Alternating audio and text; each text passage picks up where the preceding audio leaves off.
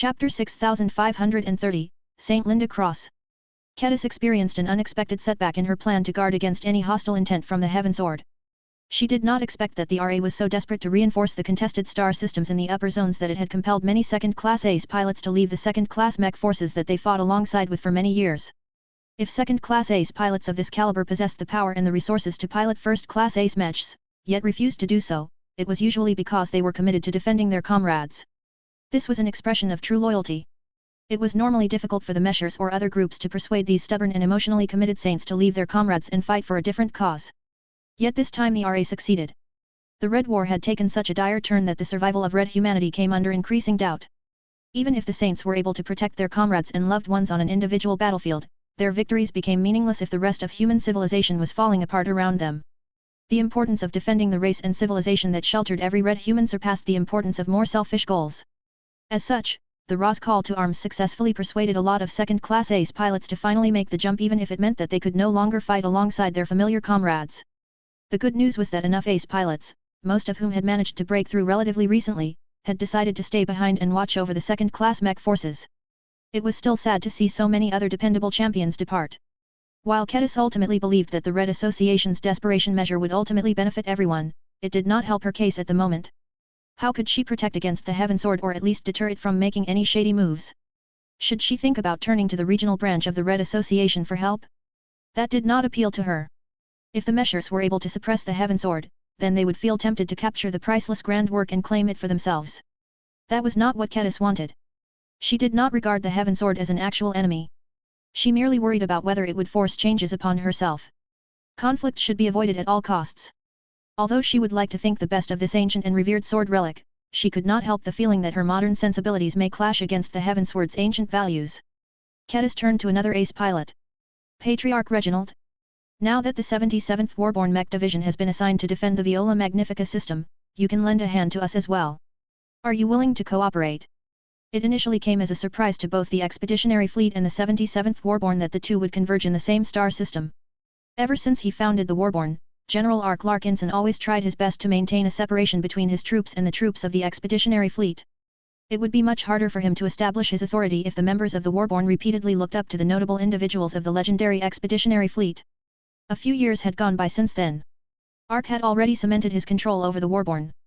The strategists also forced him to take his mech division to Viola Magnifica due to being the single most important port system of the 4th Defensive Band in the Torald Middle Zone. Although the arrival of the Warborn in Viola Magnifica initially led to a little friction between the two forces, they soon managed to get along fine, though not to the extent that the two could seamlessly cooperate with each other. I hate to say it to you, but my situation is similar to the others. The vigorous ace pilot and clan leader gruffly spoke. I would have stayed and guarded your back if I could. You are one of the few mech designers in this dwarf galaxy that possesses the guts and courage of a warrior. Would be a shame if anything happened to you. You should be able to call for other help. Master Benedict has been planning the upgrade of my Mars for a long time, so there is no excuse for any delays. I see. Kedis said as she tried to think of other names to call upon. Should she request assistance from the RA or RC? I was not done yet. Reginald spoke. My deputy, St. Linda Cross, will still remain with the Expeditionary Fleet. I can tell her to watch over you when it is necessary. That was good news. The Larkinson clan was not the only member of the Golden Skull Alliance that had gained new ace pilots. The Cross clan had finally produced its second ace pilot after its patriarch by witnessing the breakthrough of Linda Cross. With her upgraded ace Space Knight, the Amphis Extremis was able to block and mitigate damage to an ever greater extent than the current iteration of the Larkinson clan's bastion. Everyone turned to one of the more recent saints who had proven her valor in combat many times over during the Red Tide offensive. Linda Cross used to be one of the expert pilots of the original Cross clan. She survived the retreat from the Garland Empire in the Old Galaxy and accompanied the reformed Cross clan into the new frontier and helped to win the battles that allowed it to rise to prosperity. In the present time, she was just beginning to get her bearings as an ace pilot with her recently upgraded Amphis Extremis. The Quasi First Class Ace Space Knight possessed a balanced configuration, allowing it to perform well in both a defensive and offensive capacity. While its armor system did not have the bulk to rival the much more impressive defenses of heavy Space Knights, the Amphis Extremis nonetheless tried to compensate for this by possessing a much more powerful custom Azure Shield generator. The SA Dix Azure Shield generator was one of the strong points of the Amphis Extremis. The Ace Mech was able to supply an abundant amount of electric energy to it. The SA Dix also possessed a high phase water content and was enriched with high-grade hypermaterials that were difficult to obtain through regular channels. What truly enabled it to stand out was the integration of resonating exotics. St. Linda Cross was able to infuse a large proportion of true resonance into the SA Dix to increase its ability to withstand damage, which was particularly helpful when dueling against enemy champions. The Amphi's Extremis was also able to channel true resonance into the SA Dix to drastically expand the radius of its Azure Energy Shield. This allowed it to shield a troop of mechs or the side of a friendly starship from incoming damage. However, the SA Dix was largely optimized for offensive operations, so this feature was not as strong as it could have been. It was unrealistic for the SA Dix to be able to resist repeated salvos of warship-grade cannon fire before reaching its limit. Even so, St. Linda Cross was still able to resist a huge amount of punishment for a limited amount of time, which was usually enough to escort friendlies to safety. Her Amphi's Extremis therefore split its time on defensive and offensive missions. It would be great if the Amphi's Extremis could approach an enemy phase lord and lock the alien monstrosity in combat, but the alien leaders were usually too cunning to get caught so easily. The Ace Space Knight was also not suitable to confront enemies that were too powerful. By itself, St. Linda still had a lot of room for growth, though. Master Benedict Cortez had designed an excellent ace mech for her, but the junior ace pilot needed at least a few years to acclimate to her new abilities and grow her resonance strength to a more respectable level. While St. Linda and her Amphi's Extremis were not as oppressive on the battlefield as the Mars, the combination was at least a lot better in a defensive capacity. The Amphi's Extremis should be able to shield and protect Ketis if the Heaven Sword turned into a physical hazard. The female ace pilot directed a friendly smile towards Ketis. You shall have my protection when the time has come. I can make no guarantees as I do not understand the mysterious powers of this weapon, so make sure that you do not solely rely on my defenses. Thank you, St. Linda. I still remain hopeful that I am being overly paranoid. If the Heaven Sword agrees to respect my right to choose my own decisions, then it should not pose any threat. Your help will ultimately not be necessary. I merely want to guard against the possibility that it will force me to become its next Heaven Sword Saint. The more Ketis thought about the relic weapon's habit of transforming any sword master into an ace pilot that had become completely dependent on the extraordinary weapon, the more frightened she became. Would it employ the same method to establish a foothold in human society? It was questionable whether Ketis could resist this transformation. Prior sword masters had all volunteered to become the next Heaven Sword Saint. They put up no resistance at all and willingly abandoned their old swordsmanship for the one imposed by the most powerful sword they knew. They also gained the right and responsibility to rule over an entire second-rate state. Ketis had no desire to become a similar figurehead, so it became necessary for her to plan for the worst. St. Linda's assistance combined with the help of other available Larkinson expert pilots may barely be sufficient to put up a strong united front against the Heaven Sword. Now that Ketis and the ace pilots of the expeditionary fleet gained an understanding, they began to chat about other topics during this virtual meeting. It will ultimately be good for ace pilots such as us to separate from the expeditionary fleet, Patriarch Reginald said. The native aliens don't value the battlefields of the middle and lower zones all that much, so they always assign the more shameless and cowardly phase lords to these war theaters.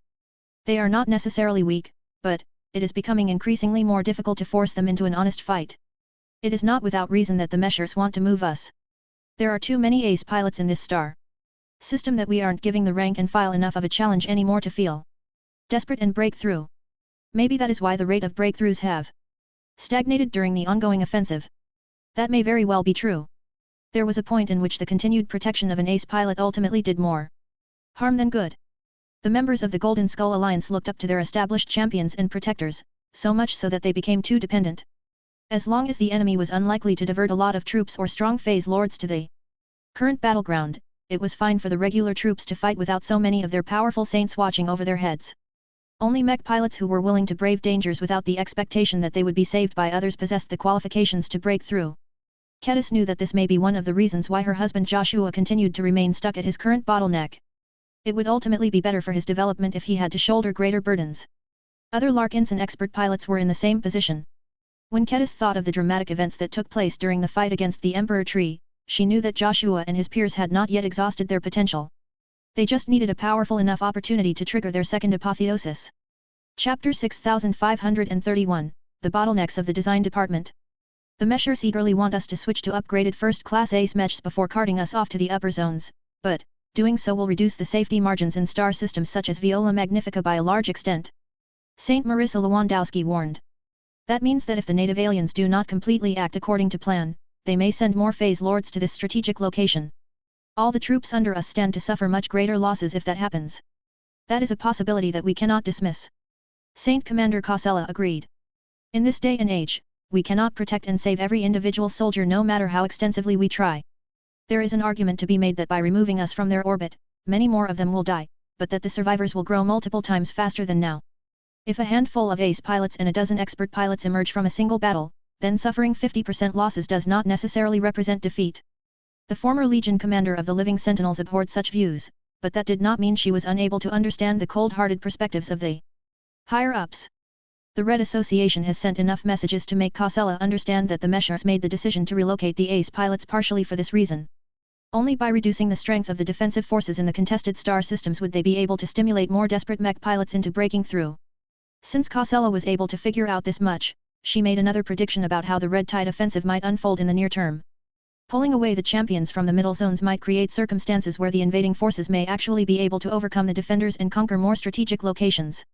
If that happened frequently enough, then the 4th defensive band would collapse sooner than most people thought. This may mean that the RA and by extension the RF and the RC have privately decided to abandon the 4th defensive band under their own terms. This could be regarded as a potential masterstroke, but only if the upcoming storm produced enough powerful breakthroughs. If the trade-off worked as intended, then this was effectively a desperate and costly measure to trade territory for crucial breakthroughs. It may end up worthwhile if enough expert pilots, ace pilots, and maybe even god pilots appeared in the following months. Kosella was not in a hurry to share her opinion on the Ra's latest move to others. It was a controversial gambit, and many people may not be able to accept the callousness of this brutal calculation. Her judgment may also be wrong. There were not enough clues to increase the certainty of her guess. To be honest, I was waiting to commission a living ace mech from your patriarch. Saint Marissa Lewandowski said in an emotional tone. Having fought alongside your clan for years, I have come to appreciate the value and strength of your living mechs. I especially like how the living mechs of both weak and powerful pilots have become responsive and reliable partners. I think I can fight considerably better if I had a living light skirmisher like the Dark Zephyr. Kedis raised her eyebrow. Why have you not attempted to pass on your request to our design department? VES and Kedis would be honored to convert your Jetta Sandiver into a living ace mech. The circumstances won't allow it. Saint Marissa sighed with regret. I already chatted with Director Gloriana Wadden about this. She cannot promise that she can overhaul my ace mech within 2 months, and that her schedule is already packed with ongoing projects. Your design department is ultimately too small to accept too much work. You really should think about expanding it. Your clan's living mechs have become so popular that more and more expert pilots and ace pilots like myself want to pilot a high-ranking living mech of our own. We are so jealous of your Everchangers, your Minervas, your Dark Zephyr and so on. You Larkinsons shouldn't keep all of the good stuff to yourselves. The more composed Saint Calasandra Bouget nodded in agreement. My thoughts align with Saint Marissa. There is no excuse for the Living Mech Corporation's design department to maintain its small scale when the sales and licensing fees of its business ventures have delivered an astronomical amount of income to your company and clan. Your patriarch is not only close to the Mechers, but also leads the upper council of the Red Collective. All of the impediments to further growth and expansion have disappeared. Kedis frowned when she heard that. I will pass on your feedback to VES and Gloriana. I am not sure how they will take it, though. They like to maintain strong control over the design department. They have always resisted drastic expansion. VES doesn't want their overall loyalty and commitment to come under question. Gloriana fears that bringing in too many new and unfamiliar mech designers will cause the quality of the design department's output to drop. There are consultants for that, Swordmaster Kedis. Saint Calandra said. If the 2 senior mech designers do not know how to scale their design operations to a scale more befitting to one of the rising powers of the Red Ocean, then they should seek the assistance of the Red Association or other friendly groups that possess much greater expertise in this area. There should be solutions to expand their design department, while maintaining its current strengths. The Larkinson clan must become more professional in all of its aspects if it wants to live as long as our Bouget family. Even Kedis could not deny that the responsibilities and expectations of the design department had far outgrown its current scale. Expanding it was not that easy, though. As an insider, Kedis clearly understood that too many projects were dependent on VES and Gloriana. This was a testament to their strength and brilliance, but they had also turned into the bottlenecks that constrained easy expansion. It would have been better if they managed to become master mech designers. There were considerable differences between seniors and masters. The latter were not only smarter and able to get a lot more work done in the same amount of time, but their most important advantage was that they could pass on their design philosophies more easily. They could take on as many disciples as needed to raise substitutes and helpers to take care of less important projects and work assignments that were depending on the design philosophies of their masters. The realization of a design philosophy also made it a lot easier for existing mech designers who already committed to their own specializations to become proficient in VES or Gloriana's design principles. Given their competence and learning capabilities, it shouldn't take too much time for other seniors and masters to learn how to design living mechs or to shape the perfect vessel like Gloriana. This was how the design studios and design departments led by others were able to expand their scales so quickly without resulting in a serious deterioration of quality and reliability. By the way, Kedis, how close are you to breaking through in your two professions? Saint Marissa Lewandowski asked. Kedis sighed. Do not expect anything drastic to happen soon. It is not easy for me to invest my time in both of my careers at the same time. Do not get me wrong. I wouldn't trade this for anything else. Being a sword master while possessing the insights of a journeyman mech designer has allowed me to approach my swordsmanship from a more analytical perspective. This complements my excellent intuition and instincts well. At the same time, my mastery of swordsmanship easily allows me to understand how to design swordsman mechs that can complement the fighting styles of my customers much better. This is one of the reasons why my Stormblade Samurai Mark IIs are already selling well despite the fact that I am just a journeyman. She had become one of the few journeymen of the current generation that defied the limitations of her rank. Her unusual set of advantages effectively allowed her to design swordsman mechs that offered value propositions that surpassed that of the mechs designed by her peers. This is one of the key advantages to pursuing both a combat and production profession at the same time. Therefore, even if Kedis simply did not have time to make quick progress in both of her careers, she was still doing relatively well for herself. I envy your clan for raising so many excellent mech designers who are actually worth a damn. VES, Gloriana, you and maybe others such as Alexistrian are shaping up to become future legends in your industry. Patriarch Reginald spoke in a judgmental tone. Master Benedict Cortez is the only mech designer in the Cross clan that I can respect. We have invested so much money and resources into augmenting and educating our smarter descendants, yet all we get in return are more spoiled apprentices who may or may not be able to justify their rich treatment in a few decades. Absolutely none of them have shown any hint of the genius that characterize the best of your Larkinson clan. If it was that easy to produce mech designers on the level of VES, then many more groups would have gotten them by now. Kedis crossed her arms. You may have complaints about how VES and Gloriana manage their design department, but they have always prioritized the quality of its mech designers from the beginning. By limiting the rate of recruitment to ensure they get the cream of the crop, it is easier for them to realize the potential of new talents. The smaller scale of the design department also makes it easier for them to supervise and guide the talents that they see promise in. You can't do that as effectively if they have 10 times or 100 times more mech designers under their command. If your cross clan isn't good at raising good mech designers from within, then why not recruit from outside? Saint Marissa idly asked. Patriarch Reginald scowled. TCH. Our cross clan isn't as famous or attractive as the Larkinson clan. Those snooty journeymen, seniors, and masters that are genuinely talented or skilled look down on us and Master Benedict. Our battlefield accomplishments have earned us lots of glory, but without a famous or highly successful mech designer in our ranks, all of the mech designers that we are able to recruit are the rejects that can't get into more desirable mech companies. Talent acquisition was serious business. Genuinely good mech designers had already found good employment years before they graduated from their universities. While there was still a bit of mobility in the hiring market for mech designers, the ones with genuine value always found a way to receive lucrative applications from superior employers. It was truly too difficult for the Cross clan and its mech company to stand out from the competition. Benedict Cortez was not a bad mech designer per se, but his resume as a master mech designer was still awfully thin compared to his much older and more experienced competitors.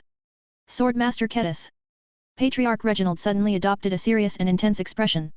Would you like to come over and work for us? We do not demand that you leave the Larkinson clan and defect to our Cross clan. You can stay with us as a guest designer and work directly under Master Benedict. Think of it as an exchange.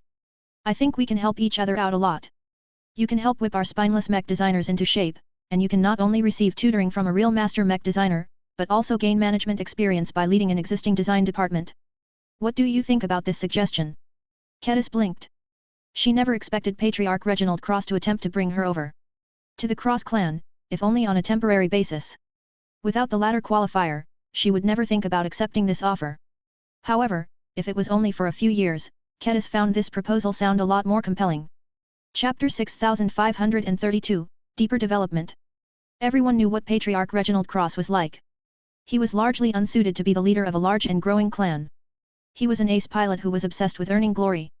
He was an impulsive man who put relatively little thought in all of his words and deeds. It was easy to interpret the Crosser ace pilot's offer as a poorly conceived attempt at poaching Kedis from the Larkinson clan. However, the Swordmaster thought about it from a different perspective.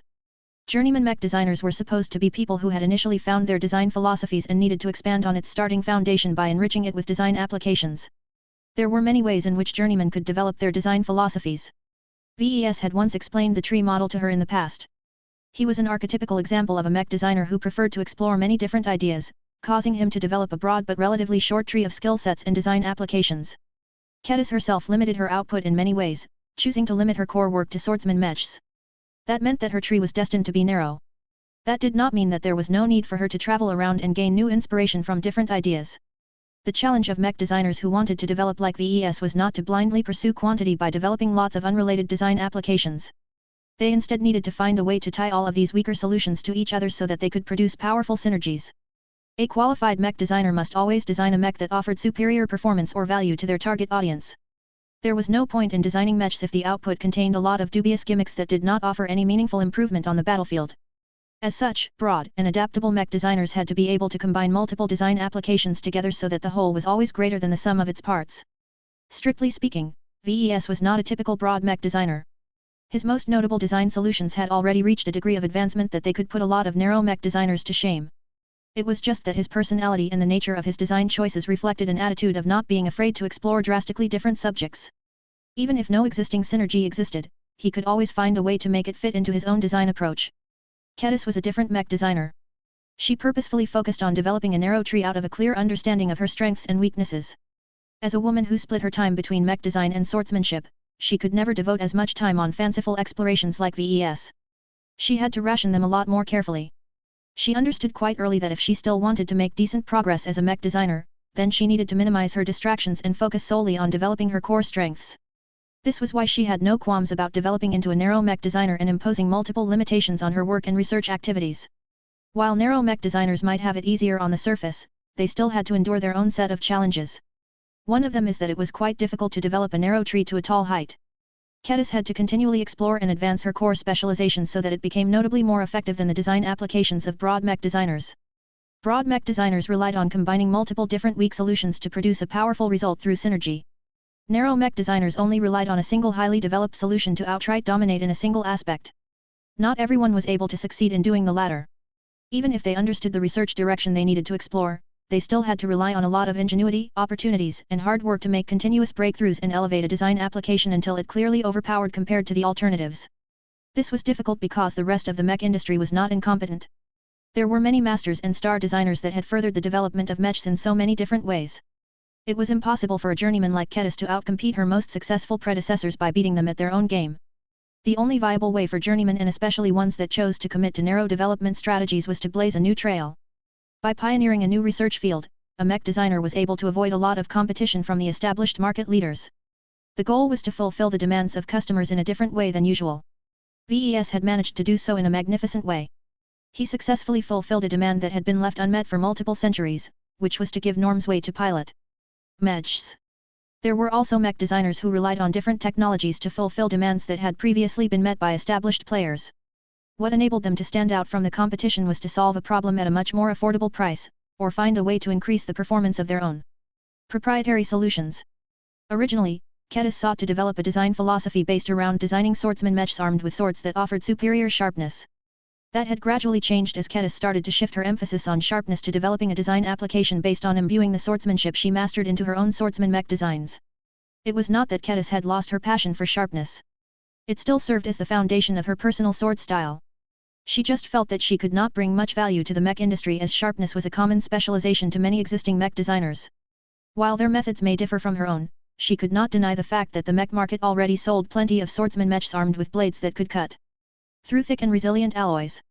Instead of thanklessly trying to improve a parameter that offered no real unique benefits aside from maybe making her own solution cheaper and more accessible, she would rather break new ground and offer her customers a benefit that they could never attain from her competitors.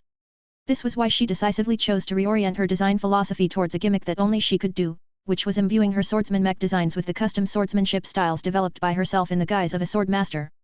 No other mech designer possessed a combination of professions like Kedis, and she would be a fool if she did not neglect the obvious synergies.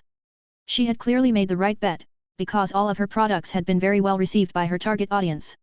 The Red Association currently registered her specialization as a Class 6 design philosophy based on skill-imbued swordsman mechs. Her route still remained the same. She wanted to design the best swordsman mechs in the universe.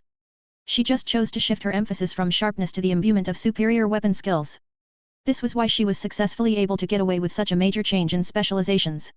She was rather lucky as well that she managed to make this transition early in her career as a high-ranking mech designer. The later she changed her specializations, the less room she had to make any course changes. At that point, too much of her original design philosophy had already become solidified, thereby locking their cognition to the point where they could no longer accept radical changes in their design approach. In other words, older mech designers had basically locked themselves in their chosen directions. They could only effectively explore radically different research directions if they were broad and versatile enough from the start. The only other solution was to raise disciples who were willing to explore different but related research directions. Kedis had yet to reach the point where she seriously needed to think about training disciples to do this kind of work. She was still a journeyman mech designer who had made decent but not too many attainments in her new research direction. She instinctively felt that she still retained enough flexibility to make further course changes if she wished. Not that she wanted to. She was happy with specializing in skill-imbued swordsmen. Mechs. The challenge that she currently faced was that she found it difficult to devise new ways to improve her core design application any further. She recognized several shortcomings about her design philosophy that she could address. The memory capacity of every swordsman mech design was limited. She could only imbue so much information into her works. This severely limited her ability to pass on thorough and complete swordsmanship styles into words such as the Monster Slayer model and the Storm Sword model. The teaching of swordsmanship styles was also rigid and non-interactive. Every copy of her mech designs taught the same set of sword techniques and principles without making any adjustments based on the circumstances of individual mech pilots. A true swordsmanship teacher would tailor his lessons to each individual student. Certain moves were not suitable to be employed by a different swordsman due to incompatible physiques, mindsets, habits, and convictions. Other sword techniques could still be taught, but needed to be altered to accommodate the unique circumstances of individual swordsmen. This was why true swordsmanship could never easily be learned by studying books or watching a video guide. Those that possessed the capacity to learn new sword styles through non-interactive study materials were already highly skilled and successful sword masters themselves. What Kedis could do, the vast majority of her customers could not do. They lacked the skill, experience, and other competencies to truly master unfamiliar sword styles. The most common feedback she received from her customers was that the sword styles taught by her mechs forced them into becoming swordsmen that they did not identify with. The lack of adaptation and responsiveness to the unique circumstances of every customer limited the usefulness of sword styles that synergized well with their associated swordsman mechs. Kedis eagerly wanted to solve these problems and more, but she lacked the imagination and inspiration to come up with viable solutions. This was why journeymen occasionally had to leave the environment they were familiar with and venture to different places in order to gain new ideas. While she hadn't really thought about it before, now that she received an offer from Patriarch Reginald Cross, she finally saw an opportunity to enter a different environment and enrich her views on mech design. Of course, accepting the offer to become a guest worker at the Cross clan was not her only choice. She could easily think of other groups located in more distant and exotic locations that would gladly host a mech designer of her pedigree and caliber. As the first student of Professor V.E.S. Larkinson, establishing a connection with Kedis was a good way to form an indirect connection with the father of Carmine Mechs. Kedis rejected this alternative because she wanted to be valued by her own merits, not by her benefactor. She was also familiar with the Crossers and found them to be upright and trustworthy enough to work together on a deeper level. Master Benedict Cortez was also a lot older and more experienced than her. He could offer her a lot of guidance and help her figure out how to develop her design philosophy further. Patriarch Reginald. Kedis spoke up after a long moment of thought. Your offer sounds interesting. Give me time to consider your offer. I may end up taking it. If I do, I hope you will prepare a guest position for me in your Cross clan. The ace pilot looked surprised. It was as if he did not actually expect for the swordmaster to accept his spontaneous offer. That was no reason to look at a gift horse in the mouth, though. Patriarch Reginald quickly responded with a wide grin. Of course. I will tell Master Benedict to reserve a place by his side right away. If he doesn't do what I tell him to, then feel free to beat him up until he relents. He has promised to rectify our mech designers for multiple years, but I have yet to notice any differences. Maybe you can do a better job by applying the methods used by the Larkinson clan. This was a win-win proposition for the two parties. Kedis wanted to work in a different environment in order to broaden her horizons and gain new inspiration. The Cross clan wanted to bring in an outside consultant to rectify the Cross Mech Corporation's design department. Chapter 6533, Cogs in a Machine. Kedis did not know whether she had made the right decision. Working for the Cross clan for a year or so may turn out to be a waste of time. Patriarch Reginald may have been overly harsh when he accused the mech designers under his employ to be worthless, but his words shouldn't be completely false. One of the joys of working in the Larkinson clan was that Kedis was surrounded by talented and competent clansmen. Even if the mech designers of the design department were not necessarily high in rank, they were still young and possessed an abundance of ambitious ideas and rich imagination. Spending lots of time with mech designers who possessed a lot of optimism and enough competence to realize their dreams fostered a very positive and encouraging work environment. This was probably one of the secrets to the design department's success. By deliberately refusing to hire older, more jaded, and less imaginative mech designers, the design department avoided a situation where creativity and imagination became stifled due to the rigid mindsets of the people who were more likely to hold the most authority due to their seniority. Of course, the lack of older and more experienced mech designers also came with its own fair share of disadvantages. The LMC's design department scored relatively poorly in terms of efficiency, volume of output and consistency. It was filled with ambitious and creative minds that did not tend to respond well to monotonous low-level work assignments. The design department therefore reflected the personalities and work approaches of the leaders in charge quite well. Kedis regarded it as an artisan workshop more than a manufacturing room. From what little information Kedis managed to glean from Patriarch Reginald Cross, the design department of the Cross Mech Corporation was set up like a factory. Every mech designer had a specific role to fulfill. While they were granted just enough time to study new knowledge, design their own mechs and conduct their own research, their mandatory responsibilities forced them to operate precisely according to the demands of Master Benedict Cortez. As a mech designer who realized a design philosophy based on the efficient use of energy, he was a man who by his very nature treated his subordinates as cogs in a machine. Master Benedict had very little tolerance for deviations and tried too hard to force every subordinate to fit into the roles he had designated for them. Showing too much initiative was discouraged as wasting time on improvised and original solutions could result in significant delays to the project timeline. It sounded like a nightmare work environment that couldn't possibly work, but it was actually quite common in the mech industry. This was an approach towards mech design that worked best on a larger scale. Thousands of mech designers could work alongside each other without any serious disruptions or delays because everyone remained in sync with each other. A large design department would also offer a huge variety of jobs and responsibilities. Many different mech designers should be able to find role that was compatible with their own inclinations. As for those that still didn't manage to fit, they would just get fired. The mech designers who worked in these large and highly organized workplaces tended to enjoy the stability they offered. Their work was not too stimulating, but there was a very low probability that they would fail to meet the requirements. This kind of design department offered the best possible support for a mech designer like Master Benedict. He was the only mech design pillar of the Cross clan, so he had to shoulder a huge amount of responsibilities by himself. In order to maximize his productivity and increase his output, he needed the help of a large machine filled with mech designers that acted completely according to his needs and nothing more. This was how Master Benedict was able to juggle dozens of mech design projects and work on them so efficiently that he was able to complete them according to their tight and punishing schedules. Master Benedict apparently structured his mech design projects in such a way that he only needed to rely on his superior capabilities to solve the most difficult problems in advance. That still left a lot of gaps, but he could delegate all of the remaining grunt work to his subordinates. As long as Master Benedict was skilled enough to make this work, he had built a pretty good setup for himself. Unfortunately, this design work model came with a very big downside. It was hardly the best way to help younger mech designers exercise their creativity and broaden their problem-solving skills. The situation was entirely different in the LMC's design department as VES and Gloriana were much more interested in developing the comprehensive design skills of the talents they carefully selected and recruited into their clan. It was a waste of time, money, resources, and potential if the talented young mech designers failed to develop any useful design applications.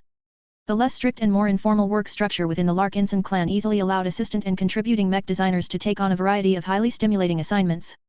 Even if the difficulty and importance of the grunt work was not all that educational, exposing assistants to a larger variety of problems still allowed them to exercise their design skills in a more comprehensive manner. It was a lot harder for mech designers to keep up with their work schedule, though. There was a higher demand on competence and they always needed to be ready to take on brand new challenges. Their work was never stable enough for them to be able to do the same work on repeat for months or years. Ultimately, the two different workplaces tended to propagate very different kinds of mech designers. Those who did well in climbing up the LMC's design department tended to be less efficient but more creative. Kedis felt she was a good example of that as she could not stomach the idea of working as a mech designer in the Cross clan. That did not mean that the CMC's design department was completely unsuited to develop talents. Those who did well in this kind of workplace were essentially model workers that excelled at getting the most out of the least amount of resources. They were good at producing consistent work and slowly gained the ability to improve technological implementations. Kedis felt very fortunate to have worked in such a stimulating work environment. She felt she needed to get a better insight on how the Cross clan developed its mechs, preferably without talking to Master Benedict first. Kedis and him were old acquaintances who went back a long way, back when Master Benedict was known as the notorious Skull Architect. Myra used to be an apprentice of the Skull Architect. Since Kedis learned mech design from Myra, that turned Kedis into something of a grand disciple of Master Benedict Cortez. Not that it mattered all that much. Everything happened a long time ago in a galaxy that had become unreachable. Kedis had very little in common with Master Benedict, and their approach towards mech design diverged considerably. However, was precisely because they were so different from each other that an exchange became worthwhile. Kedis would definitely benefit more from an exchange of knowledge than Master Benedict, but perhaps there were other ways for her to make up the difference. Patriarch Reginald promised to give her a mandate to rectify the CMC's design department. Improving it would not only make the ace pilot happy, but should hopefully give Master Benedict more useful helpers to share his growing burdens. In order to do that, she wanted to question a handful of crossers in order to get a better idea on how they obtained their mechs. The Swordmaster first decided to approach St. Linda Cross. Kedis felt it was a good idea to develop a closer relationship with one of the few ace pilots that would stay behind the expeditionary fleet. The Swordmaster decisively shuttled over to the Hemington Cross and entered a hangar bay where she had an opportunity to admire the Amphis Extremis up close. Beautiful. The Amphis Extremis was a quasi-first-class ace offensive space knight that was clearly based on the original Amphis that Linda Cross piloted as an expert mech. Surprisingly enough, the Amphis Extremis turned out to be a brand new construction. Kedis was slightly taken aback by this discovery, as she assumed that the crossers would do the same as the Larkinsons and upgrade an existing expert mech into an ace mech.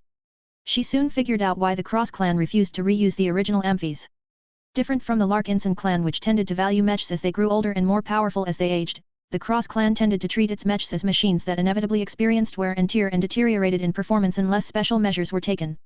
It was logical for the Cross clan to discard an expert mech that had become outdated and depreciated too much in value and develop a new ace mech from scratch. There were huge differences between expert mechs and ace mechs.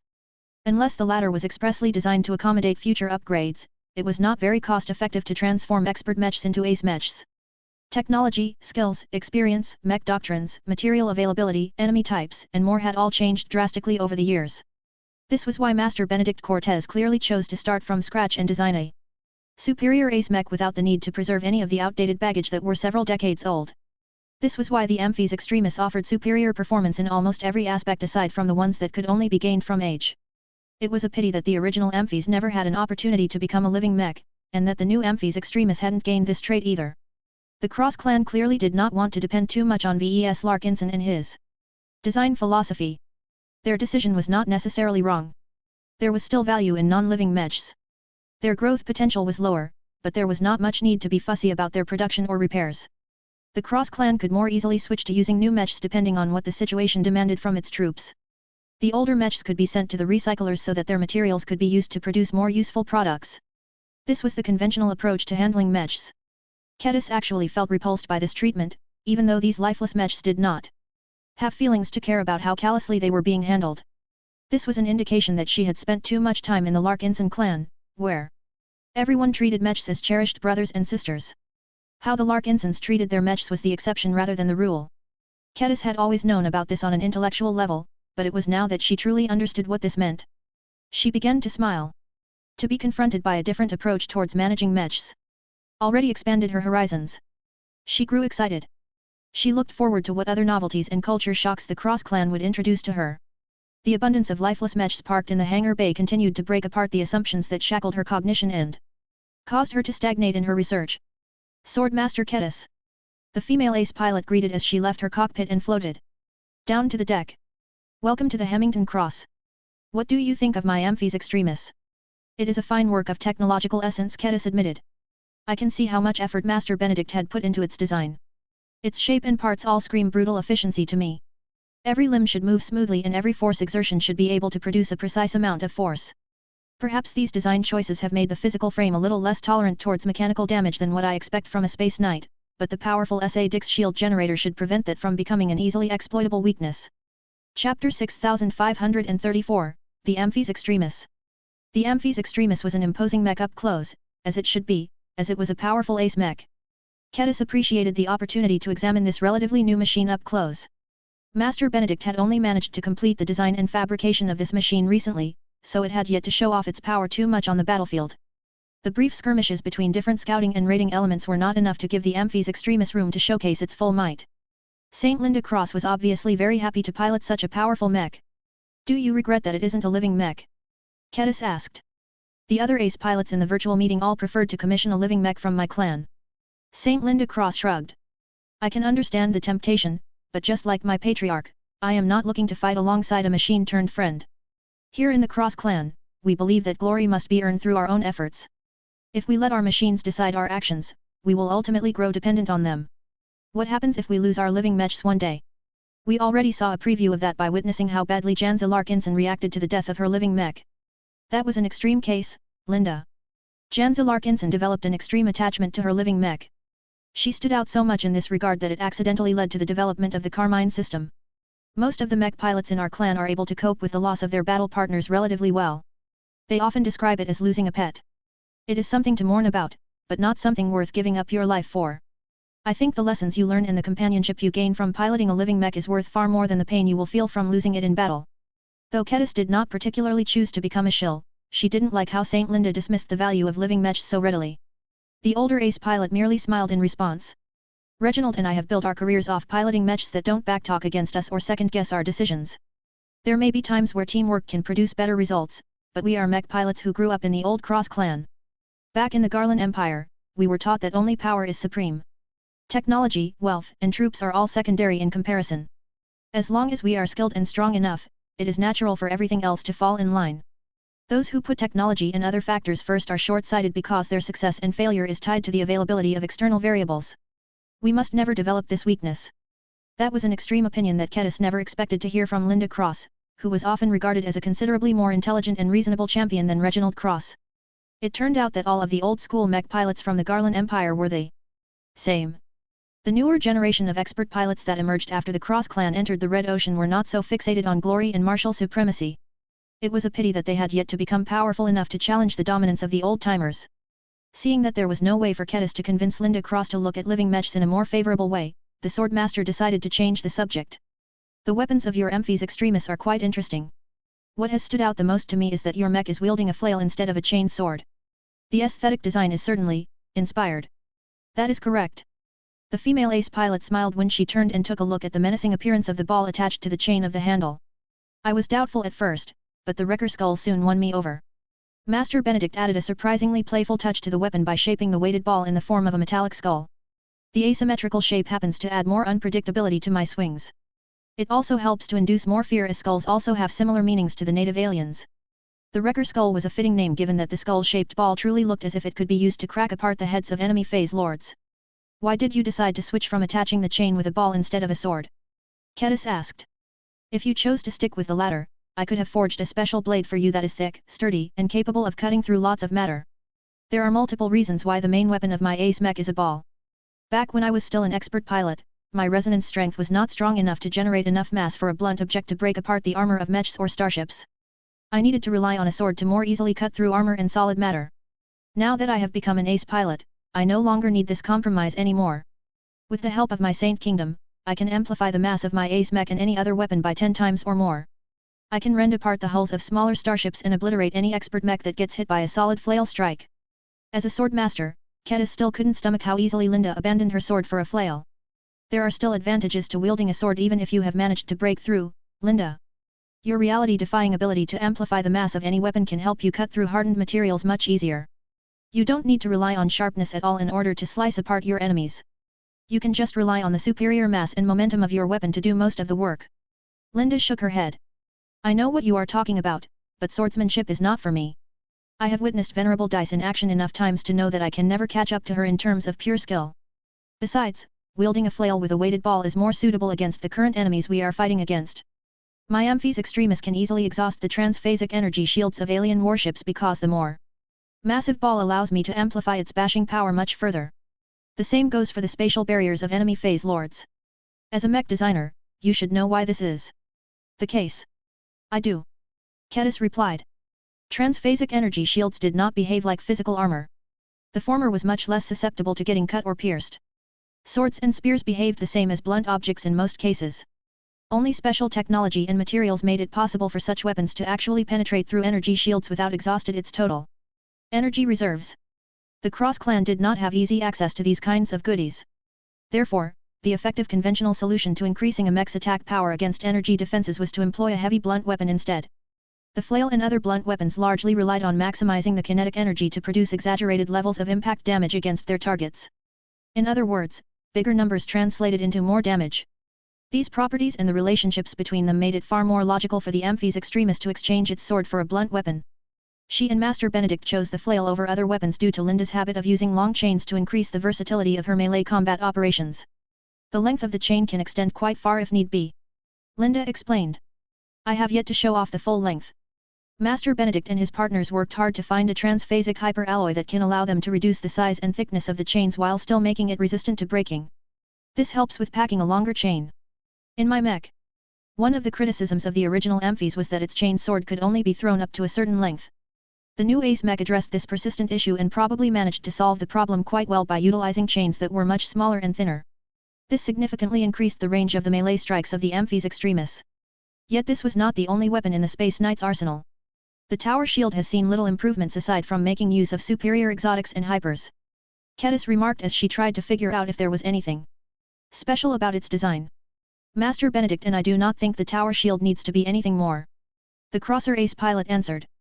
A solid enough tower shield should be able to resist a lot of weapons fire, but the main reason why it is so unsophisticated is because I can rely on it to stay in one piece if I use it as a battering ram. The forces that I can generate from a full charge is enormous if I make active use of my Saint Kingdom. The collision is too powerful. A high-tech tower shield that is integrated with all sorts of tech will shatter apart despite the strengthening derived from true resonance due to the presence of too many weak points. I do not have as many fears if I can freely abuse the physical shield of my Amphis Extremis. That also made sense. The favorite tactic of an offensive Space Knight was charge forward and weather all of the remote attacks with its protective tool before using it to crash right into their targets. Offensive Space Knights were quite similar to Lancer Mechs to an extent. Aside from a flail and tower shield, the Amphis Extremis gained an additional weapon system. A pair of shoulder-mounted rapid-fire kinetic multi-barreled hyper-machine guns graced the mech frame. They were designed to follow the contours of the widened shoulder plates, so they did not ruin the silhouette of the Amphis Extremis. Thick ammunition containers were mounted on the back, which was designed to be easily removed or replaced by a logistical mech under field conditions. I mentioned earlier that my Saint Kingdom can amplify the mass of anything without affecting inertia or whatever. This works for something as large as my entire machine to objects as small as the metal bullet of a gun. Saint Linda briefly explained. It seemed too good of an opportunity to add these multi-barreled machine guns to mech. Don't underestimate this relatively low-tech weapon. It can launch rounds at a high rate, and my control over them is good enough to be able to aim each muzzle at individual targets. Combined with the fact that I can easily increase the mass of every bullet by 10 times or more, I can use this cheap and small ammunition to shred entire swarms of alien phase fighters, especially if my resonance strength grows stronger in the future. They are also good at intercepting a large amount of missiles or even solid kinetic projectiles when I become stronger. This completely solved one of the greatest disadvantages of a melee mech like the Amphis Extremis. Even if an ace mech was able to rely on its Saint Kingdom to crush multiple weaker targets at a time, it was still a lot more wasteful than relying on machine guns to do the job. What about targets other than small craft? The rapid-fire machine guns are also fairly effective at wearing down energy shields or punching through armor, though I can run out of ammunition quickly in those cases. That is what my flail and tower shield are for. Master Benedict offered to add more weapon systems to my Amphis Extremis, but I refused because this is all I need to handle all of the enemy types deployed by the native aliens. I don't want to compromise the integrity and reliability of my mech any further by adding redundant stuff. Kedis nodded in agreement. You have made a good choice. You have put together a perfect combination of weapons to employ against the native aliens. As an ace mech that largely conformed to the offensive Space Knight archetype, the addition of the shoulder-mounted machine guns rounded out its attack options and massively increased its usefulness on the battlefield. The Amphis Extremis was anything but a pure defensive bulwark that could do nothing else but take a lot of hits. It was designed to dish out as much damage as it could withstand, if not more. Chapter 6535, The Technological Advancements of Master Benedict Cortez. Ever since the Red Tide Offensive erupted more than half a year ago, ace mechs became a much more common sight to the public. Unlike the more restrained wars and conflicts between states, the aggression of the native alien invaders was relentless and unending. The age where ace mechs were treated as trump cards only to be used in the most critical of circumstances was over. Their strategic deterrence no longer had an effect on the native alien forces that had all of the cannon fodder in the dwarf galaxy to spare. In a war as bloody and brutal as the current one, only actual killing could make the other side relent. It was for this reason that all sorts of ace mechs showed off their combat prowess without any intention of hiding their true strength anymore. This gave the masses a much better understanding of the power and the capabilities of these incredible machines. Combined with the fact that all of them had been updated with modern advancements from the phase water and hyper generations, high-end mechs had never become as prominent as today. As far as second-class ace mechs were concerned, the design of the Amphi's Extremis exhibited a lot of restraint, which did not appear to match its name. However, a mech designer such as Kedis was able to comprehend why Master Benedict called it the Amphi's Extremis. That was because the Ace Space Knight had been designed with extreme performance in mind. Unlike multi-purpose mechs that tried to solve every problem by carrying a solution for every occasion, the design of the Amphi's Extremis tried to solve every alien opponent by relying on the minimum number of features. Every design choice had a meaning. Every component had a purpose. Nothing was being wasted. With just a flail, a tower shield and a pair of shoulder-mounted machine guns, the Amphi's Extremis should theoretically be able to defeat all native alien enemy types with the help of its Saint Kingdom. Of course, the Amphi's Extremis could not match the performance of other ace mechs in their areas of specializations. There were still differences in effectiveness. For example, the Amphi's Extremis lacked long-range striking capabilities. Its machine guns were devastating at short ranges, but their hit rates dropped rapidly at mid-range. As for trying to hit anything smaller than a starship at long range, forget about it. The muzzle velocities and accuracy of the multi-barreled machine guns were downright awful compared to other ranged weapon types. Gauss rifles that were able to accelerate kinetic projectiles to a small fraction of the speed of light were much more effective at longer ranges. On top of that, light-speed energy weapons were even better at this job. Kedis found it curious that Master Benedict rejected the temptation of mounting laser weapons onto the Amphi's Extremis. It showed that he remained confident that the Amphi's Extremis would be able to deal with the opposition without long-ranged precision armaments. This was the right choice as far as the Sword Master was concerned. The Amphi's Extremis was primarily a melee mech, and excelled at inflicting damage up close. Instead of blindly trying to make up for its shortcomings, it was much more sensible to amplify its strengths. Unlike bulkier and heavier space knights such as Venerable Janz's Bastion, the Amphi's Extremis was actually fast and mobile enough to be utilized in assault roles. It might not be able to catch up with the likes of the Dark Zephyr Mark III or the Jeddah Sandiver, but no one expected for a medium mech to be able to win a race against those blazingly fast machines. As a product of Master Benedict, the Amphi's Extremis was not only extremely efficient when it came to the use and transmission of energy, but also possessed higher than usual power generation capacities. Its power reactor was close to the limit of what a quasi first-class ace mech could bear, and the latest version of the Index system significantly boosted its power generation through alternative means. I have heard that Master Benedict has made significant breakthroughs in advancing his main design applications. Kedis said. Saint Linda nodded. That is correct. The Magma Vein System version 2.0 is improved in every way. I don't understand the technical details myself, so you can read the documentation if you are able to access it. What interests me the most is that it comes with the volcanic outburst mode. I haven't used it yet, but it is supposedly a way to overload every part and system that consumes energy so that they temporarily become a lot more powerful than before. Activating this mode causes my mech to overheat and damage its internals at a fast rate, so I have been told to never activate it unless the circumstances are dire. If I keep it active for too long, my mech will melt or explode. Kedis raised her eyebrows in surprise. Overload modes had existed for a long time, but she never expected for Master Benedict to make use of this solution. Is there anything special about the volcanic outburst mode that makes it different from other overload modes? There is. Saint Linda nodded. Master Benedict has carefully configured its settings as well as the parts of my ace mech so that the breakdowns and other malfunctions will happen all at once instead of one at a time. What I mean by that is that my Amphi's Extremis will remain fully functional before reaching the critical threshold. If I don't resolve a crisis by that time, my ace mech will be dead anyway. Her description did not sound like much, but Kedis knew that I was much more difficult to attain this result in practice. It demanded a deep understanding of all of the utilized technologies as well as how they materially deteriorated after being subjected to excessive abuse. A journeyman mech designer like Kedis could never develop an overload mode in her own mech designs that could work so well. Her own solution would likely cause her swordsman mechs to blow up their flight systems or mech engines first, thereby causing them to become combat ineffective despite the fact that all of their other parts and systems were still in working condition. After Kedis was done with admiring the latest implementation of the Magma Vein system, she soon turned her attention to Master Benedict's other technological triumph. What about the Index system?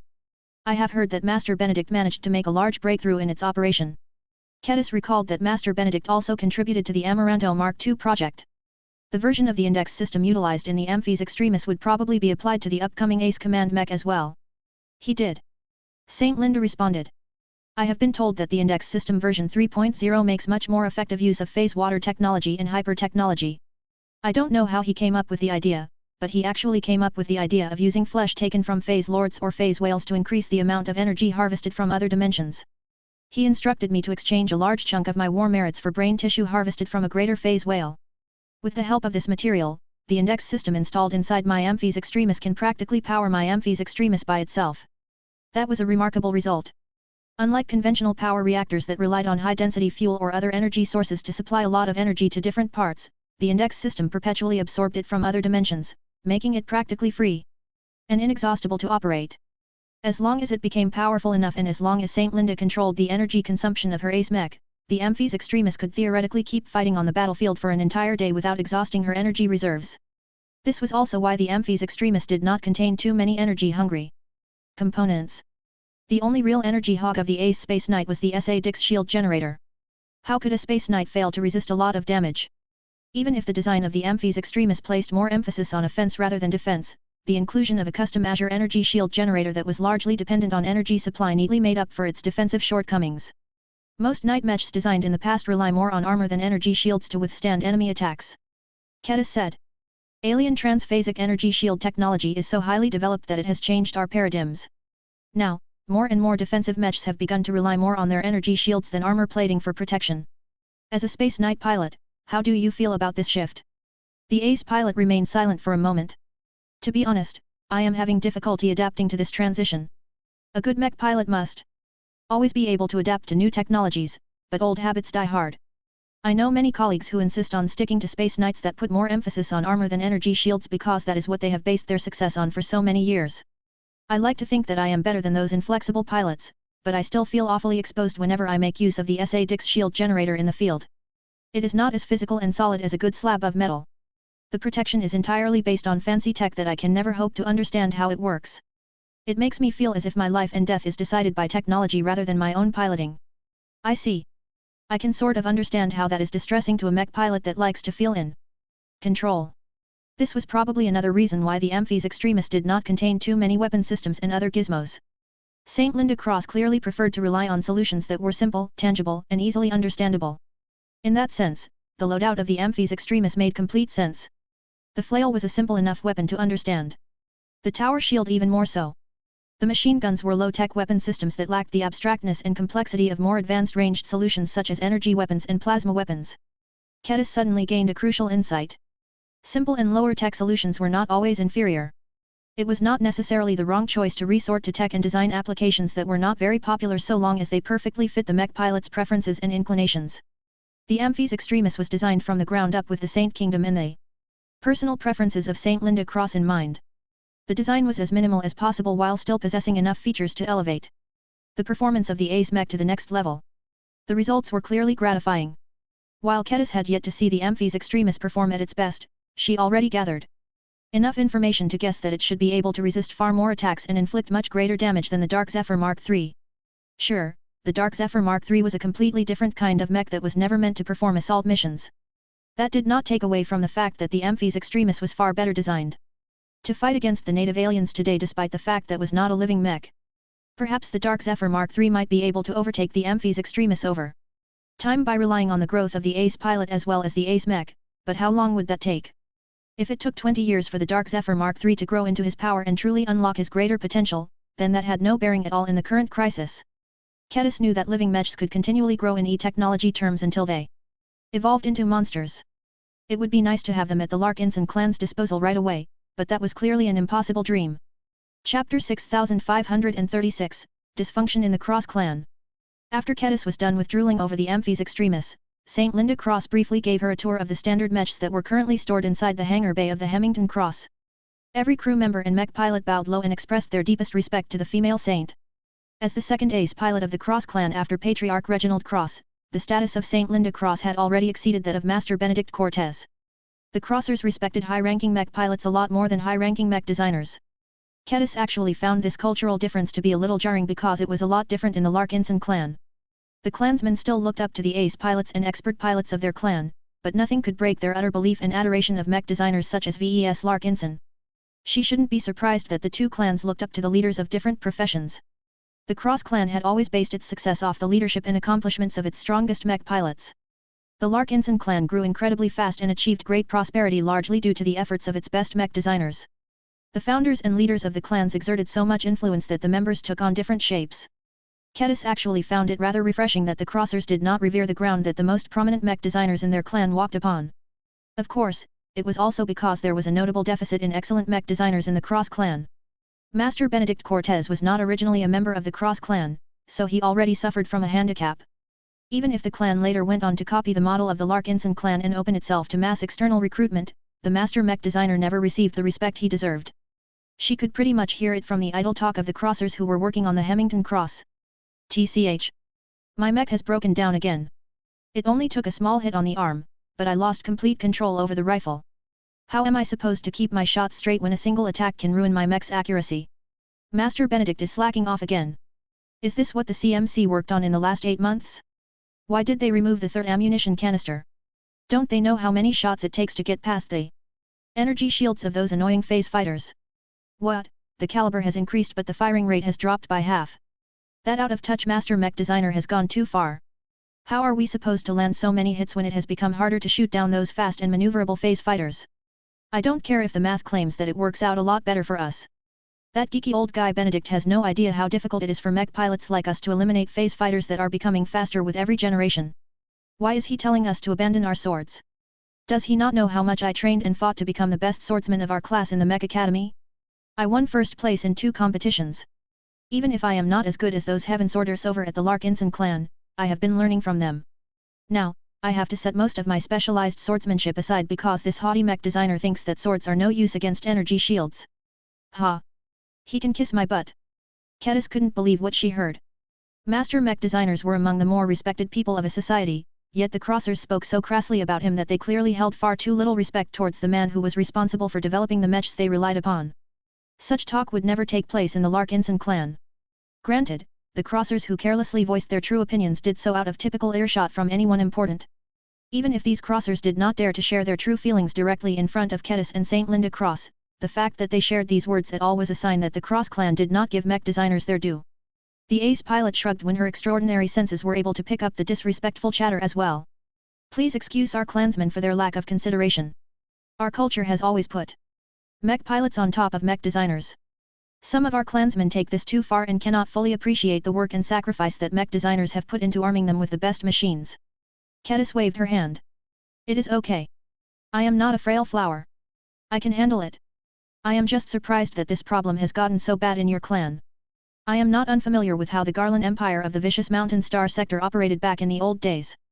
Even if mech designers played second fiddle over there, the Garlanders still looked up to mech designers who can design good machines. I don't think this is true for your clan anymore. There are better leaders in our clan that can explain it to you. St. Linda said in a measured tone. In my opinion, I think it is because our clansmen are making constant comparisons between the works of Patriarch V.E.S. Larkinson and the works of Master Benedict Cortez. The latter are not necessarily weak, but they are not very flashy. Let me show you what I mean. Linda led Kedis to a section where dozens of mechs had been parked. Many of the mech models looked familiar to Kedis. What stood out was that most of them fell into 2 different categories. There were ranged mechs that overwhelmingly relied on energy weapons as their source of damage output. This paired well with Master Benedict's design philosophy as the crosser ranged mechs were able to output greater damage and last significantly longer on the battlefield than other comparable rifleman mechs. The melee mechs tended to put much more emphasis on their Azure energy shield generators. They relied on their superior power generation to keep their Azure energy shields active for a longer time, enabling them to withstand greater punishment than most of the competition. It was not entirely effective when these machines got struck by a warship-grade cannon, but it worked quite well in confrontations against alien phase fighters. The weapons loadout of the newer melee mechs were pretty interesting to Kedis. She had apparently caught the Cross clan in the middle of a major technological refresh. It was no wonder that she heard some Crossers complaining about a weapon swap. Has the armed forces of your clan decided to replace their swords with maces? It is a controversial change because it is imposed from above. Linda confirmed. The same rationale that applies for my Amphi's Extremis partially applies to standard mechs as well. Blunt weapons with heft to them can inflict more damage to energy shields than bladed weapons. Master Benedict cannot stand the inefficiency that comes with wielding swords against enemies where swordsmanship is not as relevant. He truly believes that we can achieve statistically better results if our melee mechs all start to bash against energy shields with maces as opposed to swords. As a swordsman mech fanatic, Kedis felt offended by the disregard that Master Benedict had shown towards the use of swords. It is true that maces can deal more effective damage against energy shields, but that is too simple of a perspective. Swords are lighter, but also faster and easier to handle. A skilled swordsman mech pilot should be able to launch attacks at a higher frequency and maintain greater control over the mech frame. The slight difference in mass also makes it a little easier for swordsman mechs to catch up to fleeing phase fighters. Finally, far more mech pilots are comfortable with wielding swords since it is the first weapon they trained in since they enrolled in the mech academies. It is deeply uncomfortable for them to lose their swords and get maces in their place. They are all forced to train their proficiency in maces in order to keep up their performance in combat. St. Linda Cross brought Kedis to a more isolated corner of the hangar bay before turning to face the swordmaster directly. I think you have seen and heard enough to gain an impression on what it is like in our clan. What do you think, Kedis? Kedis grimaced and tapped her finger against her forearm. So far, your Cross clan has not made a good impression on me. I do not know whether what I heard from the mouths of your clansmen is universal in your clan. If it is, then there is clearly a dysfunctional relationship between the mech pilots and the mech designers around here. Maybe it won't lead to any major blunders, but it is clear to me that neither groups harbor good feelings towards each other. That will lead to constant friction and frustrations that will only hold you all back in the end. As an ace pilot, Linda Cross could easily hear the truth in the swordmaster's words. She could not deny that there was something wrong in her clan. Who do you think deserves more blame, mech pilots or mech designers? It is not as simple as that. Kedis shook her head.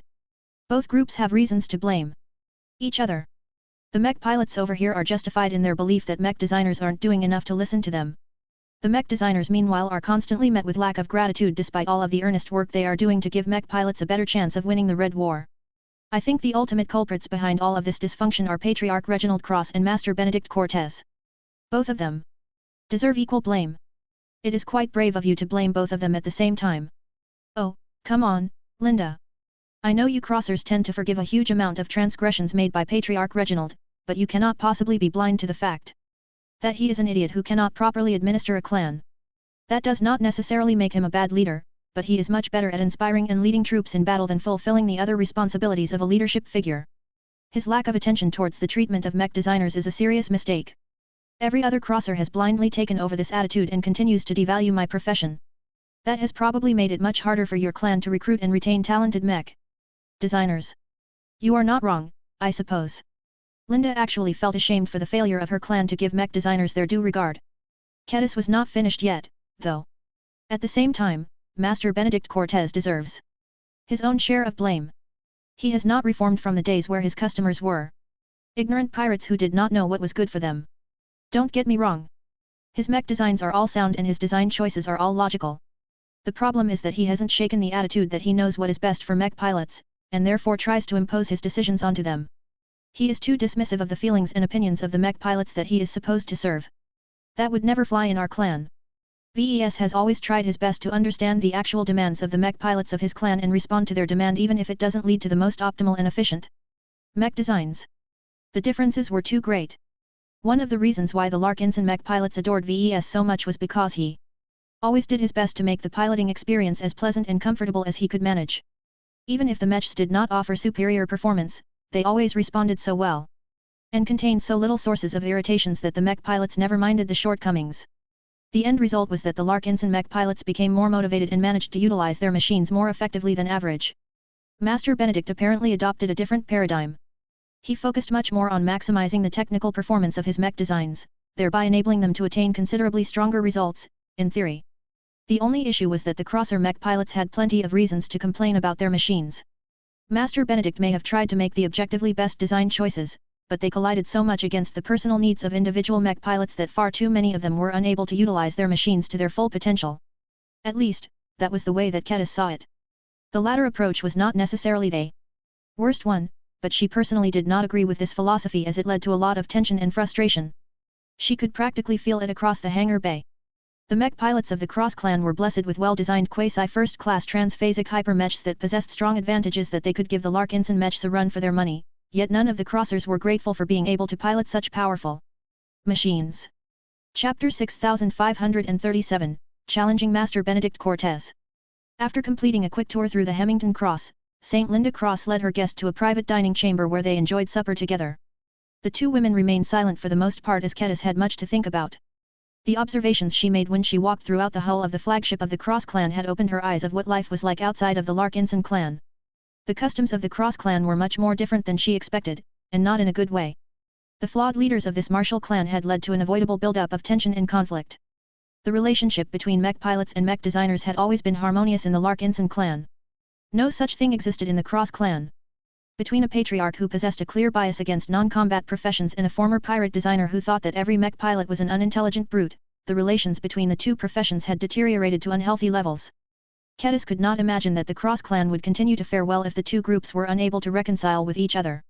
One of the lessons she learned in the Larkinson clan was that one could not succeed without the other. Mech pilots and mech designers obviously needed each other to reach greater heights.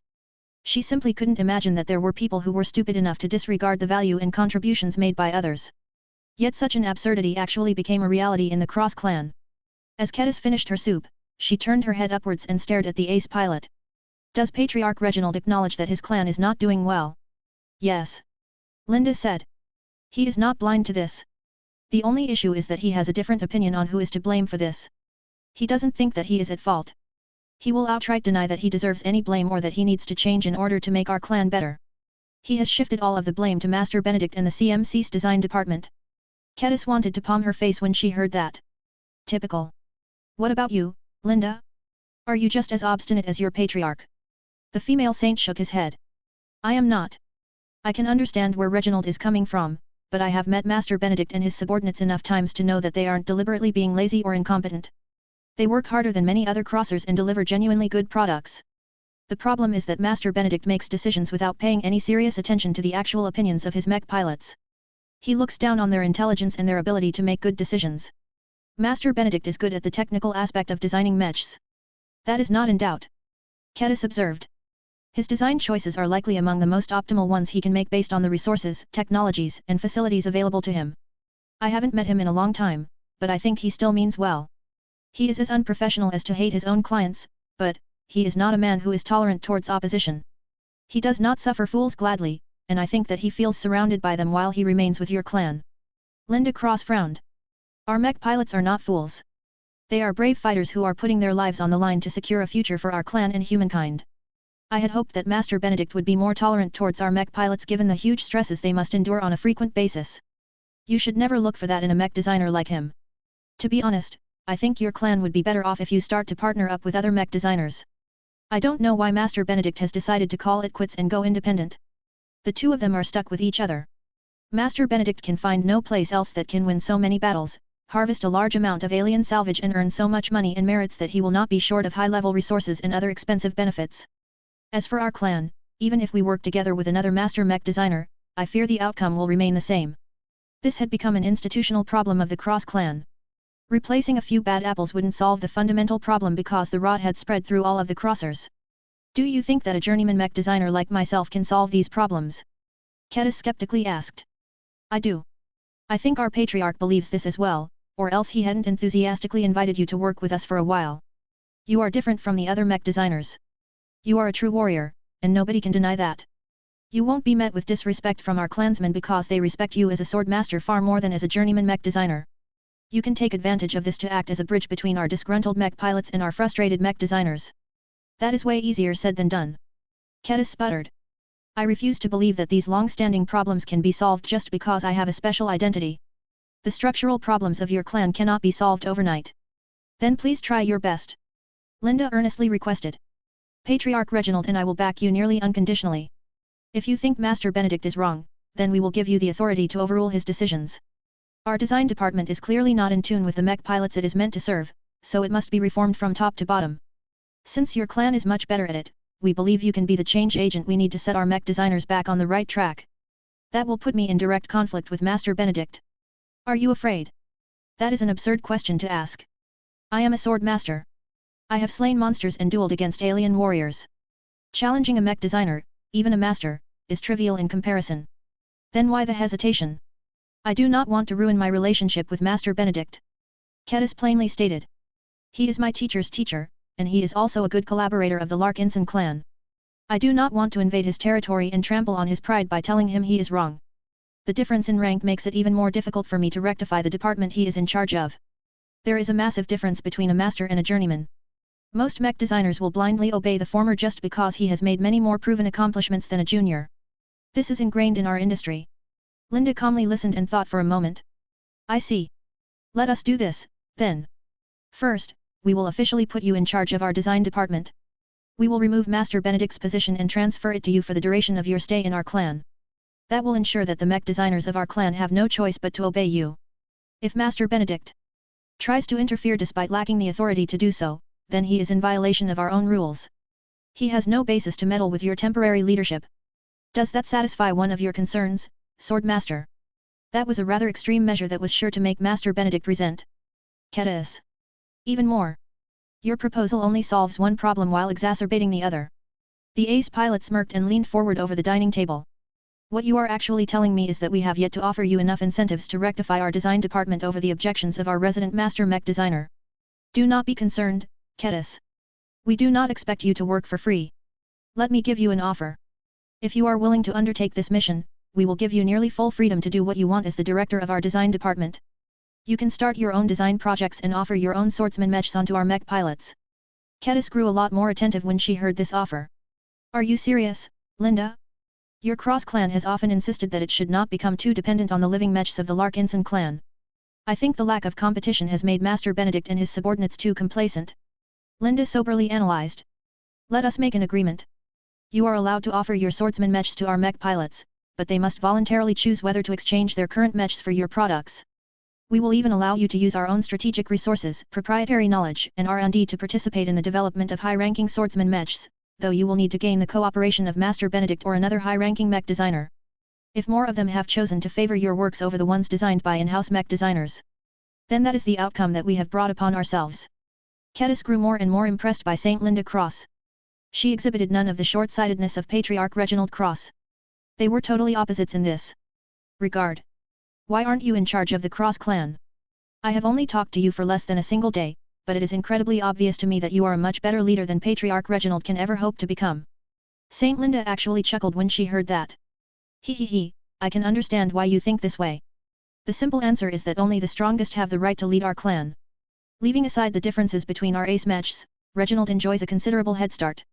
He broke through to his current rank years ago, and he has never sat still.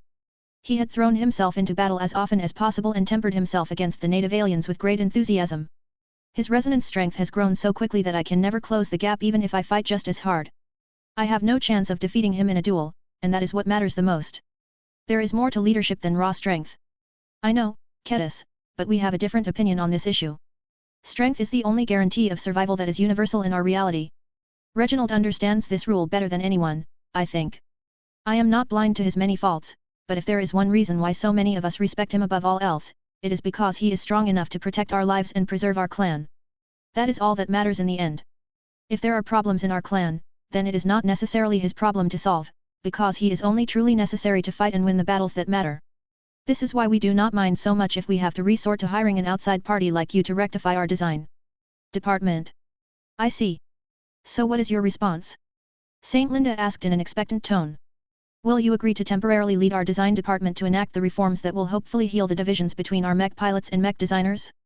You will earn our gratitude, our patronage, and plenty of favors depending on how well you have remedied our problems.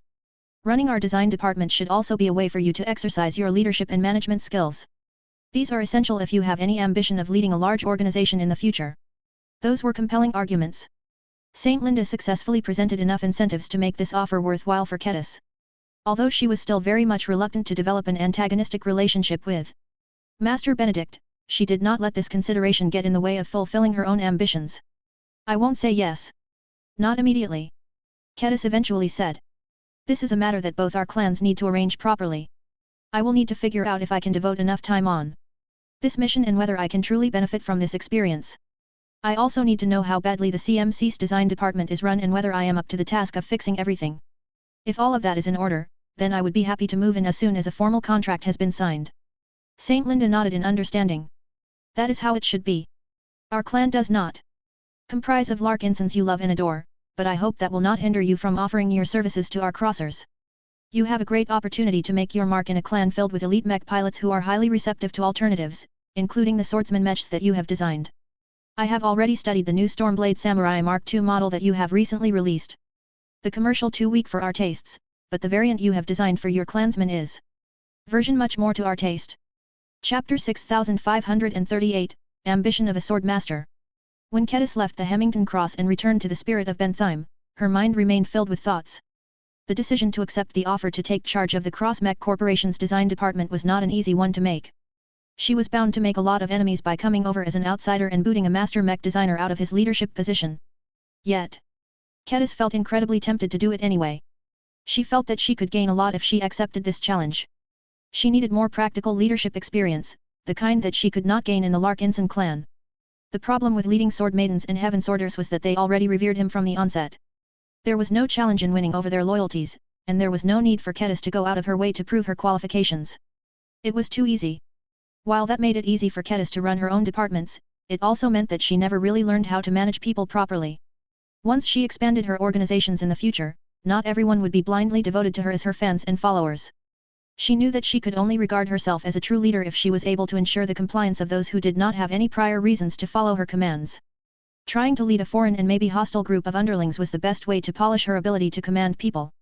As long as she was able to learn from this rare opportunity, she would become qualified to occupy even greater leadership positions, just like her former mentor. As a journeyman and a sword master, Kedis felt inadequate. She knew that she could attain greatness as long as she became a star designer and a sword god, but the time and effort it took to reach those exalted ranks was far too exaggerated. There was little point in dreaming how easy it would be to cut down her enemies, design best-selling mechs and gain the allegiance of billions of people with only a modest amount of effort if she reached the ultimate ranks of those professions. She still had a long way to go before she became a god in human form. Kedis had to form her plans based on her present capabilities. That caused her to grow a little glum as there was not that much she could do under the present circumstances. With massive alien warships and gigantic phase lords bearing down on red humanity, a single sword master could never make a meaningful difference on a conflict of this scale. The only way for Kedis to make herself useful was to contribute to society in different ways. One way to do so was to work as a mech designer and publish lots of strong and useful swordsman mech designs. She had already taken steps to do so, but there was always room for improvement. Another way was to take advantage of the rising trend of systematic cultivation and give the masses an affordable way to become a lot stronger by spreading the virtues of traditional swordsmanship. She wouldn't be able to accomplish these goals by herself. If she wanted to become a great figure on PAR with the likes of VES or the existing legends of red humanity, then she needed to be more proactive and do more than her basic routine. She needed to obtain better materials to design better mechs and strengthen her personal combat gear. She also needed to have a good talk with VES to explore whether the Carmine system could allow her to express her swordsmanship on a scale that enabled her to put up a worthy fight against a phase lord. She needed to expand the institutions and build the infrastructure that enabled lots of would-be warriors to learn different variations of extraordinary swordsmanship in order to establish a thriving sword cultivator community. Kedis also needed to take advantage of the special opportunities that were rarely afforded to others. She already formulated different plans on how she could utilize the mech designer system, the Heaven Sword, the CMC's design department and possibly other assets to accelerate and expand her growth. She had learned from the best. Seeing how well VES was able to leverage his own network and organizations to expand his power and gain access to better tech and materials had lit a fire in her heart. She was no longer content with remaining as his subordinate. Kedis would have never dared to dream about this a decade ago, but now she believed that she had the makings to become a great woman who would not be inferior to VES in any way. She especially gained a lot of confidence after VES had been gracious enough to give her access to his exclusive mech designer system. At that point, there was no excuse for her anymore. She would never be able to forgive herself if she failed to make good use of her opportunities to attain greatness. While her objective was to catch up and possibly surpass VES, she held no animosity towards him. It was not necessary to betray his trust and beat him down in order to achieve her goals. She instead considered herself locked in a friendly rivalry against VES. Her patriarch and friend may enjoy a considerable head start at the moment, but Kedis still had a chance of catching up if she made clever use of her own unique opportunities. I wonder how he will react once I finally manage to catch up with him. I would love to see his face at that time. Kedis briefly grinned. There was still a long journey ahead of her. While Kedis awaited the arrival of the Heaven Sword, she first dealt with other matters. She originally wanted to speak with VES over the Galactic Net about the Cross Clan's offer of employment, but it turned out that he was not in a condition to speak with Kedis at the moment. I can patch you in with VES, but he will not listen to you in his current hyper-fixated state. The virtual projection of the well-dressed figure of Gloriana responded. He discovered a hidden phase lord ability that allows him to put himself into a deep research mode where he essentially becomes immune to distractions. He currently has nothing else but completing the Amaranto Mark III project on his mind. Kedis' expression dropped. That is, inconvenient. I need to hear his opinion on whether it is a good idea for me to temporarily take charge of the Cross Clan's design department. I think it would be an interesting challenge to me and a good way to push a handful of living mechs to the Crossers. I am afraid that Master Benedict will not react calmly to my intrusion. Since this is a decision that can change our relations with the Cross clan, only VES can make a decision on this matter. Well, he is not in the right state of mind to do so. Gloriana responded while letting out an exasperated breath. Tell you what. I will make a decision on his behalf. As his wife and the director of the design department, I think it is fair to say that I have the authority to speak for him when he is out of commission for whatever reason. I absolutely support your initiative. You have my blessing to accept the Cross clan's offer. Show the Crossers how much better the Larkinsons are at managing mech designers. Teach them how to respond to the actual needs of the mech pilots that depend on them rather than impose your work on them in a top-down fashion. Above all else, show them that man such as Master Benedict is ultimately inferior to women such as you and I. Kedis had the feeling that Gloriana only really cared about that last part. The main reason why Gloriana approved of Kedis' intentions to work at the Cross clan was to have a female mech designer upstage Master Benedict. Though the former Hexer clearly harbored impure motives, her decision fell exactly in line with Kedis' demand. There was no reason for the Sword Master to voice any objections. Thank you, Gloriana. Please tell the lawyers and negotiators of our clan to make contact with their counterparts in the Cross clan to negotiate and sign a contract. I would like to have everything in order before I take over my new responsibilities. I shall see to it. Gloriana promised. The Cross clan is quite powerful and filled with fighters who have stood by us in the past and present. I always found it perplexing that we did not work harder to assimilate the Crossers into our clan. We would greatly benefit if we can subdue the Crossers and turn them into our vassals. Patriarch Reginald Cross is a remarkably strong combat asset, and Saint Linda Cross appears to be an excellent woman who possesses the right combination of strength and intelligence. Gloriana was delusional if she thought that the Larkinson clan could actually convince the Crossers to surrender their allegiance to the Larkinsons. Patriarch Reginald and Saint Linda have far too much pride in their clan and heritage. Kedis coughed. The only feasible way for them to do so is if the Cross clan has perished or suffered too many losses to sustain itself. Other than that, the two powerful Crosser ace pilots will never pledge their loyalty to others. The female senior mech designer looked a little disappointed, but not too much. Ace pilots had their own pride and were often bound by existing commitments. Reginald and Linda may remain unyielding in the present, but anything can happen in the future. Gloriana said in a hopeful tone. If the Crossers are met with disaster, then I hope the goodwill that you have built within the Cross clan is enough to convince its survivors to take refuge in the Larkinson clan. That way, we will stand to gain a large batch of thugs and raise our combat power even further. Anything could happen in the future. Patriarch Reginald Cross and Saint Linda Cross all appeared to be strong enough to hold their own on the battlefield, but the native aliens were not completely helpless in combat. With more and more experimental Saint Piercer weapons appearing in the hands of Phase Lords, Ace Mechs had to endure greater risks whenever they confronted the native gods on the battlefield. Even the Larkinsons had to endure the same risks. It was fortunate that the Dark Zephyr Mark III was so fast that it was almost impossible for enemy Phase Lords to land a solid hit on the highly elusive machine. The Dark Zephyr Mark III may be deficient in attack power, but his ability to survive on the battlefield likely ranked at the top among all other junior Ace Mechs. Besides, the Dark Zephyr actually gained a lot of teeth now that it had borrowed the Tier 3 Destroyer Spear. This should make it much easier for Saint Tusa Billingsley Larkinson to earn more merits than Patriarch Reginald Cross. Just as Gloriana wanted to bring up another topic, a pre-programmed alarm suddenly sounded from Kedis COMM. The Sword Master briefly froze. What is the matter? The Heaven Sword has been detected on approach to the Viola Magnifica system. Kedis explained as she quickly brought up her COMM to verify the notification. Gloriana vaguely understood the significance of this event. I will leave you to handle the arrival of this powerful relic. It would be great if you can subdue it and bring it under your control.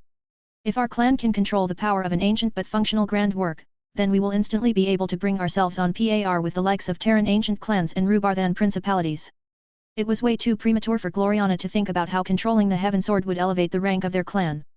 Kedis first needed to ensure that the Heaven Sword would not run roughshod over herself. Chapter 6539, Red Swordsmanship Federation. The Larkinson clan had already made a number of preparations to welcome the arrival of the Heaven Sword. The most important priority was not to let any incident related to the Heaven Sword disrupt the defensive arrangements of the Viola Magnifica system. The strategically vital port system was one of the few remaining strongholds left in the Torald Middle Zone that propped up the 4th Defensive Band. This was why the expeditionary fleet had already taken the initiative to move away from all of the main defensive positions and parked its starships in the orbit of a small and lifeless planet. Kedis did not stay aboard the Spirit of Bentheim or any of the valuable capital ships of the Larkinson clan. She instead chose to transfer to a disposable combat carrier that had been emptied of much of her crew and dependents before moving out into deep space. If the worst-case scenario ever happened, then there shouldn't be a lot of valuable assets and lives in the vicinity that would be at risk of suffering collateral damage. Accompanying the combat carrier were a handful of high-ranking mechs that Kedis counted upon to resist the Heaven Sword if it ever decided to get pushy. Just as promised, St. Linda Cross deployed with her newly built Amphies Extremis. As the only ace pilot in the escort force, she held the greatest say after Kedis. Whether the Amphies Extremis could actually hold back the Heaven Sword in case it turned hostile remained to be seen. On the one hand, the Grand Sword could not possibly showcase its full strength without an actual wielder. On the other hand, it was a sentient grand work that clearly surpassed the limitations of every other sword known to modern human civilization. Joining Kedis on this little greeting trip was Venerable Joshua and Venerable Dice. The Everchanger and the First Sword had both distinguished themselves in battle many times, but they looked rather weak and poorly equipped to handle the coming crisis. Venerable Joshua even persuaded his wife to call for additional help. "Why didn't you ask to bring Janzi along?" he asked over a secure tight beam communication channel. "If the Heaven Sword ever becomes violent, you can rely on the Amphies Extremis to hold it back while letting the Bastion give additional cover to your ship. Better yet, why not bring the Saint Commander over as well? If we have the Minerva along with a couple of hundred of battle crier mechs by our side, I don't believe that the Heaven Sword will be able to pose a threat to us anymore." Kedis rejected the solution. "The Bastion is not mobile enough. She will just slow us all down. Saint Commander Kausela needs to stay behind to protect the expeditionary fleet, and I don't want to expose too many mechs and mech pilots to a dangerous scuffle. Don't worry. We aren't traveling too far away. Kausela and the forces under her command will remain on standby. It shouldn't take too long for them to reinforce us and support us from a distance if we ever need the help. Stop worrying, Joshua." Whether Kedis made the right decision to limit her escort remained to be seen. For now, she wanted to try the diplomatic approach first, and to do that, she brought along a pair of Heaven Sworders. "You look eager, Charles." "Why wouldn't I be?"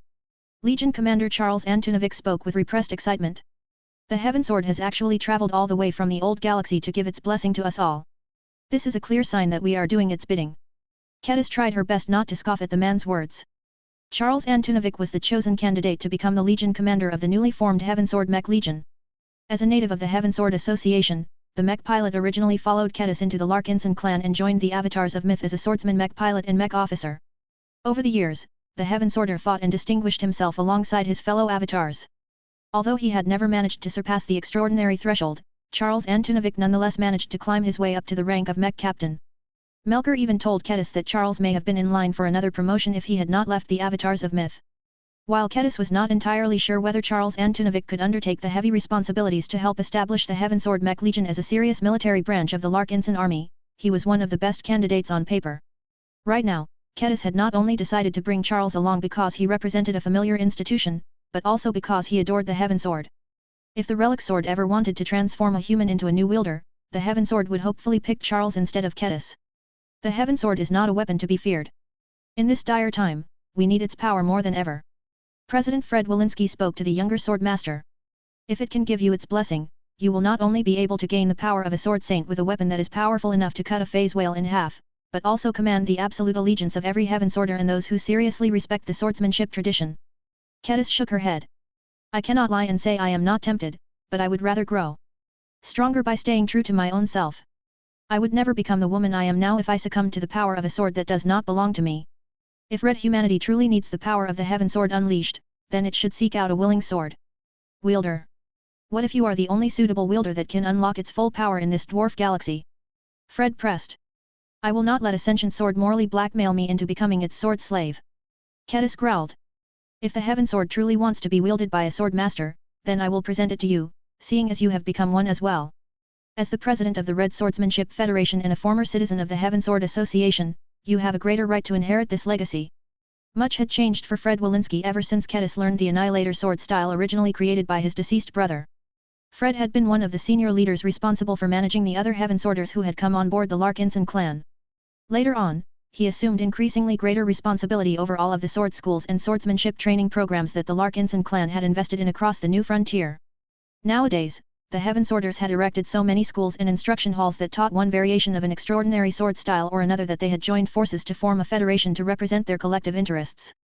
The Red Swordsmanship Federation had previously remained obscure, but gained a lot more prominence when the founding of the Red Collective brought systematic cultivation to the mainstream. With the help of VES political maneuvering, the RC officially recognized traditional swordsmanship as a benign but difficult form of willpower cultivation. While many norms would rather become high-ranking Carmine mech pilots, it was not cheap or easy to get their hands on a Carmine mech.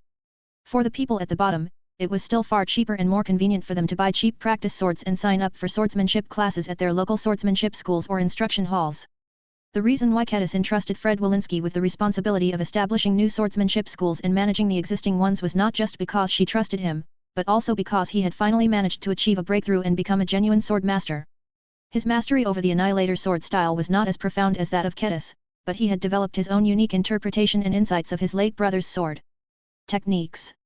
Becoming a sword master with the power to bend reality to a limited extent had revived his heart and mind.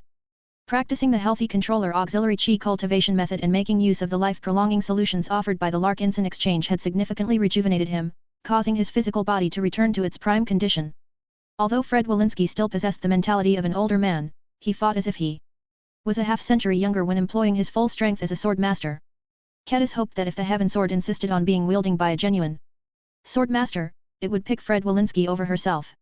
It was a pity that the older man in question thought that he was unworthy compared to the female sword master. My qualifications are too poor compared to yours, Kedis. I was only able to become a sword master after the start of the Age of Dawn.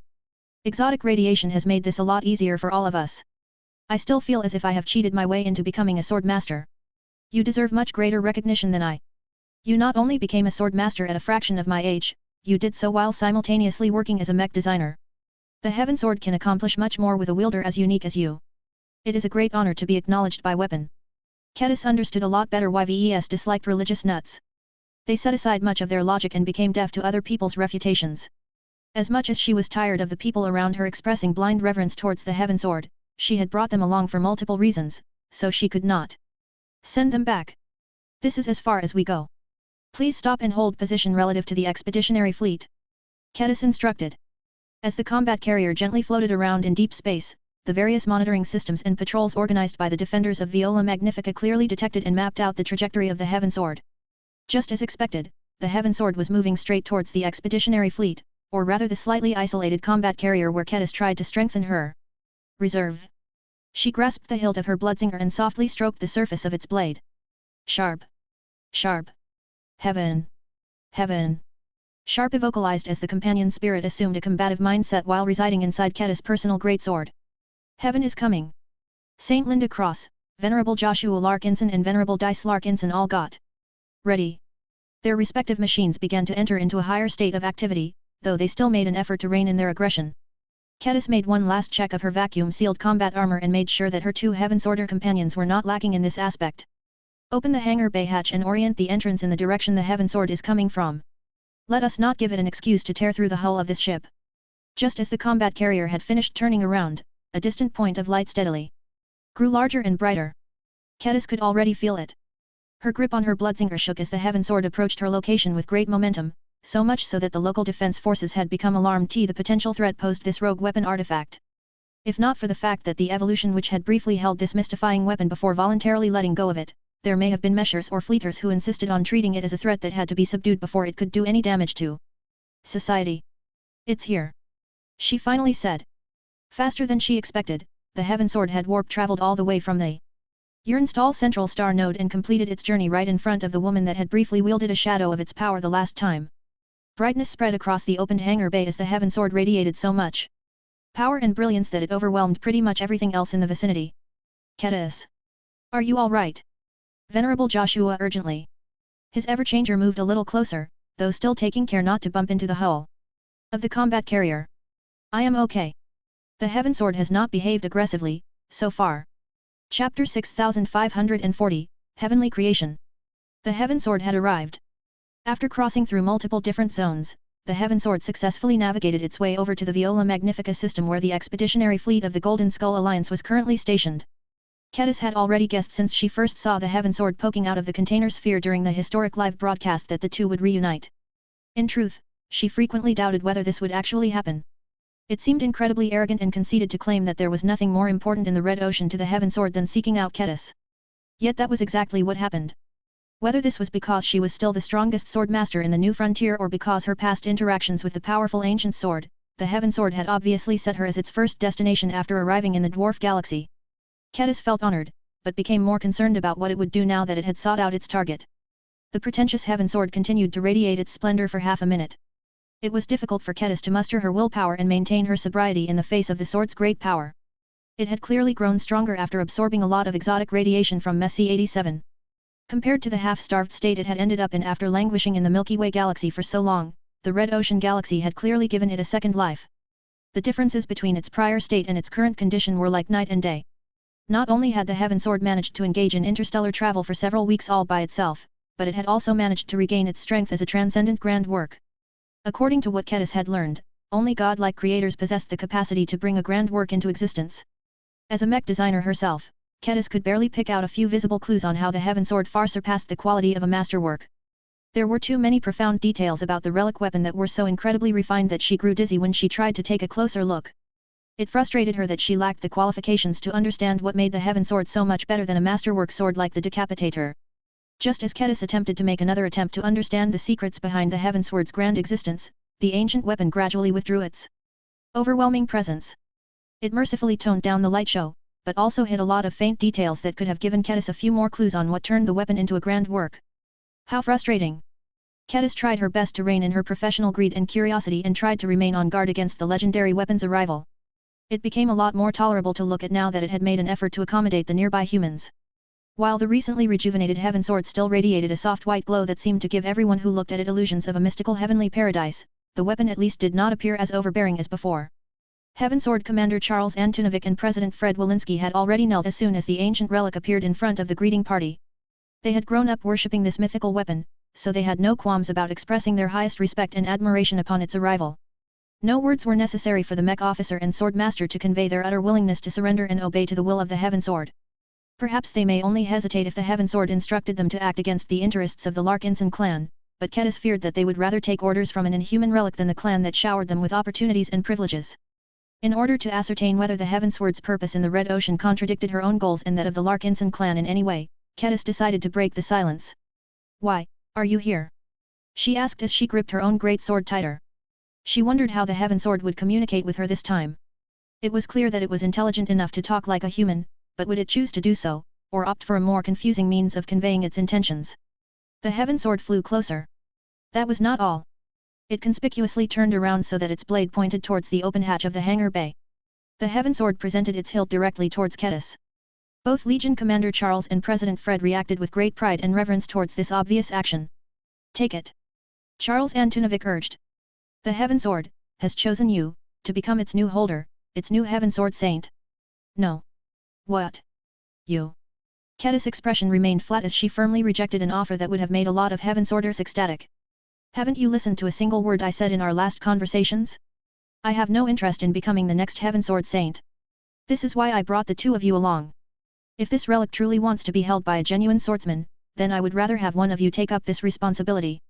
Kedis wanted to palm her face. Hadn't they talked about this already? She thought they agreed with her plan.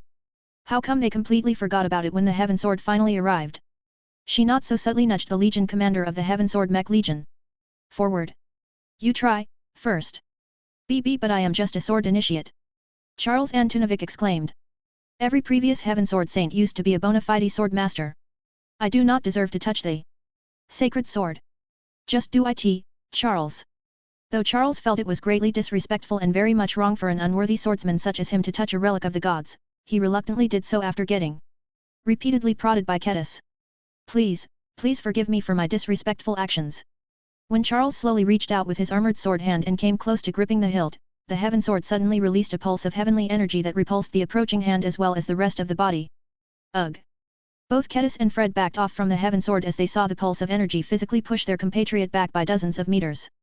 A soundless collision took place as Charles Antunovic's armored body crashed against the deck. Fortunately, that was all that happened. The shock-absorbing functions of his vacuum-sealed suit of combat armor perfectly kept his body unharmed. The message was pretty clear. The Heaven Sword did not harbor any hostility towards Antunovic, but it obviously did not consider the Mech officer to be a worthy holder. "You're next, Fred." Kedis prodded the older man's armored form. "If the Heaven Sword doesn't approve of a sword initiate, then let's see whether it is willing to tolerate a swordmaster such as yourself."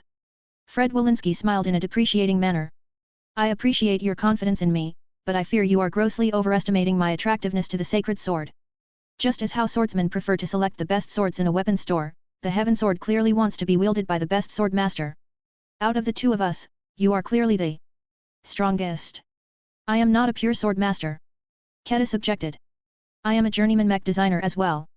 I can never commit my entire life to combat. I do not think the Heaven Sword minds that. In fact, I think it may appreciate you even more because of that.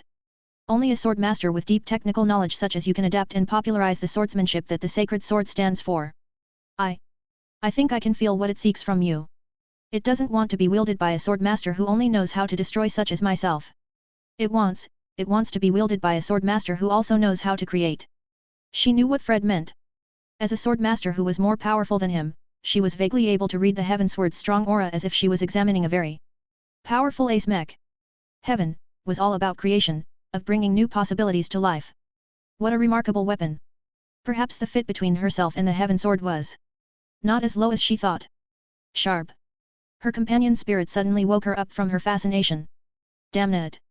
Kedis' eyes grew strained as she forcefully took a step back from the alluring Heaven Sword. Fred. Yes, ma'am. I gave you an order. Step forward in attempt to grasp the hilt. Though Fred clearly thought that he would be met with the same reaction as Charles, he no longer argued with Kedis and did as instructed. The Heaven Sword released another pulse of white energy that gently but very decisively tossed Fred Walensky backwards. Just like the Legion commander, the armored form of President of the Red Swordsmanship Federation crashed on his back a small distance away. Though Kedis had pretty much predicted this outcome, she still grew upset that the picky Heaven Sword had rejected her counter-offers. The weapon slowly floated closer to the only sword master who remained standing and enchantingly offered her to take possession of the only sword-type grand work known to exist in modern times. The woman felt increasingly more conflicted. Kedis, the journeyman mech designer, eagerly wanted to grab the Heaven Sword and claim it for herself in the hopes that she could figure out how to forge blades that were just as great one day. Kedis, the sword master, emphatically rejected this forced imposition by a sword that embodied a different kind of swordsmanship. No. She addressed the Heaven Sword. I do not want you. Can't you understand my message? I already have a sword. I do not need you to replace my weapon. You are not even a great sword. She lifted up her bloodsinger and waved it in front of the Heaven Sword for emphasis. However, the Heaven Sword continued to press closer, which compelled Kedis to step backwards. Kedis grew increasingly more angry. I reject your presence. I reject your power. I reject any notion of turning me into your next Heaven Sword saint. Begone. She no longer hesitated and whipped her bloodsinger in a sweep that caused the flat of the great sword's blade to smack the Heaven Sword aside. For a moment, no one could believe that Kedis actually dared to push the Heaven Sword away from her body. It took a lot of willpower for her to resist the allure of possessing the Heaven Sword, but she felt better for being able to stand up to the overbearing sword. She only believed in her own sword style and her own personal sword. The Great Sword was her favored weapon. She had no desire to switch to wielding a slender and lighter one-handed blade. Yet the Heaven Sword not only ignored her words, but even began to close in faster. Kedis' anger and frustration had reached a boiling point. I refuse to be your slave. Begone, Heaven Sword. I will never yield my bloodsinger and my swordsmanship to your dead master's tyranny. She no longer held back and resonated with her bloodsinger to unleash an extraordinary technique. She abruptly thrust her great sword forward. Sword of Lydia. The empowered piercing attack had no chance in hell of penetrating or leaving a single mark on the Heaven Sword, but the powerful collision still allowed Kedis to fling the Heaven Sword straight through the hangar bay hatch and out into space. Of course, the Heaven Sword quickly managed to correct its flight. Kedis desperately hoped that the Heaven Sword would respect her demands, but clearly that was not the case as it attempted to fly right back inside Linda. A huge presence dove in from above and crashed into the comically undersized relic weapon. It turned out that the Amphis Extremis had finally taken action. The Ace Mech had charged closer and used its foot to kick the Heaven Sword far away from the combat carrier. Even now, the relic sword was uncontrollably tumbling away as if it remained confused. What just happened? Chapter 6541, The Spectre of the Heaven Sword. Kedis rebuffed the Heaven Sword. Such an act was unthinkable to the people who were born and raised in the Heaven Sword Association. Despite the fact that Legion Commander Charles Antunovic and President Fred Walensky had cut ties with their home state and served the Larkinson clan with unswerving dedication for the last decade, the two men still couldn't believe that Kedis would actually choose to reject the Heaven Sword. This went against everything they believed in back when they lived in the Heaven Sword Association. They still couldn't understand why Kedis could bring herself to reject the temptation of promoting to a sword saint right away after accepting a baptism of power from the Heaven Sword. No sword master from the Heaven Sword Association had ever refused the offer to accept a small part of the inheritance of this mysterious and unfathomably sacred weapon. It was not just because they felt it was their duty to shoulder the burden of leading their righteous state, even if it came at the cost of forsaking their own swordsmanship and any blades they utilized in the past. It was because no swordmaster in the history of the Heaven Sword Association had succeeded in promoting to a sword saint through his own merits. The hope of the entire traditional swordsmanship community was that as long as the Heaven Sword Saints explored their own powers and documented their own conditions, they would leave enough clues behind to give swordmasters the inspiration they needed to promote through their own merits. This was the noble mission that every swordmaster accepted when they selflessly sacrificed the swordsmanship that defined their identities and took up the mantle of Heaven Sword Saint. One day, the Heaven Sworders hoped that they would gain enough information to reconstruct a path towards becoming a sword saint by themselves. This would allow many swordmasters who had previously remained stuck at their current ranks to unlock their potential and take another step towards attaining godhood by virtue of their transcendent swordsmanship. However, what did that have to do with Kedis? You idiots! She hissed as she looked back at the gaping expressions of Charles and Fred. As far as she was concerned, the pair of Heaven Sworders had completely disgraced themselves by throwing logic out of the airlock. Don't you realize that the mission of a Heaven Sword Saint is over ever since this relic weapon chose to leave the Heaven Sword Association? Swordmasters are much stronger in the Red Ocean due to exposure to exotic radiation. Our growth conditions are much better than back in the Milky Way. Even if we don't make any revolutionary advancements in our swordsmanship, we will still be able to reach the threshold to Sword Saint if we rely on those magical new elixirs or simply growth over time. One of the theories that Kedis came up with to explain why proper Sword Saints never arose in the past was because of the lack of energy to fuel the quantitative growth of swordmasters.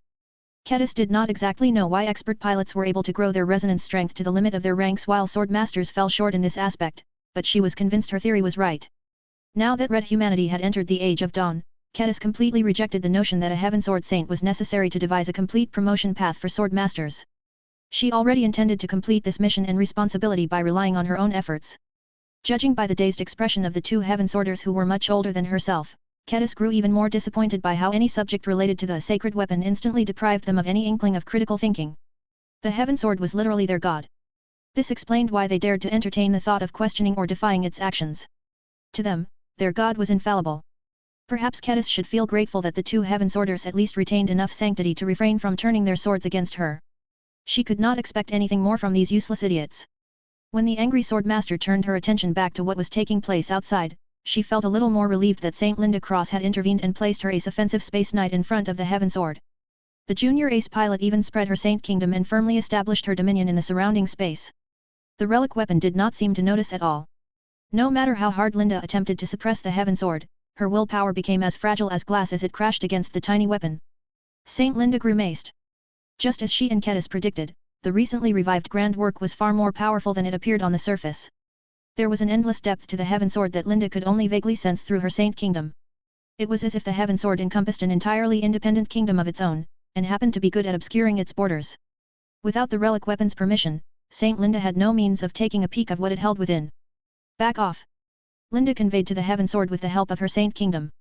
Kedis does not want your power, and the many strings that come with it. Respect her choices. You have no right to impose your will onto an unwilling swordmaster. As an ace pilot, Linda Cross possessed the courage to confront and berate a grand work. It helped a lot that the sword lacked a wielder. That massively reduced its intimidation factor and made it tolerable for the new saint to put up a brave face. She absolutely wouldn't be as calm and composed if the Heaven Sword was wielded by a powerful swordsman or swordswoman. As the Amphis Extremis clearly conveyed its intention to bar the Heaven Sword's way by placing its tower shield in its path, the Ace Space Knight quietly activated its powerful SA Dix shield generator and preemptively spun around the ball of its wrecker skull. The Ace Space Knight clearly meant business. The First Sword and the Everchanger made their presence and intentions known as well. They formed a triangle formation with the Amphis Extremis and looked ready to assist when they saw an opportunity. The First Sword unsheathed her long and deadly decapitator. The Everchanger held both his Vitalis Luminar crystal rifle and heart sword at the ready. That was not all. The Minerva, alas still awaiting an upgrade, had begun to advance while leading a troop of 39 battle-crier mechs armed with exclusive godkiller heavy Luminar crystal rifles. While the Saint Commander could have chosen to bring hundreds if not thousands of mechs along to support Swordmaster Kedis, Kausela Ingvar did not believe that relying on quantity could make a meaningful difference in a confrontation against a weapon as mysteriously powerful as the Heaven Sword. It was much more likely that the mechs would get in the way, or worse, provoke an overreaction from the sentient relic weapon. While Saint Commander Kausela and her carefully chosen subordinates were making their way over, the tension between the Heaven Sword and those arrayed against it continued to grow. After a minute or so had passed, the relic weapon looked as if it had made up its mind. It did not accept Kedis' rejection. Seeing that its chosen wielder had enlisted the aid of numerous powerful protectors, the Heaven Sword clearly understood that it needed to resort to violence in order to remove the opposition. The Heaven Sword began to back off a bit before it started to eject a lot of energies. The ancient and powerful relic weapon began to expose the tip of its vast power by releasing a lot of heavenly energy. The space around the Heaven Sword immediately became a lot more sacred, pure, and all-encompassing. The amount of high-quality energy released by the Heaven Sword was so much that it outright managed to push back the oppressive domain field generated by the Amphies Extremis. This energy. Saint Linda Cross gasped as her ace mech increased the distance between itself and the busy sword. I have never felt anything like it. I have a bad feeling about what it is about to do. Get ready. The ace mech and pair of expert mechs continued to surround the Heaven Sword as it continued to eject more and more heavenly energy from its hidden but undoubtedly huge energy reservoir. Slowly, the released energies began to gain definition. They no longer spread without direction, but gradually began to take on a more defined and familiar shape. Wait, doesn't that look like a human? A human wearing one of those ancient cultivator robes. The heavenly energies continued to spread and condense into a gigantic robed human figure that already began to exude an incredible sense of elegance and refinement despite the lack of fine details. What stood out the most other than the vaguely handsome appearance of this energy projection was that it had reached a scale that was identical to that of the Amphies Extremis. Somehow, neither Kedis nor the others thought that was a coincidence. Joshua threw out a guess. Hey, if you imagine the original owner of the Heaven Sword, do you think this mysterious and disgustingly handsome guy fits the bill? Kedis somehow felt that her husband was correct. The Heaven Sword had likely chosen to create a large-scale energy projection of its original wielder, or at least one of them if it had multiple. The man did not appear to be older than Kedis, but she knew that looks were incredibly deceiving when it came to cultivators who could easily extend their lifespans by centuries or millennia. The aura and demeanor exuded by the projected sword wielder could only come with the accumulation of age. Kedis and the others even had the sense that the aura of the former owner of the Heaven Sword should have been a lot deeper and more profound, but because the Heaven Sword was unable or unwilling to replicate the man more faithfully, there was a limit to how much energy and processing power the relic weapon put into this effort. The energy projection is too large for his sword. Joshua stated the bias. He was correct. For only a few seconds. Once the projected sword wielder had reached a stable condition, the Heaven Sword magically grew in size until it was large enough to perfectly fit into its own energy projection's palm. A huge amount of energy radiation from the surroundings began to flow in the direction of the enlarged sword, so much so that it had broken past the blockade erected by Saint Linda's domain field. It was as if a slice of heaven had just descended upon reality. The energy projection no longer looked like an ancient human swordsman anymore. He began to exude the faint sense of a god of the sword. With the Heaven Sword in hand, it looked as if the specter of an ancient god had come back to life just to challenge the insolent ace mech and expert mechs that barred its way. I should have guessed that might happen. VES owns a weird flute that can do the resize trick as well. It figures that a grand work can also do the same. The threat posed by the Heaven Sword had just become a lot greater than before. The energy projection of the ancient swordsman was not a static construct. As soon as the sword fell into its hands, it seemingly came to life. Non-existent wind blew at the long folds of his white and blue robes and his silky locks of shoulder-length hair. The energy projection did not limit his actions to pretending to be a historic fashion model. He lifted his arm and pointed the tip of the enlarged Heaven Sword at the Amphies Extremis in a universal challenge gesture.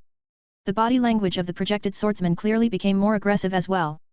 The swirl of heavenly energies and energy radiation surrounding his giant glowing form also grew distinctly more threatening. It was as if the ancient swordsman was building up a storm centered around his form. His presence grew more and more domineering. All of this culminated in a single soundless declaration. The weak have no right to resist. Somehow, the Heaven Sword, or its bizarre swordsman energy projection, was able to convey a meaning that transcended human language directly into the minds of the surrounding individuals. Before everyone could figure out the meaning behind the Heaven Sword's statement, the ancient swordsman began to channel a lot of energies before charging straight at the Amphies Extremis. Chapter 6542, The Wielders of the Heaven Sword. The Heaven Sword did not take no for an answer. In order to convey how seriously it wanted to be wielded by Kedis, the powerful relic went as far as projecting a mech-sized version of one of its presumably former wielders. The elegant robed swordsman did not move as if he was burdened by multiple layers of cloth. The humanoid energy projection practically danced across an invisible surface as he unleashed a simple slash. The enlarged Heaven Sword glowed as it pulled the energies around it to surround its slender blade and form an energy sheath that significantly increased its reach and girth.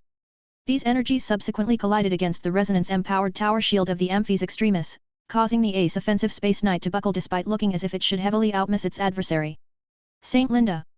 Both the first sword and the Everchanger looked ready to intervene, yet held back in case the two expert mechs would just end up getting in the way of the ace mech. Was this supposed to be a duel or a less restricted gang fight? The ancient swordsman cleared up their uncertainty by turning around and rapidly whipping his two swords in the direction of the two Larkinson expert mechs.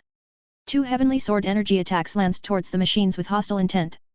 Venerable Dice and Venerable Joshua both got caught off guard by this sudden move, but they were skilled and experienced enough to evade on instinct. The first sword managed to get clear of the snap attack heading in her direction, but the Everchanger's resonance shield got clipped by the other sword energy attack. Even though it should have been a glancing hit, the heavenly energy contained within the sword energy attack turned out to be so potent that it briefly disrupted Joshua's willpower. The heaven sword's energy is much stronger than regular energy.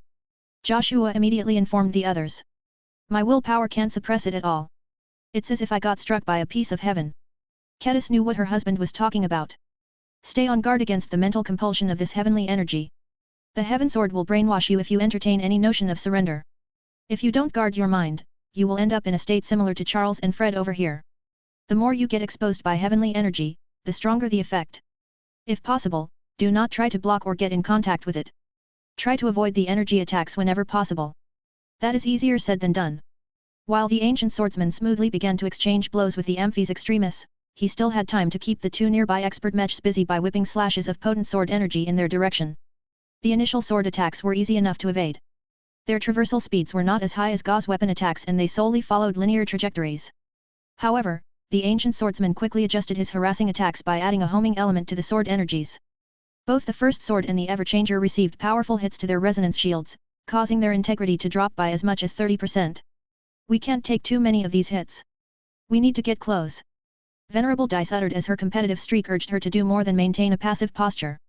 As long as we get close enough to the energy projection, we can stop him from unleashing these sword energy attacks. That was as good of a plan as any. Though Venerable Joshua preferred to remain patient and take pot shots at the ancient swordsman with his Vitalis, the Luminar crystal rifle only inflicted trivial damage to the target. The Everchanger had already opened fire shortly after the ancient swordsman went on the attack. Joshua not only resonated with the Vitalis, but also used his companion spirit. Willy to channel the illustrious one and significantly amplify the power of the Luminar crystal rifle's light beam attacks. The hyper light beam attacks were supposed to be remarkably effective at damaging E-energy constructs, but this rule was not absolute. Against an energy projection comprised out of high-grade heavenly energy, the distinctly lower grade of energy output of the Vitalis rifle was at a heavy disadvantage.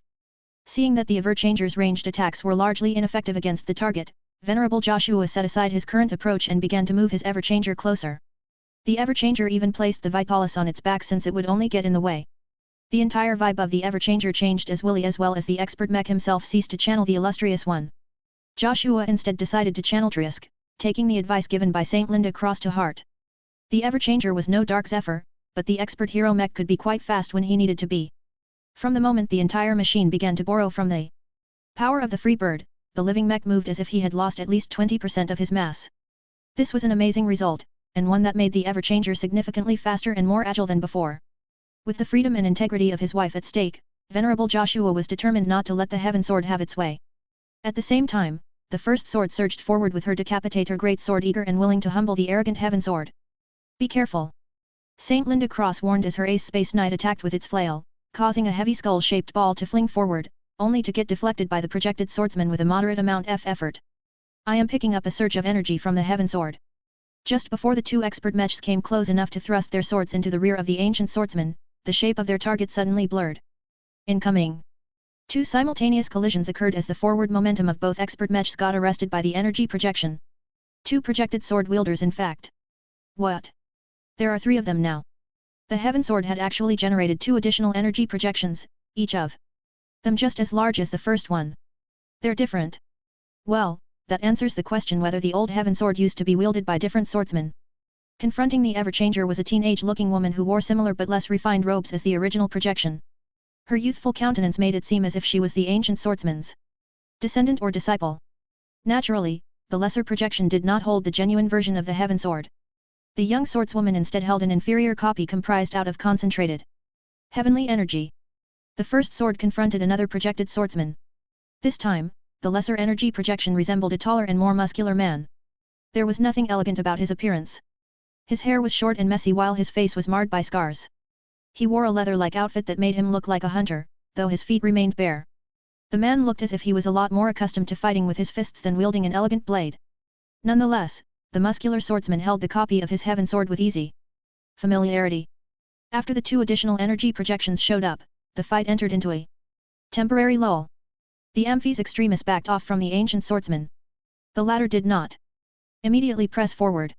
What is going on here? Joshua asked. Kedis, who was observing the fight from a projected screen aboard the fleeing combat carrier, figured it out first. It's a test. A test. Did you remember what it conveyed to us before it started to go on the attack? It said the weak have no right to resist. The implication is that if I want to preserve my swordsmanship, I have to prove or rather all of you are strong enough to justify my rejection. Are you kidding? How can we defeat a weapon as powerful as a sentient grand work? We don't even have a weapon that is powerful enough to dent the heaven sword. Perhaps that will not be necessary for us to prove our strength. St. Linda Cross remarked. The ace pilot also managed to gather a few clues by examining the intent radiating from the energy projections. There was a clear sense of ritual to this fight. This caused Kedis to form another theory. The heaven sword cannot unleash its true power in its current state. It is limited by its lack of wielder and its limited energy reserves. This may be why it has decided to give us a chance of proving it wrong by giving you a test. As long as you can defeat or outlast your designated opponents, the relic weapon will hopefully give up on forcing me to become its wielder. Although Kedis did not have enough proof to back up her assertion, it sounded as good of an explanation as any. The ace pilot and expert pilots distinctly had the feeling that they were not confronting the heaven sword at its best. It was either holding back, or it had not yet completed its recovery. The heaven sword did not give them any time to swap theories with each other. All 3 energy projections charged forward and went on the attack. Neither side did anything fancy. They instead tested each other's strength by exchanging physical blows with each other. The Amphi's extremis was forced to endure the greatest pressure as it was the only mech that was being threatened by the genuine version of the heaven sword.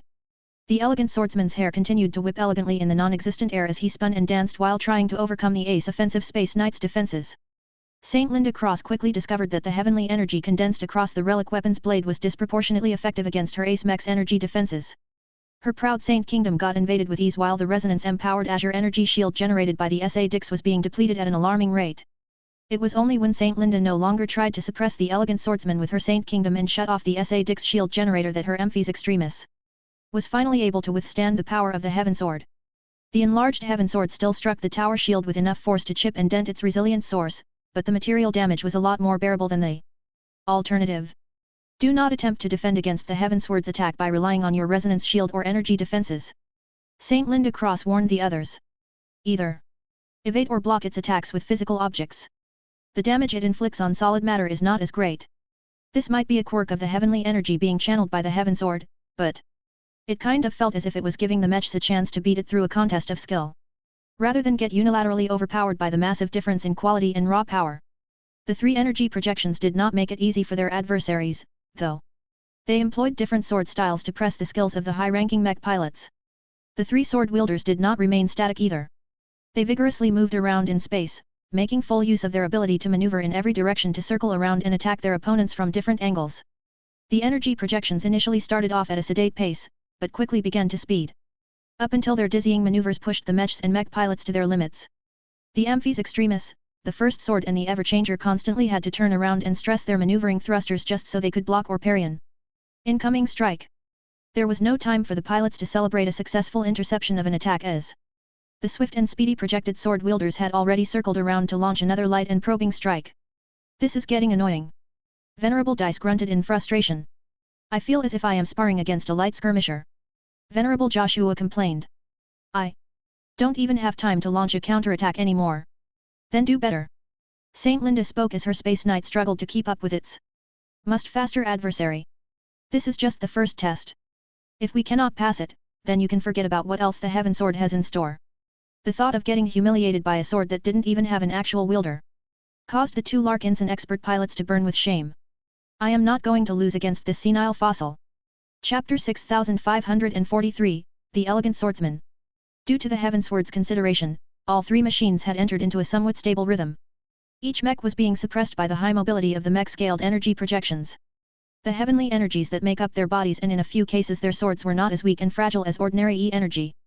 Despite the complete absence of willpower and true resonance, the energy constructs more than proved their mettle against the powerful ace mech and expert mechs. It was rather amazing for observers to realize that a single sword, which was originally small enough to fit in the hands of a human, was able to suppress several champions of red humanity. The Heavensward's solo performance already vindicated the people who claimed that this mythical weapon was more than a match against an expert mech or an ace mech. No one dared to voice any theories where the Heavensward was able to hold its own against a god mech. No one entertained the notion that the most powerful individual combatants of the human race would find themselves inferior to an ownerless sword, even if it was a remarkably powerful one. The mere thought that a god mech would get defeated by a single relic was too frightening to comprehend. Kedis resolutely set aside all thoughts about whether that was possible. There was no point in resisting if the Heavensward possessed this capacity. For now, the power level of the relic weapon was still reasonable enough to handle by the mechs that fought on her behalf. Saint Commander Kausela. Kedis transmitted to the approaching Minerva. Please suspend your approach and maintain your distance. The Heavensward is manageable for now. If you rashly interrupt the individual duels, then I am afraid you will provoke the weapon into taking unpredictable actions. Acknowledged, Swordmaster Kedis. The Ace Command Mech along with the accompanying Battle Crier Mech Company had already slowed down earlier. Now, the troop of mechs had arrested their forward momentum entirely, making sure to keep a healthy distance from the unfolding bouts.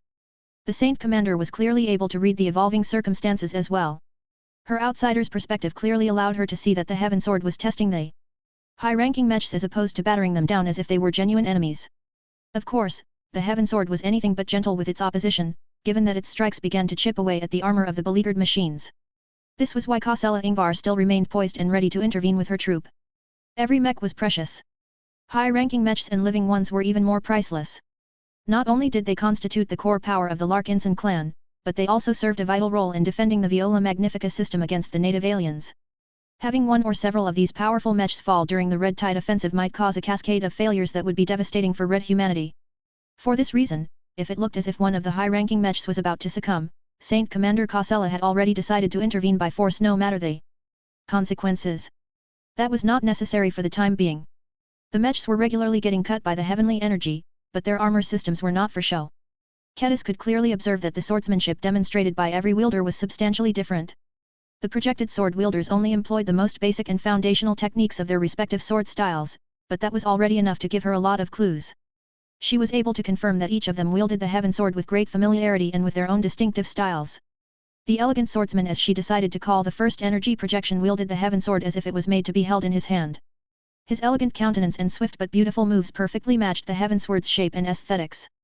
As a swordmaster, Kedis was able to observe that the elegant swordsman danced across space similar to how venerable Brutus Wadden controlled his own expert mech in the thick of combat. This not only made the elegant swordsman look as if it took no effort for him to evade the flail attacks of the Amphis Extremis, but also allowed him to build up momentum and direction for his next attacks. The Amphis Extremis possessed an excellent advantage when it remained on the defensive. Its tower shield was large, thick, and provided enough cover to easily block attacks coming in from many different angles. Yet the elegant swordsman seemed to treat the presence of the large slab of alloys as an interesting challenge. The expression of the energy projection remained flat, but his flowing movements betrayed an elevated sense of interest and inquisitiveness. The sword attacks employed by the elegant swordsman mostly consisted of slashes that flowed according to the momentum and rotation of his projected body. Despite the potential power that he could put into these moves, the simulated wielder of the Heavensward remained cautious and restrained by not committing to his attacks. While this heavily limited the damage that the potent Heavensward could inflict on the Amphis Extremis, it also made it very difficult for Saint Linda Cross to punish her adversary for getting close. The Amphis Extremis was losing. While the Ace Mech was quite fast for its archetype, it was never designed to keep up with highly maneuverable humanoid opponents. This was why it carried a tower shield. Yet when the rotation speed of the Amphis Extremis was unable to keep up with the circling of the elegant swordsman, the defensive equipment was only able to prevent the elegant swordsman from launching easy attacks at forward angles. Saint Linda Cross was stuck in a dilemma. Her mech was completely optimized to fight against native alien forces. The enemy phase lords and phase whales that posed the greatest threat were all large but not too maneuverable in combat. The design of the Amphis Extremis therefore paid little attention to the need to attack highly maneuverable targets. The Ace Offensive Knight might be able to increase its mobility by tossing aside the tower shield, but that would leave it a lot more open to frontal attacks. You cannot afford to fall into the rhythm of your opponent. Kedis judged. Fortunately, Saint Linda Cross was an experienced veteran that fought against plenty of mechs. She had not forgotten how to deal with fast-moving opponents such as light skirmishers. Against other opponents, the Amphis Extremis would have channeled more power into its Saint Kingdom and seek to slow down its adversary through willpower suppression. That did not work at all against the sword-wielding energy projection. Saint Linda therefore began to make use of more sweeping attacks. The Amphi's Extremis did not have any way of turning faster, but it could swing its flail in circles at extended ranges. The rather slender but incredibly tough chain attached to the skull-shaped ball began to lengthen. The Amphi's Extremis also began to swing the wrecker skull in different motions above its head or in other stances. The elegant swordsman immediately noticed the change and began to back off more frequently in order to avoid getting caught. After a few moments of evasion, the energy projection quickly figured out how to respond to this change. The simulated holder of the Heaven Sword actually began to predict the arm swings and weapon trajectories of the Amphi's Extremis and struck whenever it spotted an opening. The timing had to be precise. The elegant swordsman also had to maneuver his way through the flail attacks along the right trajectory in order to land an attack without suffering retaliation. The Amphi's Extremis was still getting damaged, although this time its suffering had decreased. Even so, the ace offensive Space Knight had yet to land a single solid blow against its adversary. Just as it seemed as if the elegant swordsman would be able to dance around the Amphi's Extremis with impunity, St. Linda Cross employed a surprising trick. The Amphi's Extremis actually began to randomize the rhythm and timing of her sweeping flail attacks by changing the length of the chain. When the chain became shorter, the Amphi's Extremis was able to make the heavy skull-shaped ball complete an arc faster at the cost of reducing its range. The opposite happened if the chain lengthened all of a sudden. Venerable Linda also employed another trick to make her ace mech's attacks less predictable. She utilized her true resonance to dynamically increase or decrease the mass of her weapon without the usual precautions. By making the flail heavier, it took more energy to build up momentum, thereby causing it to swing around a little slower than normal. By making it lighter, St. Linda Cross found it much easier for her ace mech to complete an arc. Merely being fast was not enough as the elegant swordsman was always faster and more maneuverable. What truly made a difference was that the frequent changes in the reach and mass of the flail made it exponentially more difficult for the elegant swordsman to predict the ace Space Knight's attacks. So this is your true strength. It is not your flowing movements that allow you to evade my attacks, but your ability to predict my moves in advance. Now that Linda figured out why she fell at a disadvantage against this adversary, she doubled down on her new tactics and continued to make herself as difficult to predict as possible. The mind and spirit of an ace pilot was so strong that Linda was able to make semi-conscious decisions on which parameters she wanted to change. She refused to believe the Heaven Sword was powerful enough to discern her intentions. In so little time, the elegant swordsman had to endure more pressure, but he still flowed around the Amphi's Extremis as if he was swimming in the water. Yet no matter how amazingly the elegant swordsman managed to block most of the unpredictable blows, its luck was finite. St. Linda Cross finally became jubilant as she not only managed to fool the Heaven Sword, but also managed to land a solid hit against the elegant swordsman. If the energy projection was a lesser phase lord, then the direct hit would have crushed numerous bones and obliterated the outer layers of the flesh. Yet just as the resonance-empowered ball that suddenly gained the momentum of a crashing light mech was about to collide against the elegant swordsman, an illusionary calm and peaceful lake came into being. It looked incredibly peaceful and graceful as its surface mirrored a nightscape filled with stars and a mysterious moon. Softly glowing lotuses floated across the surface of the lake. Each of the succulent-looking flower petals gazed at the moon and appeared to absorb its light and energies. This lake illusion was anything but a phantom. The pond, which was being illuminated by the light of a moon, not only absorbed the kinetic energy transferred upon impact like a champ, but also prevented the ball from striking the body of the current energy projection. How? Whatever energy defenses the elegant swordsman relies upon is behaving similarly to a non-Newtonian fluid. Kedis quickly explained over the COMM. It hardens the most when struck with strong and fast blunt impacts. If this strange energy defense truly inherited the properties of a non-Newtonian fluid, then the best way to overcome it is by using a sword or sharp edge to cut straight through the barrier. My ace mech is not equipped with a sword. Then the only other way to overcome this barrier is by repeatedly bashing it with your wrecker skull until it has exhausted the Heaven Sword's energy reserves. That was clearly not the most optimal solution in this case, but it was the only one that St. Linda could employ under the circumstances. At least she had made enough progress to go on the offensive. Now that St. Linda became increasingly more accustomed to making her attacks more unpredictable by randomly varying the length of the chain and the mass of the ball, the elegant swordsman was no longer able to poke the Amphi's Extremis with impunity. Chapter 6544, The Teenage Swordswoman. While St. Linda Cross gradually managed to gain an advantage over the energy projection that held the actual Heaven Sword, the other two mech pilots were having a more difficult time adjusting to their own adversaries. As expert pilots and fairly young ones at that, Venerable Dice and Venerable Joshua were weaker in many aspects. They only possessed the seed of the strength of an ace pilot, so it was no surprise that their reaction speeds, combat acumen, true resonance amplification and other parameters did not score as high.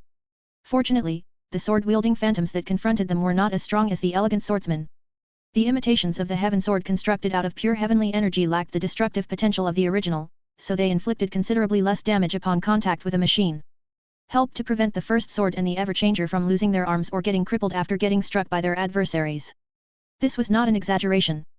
No matter how much Venerable Dice and Venerable Joshua were able to leverage their willpower to strengthen the armor systems of their expert mechs, it did not matter if the base materials were inherently not on par with the alloys utilized by the more modern quasi-first-class or genuine first-class expert mechs of the Larkinson clan.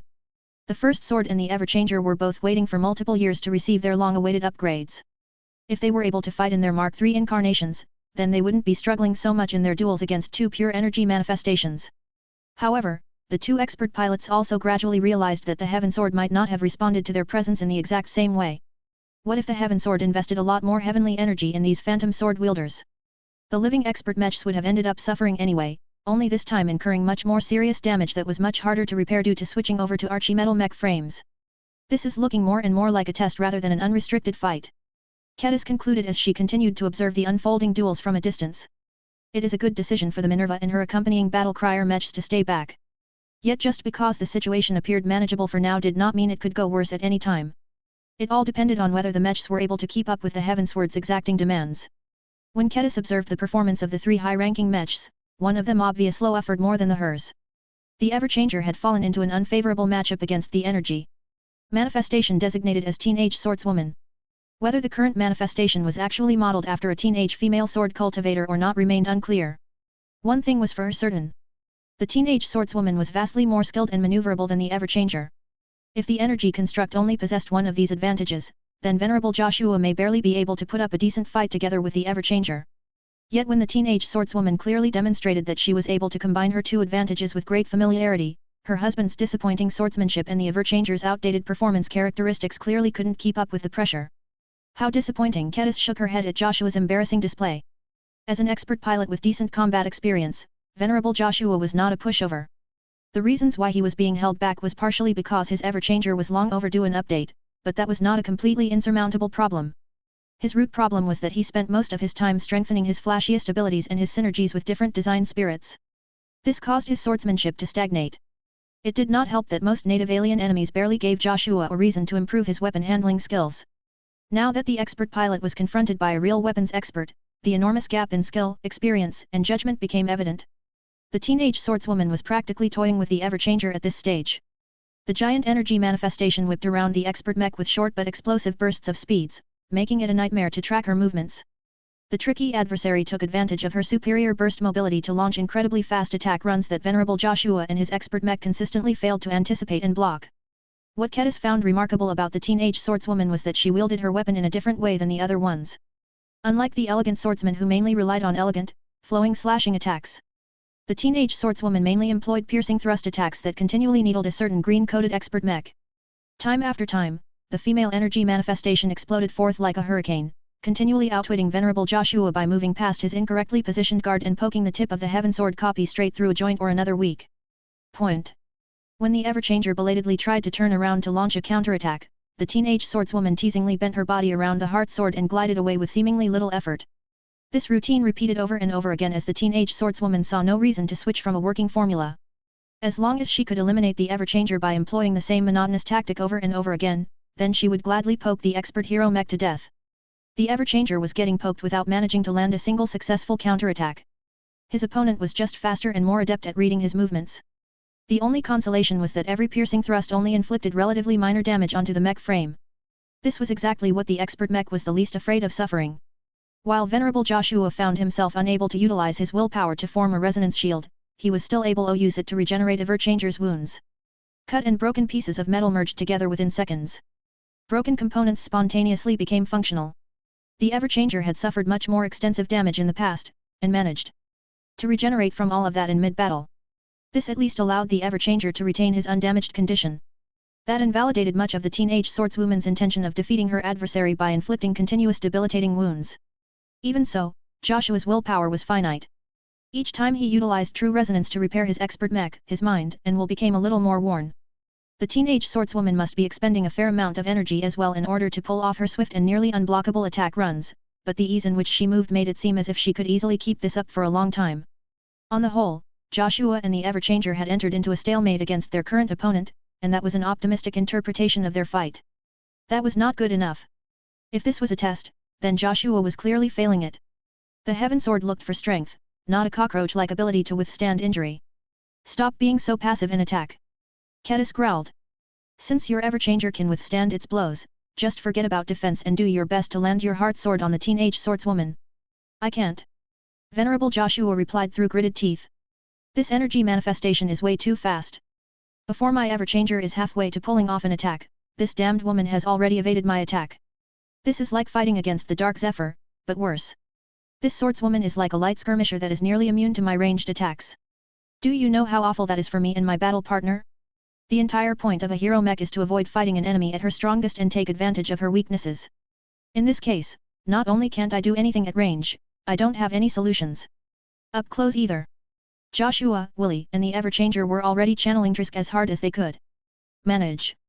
The free bird was also freely cooperating with them to speed up the mech frame's movements, but there was a limit to how much the design spirit could boost the performance of a mech, even if it was the highly malleable Everchanger. The expert hero mech was unable to boost his mobility to the level of the Dark Zephyr. This meant that Venerable Joshua would always remain a step behind at his skill level. Kedis grew increasingly more annoyed when she observed her husband's disappointing swordsmanship. Venerable Joshua was not necessarily weak as far as high-tier expert pilots were concerned. Objectively speaking, he was not that bad at wielding the blade compared to other unspecialized high-tier expert pilots. Despite his refusal to dedicate himself to traditional swordsmanship, the private lessons that she especially taught her thick-skulled husband over the years had partially managed to settle in his head. His swordsmanship should have put him in an adequate position against the vast majority of humanoid opponents. Yet whenever he sparred against a genuine swordsman or swordswoman such as Venerable Dice or Kedis herself, the gaps in skill level ultimately resulted in Joshua's defeat. If the gap in skill was relatively small, then Joshua should still be able to muster up a counterattack even if the performance of his Everchanger was subpar. It was clear that the gap in skill between Joshua and the teenage swordswoman was much bigger. This was the difference between a true swordswoman and a part-timer. Neither side had employed any offensive extraordinary abilities as of yet. They only employed a combination of the most basic sword techniques with their intrinsic strengths. The Everchanger's only advantage at the moment was his unnaturally high capacity to withstand low-damage attacks.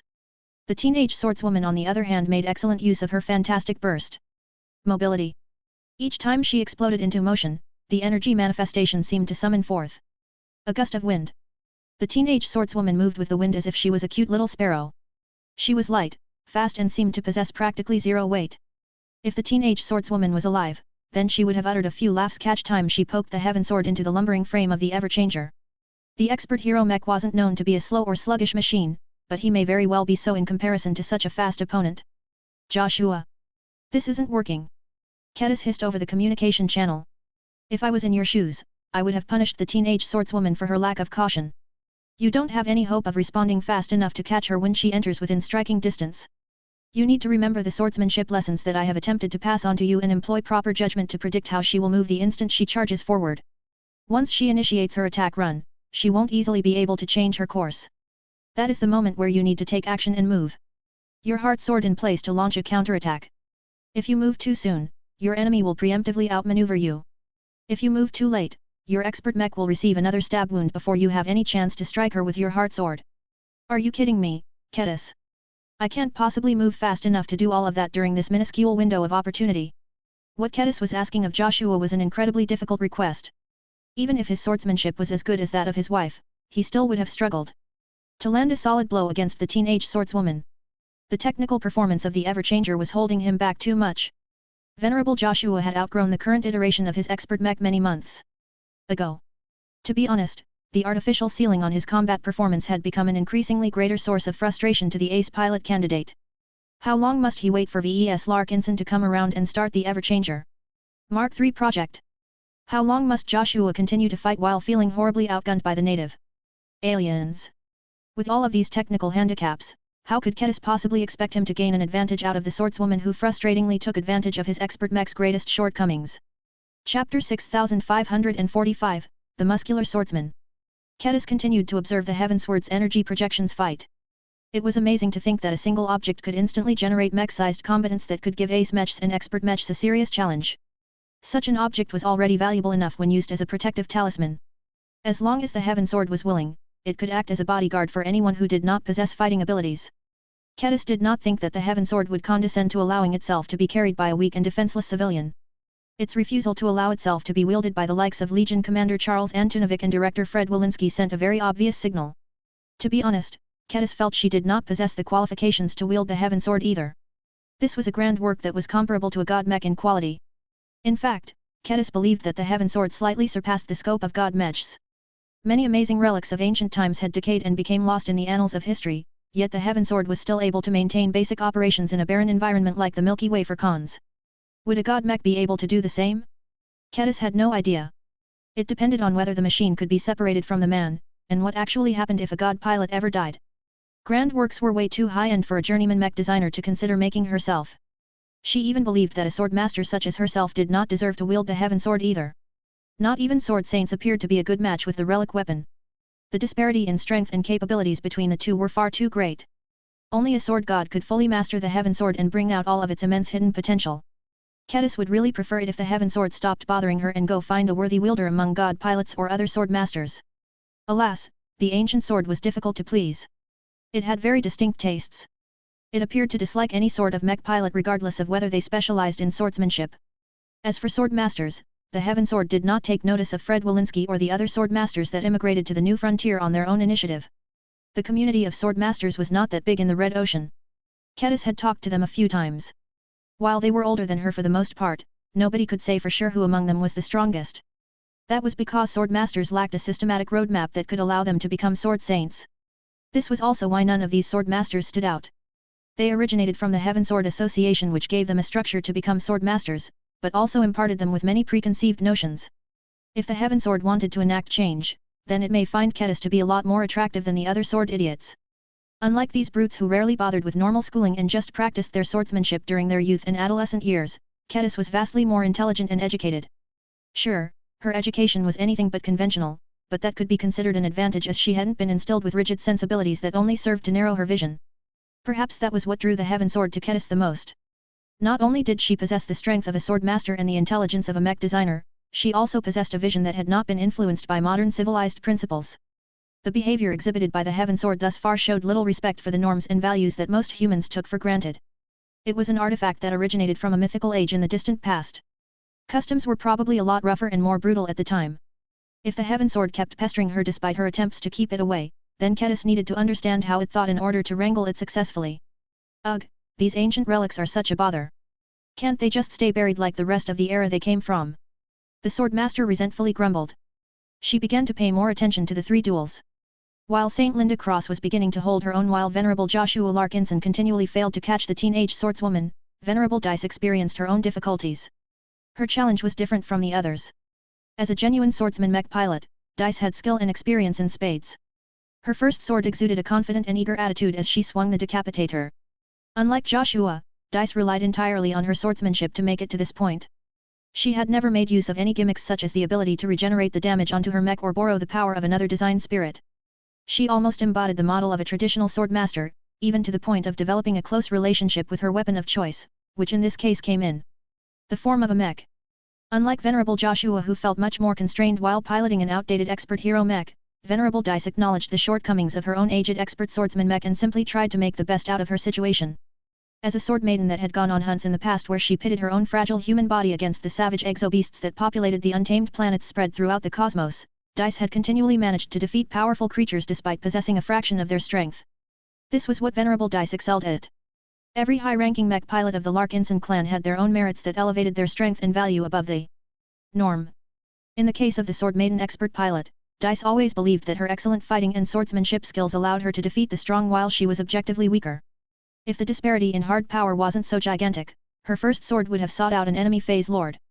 In any case, unless the enemy was especially tricky to fight against, Venerable Dice did not fear any duels against adversaries that were weaker or of equal strength than herself.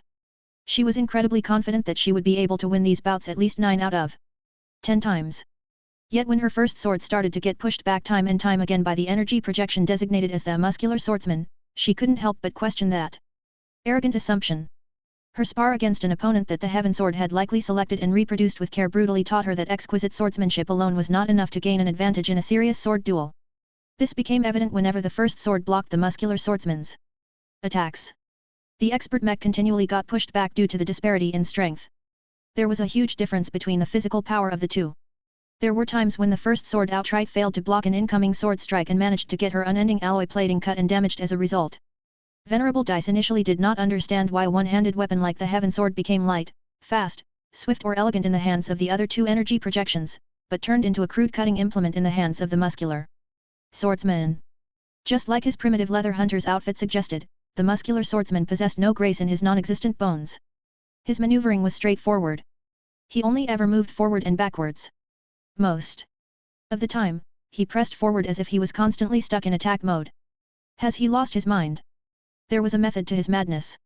His unrelenting aggression combined with his awful tendency to doggedly stick to his target at all times stifled the first sword's ability to counterattack. If he ever took a step back, it was because he needed moment to recover or because he was preparing for an even more devastating strike. Otherwise, he remained committed to offense no matter how much he put his large and muscular body at risk. What Venerable Dice found even crazier was that the muscular swordsman rarely bothered to evade attacks. He instead preferred to let the first sword strike go through in favor of chopping the Heaven Sword with great force. This madman. This exchange always made the first sword worse off. Every weapon swing from the muscular swordsman struck with great force and inflicted more than simple cutting damage. The muscular swordsman may look and act like a brute with no subtlety in his body, but that did not mean he was an imbecile. This is a master of the earth. The man possessed a surprisingly effective grasp on the earth element. One of the ways he applied this advantage was to surround the Heaven Sword with a thicker and substantially longer application of heavenly energy that was strongly biased towards his favored E-energy attribute.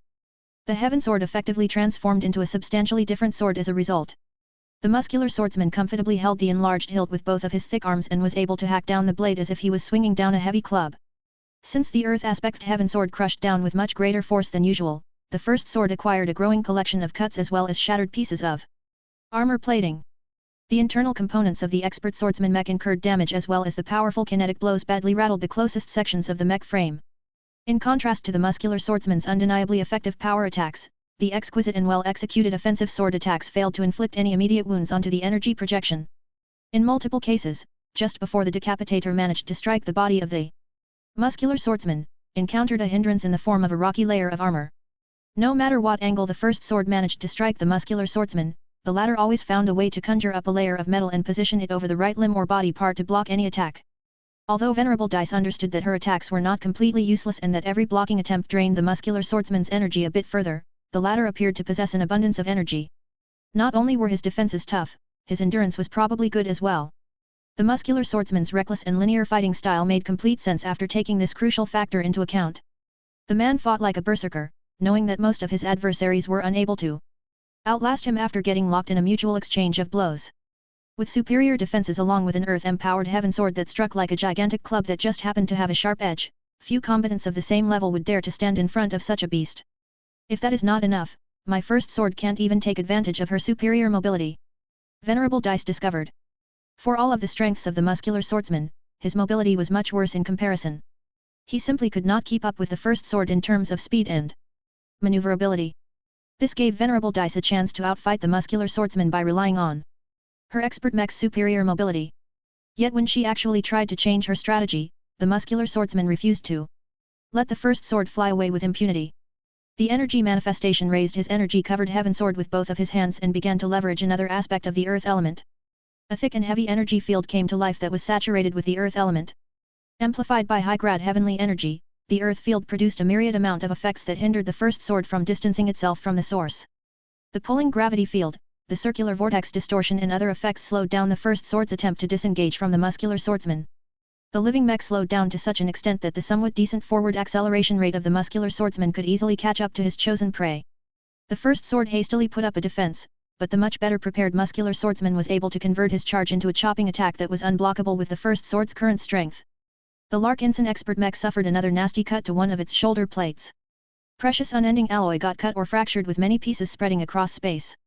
If the muscular swordsman kept bashing its copy of the heaven sword like this onto the first sword, then almost all of her unending alloy may end up getting lost by the end of this bout. This swordsman is overpowering all of my tactics and basic sword moves. Chapter 6546, The Unbreakable Swordswoman. Frustration and unwillingness mounted in the hearts and minds of all three high-ranking mech pilots. Each of them were struggling to defeat their opponents.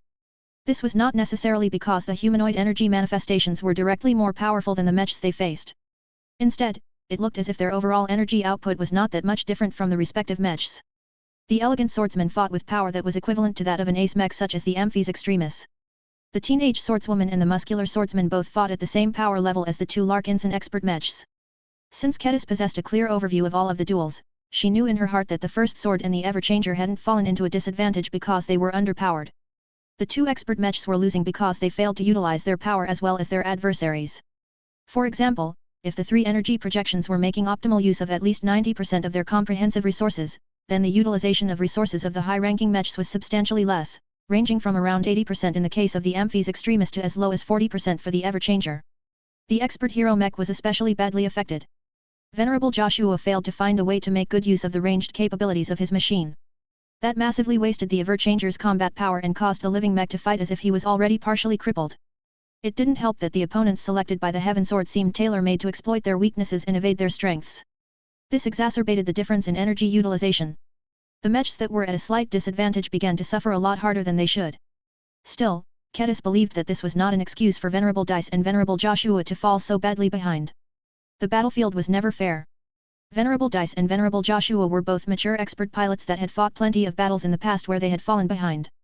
The quality that separated expert pilots from standard mech pilots was that the former did not back down, and always tried to find a way to surpass their own limitations as well as their opponents in order to secure victory. So far, Kedis saw no sign of a turnaround, but she remained hopeful that one may be on the way. What also caught her attention was that neither side had resorted to their greater capabilities. The energy projections were most definitely capable of pulling off extraordinary sword techniques with the Heaven Sword, yet religiously stuck to only the most basic and foundational sword techniques. The pilots were smart enough to withhold their own special attack abilities for the time being. Once they began to escalate, their opponents would undoubtedly follow suit. If there was no other choice, then Venerable Dice and Venerable Joshua could always choose to make the first move, but doing so would probably cause them to fail their apparent tests. They held themselves back not just because they wanted to play by the rules of the Heaven Sword, but because their pride and their hunger for a challenge did not permit them to cheat their way out of their problems. As frustrated as the two Larkinson expert pilots felt, they were both aware that they usually entered in these kinds of moods prior to a possible breakthrough attempt. Having tried and failed to grasp the moment to smash through their bottlenecks and advance to the rank of ace pilot like Isabel Coden, Dice, and Joshua felt as if they had both been left behind by a pilot who originally became a demigod later than themselves. Even if the experience of every high-ranking mech pilot should be unique, the Sword Maiden and the Golden Boy still felt inferior due to this difference. When the critical time had come, Isabel Coden did not back off, but decisively chose to burn herself in her living mech and got rewarded for her courage. If Venerable Dice and Venerable Joshua wanted to rise to a greater height, then they must at least demonstrate as much courage and fearlessness as Isabel Coden. Taking the easy way out and forfeiting a challenge contradicted this ideal. If they wanted to take a step forward, then they could not afford to falter. However, if there was no way for them to raise their energy utilization, then they might not have another choice. Come on, Dice. Come on, Joshua. Please figure it out. The two of you can do it. I know it. You just need to connect the dots. Kedis did not pick it up at first, but she eventually managed to figure out a way for both Larkinson expert pilots to permanently increase their energy utilization and beat their adversaries fair and square. The question now was whether Dice and Joshua would be able to make this realization in time. Even St. Linda Cross had much to learn about how to better make use of her abilities as an ace pilot. The spectating swordmaster felt tempted to just give the answers to the two Larkinson expert pilots, but she had a strong feeling that this was a challenge that they needed to overcome through their own efforts in order to make it truly count. Spoiling the secret to them was like giving students the answers sheet corresponding to an exam that they were supposed to take tomorrow. There was no real accomplishment in both cases. Of the two pilots she paid close attention to, Kedis felt that Venerable Dice had the highest expectations for Venerable Dice. Her options were much more limited than that of Venerable Joshua. The first sword was a simple expert mech armed with only one primary weapon. Venerable Dice brought nothing to the table aside from her extraordinary willpower, her piloting and swordsmanship skills and her companion spirit. There was not much she could do with this toolkit. If Venerable Dice wanted to vanquish the muscular swordsman that was beating up the relatively fragile first sword as if her attacks didn't matter, then the expert pilot needed to think out of the box as soon as possible. TCH. My mech can't take these hits for much longer. Shortly after Venerable Dice discovered that the opposing Mad Dog's attacks could not be easily blocked or evaded, she tried her best to spread out the places where the earth-empowered blade eventually struck. This allowed Dice to prolong the first sword's time in the field and delayed the onset of critical damage to the internals. Even so, she could not prevent her expert mech from suffering minor internal damage due to all of the physical impacts and shocks. This slightly decreased her expert mech's performance, causing her mech frame to incur even greater damage. This was the scariest aspect of this bout. The first sword was already struggling to stay afloat when she was still in peak condition.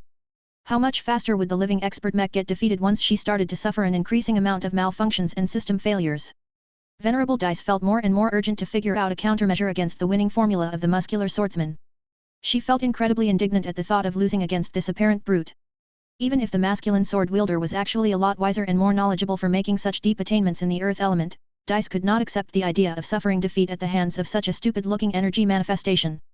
Her unwillingness fueled her resistance. She kept fighting not because she saw a pathway towards victory, but because she wanted to avoid an embarrassing defeat. The muscular swordsman did not make this easy for her.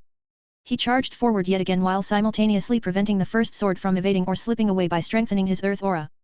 The persistent energy field somehow caused the surrounding fabric space to distort, as if the muscular swordsman had become a planet that exerted enough gravitational pull to force a moon like the first sword into orbit. There was a strong sense of inevitability and righteousness to an obvious distortion of the natural laws. The muscular swordsman was nowhere near as massive as a planet, and the first sword did not even come close to matching the mass of an actual moon. Yet because of the strange and weaker variation of domain field actively levered E-energy radiation so well, the actual results were multiple times stronger than what the muscular swordsman could manage by relying on his own energy reserves. This was also why the muscular swordsman was able to manipulate so much earth energy. He borrowed it from the environment rather than waste much more precious heavenly energy to produce his results. Venerable Dice suddenly shuddered as she managed to make a profound realization. Even as her momentary distraction almost caused the muscular swordsman to cut off one of the first sword's arms, the expert swordsman mech pilot still couldn't shake off her inspired idea. Dice. The first sword communicated with her battle partner. This may be the answer that you have been looking for since your failure against the Emperor Tree. Do you think so as well? Dice smiled even though the first sword was still stuck in a terrible position. Back then, you were so desperate to chase after power that you almost thought about turning yourself into a beast. If you gave in to your temptation, you would have thrown away everything that made you a swordswoman and replace it with mindless savagery. Such a pilot bears little resemblance to your true self. Now that you have found a way to become stronger while retaining your swordsmanship, you should grasp it with both of your hands. Venerable Dice had already made her decision. She came up with her latest idea by comparing herself to her current adversary. As far as swordsmanship was concerned, she still believed that hers was better. What caused her to lose despite this obvious advantage was the muscular swordsman's heavy usage of his earth element mastery. He not only made deep attainments with it, but also integrated it into his swordsmanship, allowing him to form a combat system that was simple, brutal and direct. If Dice wanted to put up a proper resistance against this combination, then she needed to form her own combination. Dice became convinced that swordsmanship alone was not enough for her to gain the upper hand in this fight. If she couldn't break the earth aura that constrained her expert mech and overcome the rock armor that protected the muscular swordsman from any serious harm, there was no way for her to win this bout. I need to fight fire with fire. She meant that in a metaphorical sense, of course. Dice quickly ruled out the use of the earth element. She had no special affinity or relationship with it, and she did not have a single clue on how to grasp and harness earth-attributed E-energy. She needed to find a different attribute. She learned about the importance of the so-called 5 elements recently, and one of them immediately caught her attention. Metal. It had to be the metal element. Her will was as hard as steel. Her mech was made out of unbreakable alloys. Her all-metal sword was forged to cut through anything.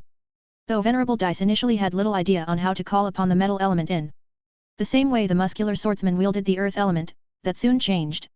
It was as if a switch had turned inside her heart. Dice suddenly felt as if she had been fighting in an incomplete state all this time. She never noticed it, just like how person who was born blind never understood what sight truly brought. Yet now that she had synced up to the metal element, she belatedly discovered that she possessed a strong connection to the power of metal. It was in her sword.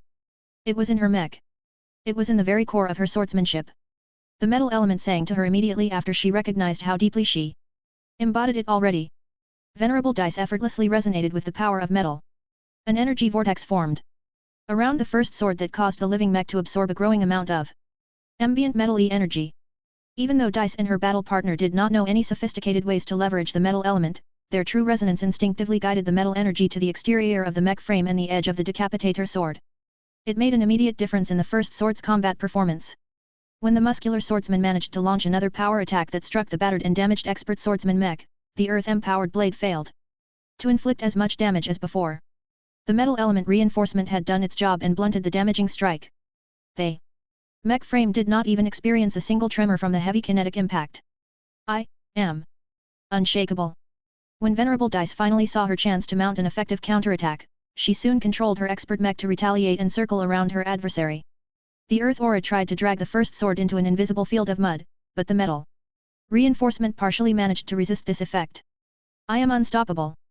The expert swordsman mech flew only a little bit slower as she successfully managed to flank her slower opponent before launching a retaliatory power attack.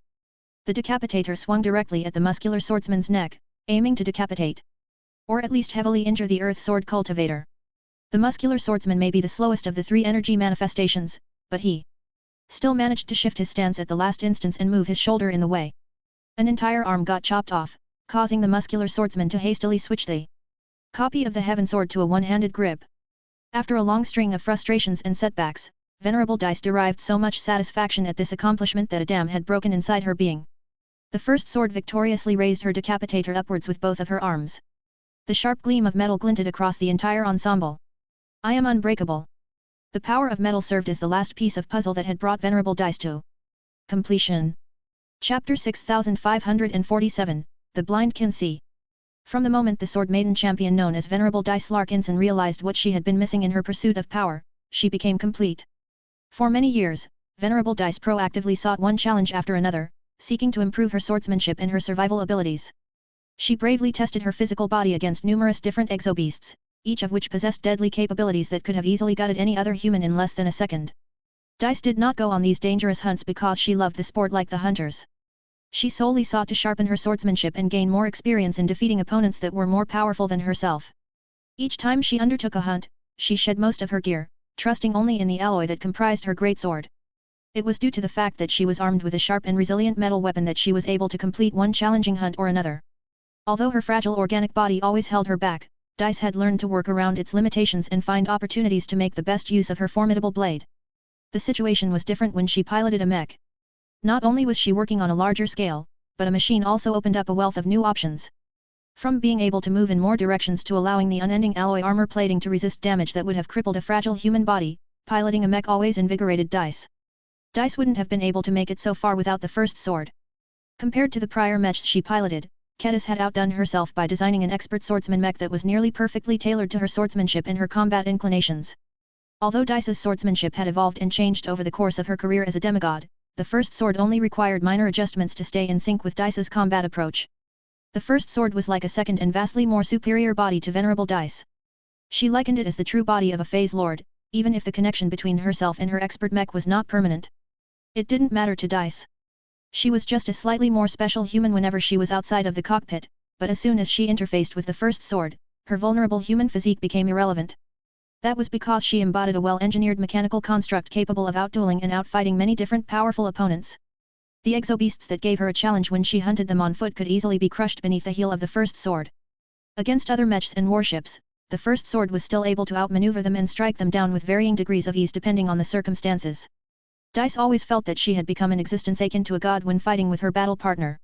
With every sortie, her bond and understanding of the first sword grew even further. Although Dice had gradually increased her complaints about the lack of comprehensive upgrades to her outdated expert mech, there was still an advantage to essentially piloting the same machine year after year. Dice had reached an unprecedented degree of mastery in controlling her expert mech.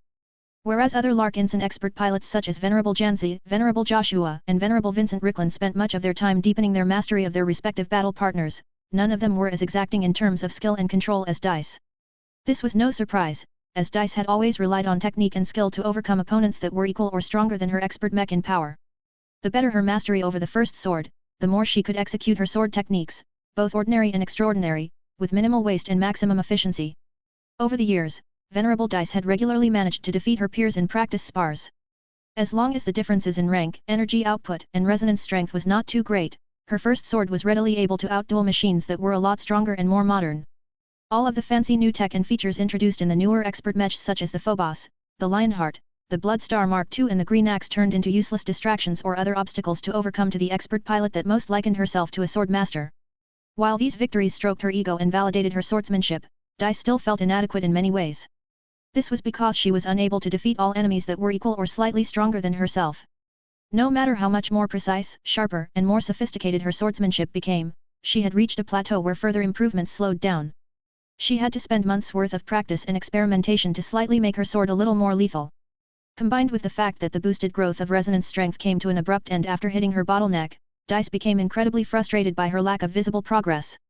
The more time she spent without making any substantial improvements, the more she began to entertain doubts whether she was as strong as she imagined herself to be. When the reality of her lack of subsequent growth sank in, her mind entertained darker thoughts. Had the evolution of her swordsmanship taken a wrong turn? Did she earn the right to feel so conceited about her dueling power when she was unable to confront a phase lord? Would she become one of the many high-tier expert pilots who would remain forever stuck at their current ceiling? That last thought haunted her like nothing else. This was one of the worst outcomes for a champion at her level to end up as. Even if the Age of Dawn had rewritten the rules and given mech pilots more opportunities to advance, it still took superhuman effort in order to attain sainthood. This was the reality to everyone who undertook the most difficult and punishing form of cultivation. Expert pilots could make do with decent extraordinary willpower. Ace pilots had to meet higher standards. Those aspiring to become saints had to prove themselves to be the best of expert pilots. They could never become satisfied with their current advantages and constantly needed to risk themselves to temper and fuel the growth of their willpower and convictions. Venerable Dice had put in a lot of effort to break through a year after the start of the Age of Dawn. She actively fought alongside the other Larkinsons of the expeditionary fleet and volunteered for riskier assignments. Despite the accelerated growth of her resonance strength, Dice personally felt that she sufficiently tempered and mastered her extraordinary willpower. Her willpower shouldn't be inferior to the likes of Tusa, Cosella, and Isabel when they triggered their last breakthroughs. Venerable Dice had also invested a significant amount of time on meditation as well as introspection. She clarified and reinforced her reasons to fight, which was to protect the Sword Maidens and the comrades of the Larkinson clan. Her conviction had always remained consistent, and she made sure that it remained relevant by maintaining her friendships with her fellow Sword Maidens. They were like fellow sisters or daughters to her. They were weaker, restless, and vastly more immature than her. Yet Dice saw pieces of herself in the women who admired her and idolized her as one of the ideals of the Sword Maidens. How could she not dedicate her life and being to protect them from the nefarious enemies that they were unable to defeat by themselves? The Sword Maidens did not need coddling. They were more than strong enough to handle any equal challenges. Yet they were painfully vulnerable against enemies that outclassed them by mass, superior tech, and extraordinary power. Dice had appointed herself as their foremost champion and protector against these vast and nearly undefeatable foes. Her strength as an expert pilot was not even close to what was necessary to defeat or deter all of those terrible adversaries. In that sense, Dice had more than enough drive and motivation to pursue greater power. Yet despite all of these factors, she still remained stuck as an expert pilot. It was one thing to acknowledge that she was still fairly young compared to other expert pilots and that she still had plenty of decades to go in order to find her breakthrough opportunity. It was another thing to see even younger expert pilots such as Tusa and Isabel pierce through their bottlenecks sooner than she could imagine. Why had Dice remained stuck while others overtook her in the race to become the strongest champion of the Larkinson clan? This question continued to plague her for months on end. She spent almost the entire Red Tide offensive seeking the answer that would quell her doubts, yet none of the battles against the invading aliens gave her any relief. The swordsman mech specialist never imagined that an impromptu challenge against the projection of a genuine swordsman would deliver her the answer. How could she have been so blind to such a core aspect of her strength? As a swordswoman and a mech pilot, Dice had relied on the power of metal to empower herself. Pure skill was great if she had it in abundance, but without a piece of metal in her hands or around her body, Dice could not even defeat the weakest third-class mech by herself. It was only when she paired her superior skill and control with the hard power of metal equipment that she could truly bring her potential to life. The first sword was not just a living expert mech to her. Now that Dice had begun to recognize the importance of metal, the mech frame sang to her in a way that previous instances of resonance had never evoked. The decapitator was more than a mech sword. Dice had always known on an intellectual level that it was a masterwork creation that Ketis had lovingly forged for her fellow sword maiden, but how could a mech pilot possibly understand the full significance of this act? It was only when Dice had opened her eyes to the true power of metal that she truly recognized the special nature and the hidden strength of the decapitator. The reason why it was so unnaturally good at beheading other opponents was due to the fact that it was an artifact that surpassed mundane metal products. Ketis had literally put a piece of herself inside the decapitator. This not only imbued it with a portion of her own power and intent, but also made it a little more compatible with the element of metal. Dice had already called upon this power whenever she tried to behead an opponent. She just did not realize the underlying mechanisms and source of power at the time. All of that had changed today. Now that the muscular swordsman had inadvertently led her to lift the blindness that afflicted her for her entire life up to this point, she finally gained the ability to see how much her life had become intertwined with metal. Her affinity and intimacy with the metal-y energy attribute were so high that Dice felt as if she was no different from a clown all of this time. How could she miss such obvious relationships? It was only when she had made a fundamental cognitive shift that Dice recognized what she had been missing for so many years. Everything fell into place. Having satisfied all of the other conditions to break through a long time ago, her breakthrough after becoming complete happened in an instant. With more power at her disposal than ever before, her entire life state began to reach a higher level. Even her companion spirit Respa began to promote to an entity that gained an entirely separate domain. Forced resonance began to act on the first sword and the decapitator, flooding both with the power that temporarily elevated their parameters to the standards of an ace mech. After years of fighting under clear physical limitations, the unlocking of the power or metal had allowed Dice to fully elevate her willpower to a great height, and thereby amplify the power of any mech she piloted to an even more ridiculous degree. I am the duelist without peer. I am the huntress of beasts. I am the mistress of all alloys. My sword shall remain forever sharp and my armor shall never break. From this day onwards, the power of metal shall forever fortify my equipment. Let my mech sing this truth. The first sword glowed with the power and the potential of metal. A rudimentary saint kingdom began to unfold that easily pushed the earth aura generated by the muscular swordsman away. From now on, Saint Dice Larkinson would never allow herself to succumb to the domain of an adversary so easily. Let the blade in my partner's hands validate my claims. Chapter 6548, The Son of the Mountain. There were many differences between expert pilots and ace pilots. From transforming their rudimentary resonance shields into proper saint kingdoms to unlocking the growth of their resonance strength to a much greater height, any expert pilot practically underwent a comprehensive rebirth and evolution from the moment they triggered a second apotheosis. When Dice Larkinson finally attained her sainthood, what stood out the most to her was that she gained enormous improvement in her ability to sense, understand, reinforce, and sharpen the metal under her control. She was able to take immediate advantage of her newfound sense of metal to gain a far better grasp of what the first sword and the decapitator were capable of under normal circumstances. Saint Dice then proceeded to infuse them with metal-y energy drawn from the ambient environment to strengthen them far beyond what was normally possible with hyper-technology. Although the unending alloy and other metals resisted this forced procedure, Dice's willpower had finally grown strong enough to defy this outcome and impose her own ideal result. It was far easier for her to do this than other ace pilots due to her particularly strong affinity for the metal element. With the temporary blessing of forced resonance, most of the actions that normally required Saint Dice to pilot an ace mech could all be applied without any major hindrance while piloting her trusty expert mech and battle partner. The first sword had grown enormously when Dice managed to break through. The feedback generated by a mech pilot attaining sainthood was enormous. Not only did the living mech's spiritual foundation grow a lot stronger due absorbing all of the energies that Dice carelessly released during her momentous ascension, but the very essence of the first sword became even more aligned the new ace pilot's domain. This meant that the first sword was able to absorb and contain far more metal energy than before. The same applied to the decapitator mech sword as well. The giant and gleaming great sword grew tougher and sharper without losing any flexibility. The masterwork creation practically sang when resonating with Saint Dice's willpower, and actively sought to make itself more useful in any way possible. Saint Dice became delighted with every new facet that she managed to discover about her expert mech and mech sword. If she wanted to, she could easily keep herself entertained for days as she patiently examined each and every aspect that she had overlooked in the past. This was not the time for her to indulge in her newfound sensitivity and comprehension towards metal. She turned her attention back to the muscular swordsman. Ever since he discovered that the expert mech was able to break the hold of his earth aura, he had backed off and patiently gave Dice the time to complete her transformation to sainthood. Even though Dice was aware that she was not facing a real blood and flesh sword cultivator, she still made the first sword perform a simple bow in respect to the energy manifestation. The expert mech then turned around and bowed to the source behind her latest and most crucial realization, the Heaven Sword. Thank you for letting me see the truth of my own power. Now that I have clad my will in metal, I shall complete this challenge and beat you at your own game. You better power your energy manifestation up, or else I will easily cut off its head with my decapitator. The power of the first sword had reached an entirely new level, if only temporary. The current state of the muscular swordsman was simply outclassed on almost every level, so he was no longer able to present a worthwhile challenge to the new saint. It would be too boring to cut down the adversary that had given her the chance to break through without any effort. The relic weapon apparently registered her request, because the blade that was currently in the hands of the elegant swordsman transmitted a powerful pulse of heavenly energy that directly struck the muscular swordsman. It was as if the earth-wielding energy manifestation received a massive upgrade. His aura strengthened to the point where it was able to push back against the first sword's saint kingdom. The definition of his appearance improved and his energy signature had multiplied by multiple times. Let's set aside this boring dance and go all out.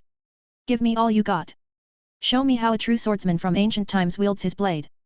Her urge to duel became stronger than it had ever been in the past. The notion of being able to lock blades with an actual representation of an ancient human sword cultivator exhilarated beyond all measure. This was a rare and unique experience that was almost impossible to attain through other means.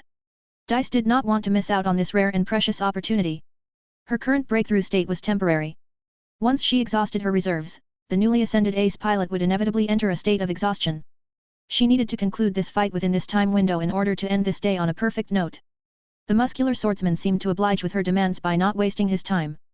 After he fully processed the additional injection of heavenly energy, the muscular swordsman let out a silent shout and began to shock and vibrate the surrounding earth energy into his false body. Soon enough, the pieces of rock armor that previously only showed up just before the first sword landed an attack appeared in a more persistent form this time. The rock armor segments also began to multiply. They soon began to cover the mech-sized form of the muscular swordsman in a suit of pure condensed earth energy that had taken the form of a suit of armor made out of rock. A rune suit of armor no less.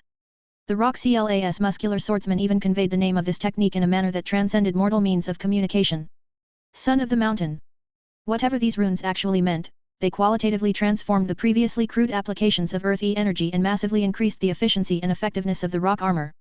The copy of the Heaven Sword went through a similar transformation. Shards of rock condensed around the originally slender blade and began to depict runes that massively strengthened ridiculously large and thick blade. Collapsing peak. At this point, the augmented Heaven Sword could no longer be regarded as a sword anymore. Instead, it turned into an extremely thick and massive siege weapon that only vaguely resembled a sword. Its edges weren't even sharp anymore. The muscular swordsman had completely given up on relying on the sharpness of his weapon, and relied entirely on the mass of his ultra-heavy weapon to inflict overwhelming blunt impact and concussive damage. The two duelists couldn't be more different at this time. The two even exuded completely different auras. Saint Dice smirked as she readied her machine for a fight that she was bound to remember for the rest of her life. Go.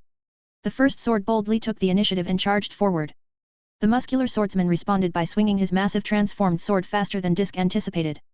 If the Earth Aura was still able to drag down the first sword's mobility and cause the living mech to move sluggishly, then she would undoubtedly get crushed or expend excessive resources in an attempt to block this devastating blow. However, the metallic gleam on the first sword's armor system glowed brighter, allowing the mech to cut through the muscular swordsman's domain and shake off much of this debilitating effect. Like a shovel digging through soil, the first sword only had to expend a moderate amount of effort to avoid getting bogged down.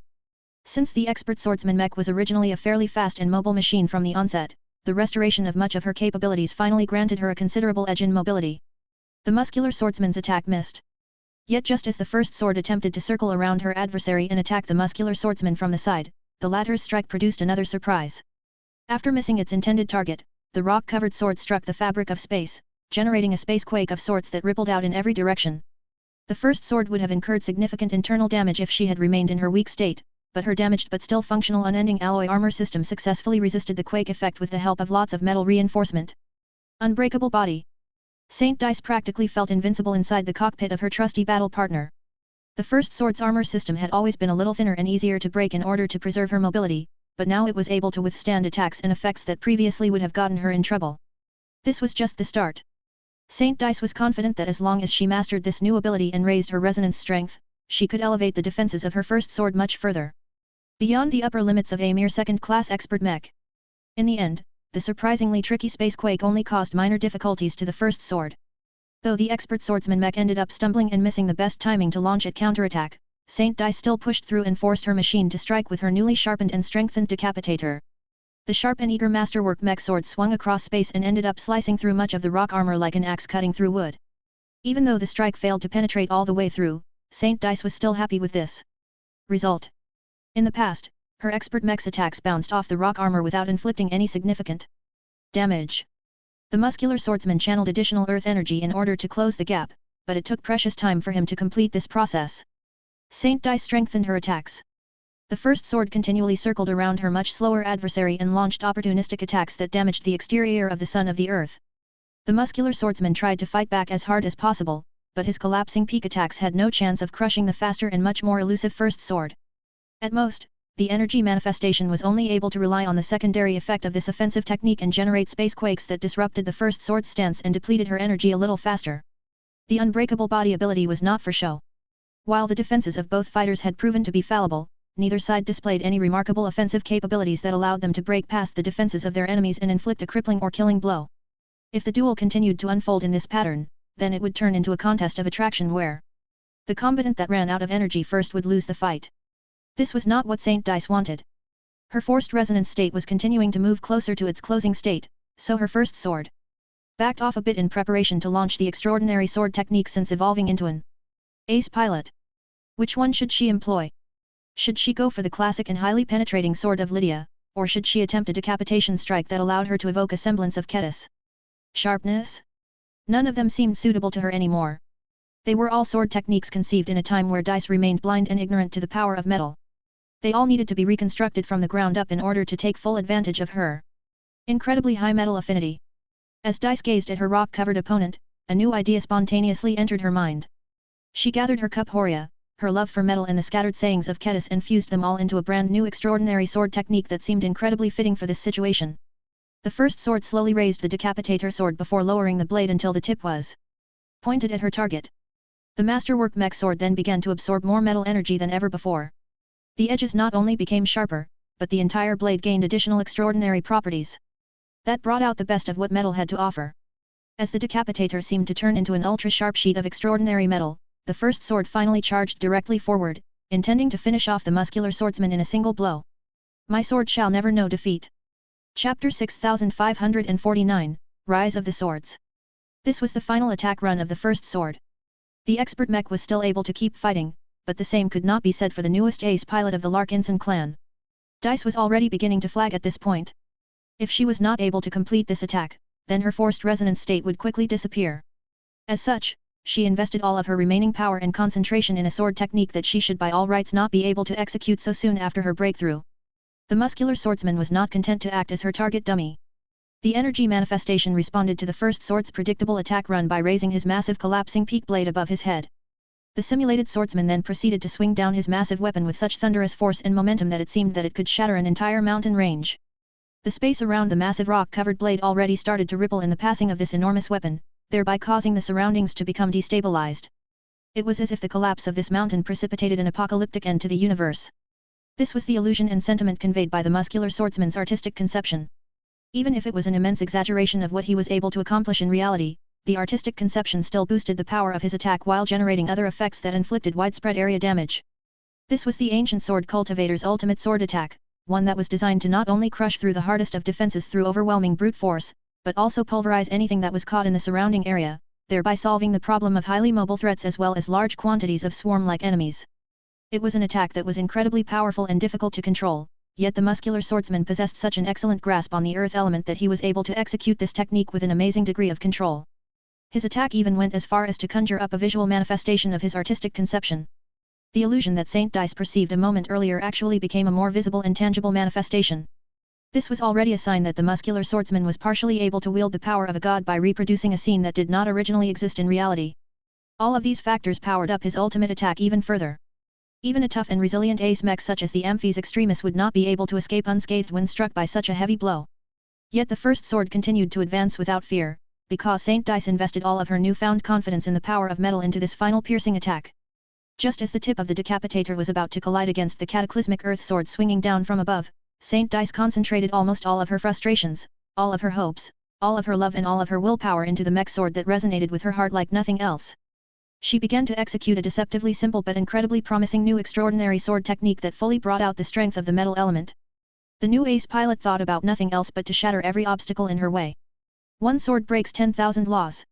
A shining line of silver sheared through space. In one moment, a cataclysmic collapse of Earth had threatened to crash through an entire section of space.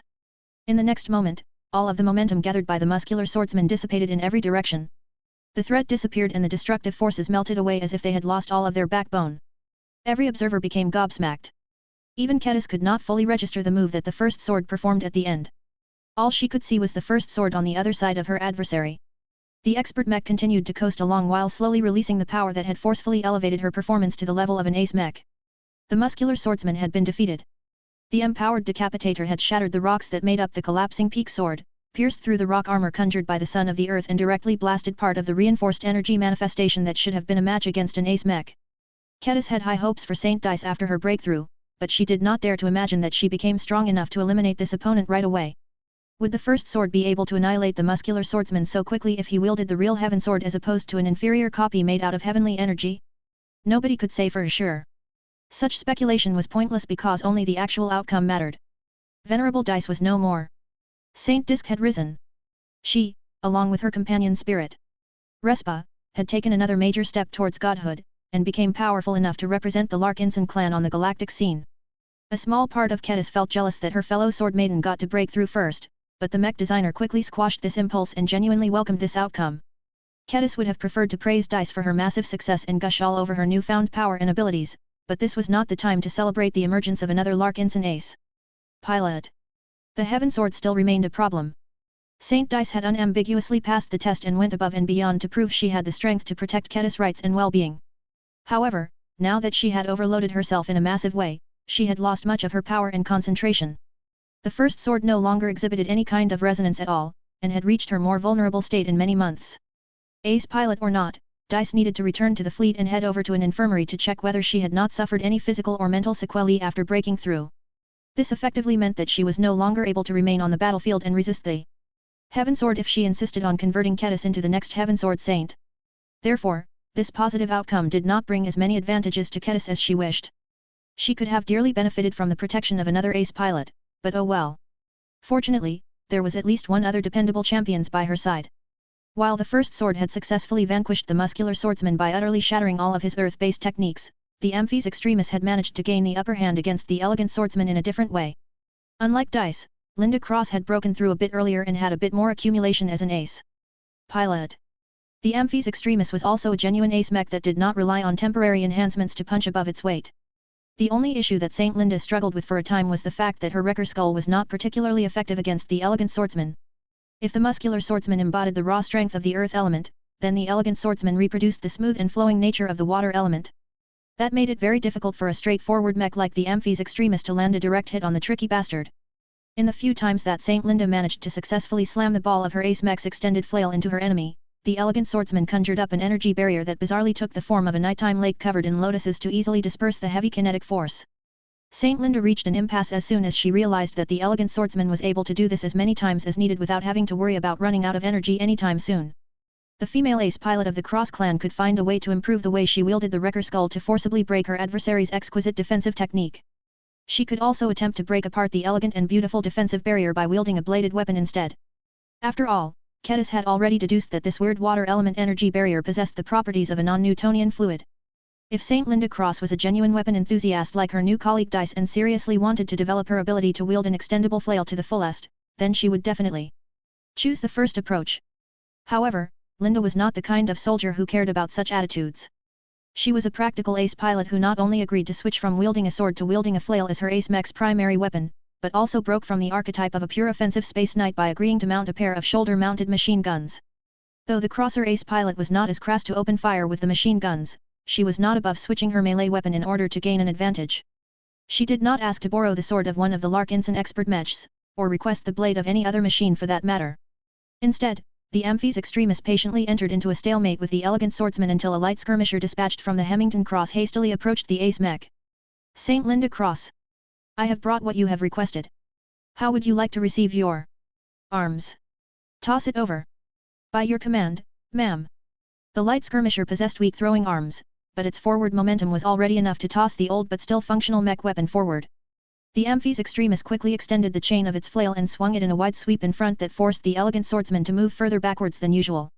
The ace mech took advantage of this brief window to turn around and race towards the new weapon. As soon as possible. The machine even went as far as tossing aside its battle-scarred tower shield. This surprising action made the Amphis Extremis a lot more vulnerable than before, but Saint Linda did not care because her machine finally grasped the hilt of a familiar weapon. It was the old chain sword wielded by her previous machine. The Cross clan did not handle its high-ranking mechs like the Larkinson clan. Master Benedict may have used a lot of expensive resources to fabricate the Amphis Extremis from scratch, but he did not destroy the original Amphis or strip it for parts.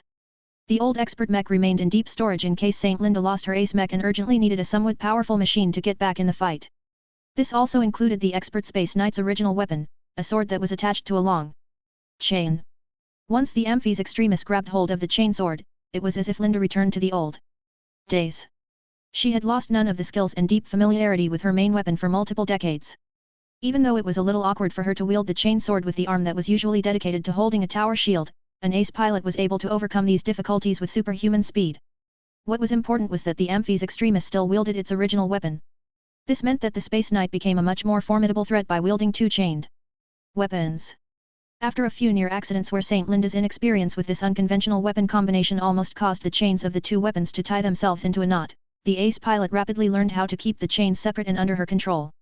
The elegant swordsman had little chance to gain an advantage anymore at his current level of strength and skill. Sure, the Amphis Extremis had tossed aside its protective tower shield, but with two extendable weapons in its arms, Saint Linda was able to control the space around her to a much better degree and eventually allowed her chain sword to cut straight through the elegant swordsman's energy barrier. Chapter 6550, Satisfying the Heaven Sword. 2 out of 3 duels concluded in a satisfying manner.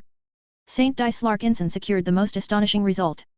After many years of struggle, she finally discovered her incredible potential as a manipulator of the metal element, and activated it in such a spectacular fashion that she immediately rammed through her bottleneck and broke through.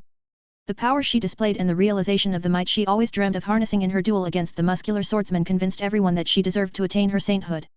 Best of all, her breakthrough took place in fairly benign circumstances, so the probability that she had become distorted due to an extreme outburst of negative thoughts and emotions were practically nil. All of this meant that Saint Dice was likely to retain the same degree of stability and reliability as she exhibited during her expert pilot days. The same could not be said for the likes of Saint Commander Cosella Ingvar and Saint Isabel Coden. Both of them broke through under abnormal circumstances that concerned the higher-ups very much. The Larkinsons paid care and attention towards their only Saint Commander in particular. No one had forgotten that her cherished brother, Venerable Iman Ingvar, died during an escapade gone wrong. Even if General Ark Larkinson managed to avoid any blame due to the death of a vital asset under his command, Cosella Ingvar was too compromised on this sordid issue and could not accept this objective verdict. There was bad blood between the two extraordinary mech commanders. It would have been best if the two were placed as far apart as possible, but the needs of red humanity trumped these personal grievances. The unsympathetic and overworked military strategists that were responsible for propping up the front lines carelessly assigned the expeditionary fleet of the Golden Skull Alliance and the 77th Warborn Mech Division to the same star system. Perhaps in the eyes of the Red Three, the Warborn fielded a lot of mech pilots that originally hailed from the Larkinson clan and Cross clan. Since that was the case, they should naturally perform better when fighting alongside their compatriots in the expeditionary fleet.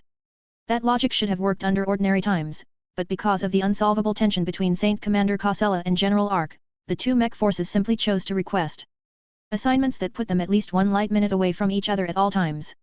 That worked, more or less. Saint Commander Cosella meticulously fulfilled her duties without complaint. She did not show any sign of abnormality towards the apparent presence of the Warborn in the Viola Magnifica system. However, many Larkinsons secretly questioned whether the Ace Commander would remain this way when the native aliens conducted their next large assault. Once the battlefield became engulfed in chaos, would the Saint Commander truly remain well behaved when the battle lines became compressed and the man who failed to take good care of her brother entered her reach? Nobody could say for certain. Ace pilots might appear just as human as a random person on the street, but had already crossed the halfway mark towards their journey to godhood. They had already shed many aspects of their mortality that previously made them weak and vulnerable. Yet were all traits that supposedly decreased their combat effectiveness truly negative? The reduction or complete absence of human expressions such as fear, doubt, and hesitation had made ace pilots a lot more decisive and fearless. That was good if they had to hold the line against powerful adversaries, but the side effect was that it also made them more prone to taking radical actions that fell outside of the scope of their objectives. This was the risk that came with handling high-ranking mech pilots that managed to break through under less desirable circumstances. In any case, the Larkinson clan did not have to worry about this risk factor when dealing with Saint Dice. She was an honorable warrior. Her conviction was upright and noble. She had always prized her self-control. A proper transition from an expert pilot to an ace pilot should not undermine these positive traits, but reinforce them instead. Saint Dice should be moving closer and closer to the ideal swordswoman that she had always aspired to become. Under the halo of her unexpected but undeniably breakthrough, the success of Saint Linda Cross became a lot less remarkable. Unlike Dice who clearly overperformed in the most dramatic way possible, Saint Linda Cross merely met everyone's expectations. Even if she was a fresh ace pilot who broke through relatively recently and had yet to prove her mettle in a serious battle, an ace pilot who had already stabilized her new condition was still a combatant that far exceeded the combat capabilities of an expert pilot in every way. Their strength was not only higher, but their ability to adapt to adverse circumstances was considerably better. Situations that stumped expert pilots would not faze ace pilots because the latter possessed a lot more ways to express their power. Although not even Kedis expected for Saint Linda Cross to take up her old arms again.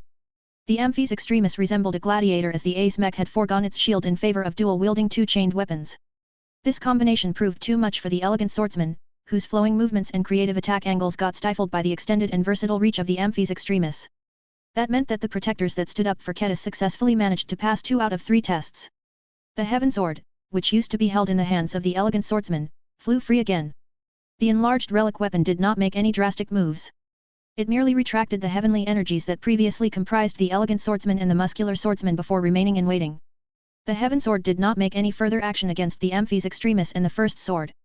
This was fortunate since the latter had to withdraw from the field in order for Saint Dice to recover from her breakthrough and give her the rest she deserved. When Ketis studied the Heaven Sword from another live feed, she couldn't tell what it was thinking, but she could make a few guesses based on her observations. The Heaven Sword was probably the most satisfied with Saint Dice. She was the closest thing to a true swordswoman among the mech pilots. Over the course of her struggle, she had stepped up by imitating the muscular swordsman's method of harnessing the power of an element to augment his swordsmanship and open up new possibilities of attack and defense. In other words, Saint Dice successfully vanquished her opponent by inheriting the swordsmanship principles taught by the Heaven Sword. Even if Dice only copied the principles and did not absorb anything else from the ancient sword cultivation legacy on display, this was already enough.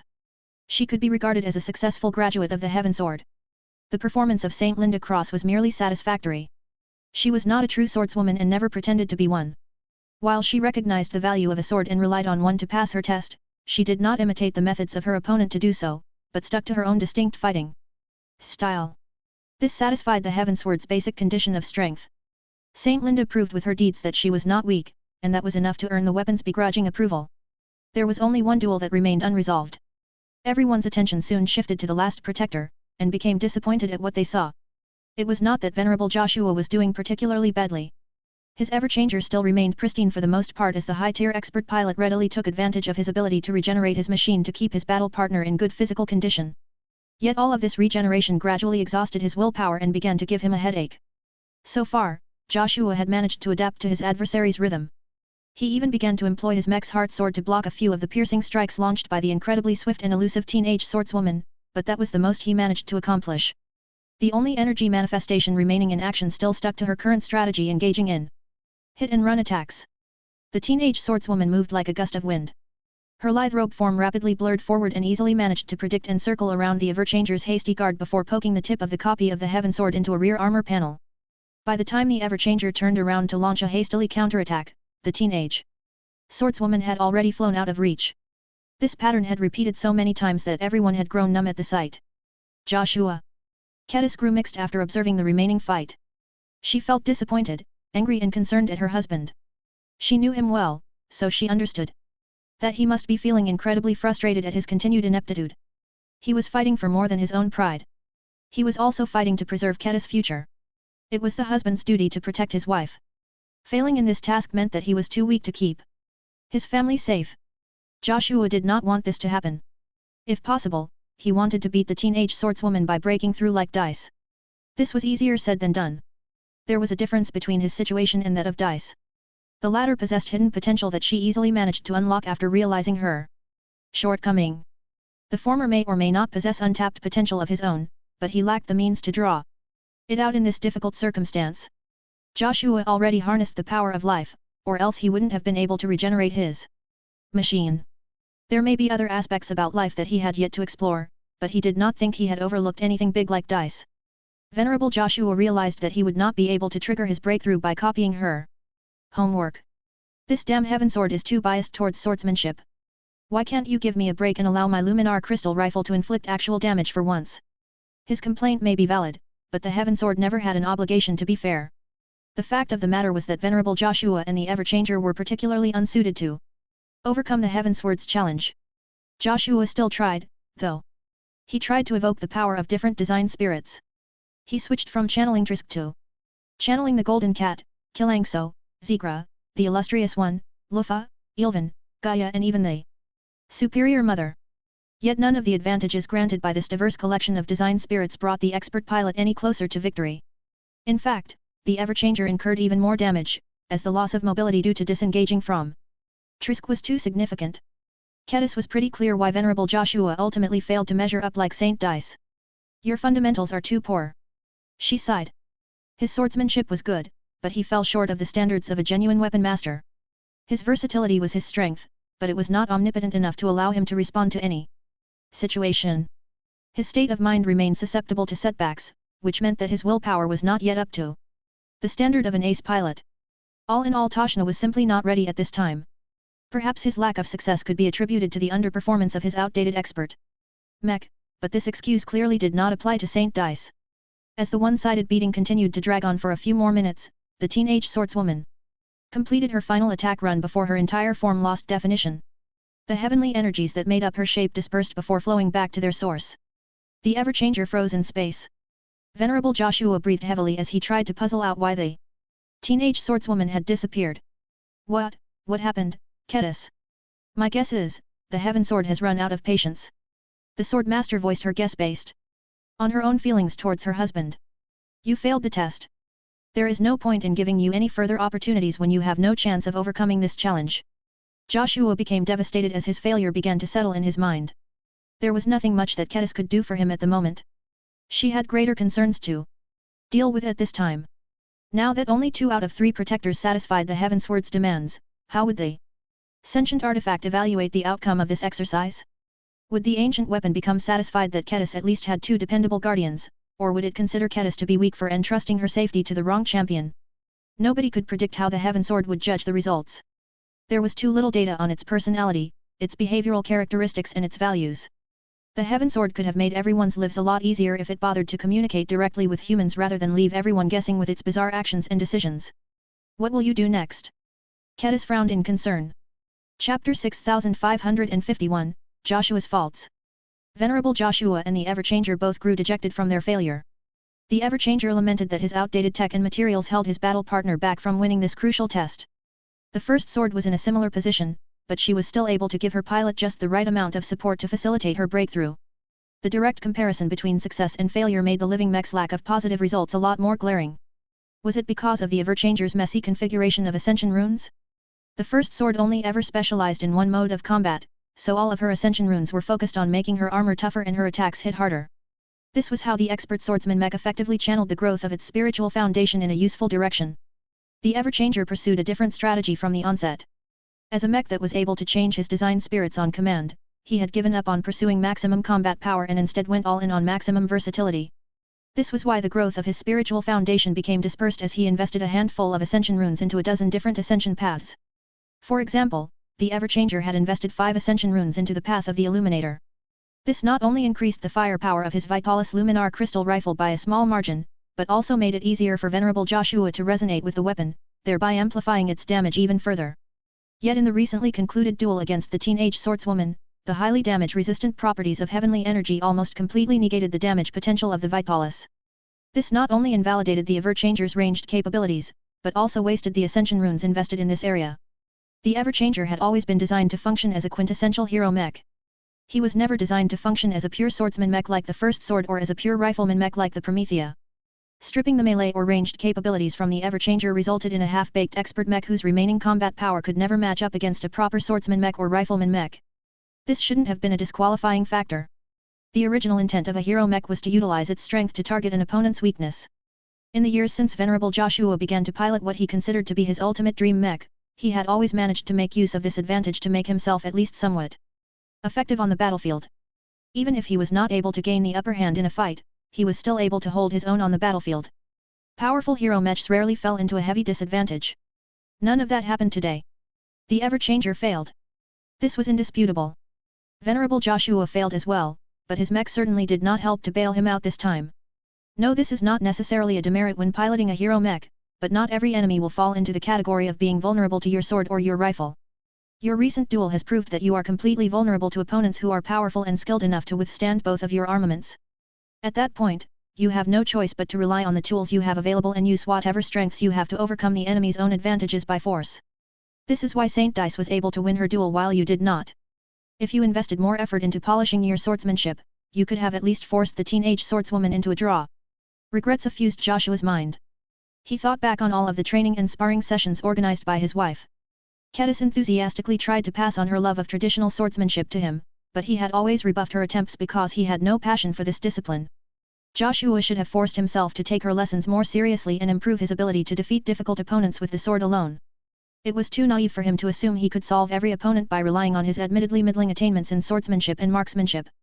Before you think about taking remedial classes from me, I personally do not think this is the right approach for you. Ketis surprisingly said and interrupted his thoughts. Anyone can change, but I think it is too much to ask you to completely transform your approach towards swordsmanship and become a weapon maniac. Then, what do you suggest I do instead? You need to play to your strengths, Joshua. As a mech designer, I admire what VES had done to make the Everchanger. There is no other mech like your machine. The Everchanger is never going to become as good in performing swordsmanship techniques as the first sword, so don't even bother. While I still think you need to shore up your fundamental weapon skills, don't spend too much time on it. You are better off trying to plumb the depths of your expert mech's ability to change and adapt to different circumstances. I tried, but that clearly did not work this time, Ketis. There is a limit to how versatile my Everchanger can be. The Patriarch will probably have to turn my battle partner into a smart metal mech or a biomech to allow him to change into more effective configurations. Ketis shook his head. You are not necessarily wrong, but I think a hero mech configuration already grants you enough possibilities. Don't obsess too much over the faults and limitations of your battle partner. Dice has never obsessed over the known shortcomings of her first sword, and look where she is now. The Everchanger is not a modern mech anymore, but his performance is still decent enough to remain useful on the battlefield. It is a luxury to ask for anything more. What you need to do instead is to focus on the variables that you control, and one of them is to explore how you can expand the versatility of your existing expert mech and your own abilities. An avid mech pilot such as Joshua could never stop thinking about piloting a newer and more powerful machine. This was a universal desire that was intrinsic to the piloting profession. However, the Larkinson clan is still at least a solid year away from upgrading the Everchanger, if not longer. Instead of wasting his energy on a factor that could not be sped up no matter what he wanted, it was better for Joshua to focus on improving the conditions that were within his control. Perhaps he might not be able to do much under his own power, but Ketis believed that he could still drag himself into breakthrough territory if he worked hard to squeeze out his existing potential. You need to be more focused and purposeful in your training plan. She continued to advise him. At the same time, you need to open your horizons and think about how you can make your Everchanger deal with less standard and more abnormal opponents that can circumvent your existing strengths. If you have been able to prepare for a weird enemy such as the teenage swordswoman in advance, then your duel may have produced a different outcome. Do you understand? I understand. I think I know what to do from now on. Thank you, Ketis. I might have failed today, but that doesn't mean I will repeat this outcome. No matter what, I don't want to turn myself into another Ark. General Ark Larkinson was his senior and became an ace pilot candidate years before Joshua. Yet the man who was older than VES' father still remained at the exact same level as Joshua. Meanwhile, men and women who were an entire generation younger than Ark had surpassed him and entered the ranks of saints, thereby creating new legacies for themselves that had little to do with the glory of the old family. Before they could speak any further, the Heaven Sword finally changed its pattern. It no longer floated in space as if it had gotten stuck in a logic loop. The grand work slowly shrunk in size until it returned to its original dimensions. The sword then proceeded to fly straight towards the combat carrier where Ketis could be found. The Amphi's Extremis and the Everchanger hastily moved and put themselves onto the path of the relic weapon, but the Heaven Sword simply disappeared before it crashed into the machines. An instant later, the Heaven Sword directly appeared inside the hangar bay of the starship and appeared in front of Ketis yet again. The Heaven Sword thrummed with heavenly energy. It looked a bit more active than usual, and was probably ready to take action. Ketis grew a lot more nervous, but she still held out hope that the Heaven Sword would see reason. This time. I am impressed by what you have managed to do, but that is no reason for you to impose yourself on me. I already have a sword, and I am committed to developing my own swordsmanship even if it cannot measure up to yours. Nothing you do or say will persuade me to give up what is mine. The sword master gripped her bloodsinger in a stance that was poised to attack. She had gained a bit of inspiration from observing the swordsmanship of the three energy manifestations. The sword master did not mind showing the Heaven Sword how she thought of applying what she gained if the two came to blows. Chapter 6552, The Heaven Sword's Solution. One way or another, the threat of the Heaven Sword had to be addressed one way or another. While many Larkinsons were grateful that it had shown Dice the way to trigger her second apotheosis, the clan would still suffer a severe loss if Ketis lost her swordsmanship and her passion in her craft in the process. Perhaps other people might argue that Red Humanity needed a sword saint in control of a recharged Heaven Sword far more than a weak journeyman mech designer and sword master combination, but Ketis did not ascribe to this idea. Now that the Heaven Sword had revealed a small measure of its mysterious history by unveiling realistic energy projections of the sword cultivators who may have wielded the grand work in the past, Ketis had gained a little more insight into the weapon. The Heaven Sword likely served as an artifact that was passed down from one generation to another through an existing formal inheritance process. This suggested that the Heaven Sword originally represented an institution rather than just a single owner. Whether this institution was a family, a state, or a sect, the Heaven Sword likely served as the symbol of authority as well as a tool to enforce the holder's power over the masses. At the same time, the Heaven Sword also imposed its own standards and requirements into the wielder. This meant that the institution would always have a leader that conformed to its original values and principles. Any selfish and less pure leaders would inevitably get brainwashed by the Heaven Sword and cease to become a problem anymore. Cadis had to admit that if this was how the Heaven Sword was designed to work, then it must have done good job all of this time. It was a pity that the institution ultimately couldn't survive the passage of time. What was a relic weapon supposed to do when the institution it was meant to represent had disappeared in the dustbin of history? Its actions in the majestic Teal Star sector gave Cadis a lot of clues of its eventual answer. The Heaven Sword did not try to bring back the institution, knowing that the Big Two would not allow it. The broken Milky Way was unable to generate enough energy to restore the original swordsmanship of the old institution anyway. The sentient artifact therefore proceeded to do the next best thing and try to create a small haven where traditional swordsmanship could still be practiced among humans. Of course, a barren galaxy like the Milky Way was unable to make swordmasters harness the power of heaven and imbue their attacks with strong elemental traces, so the results were not too good. The Heaven Sword was only able to keep a semblance of traditional swordsmanship alive. All of the fancy use of different energies became invalid, leaving only the purest expression of willpower as a means of wielding extraordinary power in modern times. How many years had the Heaven Sword experienced in a universe that had lost its main source of exotic radiation? It must have been pure torture for the sword to experience more eons than any other ancient artifact, and spent much of that time in an energy-deprived state. Yet the sword managed to stay intact and not get too corrupted in the process. Perhaps the Heaven Sword had already deviated far from its original state, but it could have been worse. In a way, managing to survive for so many years and withstand all of the changes that took place in the Milky Way was a testament of its strength and its adaptability. The fact that T also retained a semblance of its original mission and raison d'être after going through so many events that could completely change the lives of other sentients was a testament of its remarkably strong conviction. Even if the Heaven Sword was not able to develop extraordinary willpower due to its nature as an object, Cadis believed that it could easily match that of a sword god. How could a sword with a will comparable to a sword god be so easy to negotiate with? It was already powerful enough to ignore most existing human institutions. In this regard, Cadis found that it was already a blessing that the Heaven Sword was willing to compromise with her. The fact that it bothered to expend its energy to conduct a test showed that it cared for her opinion. Why was this the case? What did the Heaven Sword want from her, exactly? How far was the Heaven Sword willing to go to fulfill its objectives in a more energy-rich galaxy like the Red Ocean? Would it care at all about the wants and needs of its wielder? Cadis did not have enough information to deduce the answers to these crucial questions, so she had no choice but to make a few assumptions and hope that she was mostly correct. Heaven Sword. She spoke in a serious tone even as she maintained a guarded stance. I admire your power, but that does not mean I covet it. No matter how much power and knowledge you can give me, it will only turn me into a shadow of your original owners and makers. I have no interest in reviving the brilliance of the past. I am a mech designer and a sword master. I am more than capable enough to forge my own path. I am developing my own form of swordsmanship, and will mold my own personal sword to match its requirements. I have no need for your inheritance, especially if it comes at the cost of giving up who I am. You should go elsewhere if you want to pass on your inheritance to Red humanity.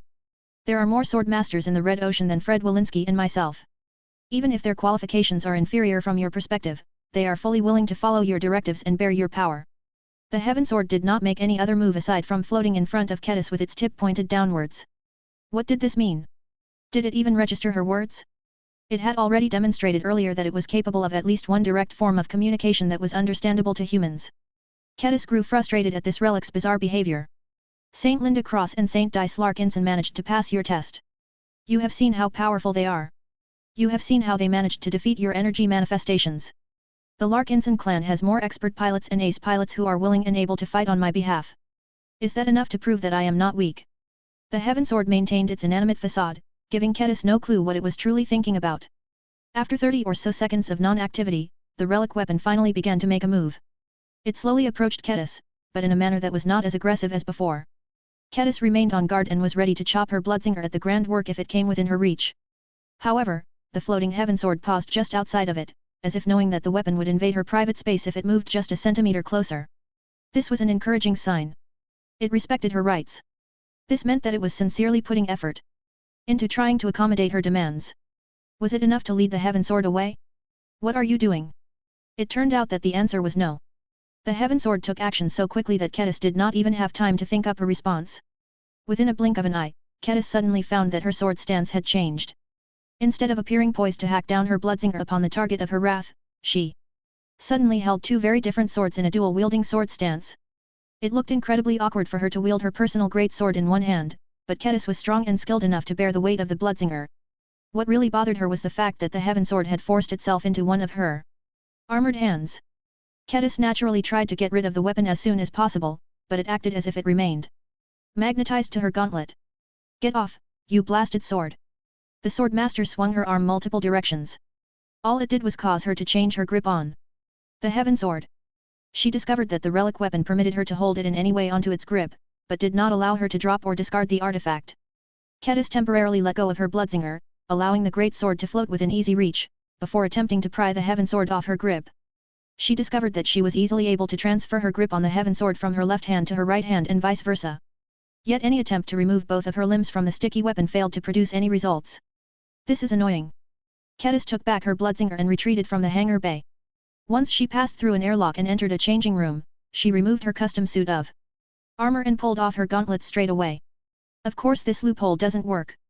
While she was able to remove her gauntlets without effort, the hilt of the Heaven Sword automatically found its way into the palm of her closest hand. Damn it! Ketis grew so frustrated at the Heaven Sword's naughty behavior that she swung the blade in a random direction.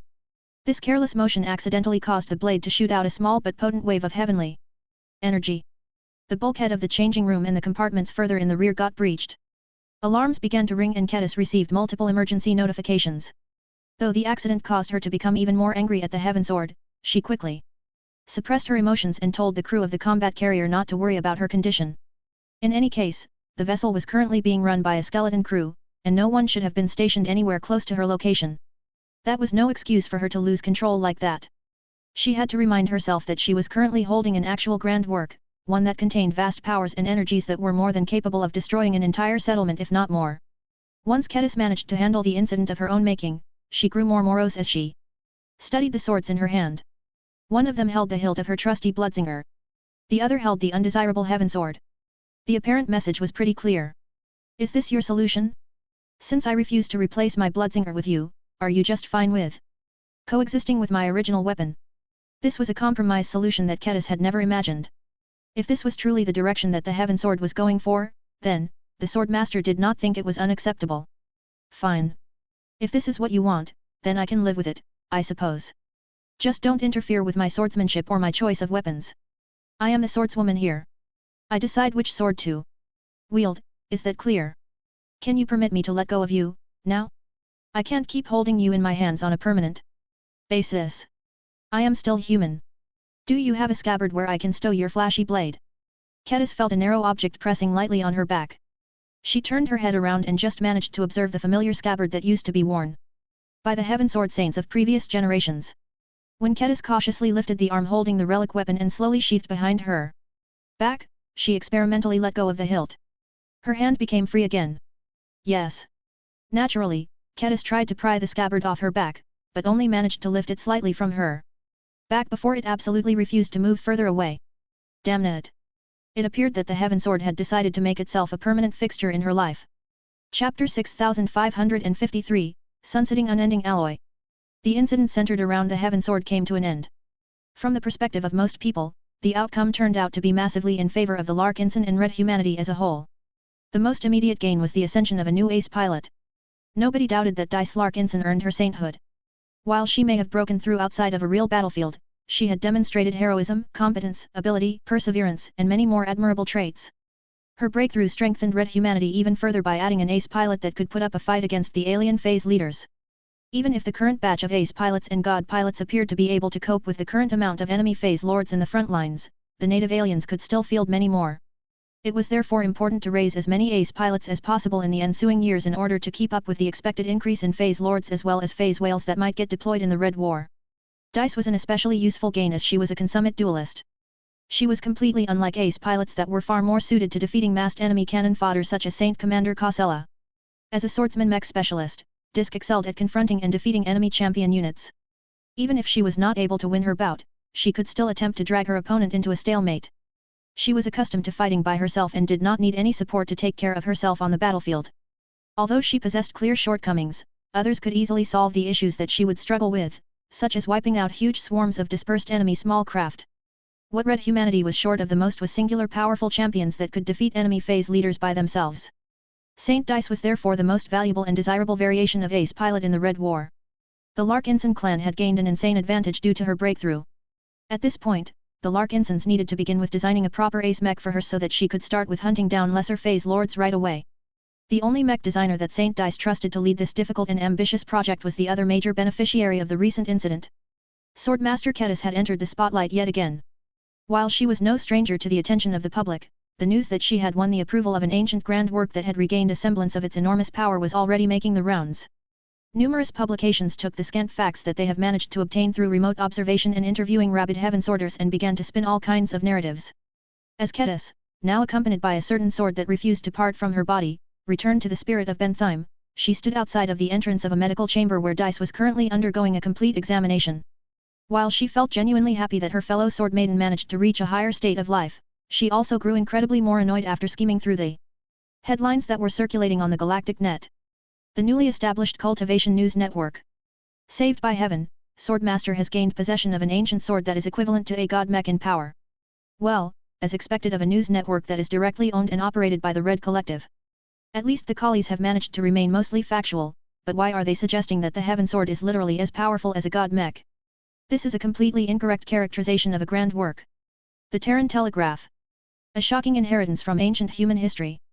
A young mech designer and sword master has successfully earned the approval of the Heaven Sword, a sentient sword that is older than modern human civilization. What forgotten secrets has Kedis Larkinson gained?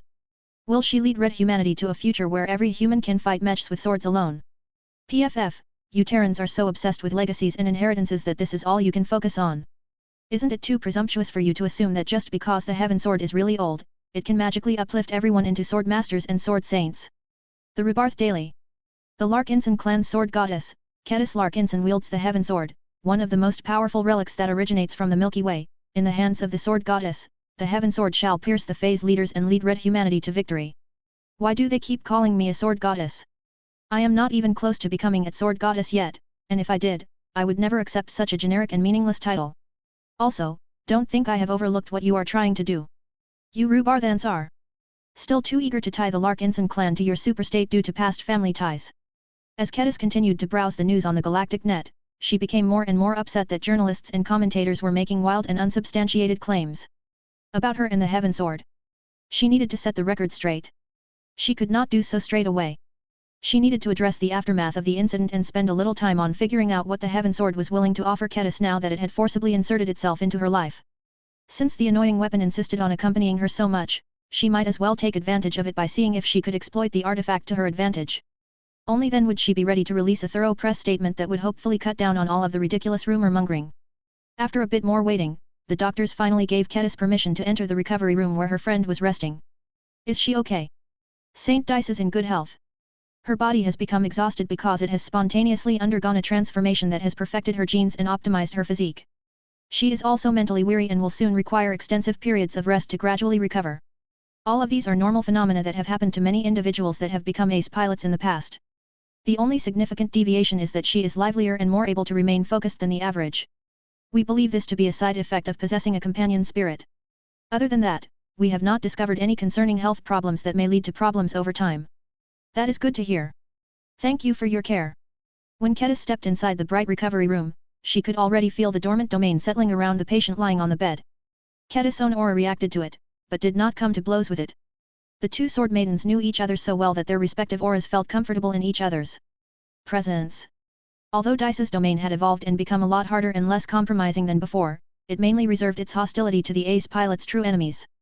Her domain only became a little more alarmed when it clearly felt the presence of the Heaven's Sword.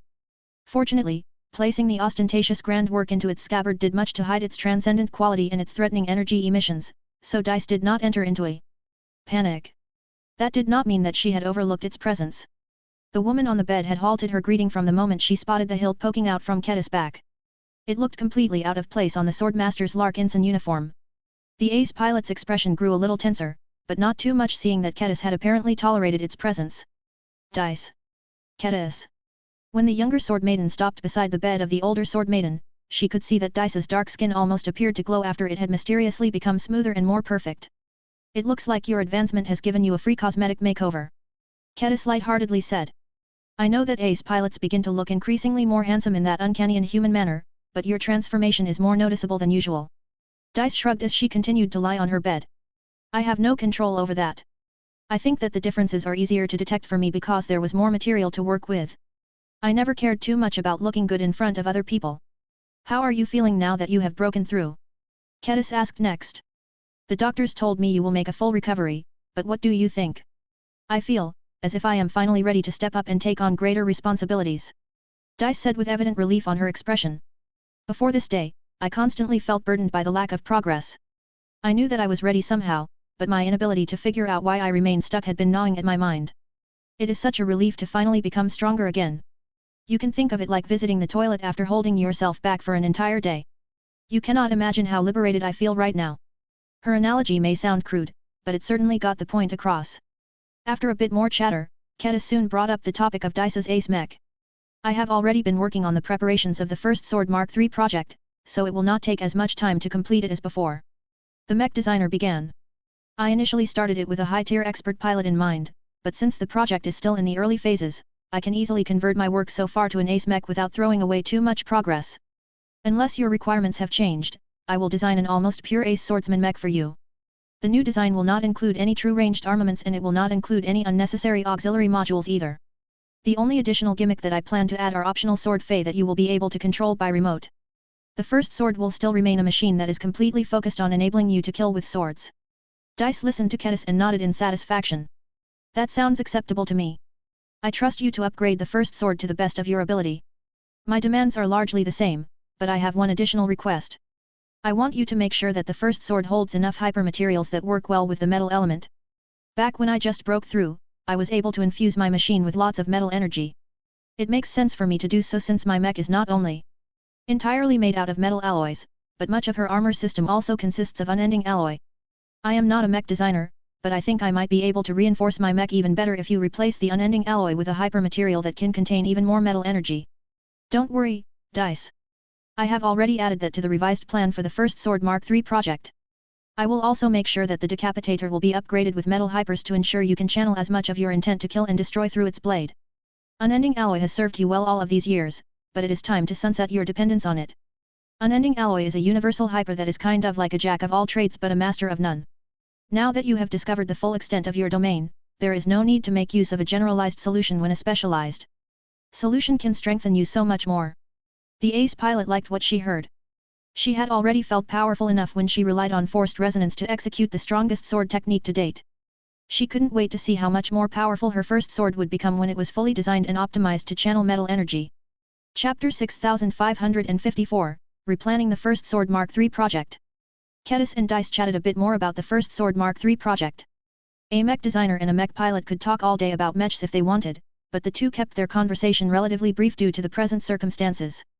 Fortunately, Saint Dice still possessed the same preferences and inclinations as before, so she did not request any drastic changes to the mech configuration of the future version of the first sword. The only major request to integrate a lot of metal hypers was a brain-dead design choice that Kedis intended to implement anyway. There was one sensitive topic that Kedis felt obliged to address with her client.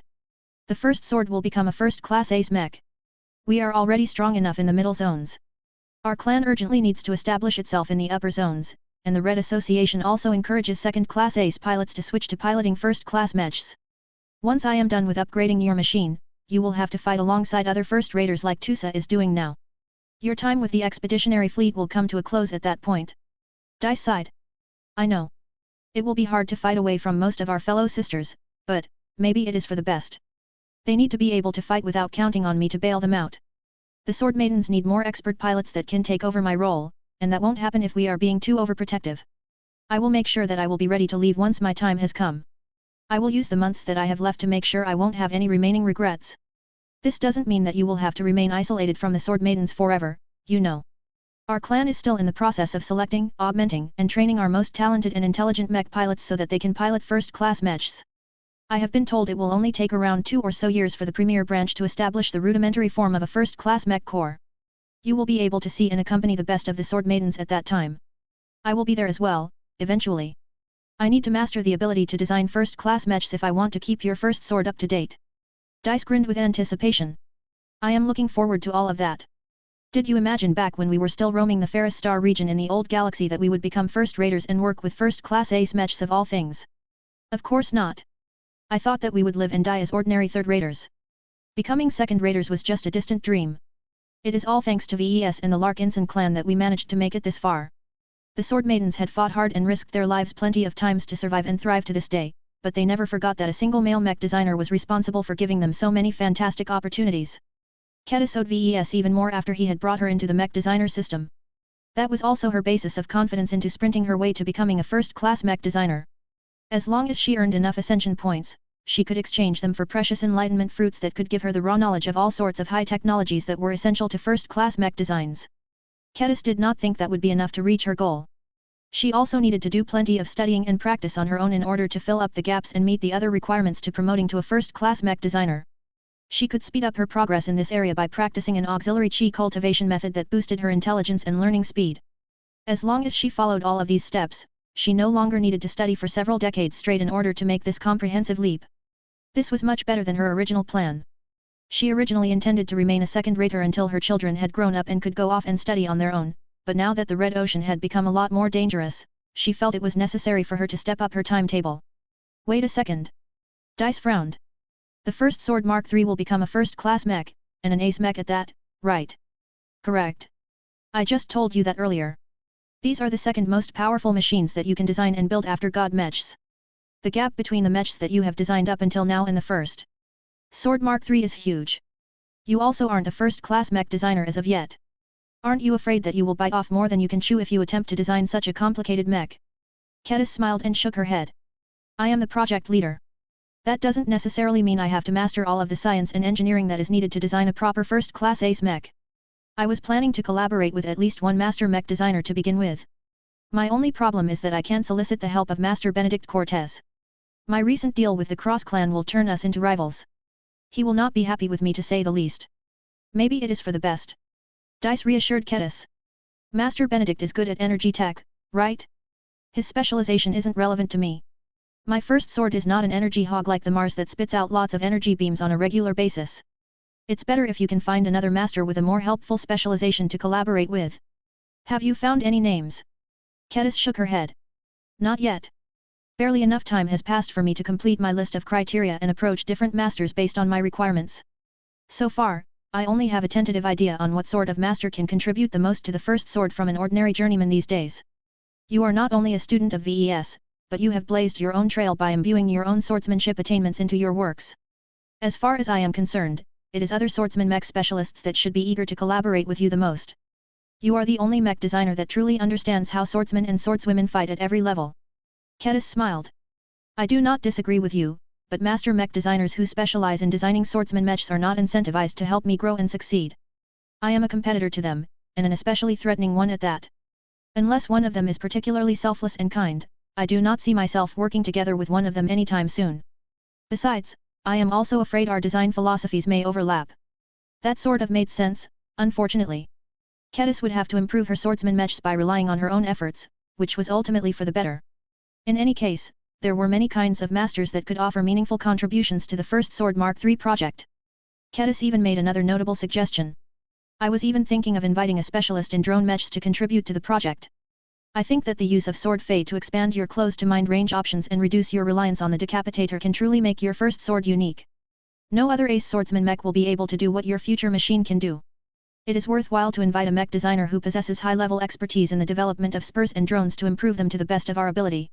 Although Saint Dice had always been accustomed to betting her life on just the great sword in her hands, she was not opposed to making use of additional spurs that were welded onto sword blades. It sounded like an interesting novelty. What was even better was that they were external equipment, so they wouldn't necessarily ruin the first sword's optimization as a pure melee mech depending on how they were designed. Compared to before, I think I can do much more with these Sword Fei. Dice responded. My metal domain can probably strengthen them and sharpen their blades much further than before.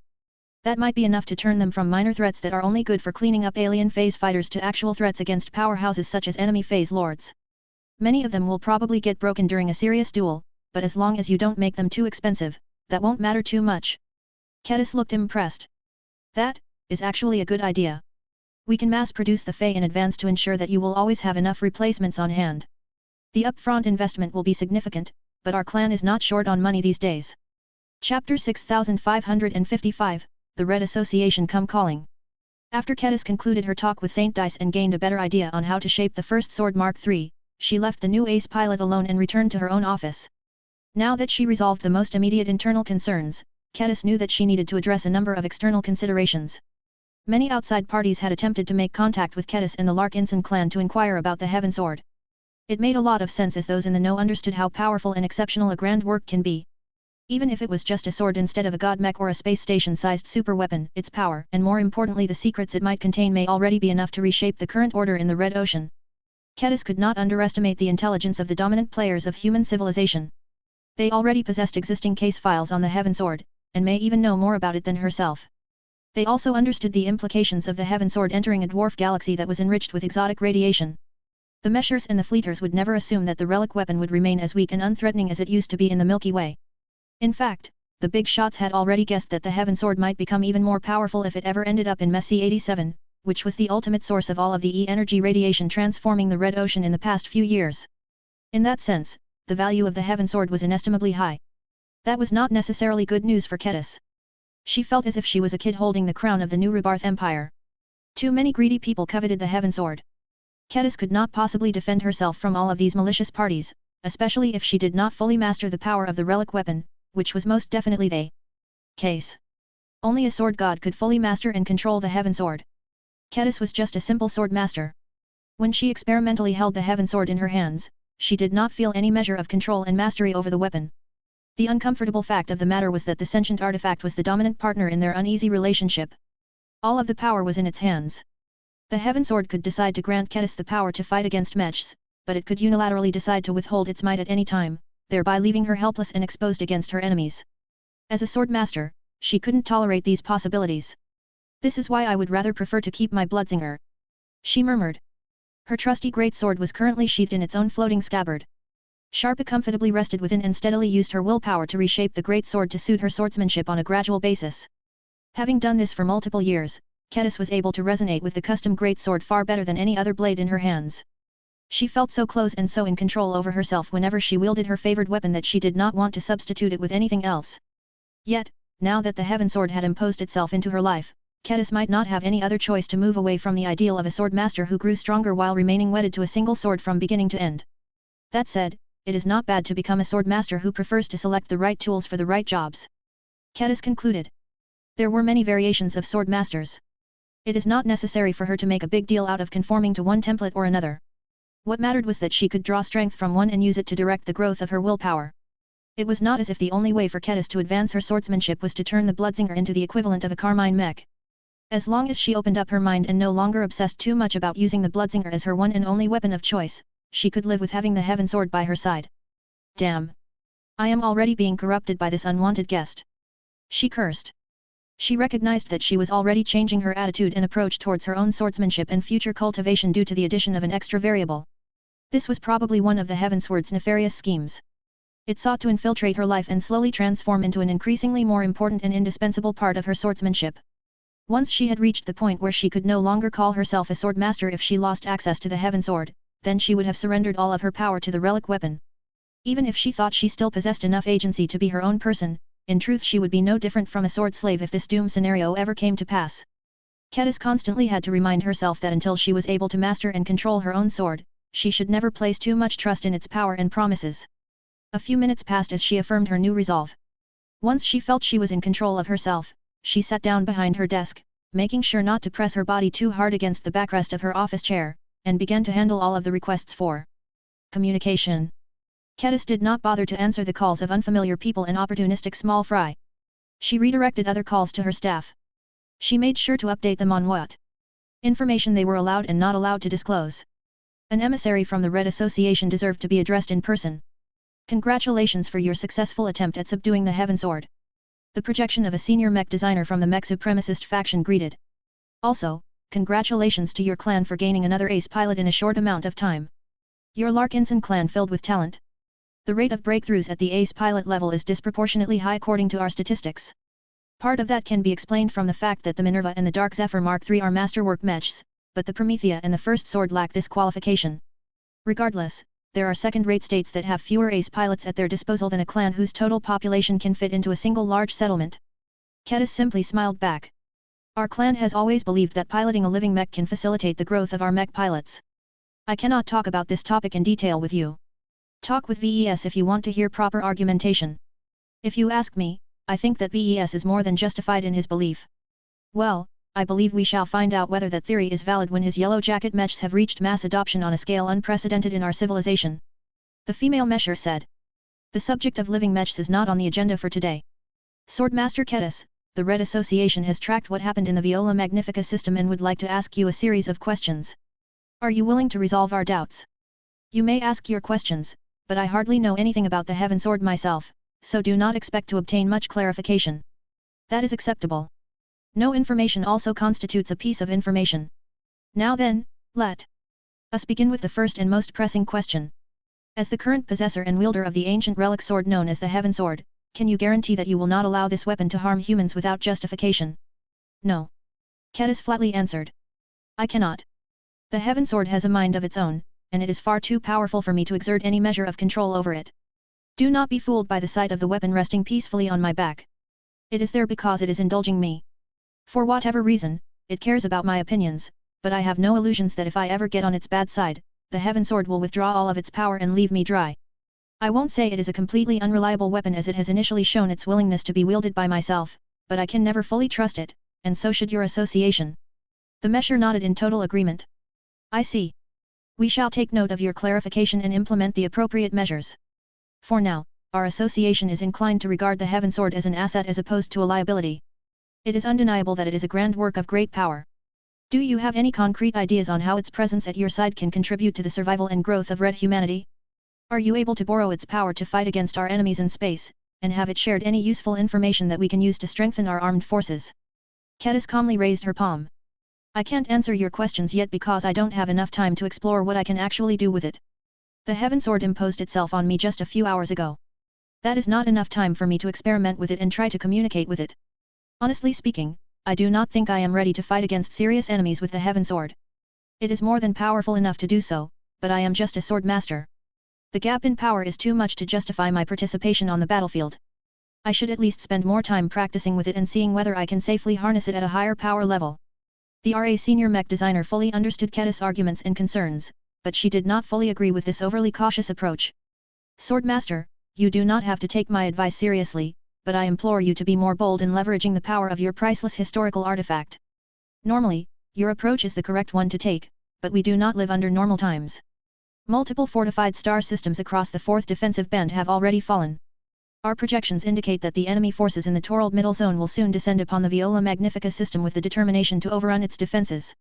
If you can harness the greater power of the Heaven Sword, then please use it to defeat the invaders. The more powerful the enemy, the better. Even if you do not have full confidence in your ability to control this special weapon, any solution is better than no solution.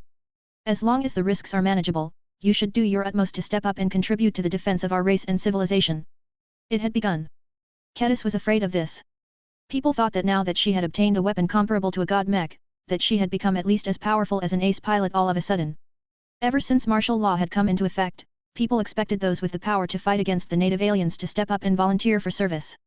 While Kedis had no objection to this, the problem was that the Red Association and other organizations based her combat power on the Heaven Sword as opposed to her inherent swordmaster capabilities. I do not think it will be as easy as you think for me to wield the Heaven Sword against alien phase lords, ma'am. The mesher gave Kedis a friendly and encouraging smile. Please try your best, Swordmaster. We welcome any contribution to the war effort. If you are able to exert enough power on the battlefield as one of the energy manifestations produced by your new possession, then you have already done enough. You will be able to earn rich rewards if you are able to help us maintain our hold on this port system. You will be able to earn a large amount of war merits that you can spend on high-quality materials and exclusive technologies that can help you raise the future ace mech of the latest ace pilot of your clan to a higher starting point. Kedis narrowed her eyes. The meshers sure possessed a good grasp of her current needs and motivations. The emissary was not wrong. Saint Dice had earned plenty of war merits in the last months and years, but there was never enough. I would truly like to see if I can use the Heaven Sword to hold back a phase lord, but what you are asking of me borders on fantasy. Then let us explore how you can use the Heaven Sword to turn fantasy into reality. The RA senior smoothly responded. The Red Association will never neglect a hero that has helped us hold back the alien menace. I believe that you are currently seeking master mech designers to help you design a worthy upgrade to the first sword. I can arrange introductions with several notable and renowned masters within my faction. As long as you have made enough contributions on and off the battlefield, they will be more than willing to spare a portion of their valuable time to help you design a first-class ace swordsman mech that can meet the standards of our association. Does this sound more to your liking, Swordmaster? Chapter 6556, Still Disconnected. In the 2 months that VES single-mindedly worked to complete the Amaranto Mark III project, the Larkinson clan not only gained a powerful ace pilot, but also gained possession of the legendary Heaven Sword. Just one of these developments was enough to demand his full attention and change his short and medium-term plans. Yet instead of doing so, VES became a prisoner to his own artificial fixation. The deep research mode simply would not allow him to spare any significant attention to outside developments. Perhaps the only way to shake him off his months-long fugue was to physically prevent him from doing any more design work, or threatening to take away his life. Gloriana and the liaisons of the Red Association briefly contemplated this option, but quickly discarded it because of the unforeseen dangers to VES. Who knew whether he would suffer brain damage or incur massive trauma due to getting forcefully pulled away from his abnormal mental condition? At least the biotech specialists of the Larkinson Biotech Institute, the Red Association as well as the Phase Lord Department of the Red Collective had become certain that VES would naturally pull himself out of this state once he finally completed the project.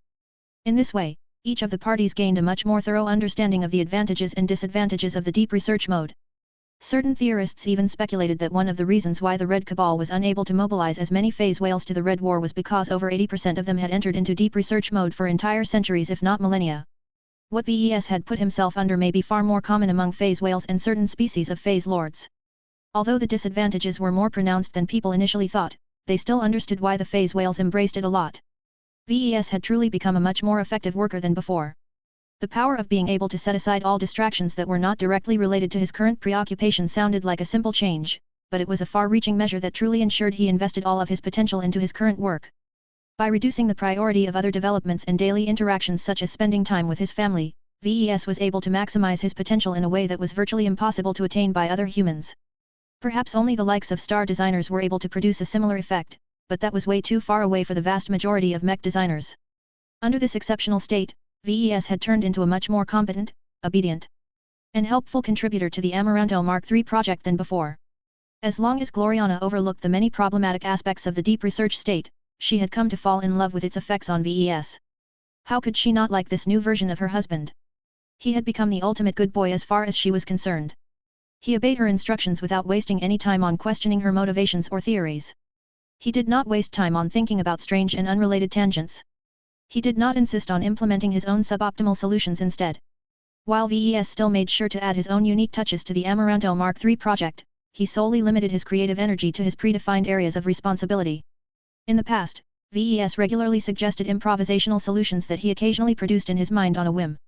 His ideas were always inspired, and to his credit his solutions were never truly awful, but Gloriana could not tolerate the constant disruptions and course changes.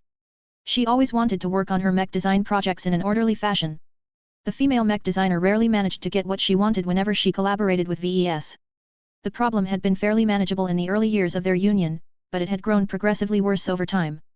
As VES became more knowledgeable and experienced in multiple fields of mech design, more and more scattered ideas began to collide with each other in his mind, causing him to develop all kinds of new and unconventional proposals.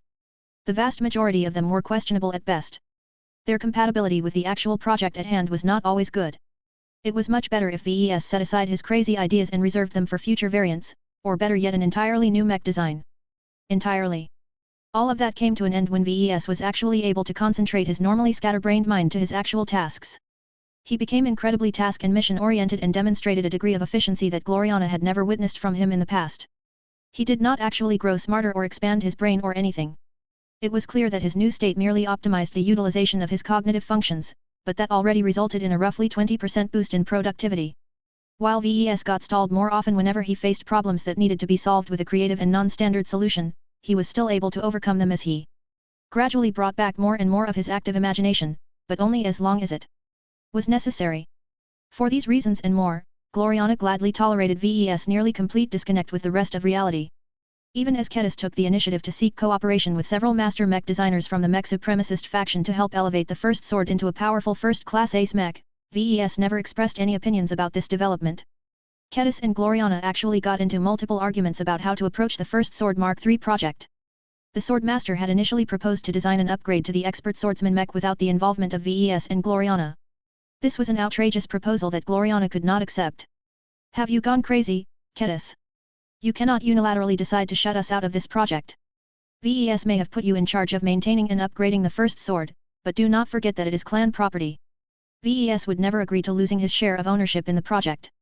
If you think you can take advantage of his current state to monopolize the first Sword Mark III project for yourself, then it will not work. VES will come around sooner or later and tell you that you have made a grievous mistake. I don't think that VES will be as unforgiving towards my decision as you think. The projection of Kedis calmly answered to the director of the design department. The first sword may be a Larkinson mech, but it is more important to maximize her compatibility with Saint Dice as much as possible. Unlike her colleagues within the clan, she is much less dependent on gimmicks and other bloat to perform effectively on the battlefield. I resent the implication that our design solutions constitute bloat in the first sword. Gloriana hissed at the projection. My god body method will guarantee that your fellow sword maiden's ace mech will turn into a masterwork no matter what happens during the fabrication process.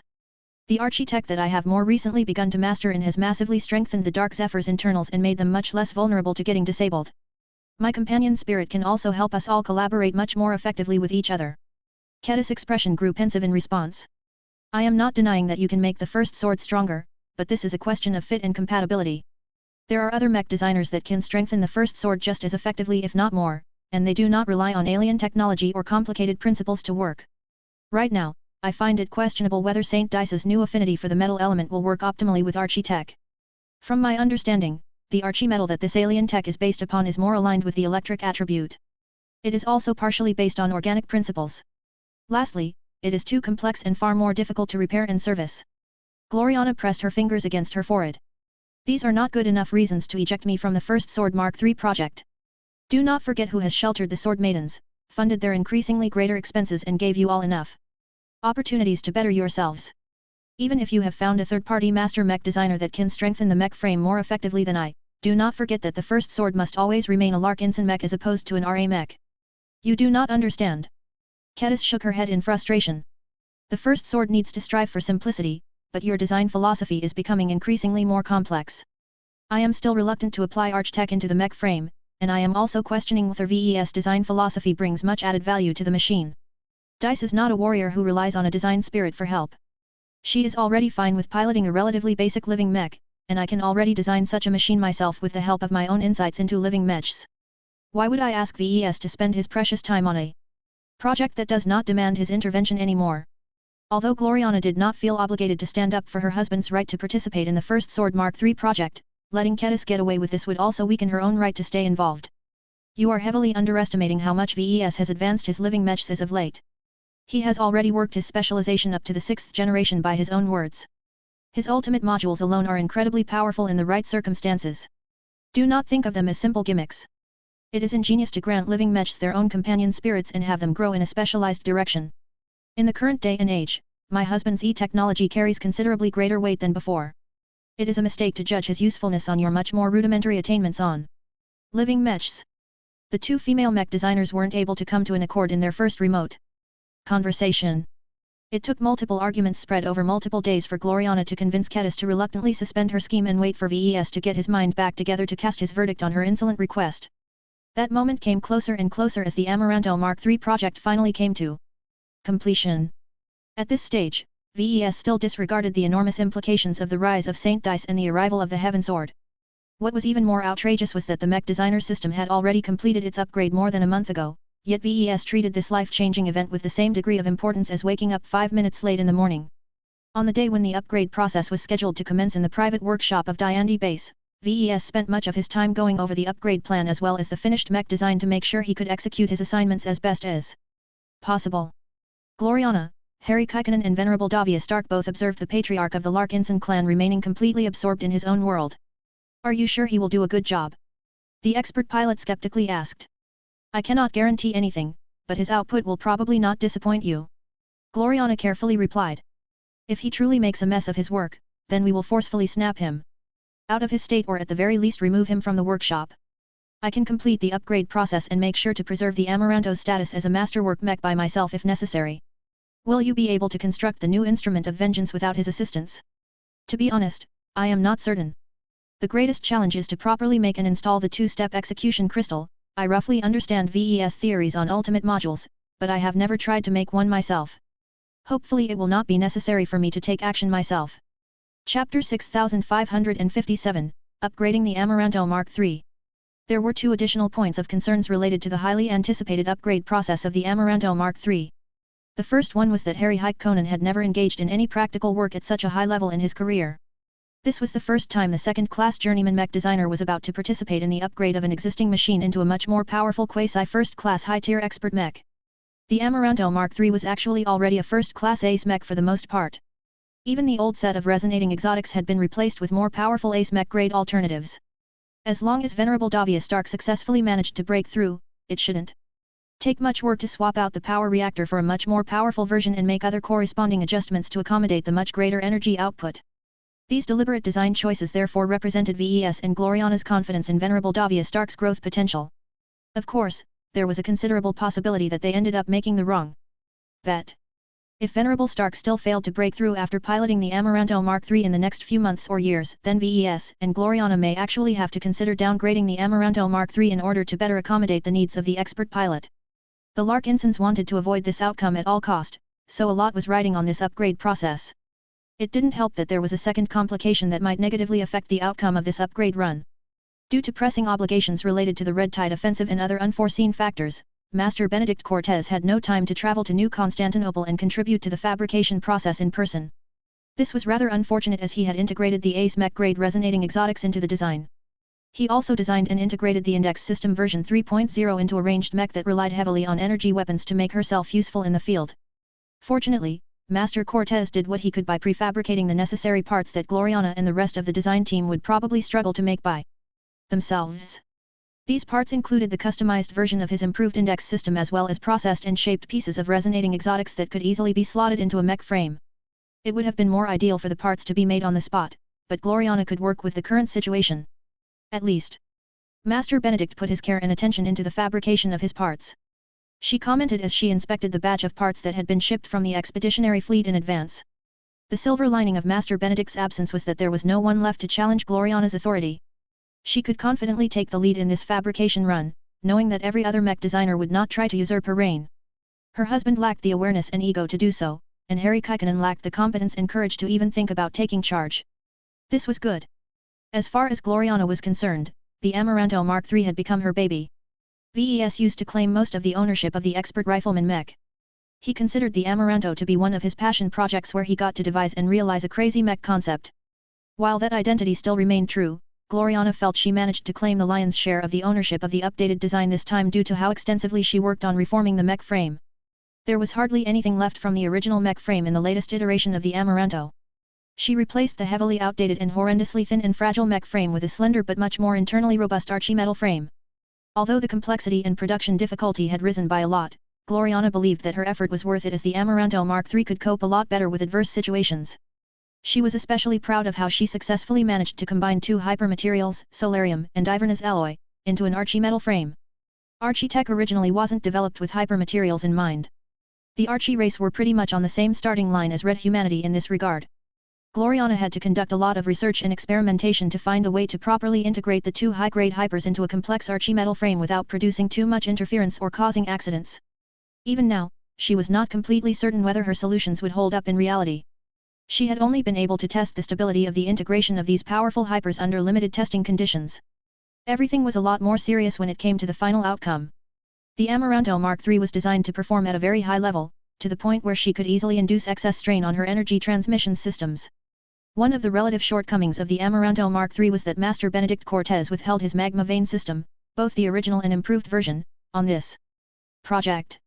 To be fair, this was not because he was feeling selfish or anything.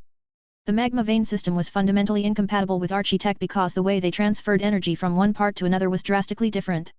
The Amaranto Mark III and other Archie mechs hardly possessed any veins, which in this case meant dedicated energy channels. Instead, energy dynamically flowed from one Archie metal block to another without any visible separation to prevent shortcuts and such. This was because these measures were not necessary for properly designed and fabricated pieces of Archie metal. In any case, Gloriana had no pining for the magma vein system. It was already enough that Master Benedict contributed the Index System version 3.0. I have heard that Master Benedict has made considerable improvements to the utility and performance of his Index System. Harry Kikanen said as he helped to perform a last-minute inspection on the imported parts. Is it true that there is a small portion of the brain tissue of a greater phase whale inside this module? Gloriana nodded. That is correct. The index system is more effective when the organic component is derived from more powerful beings. Venerable Stark had to exchange most of the war merits that she has earned up to this date in order to exchange this precious ingredient from the Red Association, but it is more than worth it. Not only will the Amaranto Mark III gain access to a free energy source that can perpetually recharge the living mech's energy cells, but the more powerful index system can also significantly increase the rate of energy absorption. Realization dawned upon the journeyman mech designer's face. I see. The former trait vastly improves the Amaranto Mark III's staying power. She can continue to operate in the field much longer without emptying her energy reserves as long as she slows down her firing rate. The latter trait increases the Amaranto Mark III's burst power. The more energies she can gather and accumulate, the stronger her single-shot damage output. That is correct, Harry. One caveat that you have overlooked is that it is difficult for us to use the Index System version 3.0 to its full potential without the corresponding Magma Vein System version 2.0. Having a stronger power source is moot if the mech cannot safely transfer all of the excess to where it is most needed. The volcanic outburst mode would have been especially useful for a highly energy-dependent mech such as the Amaranto. I suspect there will be numerous cases where the new Amaranto has more energy to spare, but cannot safely channel any more of it into her next attack unless Davia Stark is able to control the risks with her willpower. I see. The Amaranto Mark III should already run very hot during intensive combat.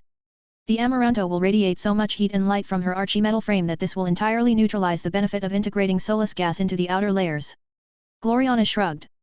VES insisted on it anyway. He thinks he can turn the Amaranto Mark IL into an ambush predator that is exceedingly difficult to detect from a distance. While that may be true, it only ever applies before the first shot. Once the Amaranto Mark III has opened fire for the first time, there is no hope of hiding her presence any further. At that point, Solus gas becomes a detriment as the Amaranto becomes more powerful when she shines brighter. This was a bit of anti-synergy that still made her upset to this day. If not for the fact that Venerable Davia Stark insisted on keeping the Solus gas integration into the design, Gloriana would have reverted its inclusion. Another half hour passed by as the mech designers completed their final inspections. When they became completely satisfied that everything was in order, they finally kicked off the fabrication process. Everyone thoroughly understood their respective roles and responsibilities. Mao. Alexandria showed up right away. The red feline companion spirit was brimming with energy and immediately began to connect Harry Kikanen and Venerable Davia Stark into a common design network with Gloriana. The Queen Cat deliberately left VES out this time. She experimentally attempted to pull him into a design network while he was still in deep research mode in the past, but she quickly regretted the experience. His mind had become so inhuman that Gloriana could not keep up with his thought patterns. VES paid no attention to Gloriana's thoughts at all, so there was no point in connecting them to the same design network. Since it was not possible to work together with VES like before, Gloriana had already resigned herself to using her hyper-focused husband as an automated bot of sorts. He could be trusted to fabricate the parts that he worked on himself and understood. Well, he was also suited to carefully strip down the Amaranto Mark II while making sure to keep the living mech alive. The other mech designers could easily work around VES and make sure to complement his own work. Gloriana had meticulously planned out the design schedule to enable this mode of cooperation. Progress was slow but steady in the first few days. Gloriana proficiently operated the specialized archimetal production machines, which she especially reconfigured to work with larger quantities of hypermaterials. One of the greater difficulties of working with large quantities of hypermaterials was to prevent them from spontaneously attracting lots of E-energy. This was especially an issue when it came to high-grade hypers. In order to minimize the chance of accidents, the design department upgraded the workshop and much of the equipment with materials similar to B-stone to isolate and protect the more delicate and sensitive components. Selectively making use of Lufa's glow also made the workshop a lot safer, giving Gloriana greater confidence in handling so much more high-grade hypers than almost any mech had utilized before. There were multiple good reasons why other mech designers weren't crazy enough to form the majority of a mech frame out of hypermaterials. Fortunately, Gloriana had made enough preparations to forestall accidents. She was able to fabricate one archimetal part after another at a consistent level of quality. She could have done better, but it was difficult for her to do any better with her current level of craftsmanship and her shallow mastery of architech. While Gloriana pretty much managed to keep up with her schedule, she noted that Harry was slowly falling behind. This was disappointing as she had deliberately put him in more of an assisting duty. His lack of experience was showing, but Gloriana at least became satisfied when she understood that he rarely made the same mistake twice. At worst, Harry would just have to take shorter breaks in order to make up for lost time. Other than that, the upgrade process largely proceeded according to Gloriana's expectations. If this pattern continued, then she did not expect to see any drastic results.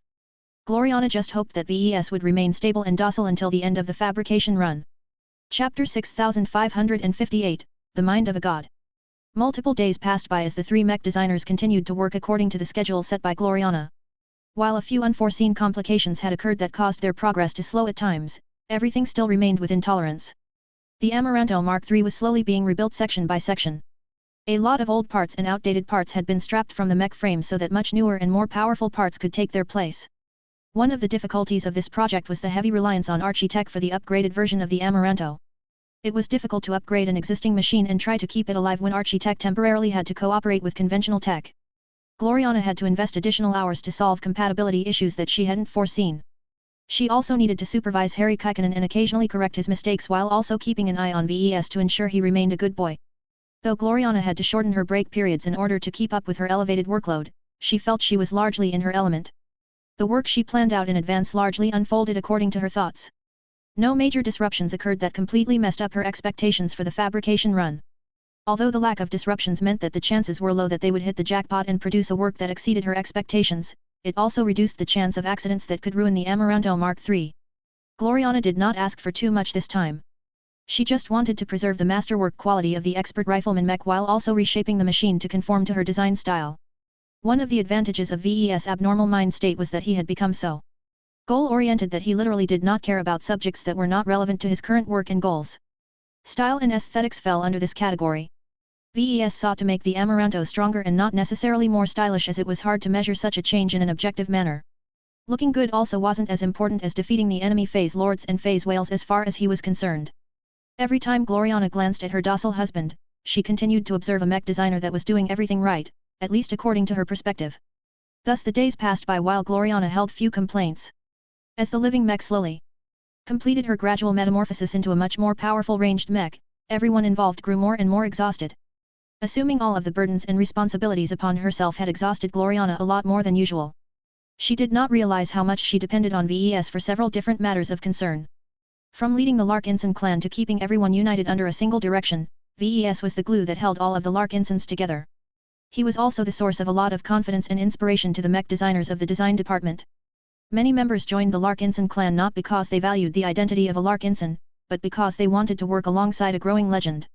Given how much VES already managed to accomplish as a senior mech designer, who knew what else he would accomplish once he grew older and more powerful?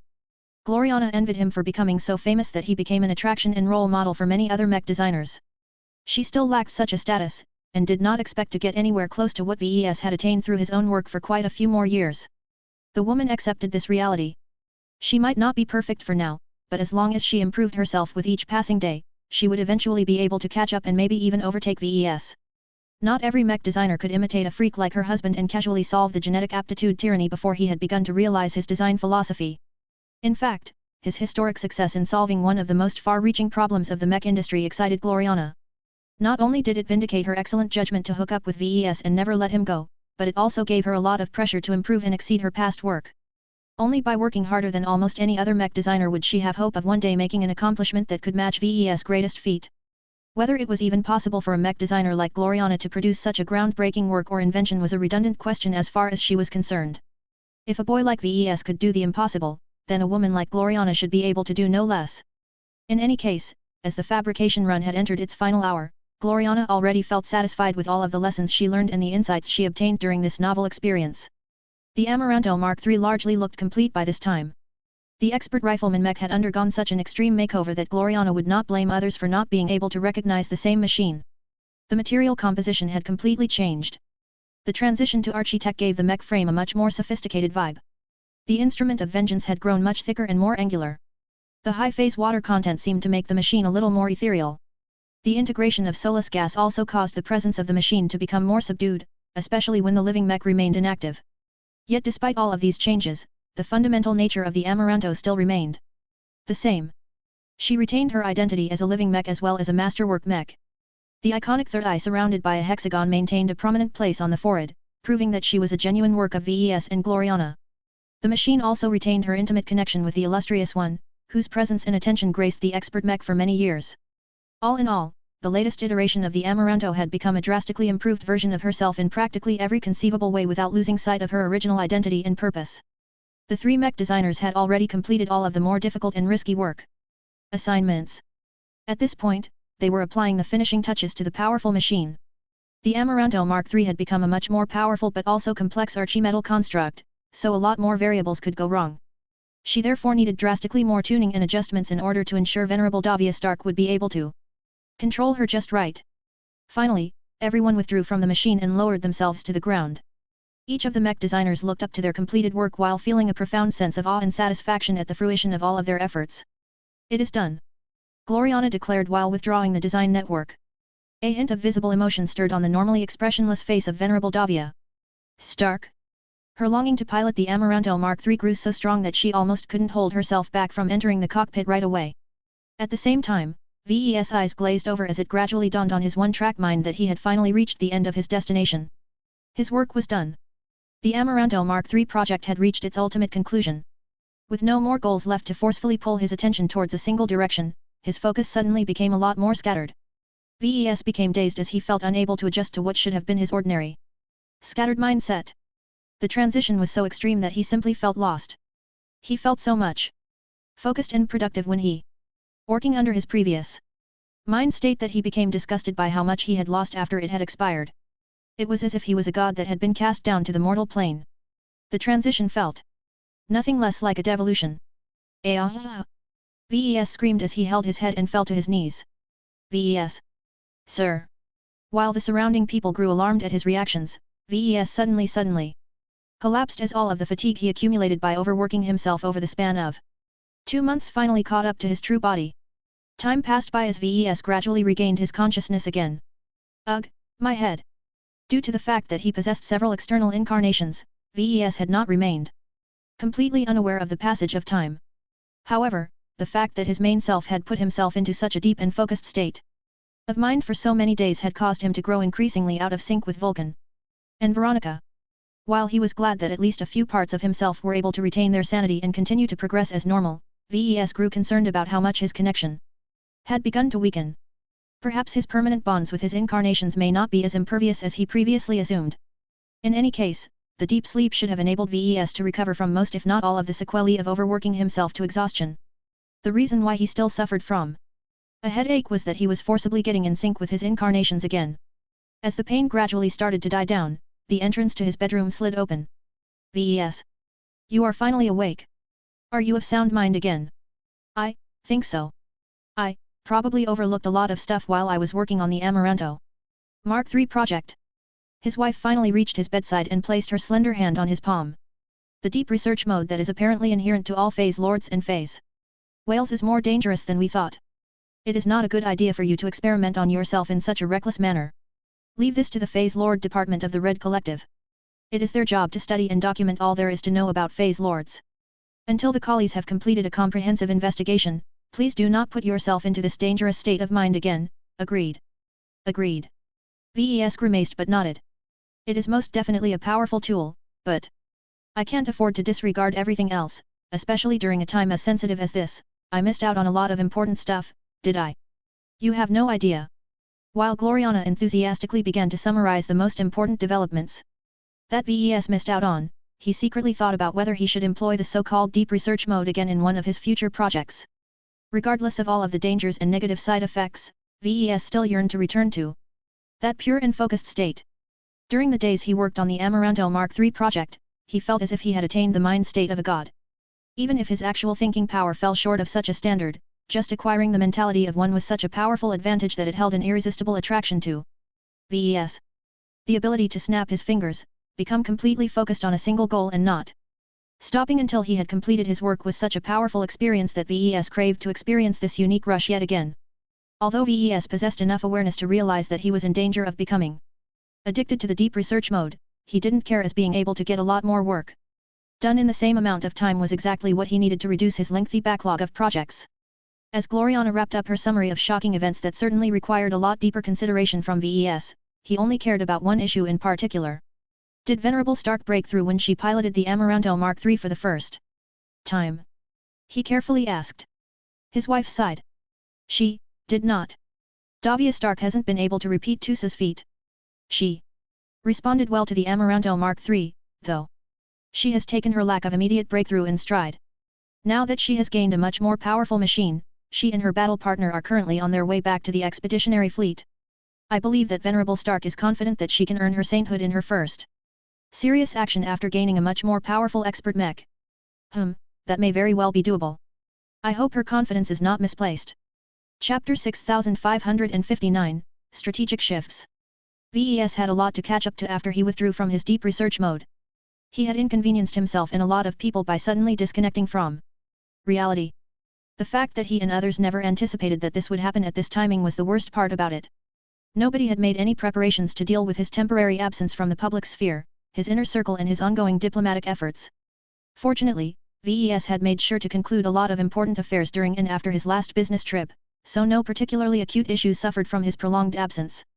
The Red Collective had rapidly managed to establish its authority and respect across human-occupied space. The universal benefits brought by systematic cultivation had quickly won over the approval of the common folk. The greater space-time bubble surrounding Bridgehead 1 had grown more and more volatile. Scientists that had been examining the data from this artificial phenomenon night and day came up with all kinds of wild theories about what was taking place inside, but no one formed any definite conclusions. The one fact that they could agree upon was that it was bound to end fairly soon, as the space-time bubble's energy consumption increased so rapidly that it would run out quickly. The Red War had progressed in a direction that was slightly more unfavorable to Red humanity than before. The native aliens had managed to topple more fortified star systems in the 4th Defensive Band, but they had yet to unleash their rumored final push. The intelligence agencies collected more and more clues about this final push. The native aliens were increasing their efforts to stockpile additional supplies, but it was not up to the level to support a sustained assault. This made more and more people suspect that the native aliens might not be trying to push through the existing border regions. What if the native aliens secretly formed a massive armada and took a huge detour just so that they could attack Uranstall or one of the other critically important central star nodes? Fighting a war in space was much different from fighting a war on a planet. If the aliens truly wanted to, they could rely on warp travel to travel far above or below the galactic plane. By traveling up or down the disk that represented the stars of the Red Ocean, the native alien armada would encounter no obstacles and no annoying human defensive forces that could hinder their advance.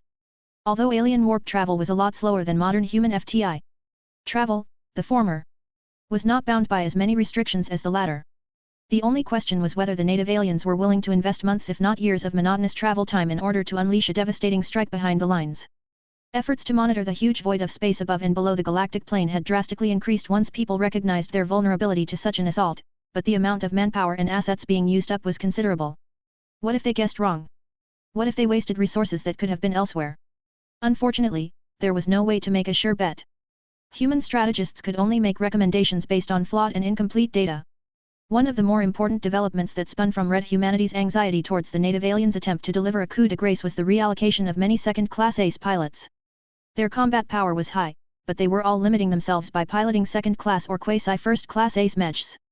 That was an acceptable practice during the age of mechs. The Big Two had always sought to minimize the destructive scope of warfare, so third-raters and second-raters were strictly forbidden from employing weapons that exceeded their tech level. The Age of Dawn had invalidated many of these rules and traditions. It made little sense to deliberately shackle some of Red humanity's best champions due to artificial constraints. With the imposition of martial law, the Red Three gained the authority to commandeer these ace pilots and force them to pilot first-class ace mechs by any means possible. Only the more powerful ace mechs had a realistic chance of killing or at least containing alien phase lords. Weaker machines that often lacked the energy to inflict high damage couldn't even get past a phase lord's spatial barrier before they exhausted their reserves. The second-class ace pilots affected by the Red Three's directive understood this very well. They also knew that the changes were for the good of Red humanity as a whole, so they did not object to their mandatory transfer to the upper zones. Of course, a lot of second-class mech forces suddenly lost their most important protectors. The middle zones were bound to suffer more casualties as a result, but the strategists at the top believed this to be a worthwhile sacrifice. The logic behind these decisions was that the most decisive battles in the upper zones had to be won at all cost. If the first raiders lost their respective battles, then it didn't matter if the second raiders or the third raiders had done better. Everyone would all get swept by an unstoppable tide of native aliens as there were no Meshers, Fleeters, Terrans and Rubarthans to defeat the most formidable enemy assault fleets. This is an incredibly risky and radical strategic shift. VES frowned as he sat in his main office. Once he recovered from his abnormal shape, he tried to get back to work as soon as possible. He was doing his best to catch up to 2 months' worth of developments. Gavin Newman shrugged his shoulders as he personally briefed VES. I am no military mastermind, but from what I have been able to read on the galactic net, it sounds as if the Big Hots don't mind sacrificing multiple middle zones and lower zones in order to force the native aliens to waste their time on conquering less important territories. Every star system located in the zones directly behind the border regions will probably see massive bloodshed and warfare. The governments over there are doing what they can to fortify their most important locations, but it will be too little too late. This includes the Krakatoa Middle Zone, right? Correct. If the Red 3 is truly giving up on holding the Torald Middle Zone, the aliens will have a straight path to invading the Colonial Federation of Davut. If the Davutan armed forces still had all of their ace pilots, then they might be able to stall the invaders long enough to wait for a turnaround, but now. The situation did not look optimistic to VES. He could understand the dilemma of the higher-ups. They had made the most rational strategic decisions to maximize their chances of winning the Red War, but they also brought a huge amount of human suffering. Maybe the situation won't be as bad as we think. VES optimistically remarked. There will be plenty of chances for high-tier expert pilots to break through during all of the desperate defensive actions. Even if they can't pilot ace mechs in the short term, they should still be able to slow down the alien advance. He moved on to studying how the conscription of second-class ace pilots directly affected his clan. The expeditionary fleet of the Golden Skull Alliance had to transfer away most of its ace mechs in order to transform them into more effective counters against phase lords. The only ones left at the moment were Saint Linda Cross of the Cross clan and Saint Dice Larkinson of the Larkinson clan. Saint Dice is allowed to stay in the expeditionary fleet. That is because Swordmaster Kedis has already started the first Sword Mark III project in advance. In the meantime, our latest ace pilot will continue to pilot her current expert mech in battle, just like Saint Commander Kosella Ingvar. According to her latest estimates, it will take 4 to 5 months for the Dice's living mech to be upgraded into a first-class ace mech, boss. That fast. Kedis has entered into a collaboration with a number of master mech designers of the Red Association. She chose to work with them because Master Benedict Cortez is not suitable for the project and preoccupied with other obligations. Gavin explained. There are a number of critical time-sensitive decisions that you need to make about the project. Director Gloriana will brief you in person once you head over to the design lab. Understood. VES said as he imagined all of the benefits of gaining another powerful ace pilot. Dice is an excellent warrior. I am glad that she has managed to break through before the final push has begun. A duelist as good as her is what we need the most in the Red War. Anyway, what else is on the agenda? Your deputy over at the Astral Octagon is waiting to brief you as well. You will need to move over to our secure communication chamber in order to speak to your chief of staff about the most important matters relating to the Red Collective. It shouldn't take too long as the RC is still in the process of implementing its existing plans. Fine. Let's get this over with as soon as possible. After VES concluded his short and brisk talk with Eliza M. O'Ragaden, he finally moved to the design lab where his wife summoned him to her office right away. Whoa. Why the hurry, honey? Gloriana was clearly gnashing her teeth as she stared at VES with impatient eyes. I need you to set Kedis straight about her stupid and borderline treasonous attempt to kick us off the first Sword Mark III project. What? Let me summarize the situation for you. Gloriana said. She proceeded to fill VES in about how Kedis chose to undertake the first Sword Mark III project. The ambitious Swordmaster did not let the Heavensward's insertion into her life stop her mech designer ambitions. She not only negotiated a deal with the Red Association by herself, but also wanted to increase her ownership over the first sword. Kicking out VES and Gloriana from the project was a bold decision that was guaranteed to create a lot of controversy, but Kedis apparently possessed enough courage and determination to persist. An impasse had formed between Kedis and Gloriana as a result. The two female mech designers failed to resolve their disagreement in the month since Kedis had begun to design the next ace mech of the Larkinson clan. VES furrowed his eyebrows. As was typical of his wife, she had made plenty of biased remarks that sought to paint the situation in her favor. However, even without this needless effort, Kedis did not exactly paint herself in a good light by making such an extreme decision. Do you remember how we designed the original first sword? VES asked. Kedis was already in the lead at the time. We provided our own design solutions and helped with compensating for her lacking technical skills, but it was undeniable that we gave her enough room to put forth her own vision. What she is doing right now is not much different from what she did back then. These days, she can collaborate with far more mech designers than you and I. She is maturing as a mech designer and has put effort into expanding her own network of contacts.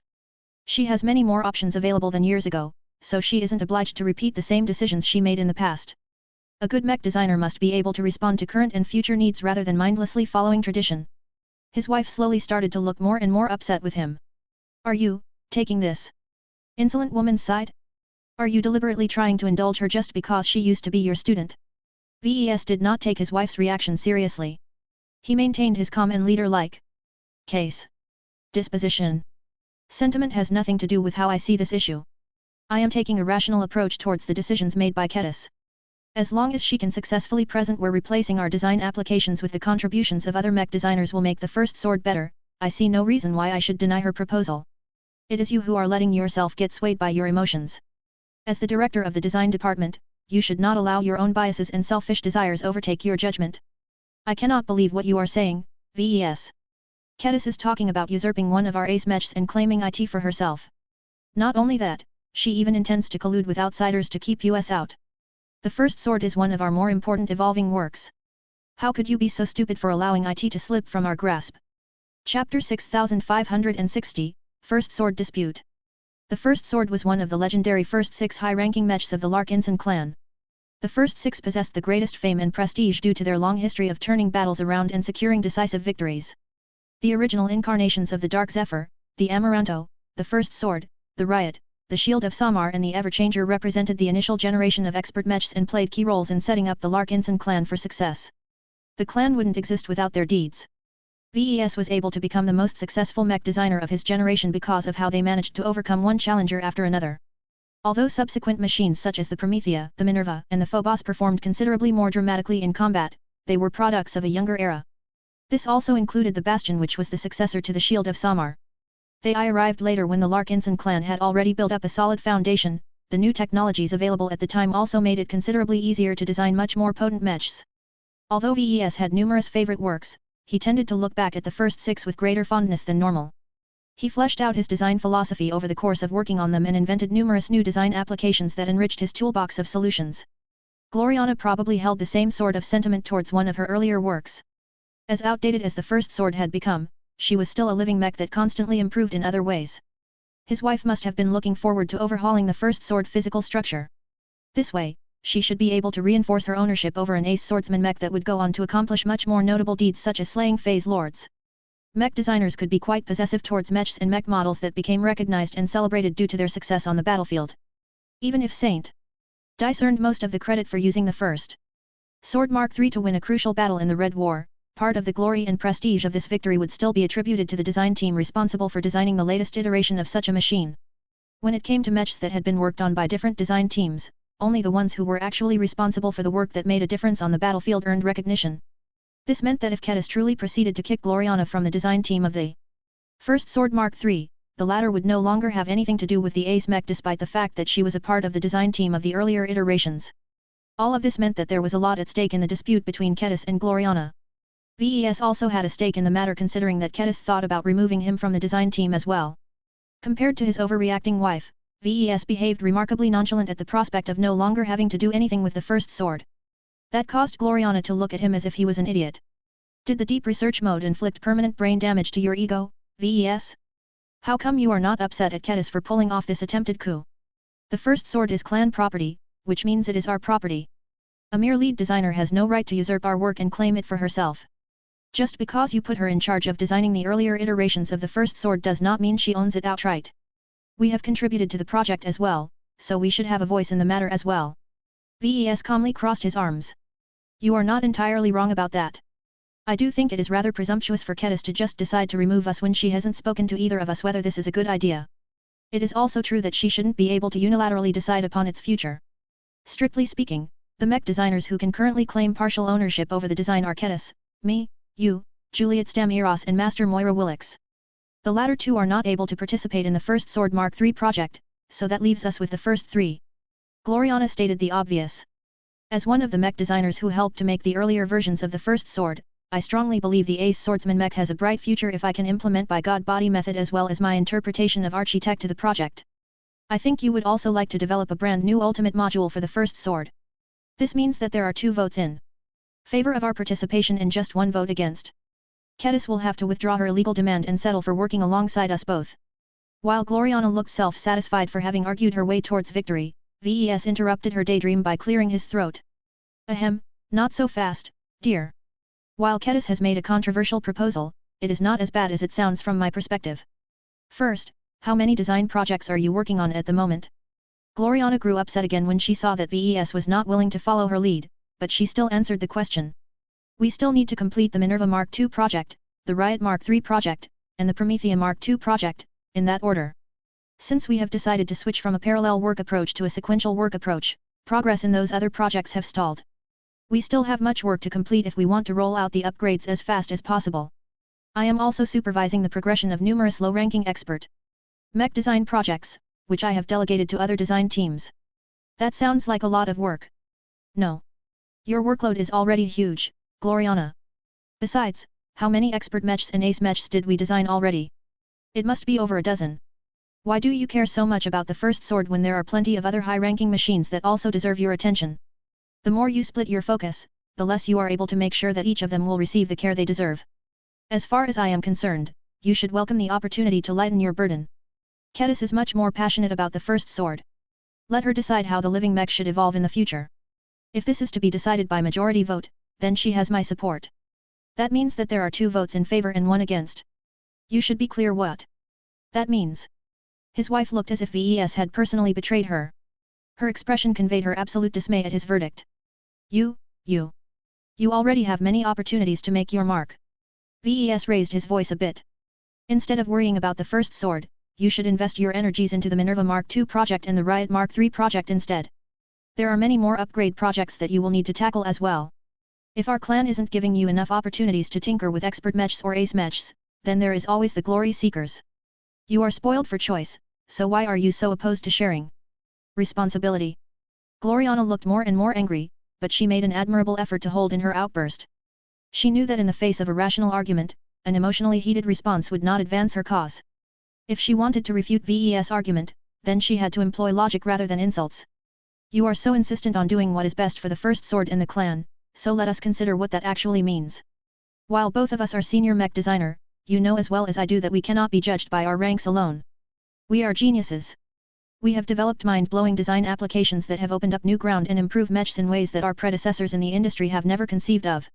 Do you think that Saint Tusa and his Dark Zephyr would have been able to outduel not 1, but 2 greater phase lords and land a killing blow on the arena lord of Yagweza if the living mech did not possess an ultimate module and an archimetal frame? Just because our design philosophies can make mechs stronger doesn't mean that the rest of the mech industry is useless. VES retorted. There are still plenty of good masters out there that have changed the course of mech design by realizing their amazing design philosophies. I am sure that Kedis is thinking about working together with a handful of them in order to elevate the first sword to the next level. Let's do this. Instead of arguing with each other, let us bring Kedis into the conversation. His wife did not have any strong objections towards this proposal. Soon enough, the physical projection of Kedis appeared inside Gloriana's office. The sword master had changed. The events of the last 2 months had a profound impact on her life. She looked brighter and happier. That must have been because Dice had finally broken through, thereby birthing a powerful champion and representative of the Sword Maidens. She must also be having the time of her life by leading the upgrade project for the next iteration of the first sword. Good afternoon, VES. I am glad that you have returned. Good morning to you as well, Kedis. My wife here has filled me in on your dispute. Are you truly thinking about removing me and her from the design project? That is indeed one of my possible plans. Kedis told VES while doing her best to ignore Gloriana's withering glare. The original concept of the first sword Mark III put most of the focus on her direct sword fighting capabilities. I decided to add modules relating to the deployment of Sword Fae as auxiliary armaments, but then I realized that my current attainments in living mech design doesn't allow me to make the same kind of living spurs as the ones that make the Fae Fianna such a celebrate drone mech design. I therefore came up with 2 different evolutions of the first sword. Let me guess, one of them includes the Sword Fae and the other does not. VES said. Kedis looked amused. Correct. The 2 proposals emphasize different advantages. The pure configuration of the first sword is a commitment to staying true to the swordsman mech archetype. Saint Dice will not be burdened by any distractions or compromises that can reduce her ace mech's ability to rely purely on the sword in her hands to vanquish every enemy. It is a configuration that is exceptionally strong against enemies that cannot cope with powerful swordsman mechs, but will struggle against many other enemies. And the other. The Sword Fae configuration of the first sword is a risky attempt at increasing the ace mech's versatility and ability to handle a more diverse range of situations. Dice should be able to empower her Sword Fae to a similar degree to how Saint Commander Kausela can empower other combat assets on the battlefield, but in a stronger and more specialized manner. If Saint Dice can become good at this, her Sword Fae may become strong enough to eliminate entire swarms of alien phase fighters at once. The downside is that I am not yet certain whether it will strengthen the first sword against massive opponents, such as alien phase lords. The latter is one of the reasons why I am thinking about choosing the pure configuration instead. You think the plainer and more boring Ace Mech configuration is better? Ves frowned. The first sword was never about relying on gimmicks to win her duels. The pure configuration takes the known strength of the current first sword and makes everything stronger and better. This way, there is little ambiguity in what has improved, and whether the changes are stable. The sword Fei configuration is a big gamble. If the Fei do not live up to their potential, then the first sword will never be able to reach her full potential during the critical years ahead. This can have devastating ripple effects on the Red War. What if this change causes the Ace Swordsman Mech to lose crucial battles, thereby leading to the eventual collapse of our civilization? This is why the safest option is a legitimate choice. I see. Either way, I do not see a place for Gloriana's work in either proposals. I object to that.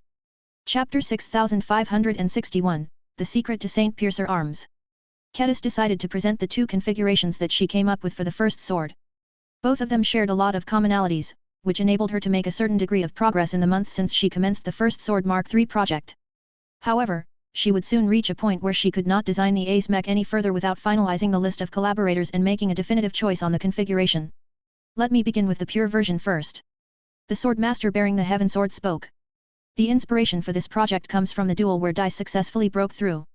After speaking with the master mech designers of the mech supremacist faction, several of them have proposed to design an Ace Mech that can become the ultimate sword fighter. It focuses on stripping away as many redundant elements as possible so that as many resources will be devoted to strengthening the armor system, the flight system, the artificial musculature and so on. By making them as strong as possible, Saint Dice will be able to execute her swordsmanship to the best of her ability, thereby allowing her to bring out her best when dueling against enemy phase lords, particularly the ones that wield the notorious Saint Piercer arms. The mention of the dreaded Saint Piercer weapons caused Ves to narrow his eyes. During the last battle he participated in, the Arena Lord of Ygueza managed to stall Saint Tusa and the Dark Zephyr Mark III for a long time due to the exceptional threat posed by this weapon. Ves also couldn't forget that the experimental weapon that was rumored to be jointly developed by the Red Cabal and the Cosmopolitan movement was ultimately responsible for killing Venerable Iman Ingvar. Saint Piercer arms gradually became more and more common after that. It appeared that the enemies of Red humanity had managed to move past the experimental stage and begun to produce them in greater numbers. While the Saint Piercers were presumably still expensive and difficult to produce, the native aliens steadily accumulated more and more of them over time. It was not an exaggeration to call them game changers. Alien phase lords already possessed a considerable advantage in defense, but now that they gained a weapon that could directly negate the true resonance and willpower amplification of an expert mech or Ace Mech, the native gods turned into much more lethal threats. I see. Ves rubbed his hairless chin in thought.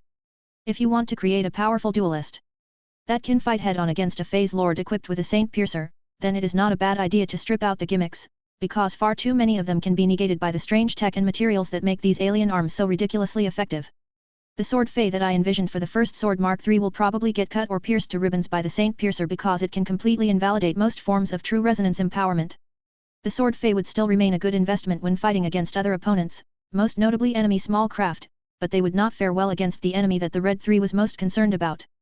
Against this high-priority threat, Saint Dice had to bring out the most of the first sword and put all of her skills in hunting exobeasts to use. This is why my first choice of collaborator is a master mech designer who is the first to develop an effective, if expensive, countermeasure against Saint Piercer arms. Kedis said. A new projection appeared that displayed the public profile of Master Lillian Reasons. This is one of the foremost defensive specialists of the mech supremacist faction. Master Reasons is known for her Class 3 design philosophy centering around energized vibrometal armor systems. Energized vibrometal is a special form of structured alloy that vibrates at a high frequency just before getting attacked. Due to many reasons I will not get into, this can partially negate the damage of incoming attacks. What truly makes Master Reasons notable is when she managed to develop transphasic energized vibrometal. This has made her armor systems drastically more effective at resisting transphasic attacks. The highest-end version of this design application has also proven to be partially effective at resisting Saint Piercer attacks. The Red 3 have discovered by now that Saint Piercer is somehow able to concentrate phase water far above the theoretical saturation limit. Therefore, only highly effective transphasic defenses have a chance of resisting this weapon. What? Ves reacted with surprise. Discovering the principal reason why Saint Piercers were able to pierce through all manner of high-end alloys as well as the Saint Kingdoms of Ace Mechs was a huge intelligence gain. Of all of the reasons why Saint Piercers were so ridiculously powerful, Ves never expected for this to be the reason. The theoretical saturation limit determined how much a physical object could be infused with phase water before it became so volatile that it started to tear itself apart. Ves had always assumed that this limit couldn't be broken, because why would he think otherwise? Learning that it was possible to break the theoretical saturation limit was like learning that he could put 1 kilogram of sugar into a cup that held only 100 milliliters of tea. It sounded absurd. It sounded impossible. Yet the native aliens and the cosmopolitans managed to turn this into a reality. The successful development of St. Piercer arms certainly proved that the enemy could never be underestimated. Even they were capable of coming up with amazing technological innovations. Do you know how the native aliens are able to break the saturation limit? Maybe. Kedis answered with a bit of ambivalence. The mech supremacists have shared their most likely theory with me. They haven't gathered enough proof to back it up, but it makes sense to them. Their best guess is that the secret to breaking the saturation limit is, to create a superdimensional object and infuse the extra-dimensional parts with phase water. That is how you can theoretically infuse far more phase water into a weapon than it can bear in the material dimensions. The mech supremacists assume that the only reason why the Red Cabal has been able to make these impossible products is because they rely on the extreme spatial manipulation abilities of an ancient phase whale. It is likely impossible to produce St. Piercers through other means, at least for the foreseeable future. It sounded complicated, but VES was familiar enough with phase water theory to understand what she meant. Although the overly short explanation lacked a lot of important details, VES could see why it was plausible. The production method had to be extremely advanced and difficult to reproduce considering that it needed to manipulate matter in more than 4 dimensions. VES looked a lot more thoughtful as he processed this information. I see. So this is what the pure configuration is designed to fight against. You want the first sword to be able to effectively resist these superdimensional weapons. Kedis nodded. Now that the Red 3 know more about St. Piercer arms, they are hard at work in trying to develop effective counters against them. This will take precious time which Red humanity might not have. The special transphasic alloy developed by Master Lillian Reasons is not completely effective at resisting St. Piercer arms, but it is one of the best solutions that is currently available in this early stage. Even if there are better options available in the future, I will still bet on transphasic energized vibrometal alloy. It was not difficult to figure out why.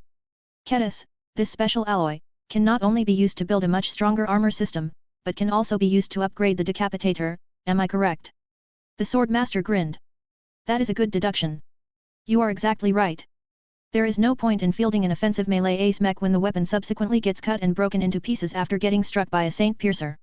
The Dark Zephyr was able to get away with defeating the Arena Lord of Yagweza because he relied entirely on evasion to render the St. Piercer ineffective, but the first sword is a medium mech. Even though I definitely plan to increase her mobility as well, she will never be able to evade as well as an ace light skirmisher. She will get struck, and her great sword will get struck as well. It is absolutely necessary to prepare them against the lethality of superdimensional weapons ahead of time. No wonder why Kedis readily agreed to collaborate with the mech supremacists. The design applications of Master Reasons was simply too useful for the first sword mark. VES shifted his attention towards his wife. Gloriana looked anything but happy at the mention of the RA Master Mech designer, and he could already deduce why she felt this way. I haven't heard any details about this transphasic energized vibrometal alloy yet, but I think I can guess why you want Gloriana out of the project. This special material can't be used in combination with Architech. Gloriana refused to respond, but her silence was an answer in itself. Kedis was much less reluctant. Energized vibrometal alloy and its transphasic version both rely on high-frequency vibrations to take effect. That is why they must be applied on mech frames in special ways to prevent all of the shaking from destroying delicate internals. From what Master Reasons has told me, her design application simply cannot be integrated with Archimetal because there is no way to easily compensate against the transmission of vibrations, and because Archimetal parts cannot shake so wildly in order to function as a seamless whole. That fit with what VES knew about Architech. The Archimetal blocks that comprise Archimechs and Archiships had to be solid and stable in order to function properly. If some or all of the blocks started to vibrate wildly enough, then they would constantly suffer from transmission problems. Signals might get distorted and end up sending the wrong commands, leading to lots of errors and malfunctions. It was a nightmare to make Architech compatible with energized vibrometal alloy, so only one of the two solutions could be integrated into the design of the first sword Mark 3. Kedis had already made her choice on the matter. Gloriana. What is it, VES? Can Architech be used to make the first sword Mark 3 just as resistant if not more? Against a superdimensional weapon like a St. Piercer? No. Gloriana reluctantly but truthfully replied. Can the application of Archimetal onto the blade of the decapitator be used to make the weapon a lot tougher, sharper, and more resistant against superdimensional weapons? No. VES pinned his wife with a pointed stare. If that is the case, then I do not see any reason why you have any business with the first sword Mark III project. That is not true. There is more to kill than phase lords armed with St. Piercer arms. Besides, it is not as if an Archimetal version of the first sword is completely helpless against this type of enemy. VES remained unmoved by his wife's latest tirade. I do not think that Saint Piercer arms will disappear from the battlefield anytime soon. I think we should treat them as the Red Cabal's version of destroyer weapons and adjust accordingly. Even if their numbers will remain limited, our clan should prepare at least one specialized counter against them. It is a good idea to dedicate the first sword to this task, as Saint Dice is our best duelist. It is stupid to rely on melee mechs to counter a phase lord equipped with Saint Piercer. Gloriana vehemently retorted. We should rely on our best ranged mechs such as the upcoming Minerva Mark II and the Promethea Mark II to eliminate or drive away this adversary. Ves shook his head. That takes way too long. Do you know how much punishment these phase lords can endure? If there is no melee mech that can block their advance, they will tear through our fleet and our ranged champions if they also happen to possess a mobility advantage. Like it or not, Gloriana, but we need a melee mech that can withstand Saint Piercer arms up close. If Kedis is right about the effectiveness of transphasic energized vibrometal alloy, then this means you are off the project. Chapter 6562, Teva. Gloriana hated the verdict. She strongly opposed the decision to offload her from the First Sword Mark III project. Ves kind of understood why she fought so hard to remain involved. There was way more than her partial ownership of the first sword at stake.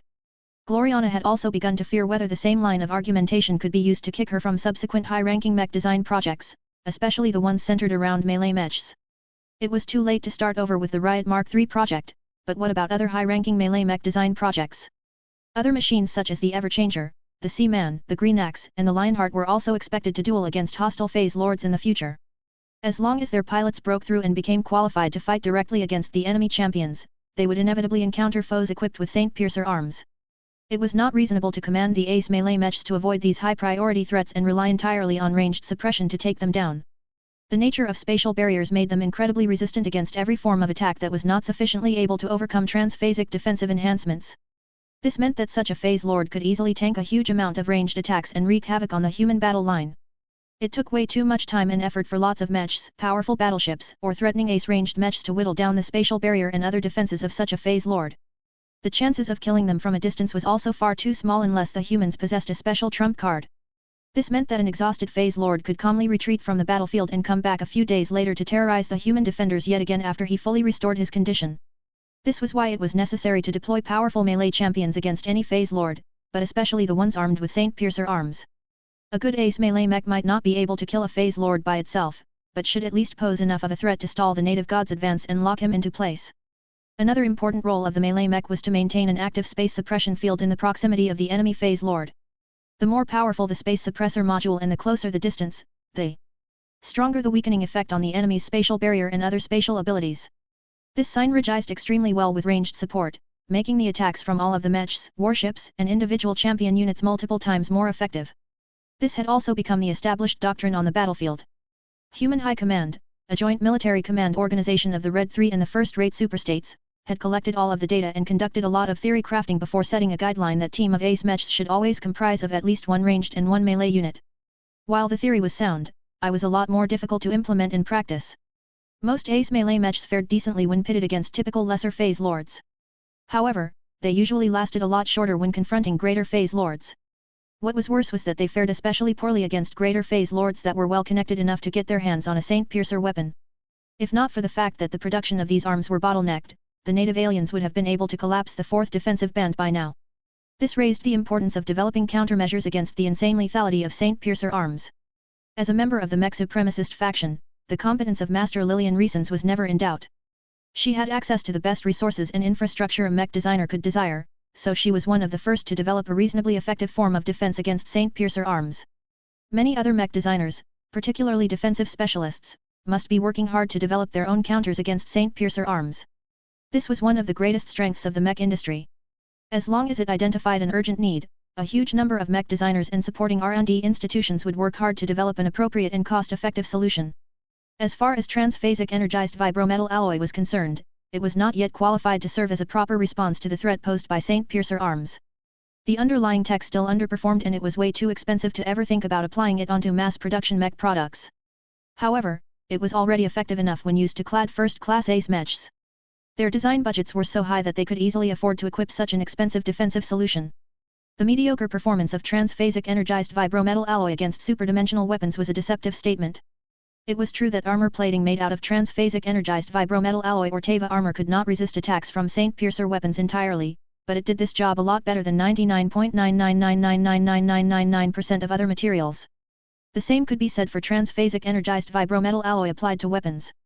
Teva weapons could block sharp and powerful strikes from Saint Piercer weapons without fear of getting shattered into pieces. It was for these reasons and more that Kedis had already decided that it was absolutely essential for the First Sword Mark III project to include Master Lillian Reasons. Since the RA Master Mech designer's design philosophy was fundamentally incompatible with Gloriana's design philosophy, it became clear that one of them had to be kicked off the project.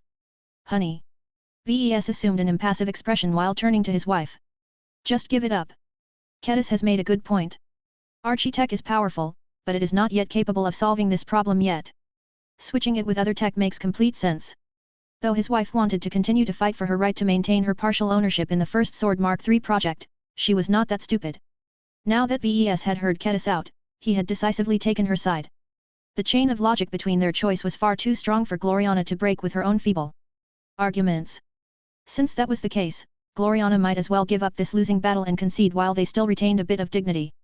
Very well. She said as all of the tension left her body.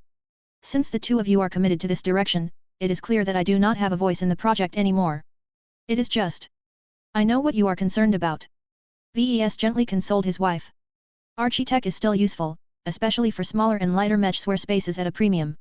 It has worked out great for an ace light skirmisher like the Dark Zephyr Mark III, and I am sure it will do wonders for ace ranged mechs such as the recently completed Amaranto Mark III and the Promethea Mark II. However, the situation is more complex when we consider ace melee mechs such as the upcoming Riot Mark III. It is impossible for us to waste months' worth of development time and reset the Riot Mark III project by replacing Archimetal with Teva armor. Gloriana growled. Venerable Rosa Orphan has been waiting for an upgrade to her outdated machine for multiple years. VES raised his palm in innocence. I am not about to do that, Gloriana. What I wanted to say is that the entire mech industry is looking to counter the threat posed by superdimensional weapons. You happen to have forged a few connections with the mech supremacist faction as well, right? It just so happens that the mech supremacists encompass a large number of highly resourceful and capable mech designers. The faction is also known for making a lot of attainments in materials science. After all, mechs rely on good metallic alloys to remain competitive with warships and other combat assets. His wife soon understood his train of thought. Her expression grew less morose when she saw a possibility of making a counterattack in the future. Your idea has merit. I have not been in close contact with the mech supremacists as of late, but that was a mistake. If I reach out to them, I may be able to find a specialist or team of specialists in metallurgy and materials science to develop a new experimental alloy that can mitigate Archimetal's vulnerability against superdimensional weapons. VES smiled. He was happy to lead Gloriana to a more productive line of thought. It was no fun trying to live alongside a woman who was depressed and frequently prone to outbursts. Every faction of the MTA and the RA was good in different areas. The survivalist faction was good at binding different parties to a common cause.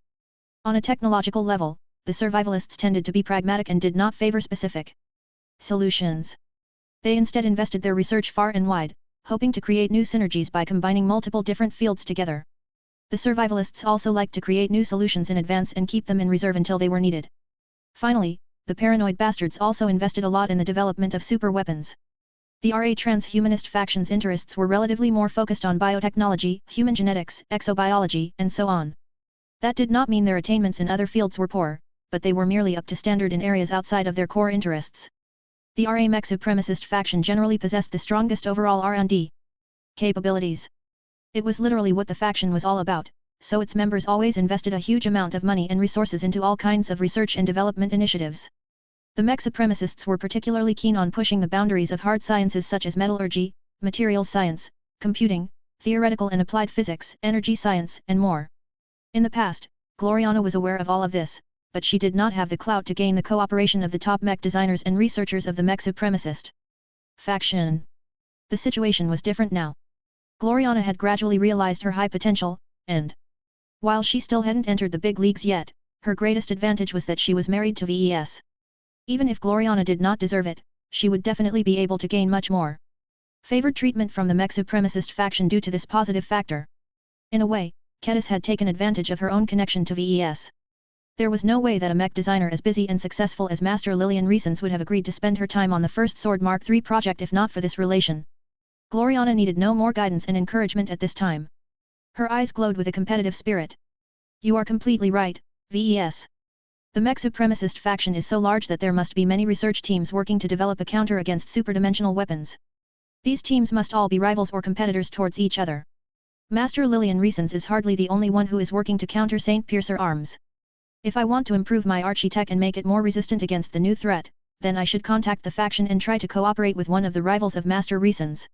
There has to be at least one metallurgist among the mech supremacists that are working to develop experimental alloys that can not only resist superdimensional weapons, but can also be used to make archi-metal. If the development of this experimental product can be completed in time, then I might just be able to use it to improve the Riot Mark III project.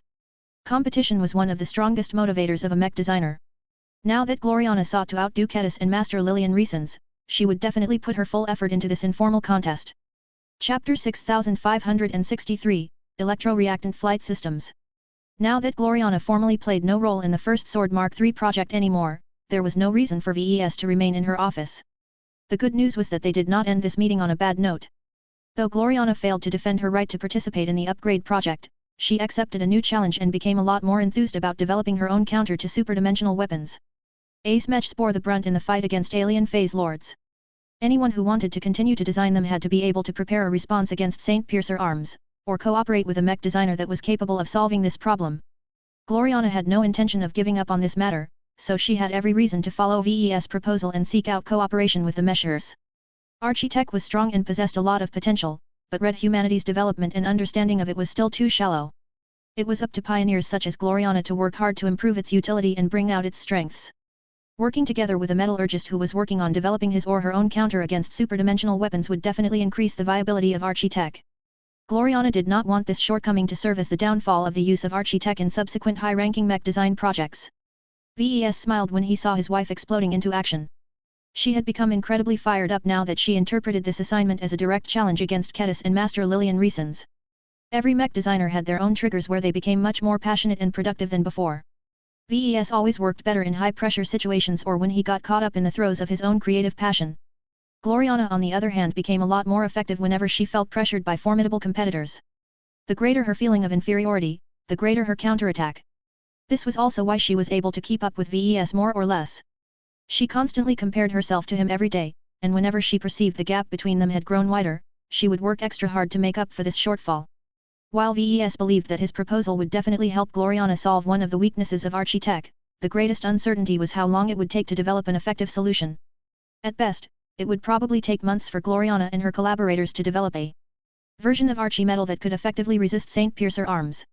At worst, the development time might stretch out over several years, which meant that more ace melee mechs could not be converted into archi-mechs due to failing to meet the latest industry standards. VES mentally shrugged. This was not his problem. Architech had become his wife's latest prestige tech, so her own progress and credibility was at stake. After VES left her office and entered his own private design lab, he called Ketis yet again and resumed his discussion with her about the first Sword Mark III project. Both VES and Ketis looked considerably more relaxed now that certain abrasive third element was no longer present. The projected version of the Heaven Sword attracted a lot of attention from VES, but he knew that this was not the right time to address this topic. He simply gave it a curious stare before he turned his attention back to the mech design project. Please continue your overview of the plans that you have made. He told Ketis. What else do you have in store for Saint Dice's next machine? The Swordmaster spoke in a relaxed manner. Well, what comes next doesn't require too much clarification. Aside from myself and Master Reasons, there are two more core participants that are vital to both the pure version and the Sword Fey version of the first Sword Mark III. One of them is Master Lucien Kirchhoff, who has a Class 4 design philosophy in electro-reactant flight systems. What? I think it is easier for you if I show you an example. Ketis transferred a video file to VES. When VES watched the archival footage of one of the many ace mechs that fought in the Red War, he quickly figured out the basis of this strangely named flight system. Under normal usage conditions, an electro-reactant flight system remained small and low profile. Its energy consumption was probably not that great, but its efficiency was probably pretty high, so the thrust power was not that bad. This was not enough for an ace mech to effectively duel against an enemy as formidable as a greater phase lord. Against such a powerful and massive opponent, ace mechs needed to move faster and be able to make very rapid course changes in order to maintain their rhythm in battle. This was where the electro-reactant flight system truly began to shine. The ace pilot activated a second mode that caused the formerly low-profile flight system to suck in a lot more energy, causing it to overload in a way that directly caused it to shoot out lightning bolts. No. Not lightning bolts. Instead, it looked as if skeletal wings made out of stable lightning channels had unfolded behind the back of the Ace Mech. The wings appeared much larger and more dramatic than the Ace Mech itself. It looked as if the machine had transformed into a dragon that embodied the element of lightning. All of the highly charged plasma that took the shape of wings was not for show.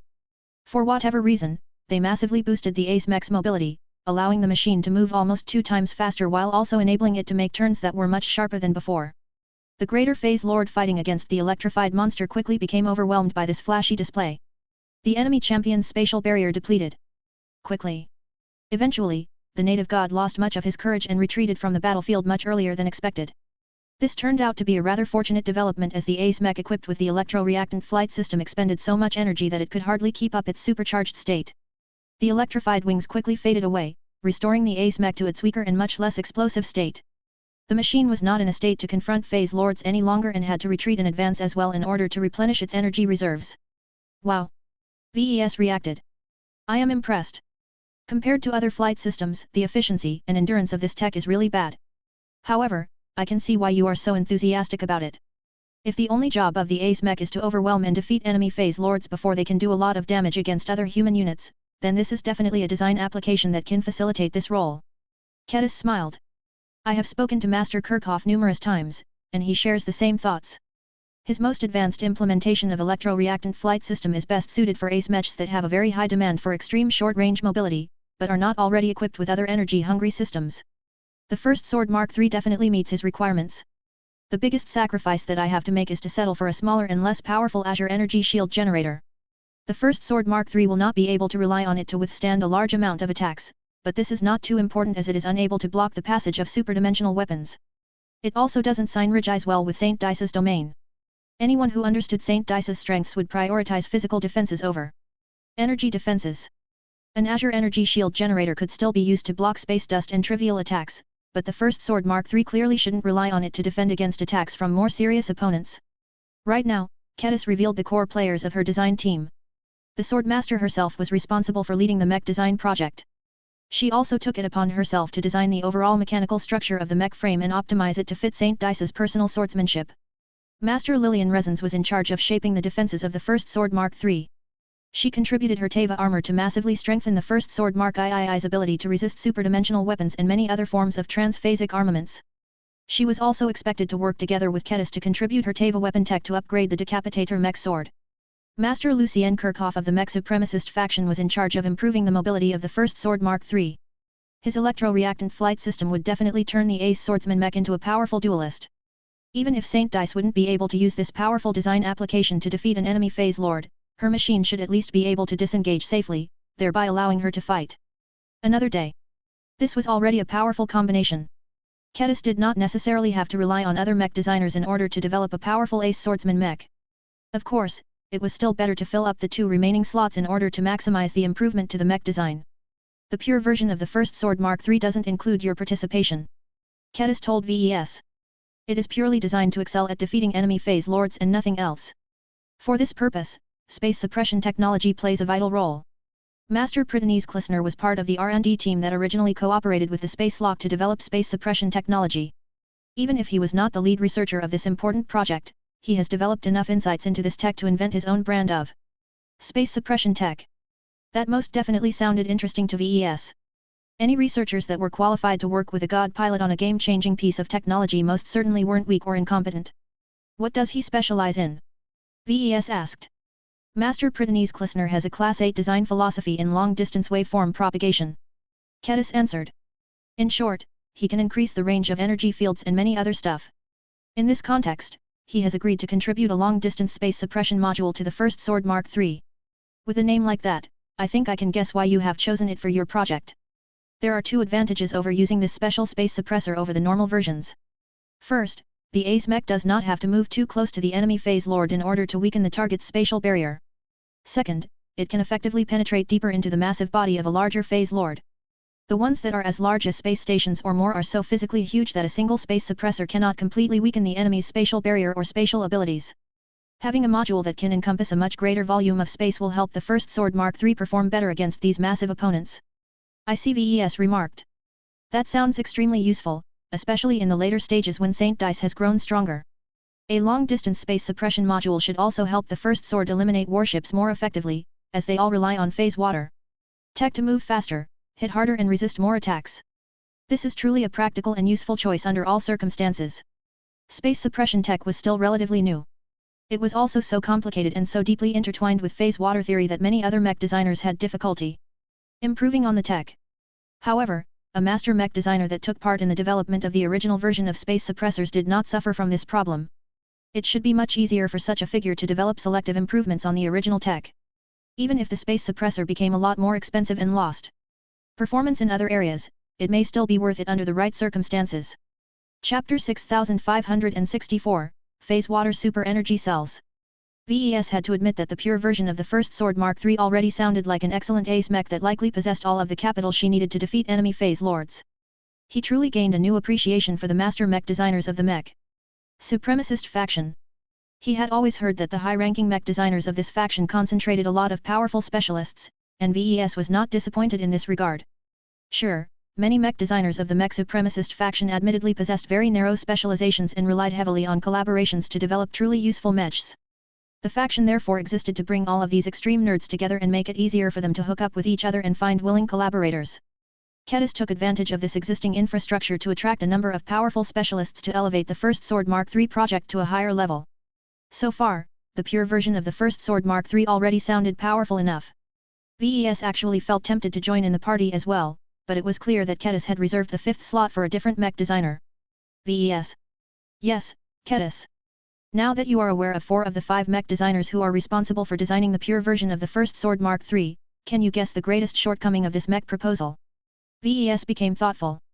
The electroreactant flight system is an energy hog.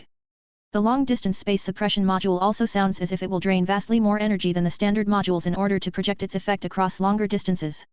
Without Master Benedict Cortez to increase the energy economy of the first Sword Mark III, her staying power will remain drastically limited. I think you should be particularly interested in finding another master mech designer that can address this major weakness. The projection of Kedis helplessly nodded. It is already a large burden for an ace swordsman mech to mount an electroreactant flight system. Just as you have guessed, the long-distance space suppressor's biggest flaw is that its energy consumption has multiplied by at least times. You don't have to run it at full power, but doing so will decrease its effective range, thereby making it pointless to employ this special tech. In order to make the whole framework complete, I have to address the energy problem. My solution is to invite Master Hyjolt Moss Clover to the project. He has a Class V design philosophy in high-density energy cells. Another unfamiliar name. The Red Association gathered way too many mech designers who were very famed in their own fields, but tended to be obscure outside of their circles due to the narrow applications of their design philosophies. The reason why there were so many of them was because it was much easier for mech designers to realize their design philosophies when they were narrow in scope. They were generally treated as the supporting actors to more high-profile mech designers. That did not necessarily make them weak or incompetent, but their choice of specializations made it difficult to lead their own competitive mech design projects. There should be multiple masters who possess Class V design philosophies within the mech supremacist faction. Master Benedict Cortez also has one for that matter. VES stated. What makes Master Mossclover's work so attractive for your project? You are right, VES. Class V design philosophies is common within the RA and especially the mech supremacist faction, as providing more energy to mechs has always been a high priority. I chose Master Thornquist over the alternatives because he is able to increase the energy reserves of the first Sword Mark III with the smallest possible footprint. There are other high-end solutions that can provide even more impressive amounts of energy to the ace mech, but they take up more space, and also introduce their own complications. The solutions of Master Thornquist on the other hand amount to better versions of energy cells that are no bigger than the ones that conform to industry standards. I see. If he is able to develop better energy cells, then you don't need to make too many changes to accommodate their usage. Kedis nodded. I am especially happy with one of his latest experimental products, which he calls PSEC, which stands for Phase Water Super Energy Cell. The energy capacity of such a cell is much higher than his other products, but that is because much of the volume is filled with a liquid phase water emulsion. What? Calm down, VES. I am not talking about raw phase water here. Master Thornquist developed a special phase water emulsion that consists of phase water, regular water, and a secret formula of minerals. The resulting combination produces a mixture that is less volatile and can absorb an enormous charge of energy. This makes it suitable for his new energy cells.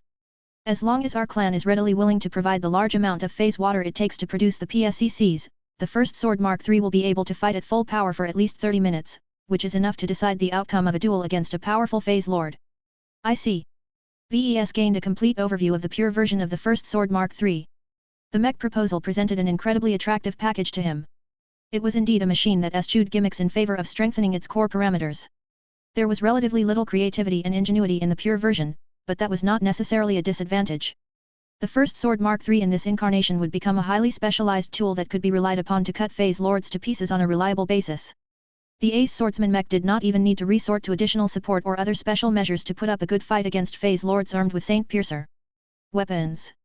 Given the high synergies between the specializations of all 5 mech designers, VES would not begrudge Ketis for choosing to go forward with the pure version. However, the pure version was not the only evolution that she had in mind. So what about the other version of the first sword? VES straightforwardly asked. The Sword Fey version naturally included the use of spurs as I originally envisioned. Ketis replied. What is similar to the other version is that I, Master Reasons and Master Kirchhoff will be contributing our own specializations. The greatest deviation is that the slots previously occupied by Master Klissner and Master Mossclover will be replaced by you and another mech designer called Master Draco Thornquist. If this was the case, then the Sword Fey version of the first sword would retain Ketis' specialization in swordsman mechs, Master Reasons' Teva armor tech and Teva weapon tech as well as Master Kirchhoff's electro-reactant flight system. This was already a good base for an ace swordsman mech. It lacked the improved variation of space suppression tech, but that also lessened the need for phase water super energy cells. This meant that Ketis could allocate the remaining 2 slots to a different synergistic combination of technologies. I don't need to say too much about your participation. The Sword Master said. Your main draw this time is not the general living mech enhancements to the first sword Mark III. I am not saying that your 6th generation living mechs are useless to this project, but it is not the principal reason why I want you on this project. The best way you can contribute is to equip the first sword Mark III with dozens of sword fey. The spurs must all be alive, persistent, and able to evolve over time. I know that the regular Fey Fianna typically fields 4 to 6 Fey at most, but that is not enough for an ace mech. Will there be any problems if you pair my ace mech with 24, 36, or even 64 sword Fey? VES almost grew dizzy when he imagined 64 sword Fey acting in complete coordination with the first sword Mark III. Controlling 64 small-sized spurs was somewhat possible for general drone mechs, but it was way too much for the Fey Fianna. However, the first sword was hardly comparable to ordinary living mechs. I don't have enough data to make a definite judgment, but I believe it is probably possible to create 36 sword Fey without overburdening the living mech. VES carefully guessed.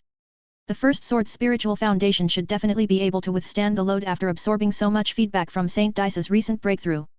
It may even be possible to double that amount to 64 sword Fey, but I think that the power between all of them will get diluted to a significant extent, making them weaker.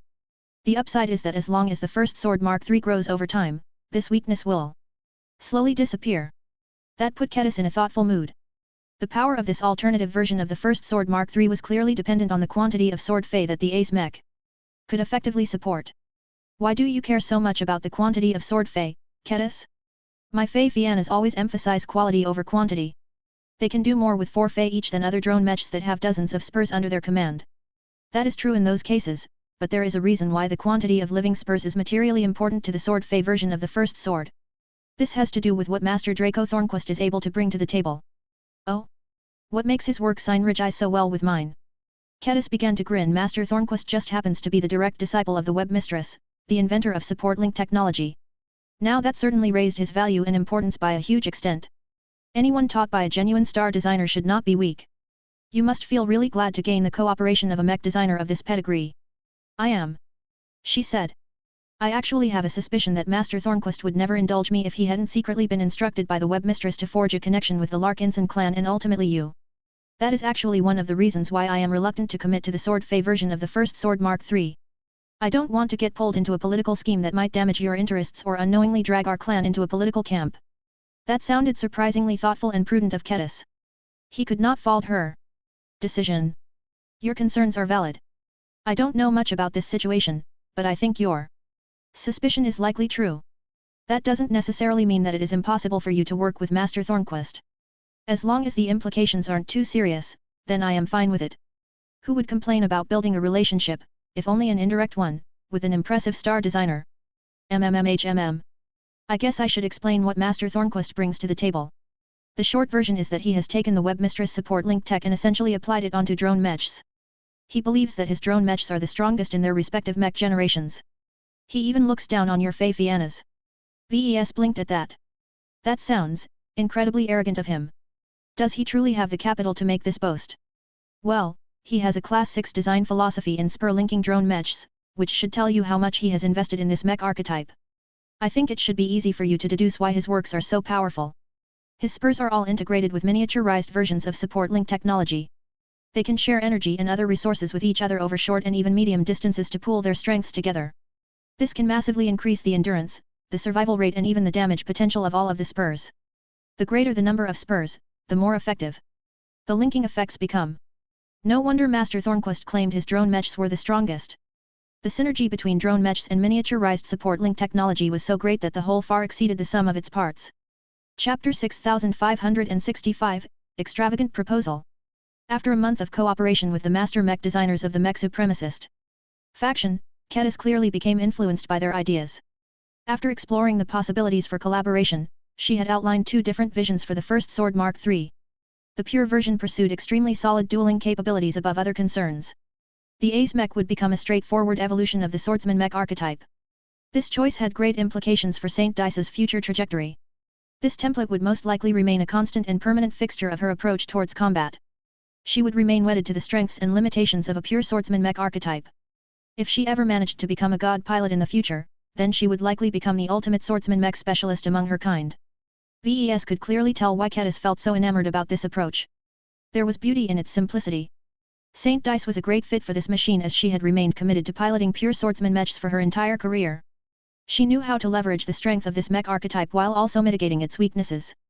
However, as much as VES felt attracted by this concept, he clearly held a stronger preference for the Sword Fey version, and it was not just because he would retain his ownership in the model.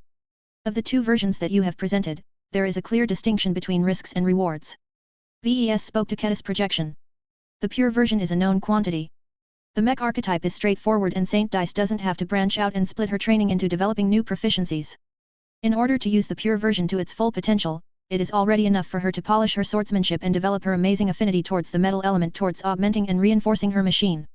That said, this approach is so simple that it lacks a lot of depth. The first sword can only approach every fight the same way. This will make the Ace mech predictable, which means that enemies can easily prepare countermeasures. The Swordmaster's eyes grew strained. That is true, but Ace mechs are so powerful that their weaknesses have become much more relative than before. As long as Saint Dice has developed her strengths to an extreme, she can overcome any opposition by force. This configuration is mainly oriented towards strengthening her ability to break all laws with just her sword. VES had taken the time to view the footage of Saint Dice's breakthrough event and became suitably impressed by her final move. The muscular swordsman ultimately did not stand a chance, especially considering that the earth element was weak towards the metal element. I am not trying to imply that the pure version is a bad development trajectory. VES patiently clarified. I am just observing that it is a known quantity. A simple mech concept comes with lower risks. Saint Dice is unlikely to get lost and go astray in her progression. However, her ceiling will essentially be determined in advance, and it will be incredibly difficult to raise it. The lack of complications means that the Ace pilot has less options to turn an adverse situation around. In other words, the pure version was a relatively low-risk configuration that provided medium rewards at best. Kedis had worked on fleshing out the mech concept for a month. She understood his train of thought. The Sword Fey version is a more experimental concept. She said in line with his explanation. It lacks the guaranteed utility of Master Klisner's long-distance space suppression module and Master Mosklover's phase water super energy cells. This makes it inherently weaker unless it can use the combination of your Sword Fey and Master Thornquist's spur-linking drone mechs to outperform the pure version. The question is whether that is possible. We have no data or prior references to refer to. The high-level drone mechs designed by Master Thornquist are admittedly impressive in their own right, but their spurs have always been a little lacking, especially if they are oriented towards melee attacks rather than ranged attacks.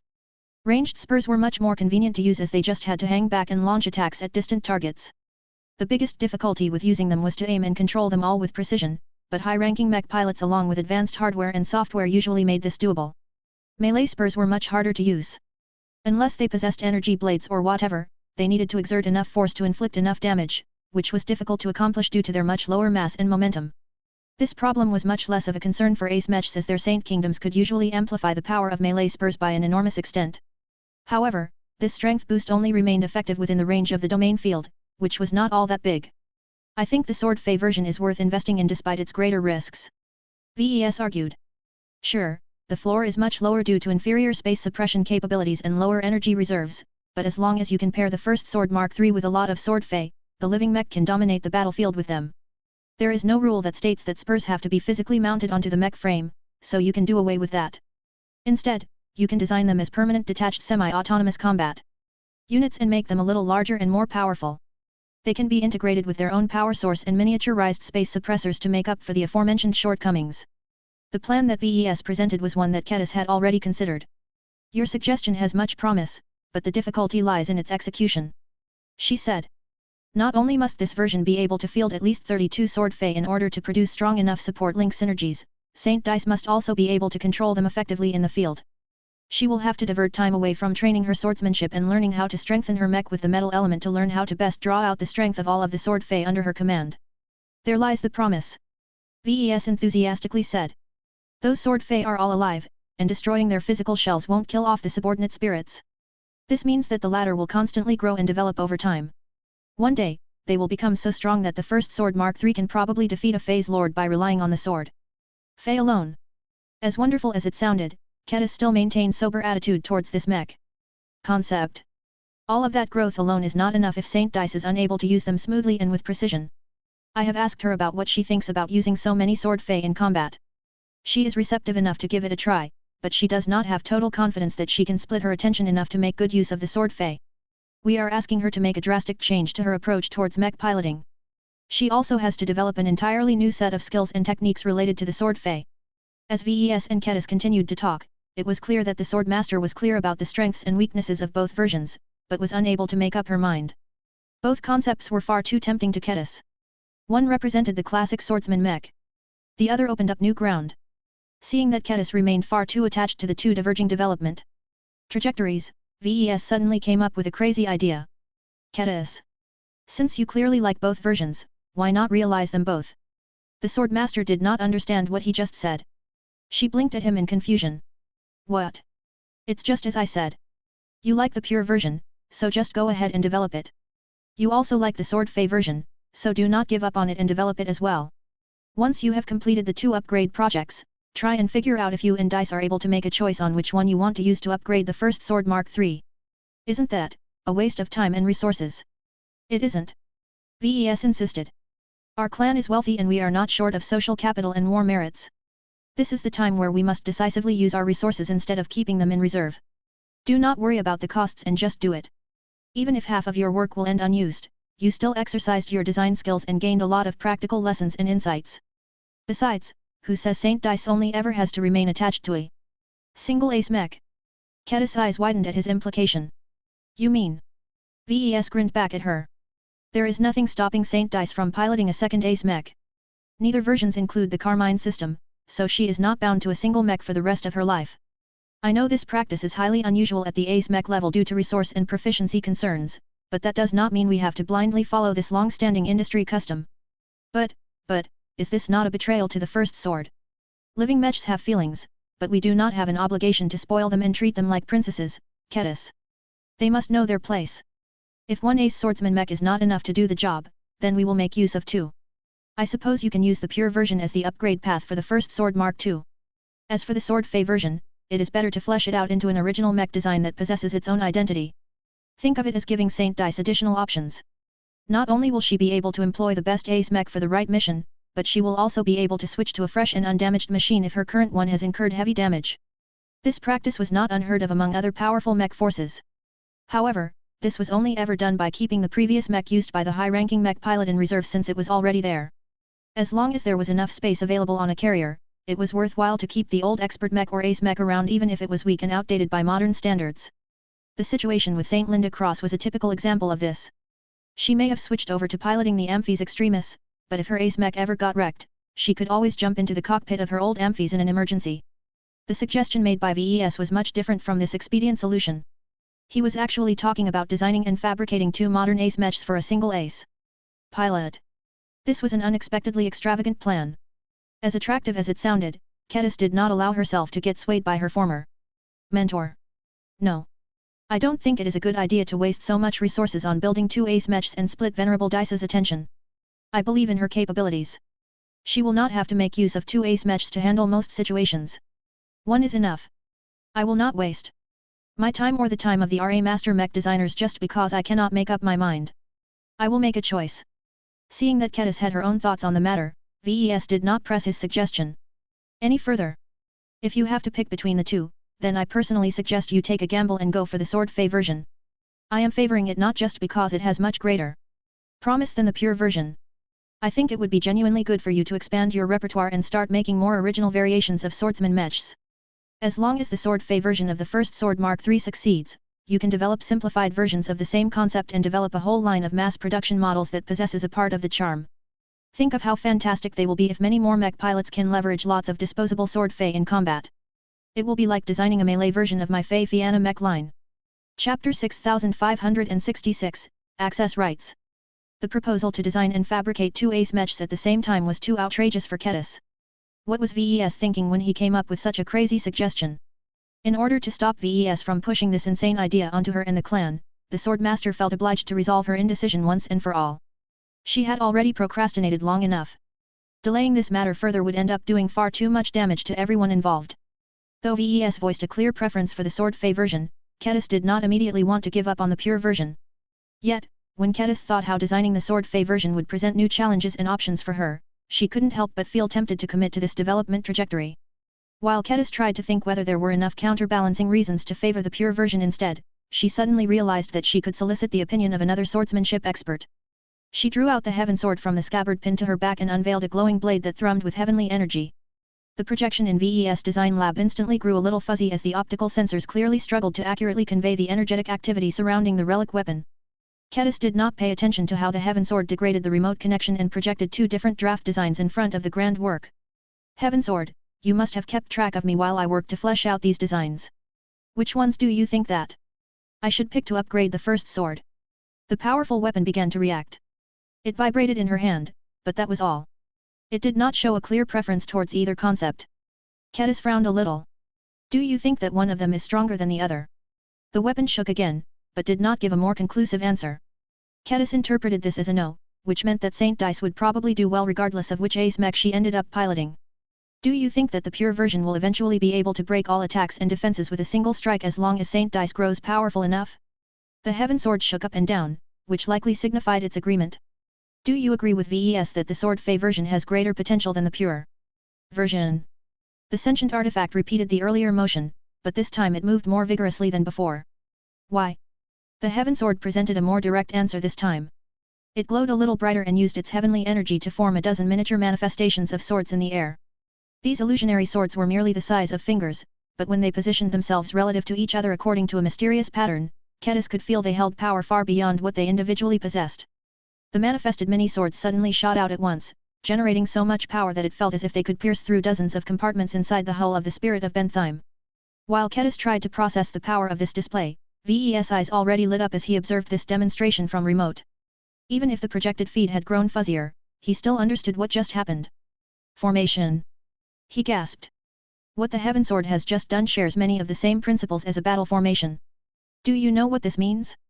The first Sword Mark III can reproduce this phenomena by using Sword Fey instead of living mechs, thereby generating extremely powerful attacks that leverage E-energy to a much higher degree than by relying on conventional hyper-technology and E-technology. If we combine the potent E-energy amplification of this sword formation with the material amplification of Master Thornquist's miniaturized energy link technology, the Sword Fey will become so ridiculously powerful that they can break through enemies much more effectively than wielding a single blade. That last statement remained questionable. There was no guarantee that relying on lots of seemingly fragile Sword Fey could ultimately produce a result that far exceeded a single solid sword. Although Ketis still did not entirely trust the Heaven Sword's motives, she believed it. When the artifact showed that there was a way to amplify the power of Sword Fey with the use of formations. Was this the strongest form of swordsmanship? Not necessarily. Did she want to explore how far she could go with sword formations? Yes. From the moment the Heaven Sword demonstrated a way for a collection of swords to exert damage that was at least an order of magnitude stronger, Ketis had already developed a fascination towards this phenomenon. As long as the Rully realized Sword Fey version could produce the same effect in reality, then the results would absolutely take the Red Ocean by storm. Fey's lords would fall one after another as their formidable defenses shattered against the might of sword formations. So what if the Sword Fey version did not possess more powerful space suppressors or longer-lasting energy cells? The power of E-technology was least constrained by technological boundaries. I have made my decision. She eventually said. While I still think the pure version has a lot of merit, I think I am willing to take the chance and see where I can go with the Sword Fey version. Ves grinned. Good choice. I will help you as much as I can, though I only have time to flesh out the living Sword Fey and other 6th generation living mech stuff.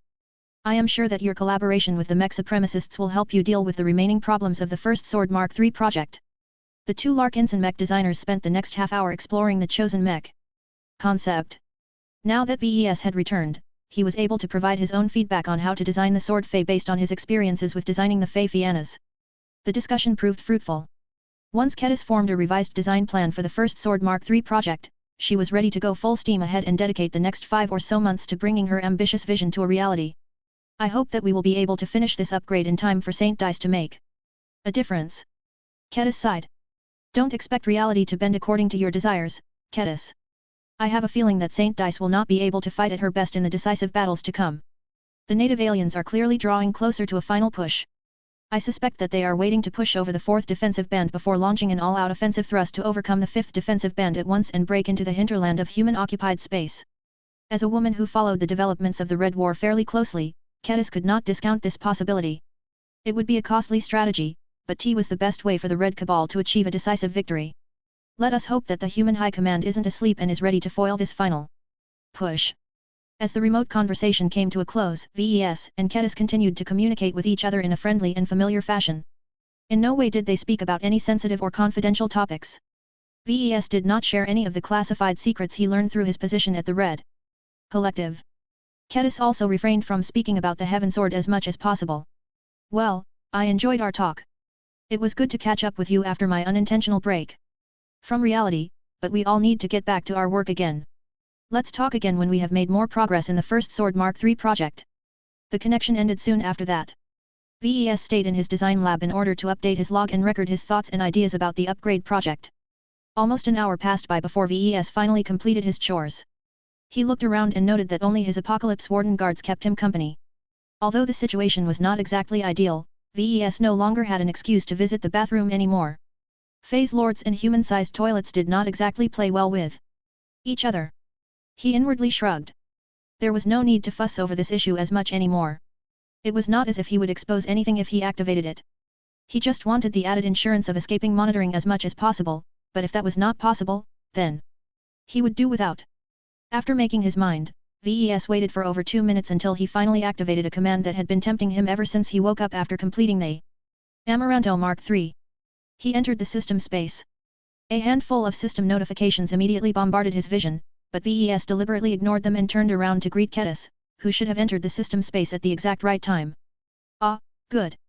You managed to pick up my hidden message and what is that behind your back? Kedis turned her head around to see a familiar hilt and scabbard attached to her back. It's the Heaven Sword.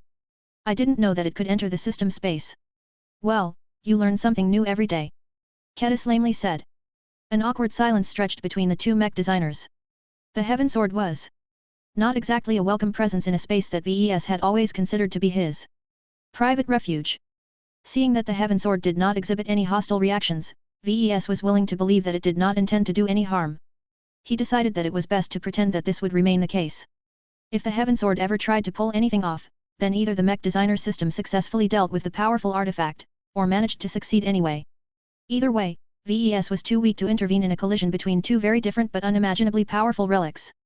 The only control he had over the situation was to make sure to never put Kedis into a situation that went against the interests of the Heaven Sword. That shouldn't be too difficult. Anyway, let's get to business, shall we? I think it is best if we address the upgrade to the mech designer system first. Can you read these system notifications? I can. Kedis said. In fact, I have already schemed through them a month ago. I think I can even pick one of the upgrade tracks. Wait, you can do that? The mech designer system registers both of us as users without making any further distinctions. That means that our status is almost the same. The only difference is that you enjoy greater seniority than I. Perhaps the reason why the system gave me the choice to choose how to upgrade it is because you were not in a condition to do so, but I am not too sure whether that is correct. Whatever the case, I knew that this was a decision that only you should make, so I have been ignoring it every time I enter the system to accept and complete missions. I still need to earn ascension points. I see. This was an alarming revelation to Ves.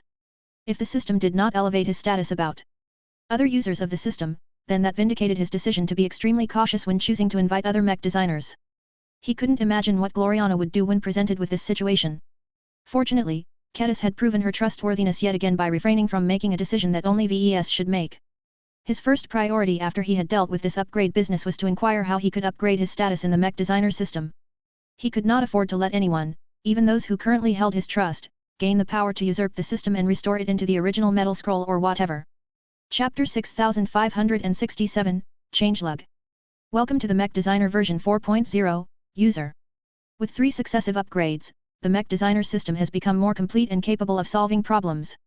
The latest upgrade is built on top of the previously chosen upgrade tracks, thus many of the upgrades have led to an improvement of its existing functions. Some of the changes are listed in the following notification. VES narrowed his eyes when he read that. This was similar to how upgrades of existing mechs were largely constrained by design choices made in the past. For example, it was acceptable to add Sword Faye to the upcoming First Sword Mark III, but it was completely nonsensical to convert her into a rifleman mech. He quickly proceeded to read the list of changes, though he made sure to remind himself that the system never claimed that it was complete. Changelog. The option to rent storage space in the Vault of Eternity for a limited time has been converted into permanently buying the same volume of storage space at the same prices. VES raised his eyebrows. Damn, I am already beginning to like these improvements. The system is no longer as stingy as before. I can save so much AP now that I don't have to pay the same amount to keep several cubic meters of space. It is also much more worthwhile to buy larger amounts of storage space and stuff all kinds of survival equipment inside. Kedis nodded in agreement. I am already planning to buy enough storage space to store an FTL-capable shuttle stuffed with supplies and basic fabrication instruments. That's a good idea. The Wishing Fountain grants the option for users to redeem multiple identical lottery tickets at the same time to significantly increase their chances of winning a desired prize. This is also a good option. VES immediately judged.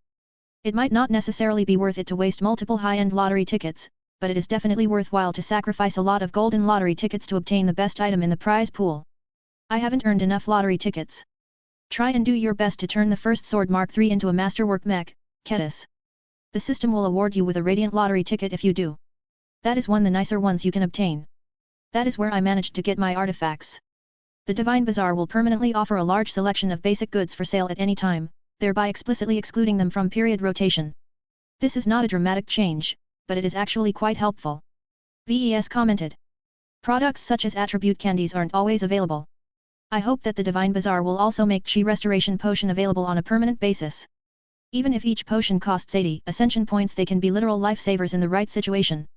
Don't skimp on them, Kedis. I suggest you buy at least 2 and keep them in the vault so that you can recharge your spirit and possibly your willpower as well. As a warrior, Kedis understood the importance of such aids, so she definitely intended to follow his advice. The only issue was that ascension points did not fall from trees. She already had to spend AP on other priorities, so it would probably take a while before she had enough to spare for this purchase. VES already looked further down the changelog. The most important facility of the system space by far was the Tree of Possibilities. Any improvements made by it had the greatest impact on his life, so he was eager to find out what had changed. The Tree of Possibilities can grow golden enlightenment fruits that can be freely claimed when fertilized by the carcasses of powerful opponents. The carcasses must be at least 90% intact, less than 1 standard day old, and based on enemies that the user has either defeated in person, or defeated by a mech designed by the user. This was a massive change. It drastically changed the way VES valued the Tree of Possibilities. The mech designer system had so many areas to spend ascension points on that it had become a big burden for VES and Kedis to afford so many goodies. For the Tree of Possibilities to present users with way to get these so-called golden enlightenment fruits for free was a massive benefit. While the restrictions made it so that VES could not get away with shipping dead bodies all the way to Diendi base, he just had to move a little closer to the front lines in order to secure a steady channel of alien bodies. However, what did the system mean by powerful opponents? If this criteria meant that it would only work by killing enemy true gods, then this was a useless upgrade. Have you already tried out this function yet, Kedis? The Swordmaster nodded. I did. It is harder than I expect to meet all of the requirements. Most guns are so powerful that they completely obliterate alien bodies if they are hit. Small arms are more reasonable, but weapons such as laser rifles, positron rifles, and especially plasma rifles destroy so much organic tissue that it is nearly impossible to keep 90% of the carcass intact. It is best to rely on poison or a good sword to kill an enemy while preserving most of the body. That sounded handy for Kedis. It was easier for her than others to kill enemy aliens with surgical precision. So how many times did you manage to succeed? once, and that is not for lack of trying. She sighed. The problem is as you suspect. The tree of possibilities looks down on the bodies of ordinary grunts. It was only when I sacrificed the body of a high-caste Orven captain of an alien battleship that I finally managed to satisfy all of the conditions. The golden enlightenment fruit is still growing last I checked. I see. This means that we can't grow endless golden enlightenment fruits. Figures. Hopefully, the knowledge imparted by a golden enlightenment fruit is based on the enemy from which it is derived. The more powerful the enemy, the more powerful the reward. VES actually looked forward to stopping by the tree of possibilities to see whether Keta's first golden enlightenment fruit had ripened. He also wanted to see whether he could steal her fruit, not that he would actually commit such a despicable act. He just wanted to know whether it was possible and make the right precautions. The mission hall offers 3 times more missions on rotation. That was a straightforward but also incredibly helpful improvement. More missions meant more opportunities to earn ascension points. It also increased the availability of acceptable missions, which was even more important to VES. Not all of them were to his liking. He did not want to engage in any weird acts such as bathing in the blood of his defeated enemies or whatever. I can't ask for a better upgrade for the mission hall. Well, the system could have quadrupled or quintupled the amount of missions. True. The workshop of creation can be projected at a physical location near the current location of the user for 10 ascension points per 24 hours. VES felt underwhelmed by this upgrade. I have to pay 10 times more AP to use the workshop of creation outside of the system space. That sounds like a ripoff. Not quite, VES. Think about it. The facilities available in the workshop of creation are actually better than the ones in your own private workshop. The biggest problem is that only you and I can make use of it. Our best products are always collaboration works, so if you can project the workshop of creation in Diandi Base, Gloriana, and several other mech designers can make use of the best instruments and production machines for a whole day. That was actually a good suggestion. VES knew that he had not been using the workshop of creation to its full potential. The inability to use it for collaborations was one of the main reasons why he found it so inconvenient. After this latest upgrade, VES finally had another option available. As long as he had the AP to spare, it might be worthwhile to project the workshop of creation to his physical location so that he could fabricate the best possible copy of an incredibly important mech design. Ascension points can be spent to undergo a mastery experience in the mind of a mech designer in the past. This is ridiculous. What is the point of a mastery experience when we don't actually get to experience firsthand what it is like to pilot a mech? Have you forgotten about your Carmine Mechs, VES? Now that they are out, it should be theoretically possible for you to enter the mind of one of those new pilot designers or whatever they call them these days. Granted, you will only be able to travel up to half a year in the past if you pass through the time gate. That was actually true. VES felt incredibly uncomfortable at the thought of going back a few months and entering a time period where his past self was already highly active. It would be so easy for VES to take action that would directly affect his real self. Of course, VES believed that the mech designer system wouldn't make it so easy for him to mess with the timeline and possibly cause a temporal disaster. A large amount of ascension points can be spent to project the dimension blade into reality and use it as a weapon that is highly effective at tearing through tangible and intangible barriers and obstacles. The effectiveness of the dimension blade is based on its completed upgrades. Now we're talking. VES eyes lit up. I suppose you don't have much need for this new feature since you already have the Heaven Sword, but it is different for me. If I ever encounter a phase lord or phase whale, I should at least be able to get past the enemy's defenses. The cost of projecting it is large, though. You should try your best to keep as much ascension points in reserve. That went without saying. We've been neglecting the Dimension Observatory for too long. VES stated. Even though the timing isn't too great right now, we should really start to tear into a few dimensions and find out what sort of exotic resources we can obtain from them. There shouldn't be many obstacles left for you to expose this particular capability now. Correct. Kedis nodded and reached behind her back to pat the hilt of the Heaven Sword. I still need to earn more AP, but as soon as I have enough, I will try and create a basic dimensional tier. I don't want to create a permanent one right away to avoid attracting too much attention. I will try my best to give off the impression that I am borrowing the power of this artifact to create these dimensional breaches. The Heaven Sword possessed so much mystique that nobody knew what it could do. That should make it trivially easy for Kedis to play innocent and pretend that the Heaven Sword was responsible for everything. A large amount of ascension points can be spent to transfer chosen envoys to physical shells created by the user. This was another huge change. Although VES only had a single chosen envoy at the moment, being able to stuff him into a giant mech or war machine made him a lot more useful than allowing him to remain in a ghost form. Kedis interrupted his thoughts by presenting a promising possibility. Do you think we can use this feature to bring Venerable Iman Ingvar back to life? We only have to grow an organic shell that is as close to his original body as possible.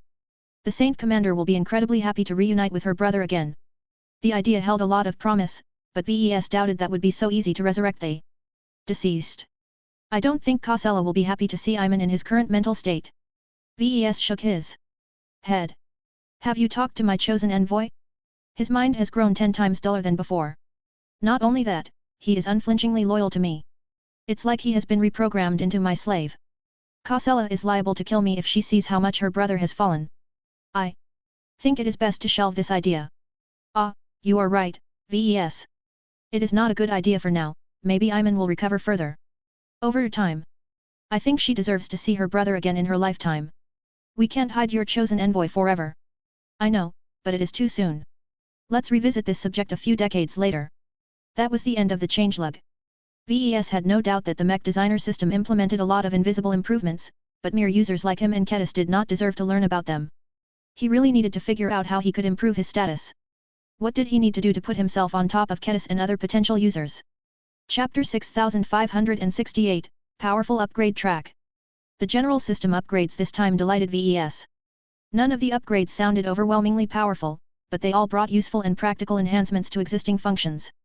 From tripling the amount of missions available for acceptable to enabling users to convert the mostly intact bodies of power opponents into golden enlightenment fruits, the mech designer system had just become a lot more useful.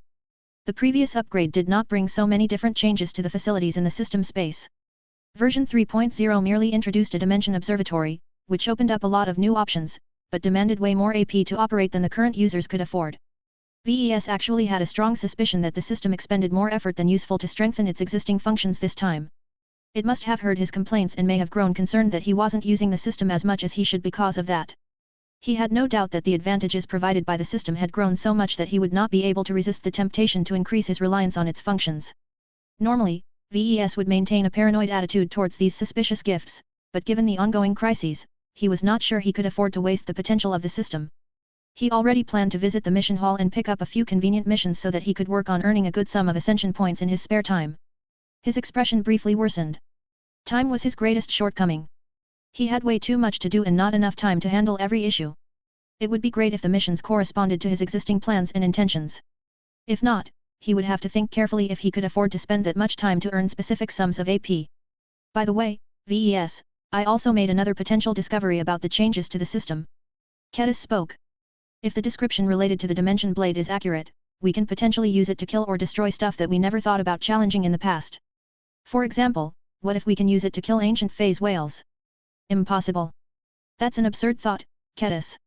Ancient phase whales and entities of comparable strength are on a completely different level from mortals like us. As far as I know, the scale of the Dimension Blade is fixed. Even if you can cut through the ancient phase whale's spatial barrier and strike the body directly, do you think a body as big as that of a small moon or a planet will notice the minuscule cut? Unless the Dimension Blade can be scaled up to the point where it can cut through entire planets, I don't see any way it can kill such a massive opponent.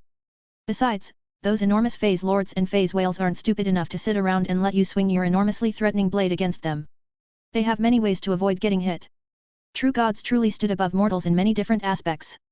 They possessed several transcendent qualities that completely put them into a whole different class. If the Dimension Blade can't be used to kill ancient phase whales, then it should at least be able to break the space-time bubble that has kept Bridgehead 1 apart from the rest of the Red Ocean. Wait. Was that possible? VES recalled the description of the Dimension Blade.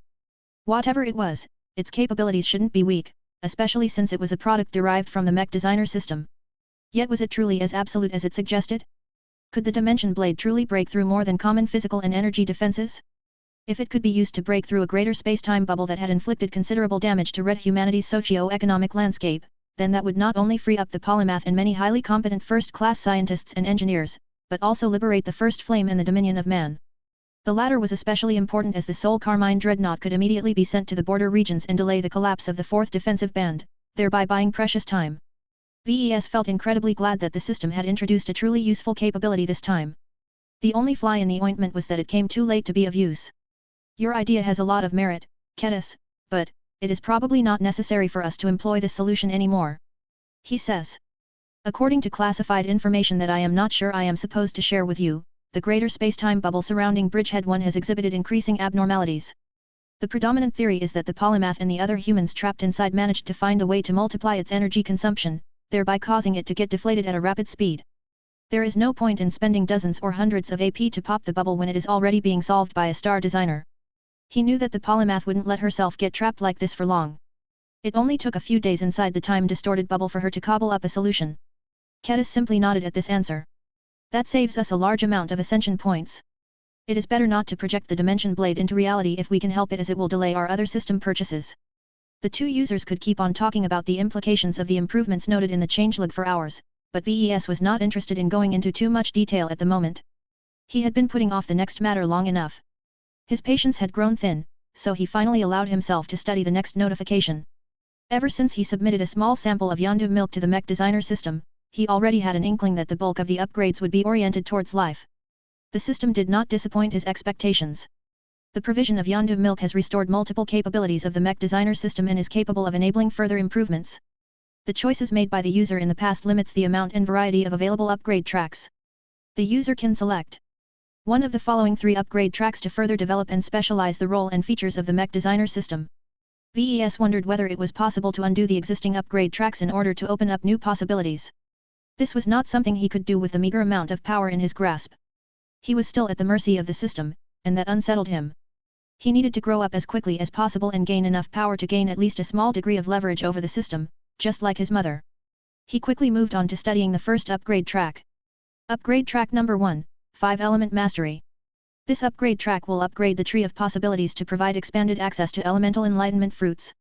These fruits grant skills and additional boons that can increase the user's affinity and mastery of one of the 5 elements of fire, water, wood, metal, and earth.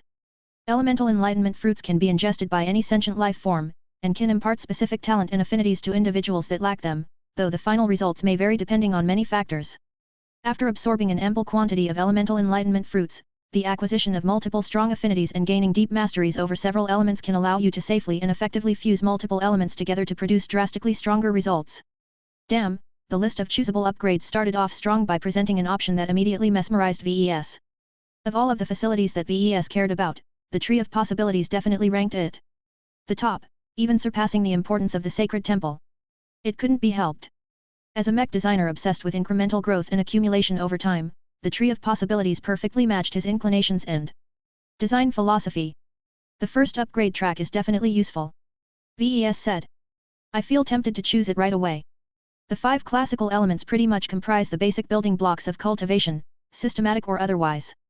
Pretty much anything related to hyper-technology, e-technology, and cultivation science can be improved by knowing how to work with one of the 5 elements to a finer degree. Kedis assumed a more skeptical posture. I question whether it is necessary to pick this upgrade track in order to enjoy the benefits can bring. The tree of possibilities already offers enlightenment fruits that can grant skills and affinities related to the 5 elements and many other energy attributes for that matter. Sure, we need to enter the system space at regular intervals in order to wait for a fruit that possesses the right stuff, but it is not that difficult for me to acquire a fruit related to the metal element as long as I save up enough AP. Perhaps the elemental enlightenment fruits can give us twice as many benefits as a normal one, but I think that we can ultimately reach the same destination as long as we work harder, study more and earn more AP. VES frowned. Her arguments successfully sobered him up. You are right, I think. The benefits of this upgrade track doesn't appear to be entirely exclusive or unique. Perhaps the elemental enlightenment fruits makes it easier for us to fuse multiple elements together, which is definitely a massive advantage, but ancient cultivators probably figured out how to do this on their own. The biggest reason to select this upgrade track is to reduce the time and resources it takes for us to deepen our mastery in one or multiple elements. We can easily make years, decades, or even centuries worth of progress with this choice. That does sound attractive, but it sounds too much like cheating to me. Kedis reluctantly said. I have a feeling that the proper way to deepen our understanding of the elements is to experiment with them in our works and try to figure out useful design applications on our own. Gaining so much affinity and knowledge on how to manipulate the elements by paying ascension points gives us the reward without completing the journey that resulted in it. The latter may be just as important as the former. It will be harder for us to build on top of what we have acquired from the system with much greater ease. I do not think you are entirely wrong, but that is why it is important to use this new function in moderation. We probably don't have the ability to earn enough AP to make this a big problem. The biggest benefit to this upgrade track is that we can leap our progress forward and save a lot of time on self-study and experimentation. As long as you don't base your entire design philosophy and design applications on knowledge that you have not earned yourself, then you should be okay. VES had another reason to pick this upgrade track over whatever other possibilities the system dangled in front of his nose. He believed it would be a lot easier for him to design better and more powerful elemental carmine mechs with the help of these nifty elemental enlightenment fruits. This would allow him to realize his design philosophy and advance to the rank of master mech designers multiple years earlier than expected. Not only that, but as long as he kept on absorbing more enlightenment fruits, his comprehension of the 5 elements would grow so profound that would become drastically easier for him to recreate the elemental lord that could successfully fuse all 5 elements and wield the power of a god. That meant that VES would not only be guaranteed to become a star designer, but also attain this rank much faster than before. The biggest concern he had was whether the elemental enlightenment fruits brought other changes that VES did not desire. However, this was not a serious problem for him. He could always allow Blinky to ingest them instead. Chapter 6569, Demon Casting. The first upgrade track did not disappoint. It granted VES and other people a much easier pathway to mastering the 5 elements. VES had a considerable need for help in this area. His mother likely possessed a lot of expertise in the 5 elements, but she had consistently refused to teach him her secrets, using a variety of excuses to keep him in the dark. The Red Collective and the Tea Institute both mastered a lot of knowledge in ancient and modern cultivation science, but the problem was that their libraries were not complete and systematic enough. Their understanding of the basics was relatively whole, but that was because they were derived from the most widespread and least valuable pieces of knowledge. The cultivation research institutions were lacking in advanced and high-end cultivation theories. This was why vital legacies that used to play a big role in ancient times still hadn't been recovered. Vulcan's life would have been much easier if Red humanity had access to a complete traditional blacksmithing legacy. Even the 5 Scrolls Compact, which supposedly possessed the largest archives of cultivation scriptures, only inherited a scattering of ancient cultivation knowledge. This was why the researchers of the Compact gained so much notoriety. In their obsession to fill up the missing gaps in the theories that they recovered, they recklessly experimented on people in order to reconstruct the wonders of the past. That was actually rather strange, because from what VES had observed of the mech designer system, it likely had access to all of those complete legacies. Perhaps what limited their availability within the 5 Scrolls Compact was not that they were absent, but it was because other people heavily restricted access to this powerful knowledge. VES learned that this was one of the bad habits of selfish cultivators. They tended to hoard high-end knowledge far too much, even going as far as to allow their powerful legacies to become extinct just because they had been too stingy about sharing their own advancements. The mech industry at least relied on a central authority like the Red Association in the Red Kingdom to force mech designers to share their advancements with each other, thereby leading to a prosperous scene and a high pace of technological progression. In any case, VES believed that instead of relying on conducting time-consuming experiments or waiting for the cultivation research institutions to figure out more advanced applications of the 5 elements, he may as well rely on 5-element mastery to enter the fast track. The time savings he could expect from embracing this upgrade track was considerable, but only if he actually intended to make use of the 5 elements to advance his works. This was not an absolute certainty. VES could still change his mind and develop his design philosophy in a different direction. Who said that elemental carmine mechs was the only way for him to realize his design philosophy? However, VES had already set his mind on designing them long before the system offered to ease his progress with this upgrade track. Having an upgraded tree of possibilities only reinforced his existing plans, which might not be a good idea. What if he wanted to change his mind later on? What if he came up with a more promising direction in his research that did not have any relations with any of the 5 elements? If he had already committed to 5-element mastery at that point, then VES would find it much costlier to abandon his current line of research. His wariness towards putting himself in a sunk cost fallacy made him reluctant to embrace the first upgrade track. However, VES wasn't the only user of the mech designer system. He felt that Kedis deserved to have her say as well. What do you think about 5-element mastery, Kedis? Do you think it will be useful in your own research? The sword master nodded. I can definitely see the uses. Traditional swordsmanship needs to evolve. The Heaven Sword has demonstrated numerous examples of ancient sword cultivators commanding the power of heaven and earth through their favored elements. I can use the elemental enlightenment fruits to rapidly improve my ability to design hyper swordsman mechs that can bestow ordinary mech pilots the ability to reproduce these feats without requiring any existing talent and affinities in the respective elements. I can also strengthen the swordsman mechs piloted by those who already possess a mastery in them, such as dice. That meant that Kedis would definitely not waste the possibilities granted by the first upgrade track. This was a strong argument in favor of choosing this option. VES decided to move on and study the next upgrade track before he felt tempted to make an premature verdict. Let's see what else is available. Upgrade track number 2, Demon Casting. Expands the workshop of creation with facilities to learn and conduct the forbidden craft of demon casting. This lost art is the ability to seamlessly cast demonic entities into physical objects, thereby augmenting and transforming their appearances and capabilities. Demon casting is a difficult and dangerous art that can more easily produce powerful end products that largely derive their potency from their demons rather than their material qualities. Individuals can make use of demon-casted objects with moderate risk of danger. Cultivators can bind themselves to demon-casted objects through special techniques that allow them to stimulate their growth or increase the output of their possessions at greater risk. To perform demon casting, demonic entities must be sourced. They can be summoned to a dedicated ritual circle at the workshop of creation by spending ascension points, or they can be summoned through other channels. This upgrade track will also give you the option to learn how to create demons yourself by fusing the souls of many resentful beings under special circumstances. This was another big upgrade track, one centered around a facility that VES previously used the least. Compared to the first upgrade track, the second one was bound to attract a lot of controversy if it ever became known to the public. From the start, VES immediately understood that this form of crafting objects was likely not an upright method. There had to be good reasons for it to be considered a lost and forbidden art. The potential harm it could do to human society was considerable, especially if a demon caster got the bright idea by sacrificing entire cities' worth of people to forge a powerful demonic entity. Choosing this upgrade track would mean that VES would constantly have to resist temptation. There had to be a good reason for the system to present this upgrade track. It had to be at least comparable in power to 5-element mastery. The question was whether it was more suitable to his circumstances. When VES thought about it, he actually recognized that it could be useful for him in different ways.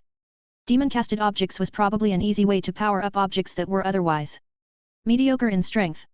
For objects that were already powerful on their own merits, VES could probably make them even stronger by casting a demon inside their physical shells. In fact, VES was not entirely unfamiliar with this phenomenon. He thought back on what happened during previous cases where severe corruption caused Mech such as the infamous Yuri machine, Lainey Larkinson's elegant rage and Don Mellon's zeal to mutate in very strange ways. Their appearances after they transformed under extreme and abnormal circumstances already suggested that they had demonized to an extent. Even though these Mechs obviously degraded in many ways after they got demonized, they also grew stronger and more formidable, making them a lot harder to deal with than before. If demon casting granted VES a safe, consistent, and reliable means to craft Mechs and other objects that possessed these strengths, then this was a great way to strengthen his personal gear as well as the most important Mechs at his disposal. It was definitely an approach that excited the darkness streak inside of him. He even felt tempted to find a way to harvest lots of souls from the mass casualties of the Red War and better yet the upcoming years of upheaval in the old galaxy to forge lots of demons.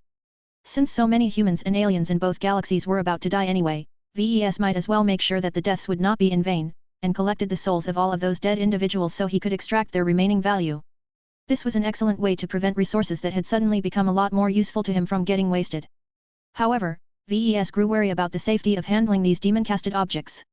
It should be safe enough for willpower cultivators to wield them without much issue. They were highly resistant towards corruption and would never easily give in to the corrosive influence of demons.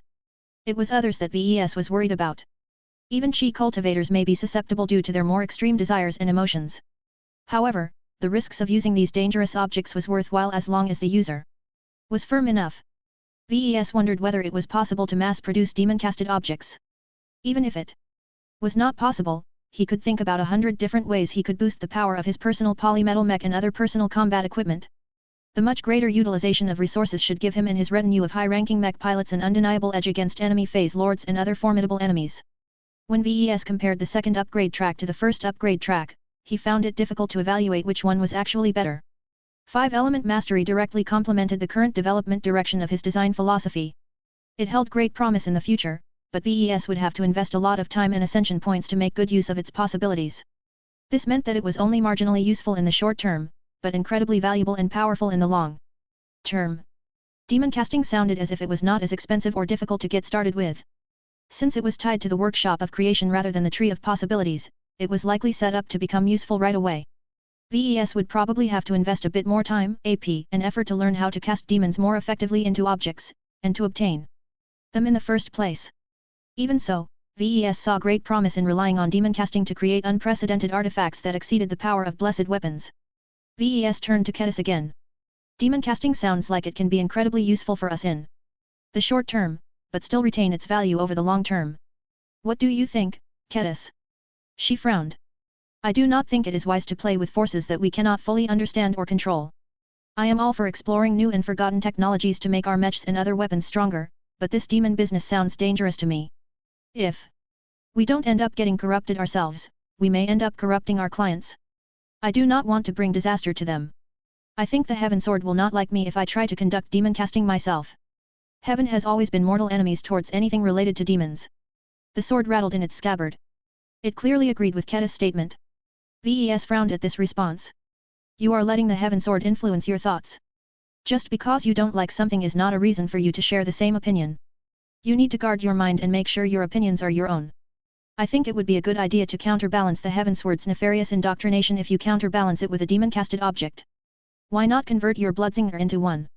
Its name and appearance already leans in this direction, and this will be an excellent way for you to hinder its subtle brainwashing attempts. Ketis actually looked thoughtful after hearing this suggestion. The Heaven Sword did not like it, though. It rattled louder and more violently in its scabbard, but the sword master quickly responded to its unwelcome behavior. Quiet down. Ketis hissed as she reached out behind her back and forcibly thrust the restless blade back into the scabbard. Let me think for myself. Chapter 6570, Superdimensional Transformation. Ves and Ketis saw demon casting in different lights. Demon casting presented interesting possibilities to Ves. Sure, the description given by the system gave plenty of warnings about how dangerous it may be, but that did not deter him too much. Ves had always equated greater risk with greater reward. As long as he and the users of his products were strong enough to handle the risks, then they stood to gain a huge amount of power. This was incredibly vital in this day and age. If Ves was able to employ demon casting to upgrade his most important gear and mechs, then that would make it even better. What was even more important to Ves was that demon casting was apparently so rare that it was unlikely that anyone else in the Red Ocean would be able to strengthen equipment in this strange and taboo manner. This had the makings of another monopoly. If Ves was able to create gear that was as powerful if not more so than destroyer weapons, then he would be able to increase his value to the Red Three and remain in their good graces. Oh, there was also Ketis. If she exposed the ability to perform demon casting as well, then she would also raise her strategic value, thereby allowing her to integrate deeper into high society. Another advantage to the uniqueness and high entry barrier of demon casting was that the enemies of Red humanity wouldn't be able to steal it. The cosmopolitan movement has transferred so many stolen human technologies over to the Red Cabal that the native alien forces were becoming increasingly better equipped. This was one of the underlying reasons why it became increasingly more difficult to defend the remaining defensive bands. After the native alien races sacrificed many of their old and outdated warships, they finally began to deploy their more modern vessels. These hulls were not only equipped with state-of-the-art Azure shield generators and human-developed super drives, but also possessed much stronger human warship-grade armaments. In a conflict where the enemy shamelessly copied as much human tech as possible, the benefits brought by 5 Elements mastery were much more replicable than demon casting. Design applications based on the 5 elements may be difficult to copy if they were tied to his living mechs, but it shouldn't be too difficult for the major alien races to steal everything else. As for demon casting, Ves doubted that the aliens would be able to build up a high-end demon casting workshop and know how to summon or create the necessary demons. Ves already grew more and more excited when he thought about the prospect of becoming a demon caster. Wait. Instead of letting his main self become a demon caster, Ves felt it was much more suitable for Vulcan to become one instead. After all, it sounded as if mechs could only be demon-casted if they were already designed and fabricated. In that case, there was little point in letting Ves perform the demon casting himself when Vulcan had already made strides in restoring the tattered legacy of traditional blacksmithing. It was also a great way to isolate much of the potential risk and danger of demon casting to the crafter to one of his incarnations. Vulcan was not weak or vulnerable anymore. His heart of steel had grown by a huge extent after absorbing large quantities of high-grade energies from the iron-resonant crucifix crown. The heart of steel gave Vulcan the capital to resist the symbol of authority's pervasive corruption. Several years of exposure had tempered the heart of steel so much that Vulcan would probably be able to resist the corrosive influence of demons despite not having developed any extraordinary willpower. Ves continually grinned as he developed more and more promising plans in relation to demon casting. Ketis on the other hand continued to frown while keeping a firm hand on the Heaven Sword. So what do you really think about demon casting, Ketis? Do you think it is suitable? The Sword Master paused for a moment before she shook her head. Ultimately, no. While I can see the attraction it holds for you, I do not think I need it all that much. I can see why it may be useful for a mech designer and sword master like myself, but I think that we are ultimately doing our clients and customers a disservice by pushing cursed products onto them. They probably won't be able to control their demon-casted mechs and weapons. I think that obsessing over them and becoming too reliant on them will cause too many to degenerate into slaves of their own arms. I would much rather work with the benefits brought by 5-element mastery. The knowledge we gain may belong to others, but at least we can choose to apply it in a controllable manner. His former student raised a good point. Just because Ves saw a lot of promise in demon casting did not mean it was the same for the users of those products. They might taste the benefits at first, but they would soon have to pay the price for wielding arms that were too powerful for them to control and subdue. Even so, VES felt reluctant to give up on such a convenient and incredibly interesting means of improving existing mechs and gear. Let me study the final option before I get back to demon casting.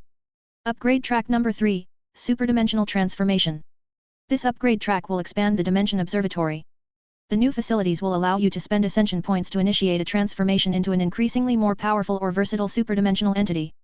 The augmentations that you can choose to apply to yourself can be based on the characteristics of exotic dimensions. These may grant you dimensional powers such as the ability to multiply your mental processing by expanding your brains into many more dimensions, or the ability to enter a dimension inaccessible to others where you can build a private refuge. This may allow you to transform into a native of that dimension, allowing you to natively enter, survive, and persistently exist in it. Over time, you can choose to continually strengthen your relation to a small amount of exotic dimensions in order to cultivate strong dimensional powers. You can also choose to increase your relation with many different dimensions, allowing you to freely enter any of them and be able to make better use of their advantages. At first, VES did not feel too impressed about superdimensional transformation. Hadn't he already become one by turning into a phase lord? However, as he continued to read further, he understood that the potential of this upgrade track was far greater than that. This option would drastically expand his interactions with different dimensions.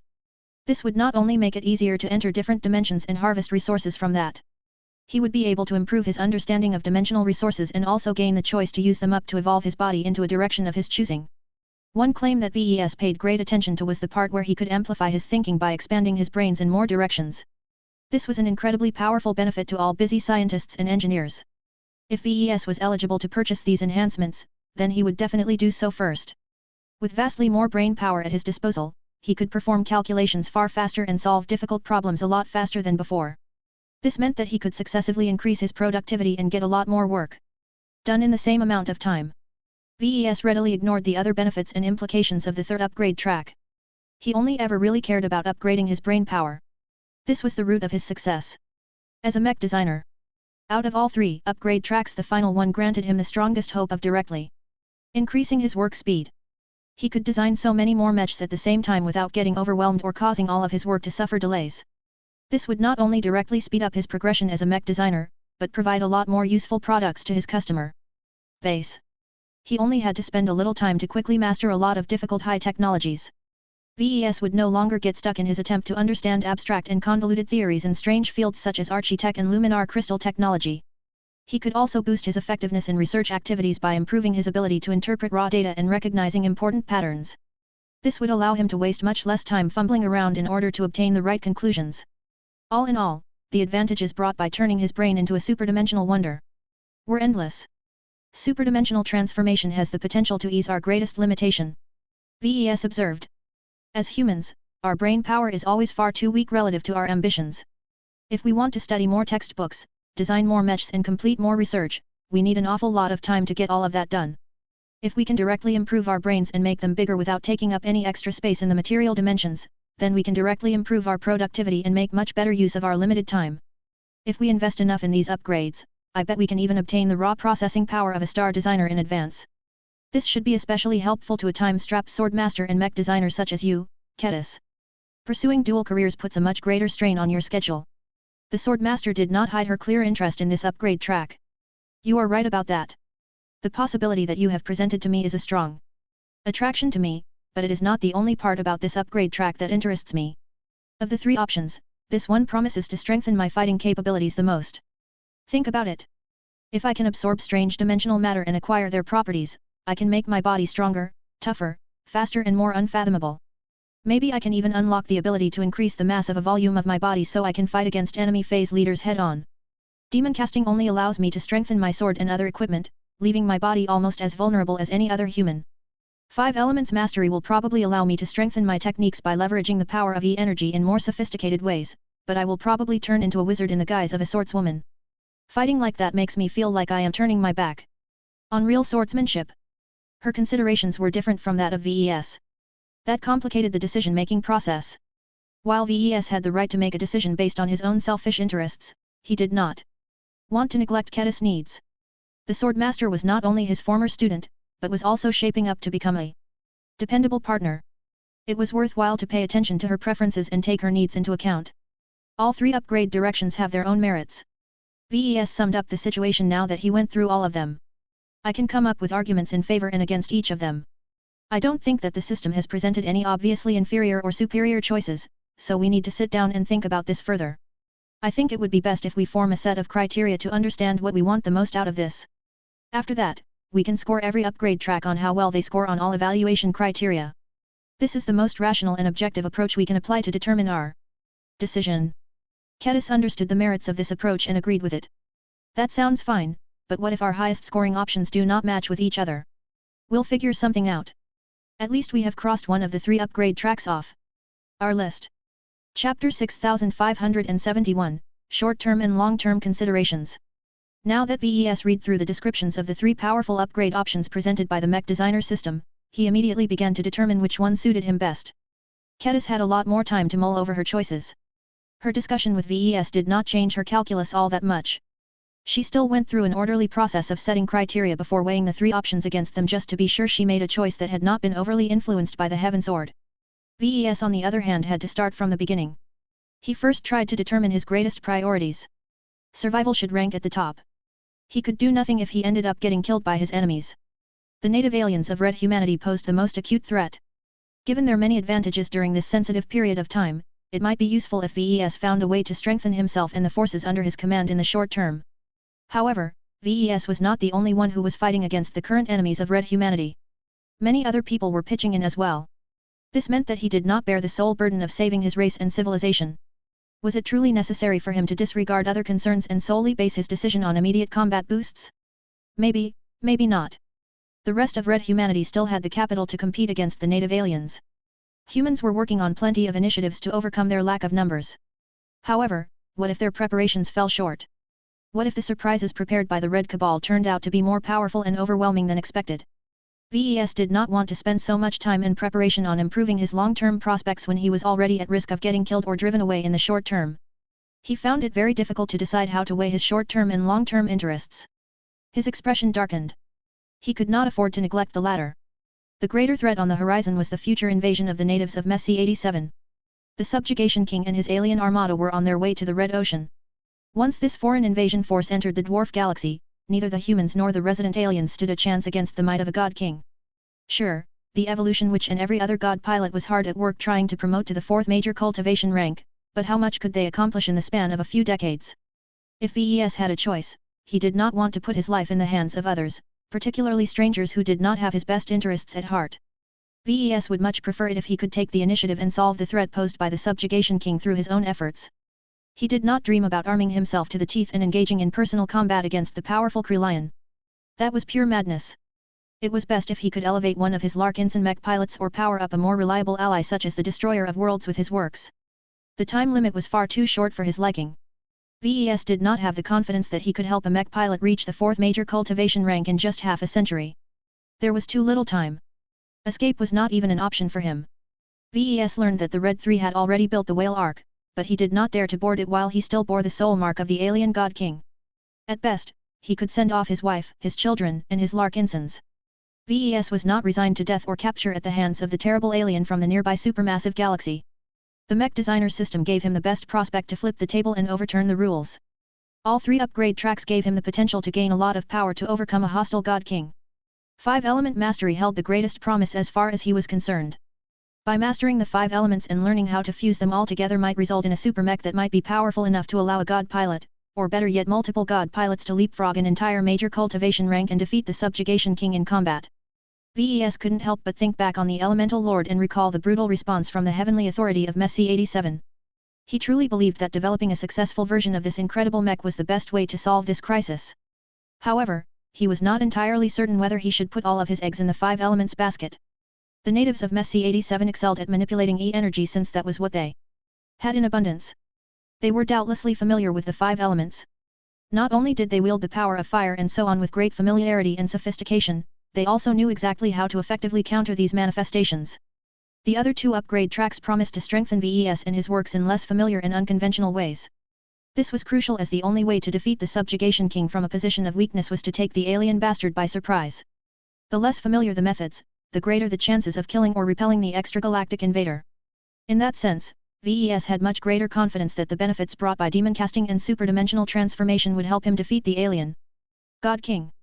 Of the two, demon casting probably granted more immediate benefits in the short term while superdimensional transformation likely promised amazing value in the long term.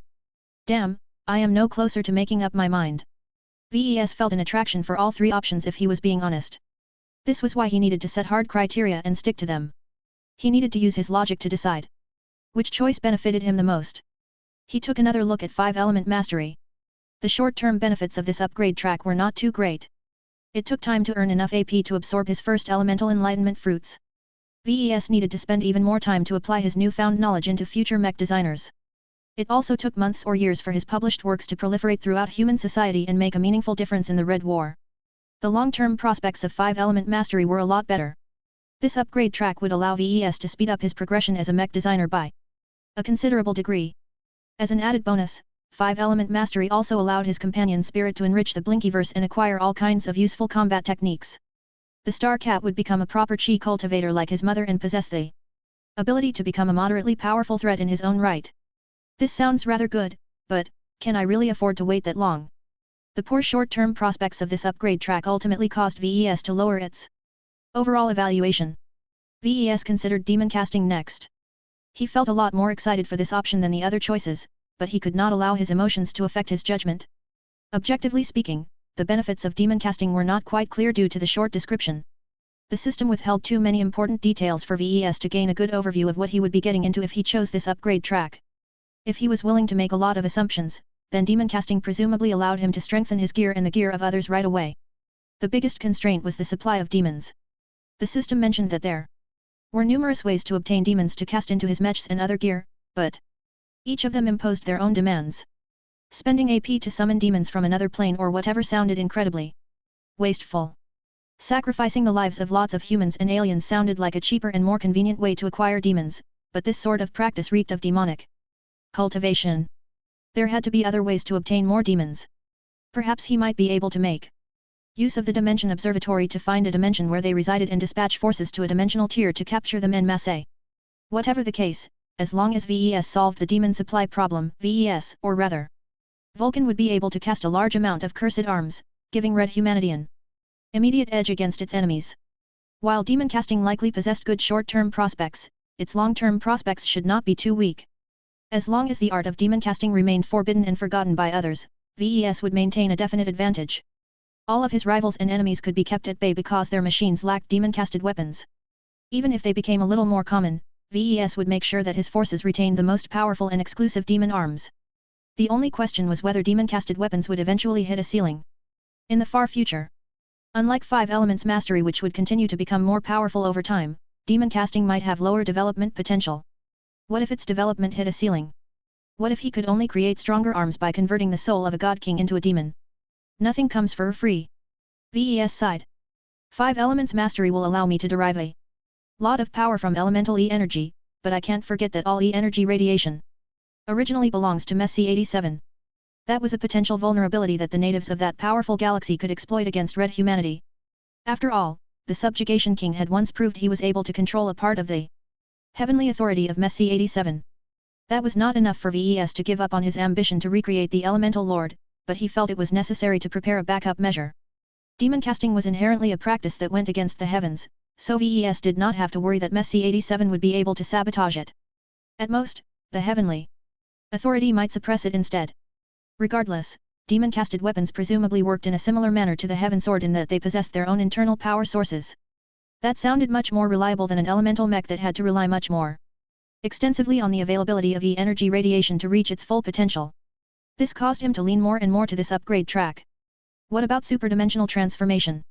Its long-term prospects were equally promising. It might even be able to turn VES and Ketis into unfathomably powerful beings whose mastery over the dimensions would allow them to fight the Subjugation King. In the short term, VES was more than willing to spend as much AP as he could scrounge on transforming his brain into a more extensive superdimensional organ. As a Phase Lord, VES had already turned into a superdimensional organism, but not to a great extent. Instead of relying on obscure and flawed alien methods to advance his Phase Lord cultivation, VES would much rather make use of the system's more precise upgrade options to precisely control and optimize his superdimensional evolution. However, would all of this make enough of a difference to overcome his enemies? He was much less certain about that. Superdimensional transformation was largely centered around empowering himself rather than helping others become stronger. VES had to remind himself that he was a mech designer first and foremost. If he disregarded everything else, then the only reason to pick this upgrade track was to increase his productivity and make it easier for him to acquire dimensional resources. None of these advantages were unique.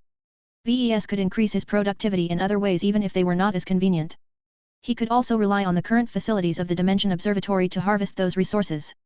If that was the case, then superdimension transformation ultimately didn't hold as much promise as the other upgrade tracks. After he completed his evaluation, it became abundantly clear which option he should choose. Ketis? I am done. Which option do you favor the most? Demon casting. The Swordmaster's expression twitched. As expected. I already had a hunch you would lean in this direction. What is your choice? My choice hasn't really changed. I still favor 5 elements mastery over the others. I see. Chapter 6572, The Commonality of the 5 Elements. Given the preferences of the two mech designers, neither of them valued superdimensional transformation over the other choices, so that was an easy elimination.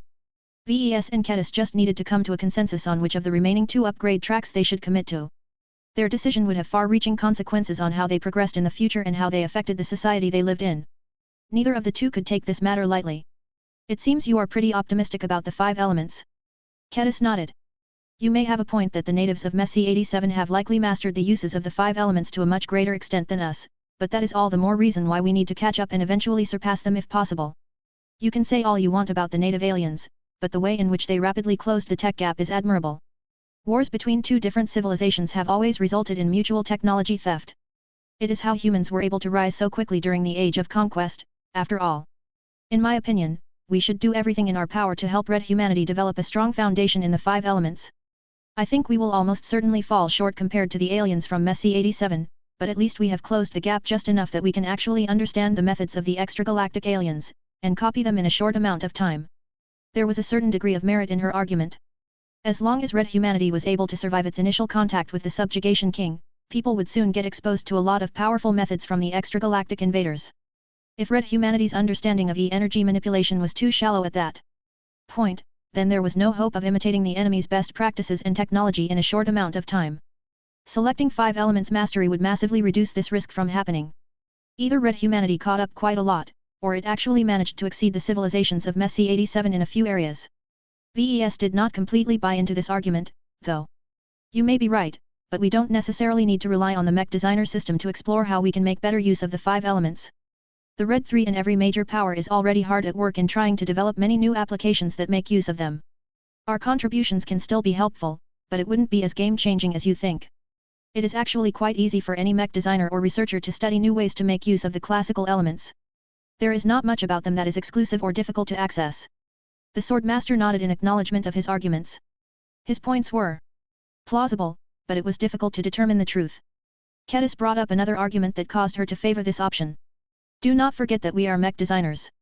Of all of the upgrade tracks, the gains we make from 5 elements mastery is the easiest to implement in mass production mechs. Every advancement we make in this area can be spread far and wide. We can also share much of the knowledge we obtain from the elemental enlightenment fruits so that we can uplift all of the military industries that are desperately looking for ways to strengthen their mechs, warships, and other combat assets even further. That was a great argument, to be honest. VES also felt it was important to stimulate red humanity's overall technological development. Helping people gain a much better grasp of the 5 elements would positively impact the lives of many ordinary individuals. There are 2 issues about your argument that I have a problem with. VES said. First, knowledge related to the 5 elements can easily be stolen and shared. In the short term, the native aliens will most certainly get their hands on everything we have taught to red humanity. The gap in technology between us and our immediate enemies in the Red Ocean will not improve in any serious way. At most, the native aliens will be a few years behind, but certainly not any further. That is true, but my argument relating to the aliens of Mech 87 still stands. That is what my second problem is about, Ketis. 5-element mastery will help us close the gap and catch up to the Mech 87 aliens. What I do not see much hope for is a way to surpass our enemies. If we want to win in any conflict against these powerful foes, then we cannot do so by trying to compete against them in an area that they are more familiar with and understand the best. This is why I think demon casting is a lot better in this regard. No one else will be able to replicate this method.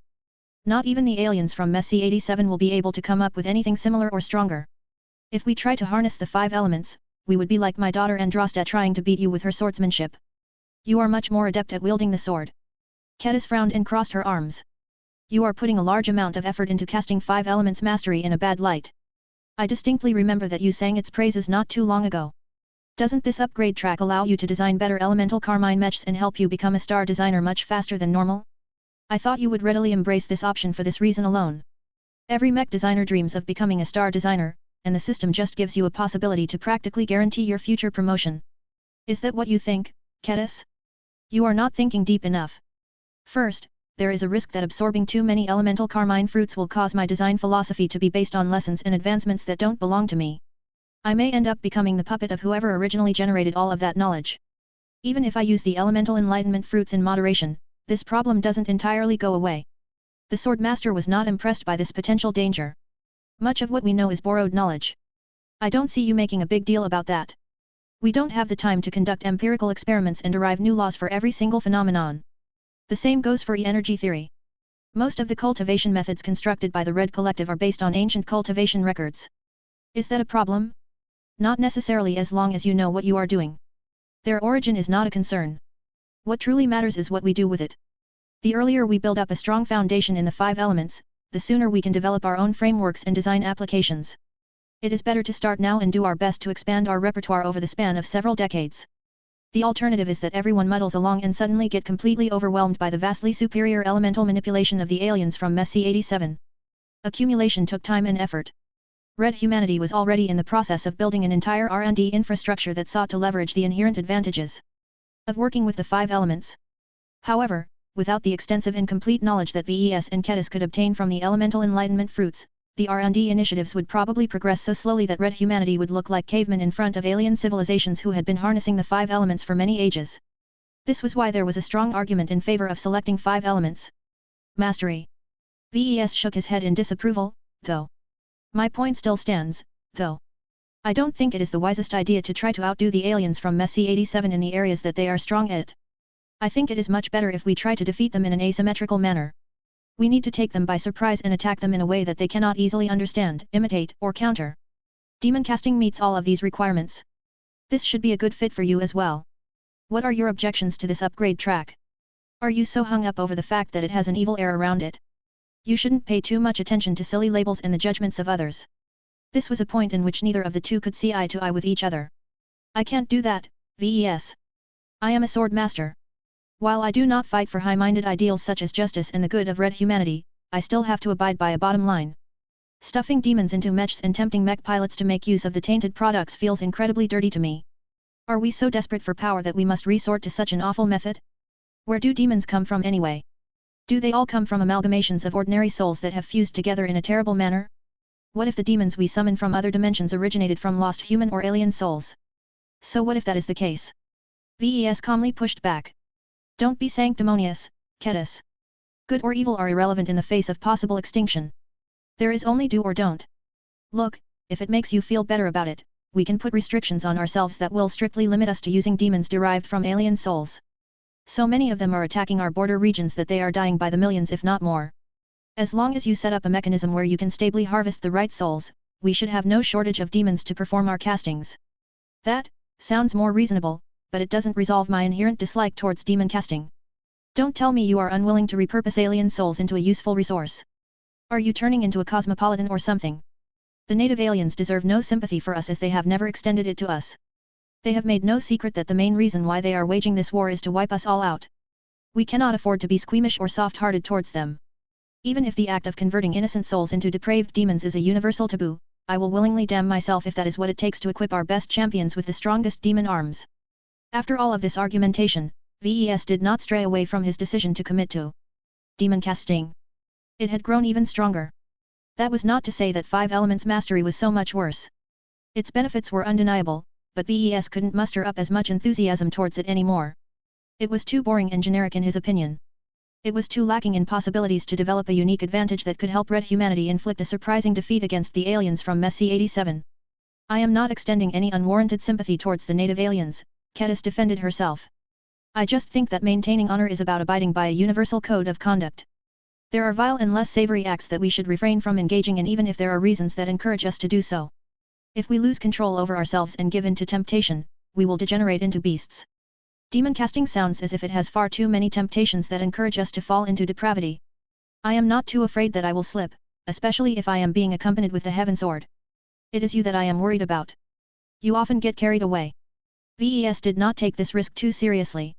I can see why you have that impression, but you are unfairly maligning me. I am perfectly able to control myself. I occasionally choose not to just so that I can fire up my passion and achieve better results. Tell you what. If you are so worried that I will go astray, why not tackle demon casting together? We can apply both of our strengths in a single work. In the meantime, we can continually monitor each other and make sure we are not crossing any lines. Does that sound like a good suggestion? Chapter 6573, Maximum Resource Utilization. As the two mech designers expressed their opinions towards each other, it became clear that one of them was way more committed to an upgrade track than the other. VES sounded more and more determined to select demon casting as the next evolution of the mech designer system. Kedis let out an exasperated breath. She saw less and less hope of being able to convince him to settle for 5 elements mastery instead. While your arguments sound logical and rational, I feel as if they don't weigh as much as your emotional preference towards demon casting. The female mech designer expressed. You have completely surrendered to your shiny toy syndrome. Is that even a thing? It is. I specifically looked it up, you know. It describes your behavior surprisingly well.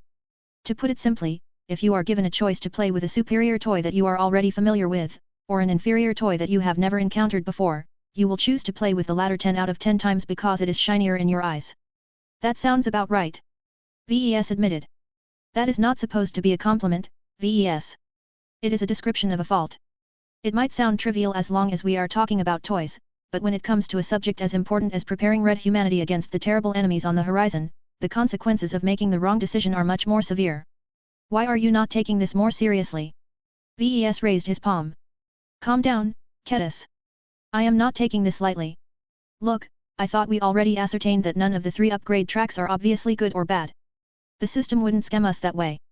The stakes are high, but even if we choose superdimensional transformation, we won't be sabotaging ourselves.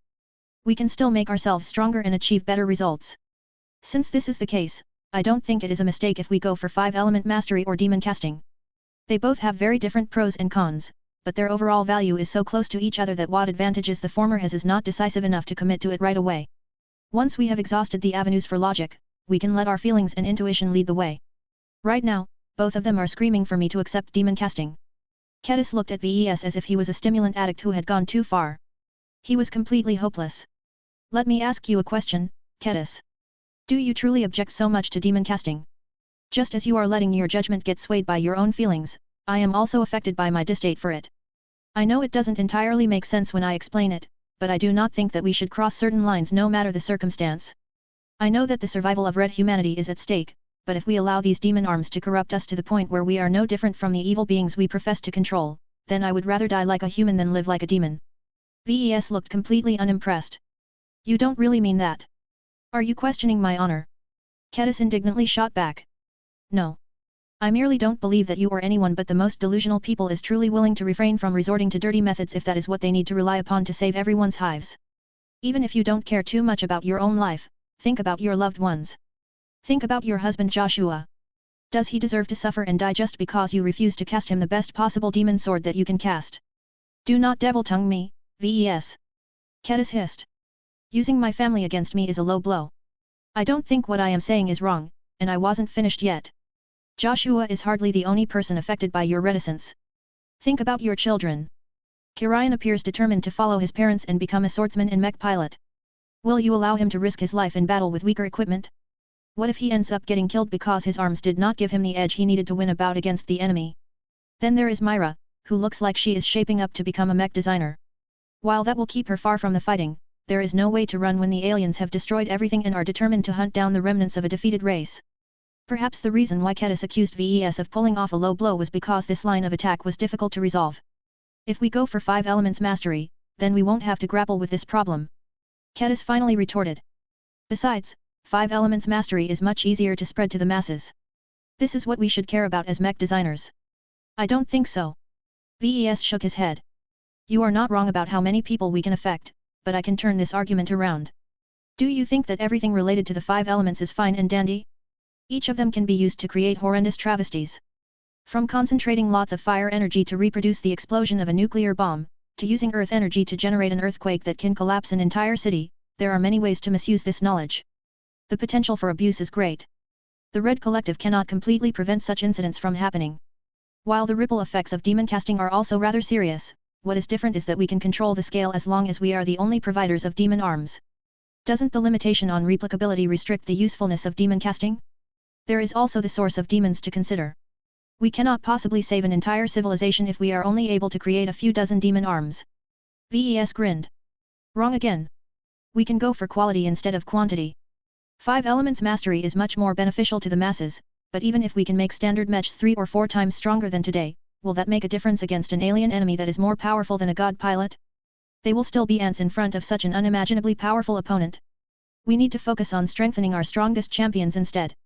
If demon casting is effective for god mechs, we can elevate their attack power so that they can inflict actual harm onto an enemy that they cannot possibly defeat on their own. As long as there are enough god pilots with weapons that break the boundary, we may be able to drive away the invaders from Messi 87. That sounds somewhat plausible, but I believe that can only be accomplished if we obtain the strongest possible demons.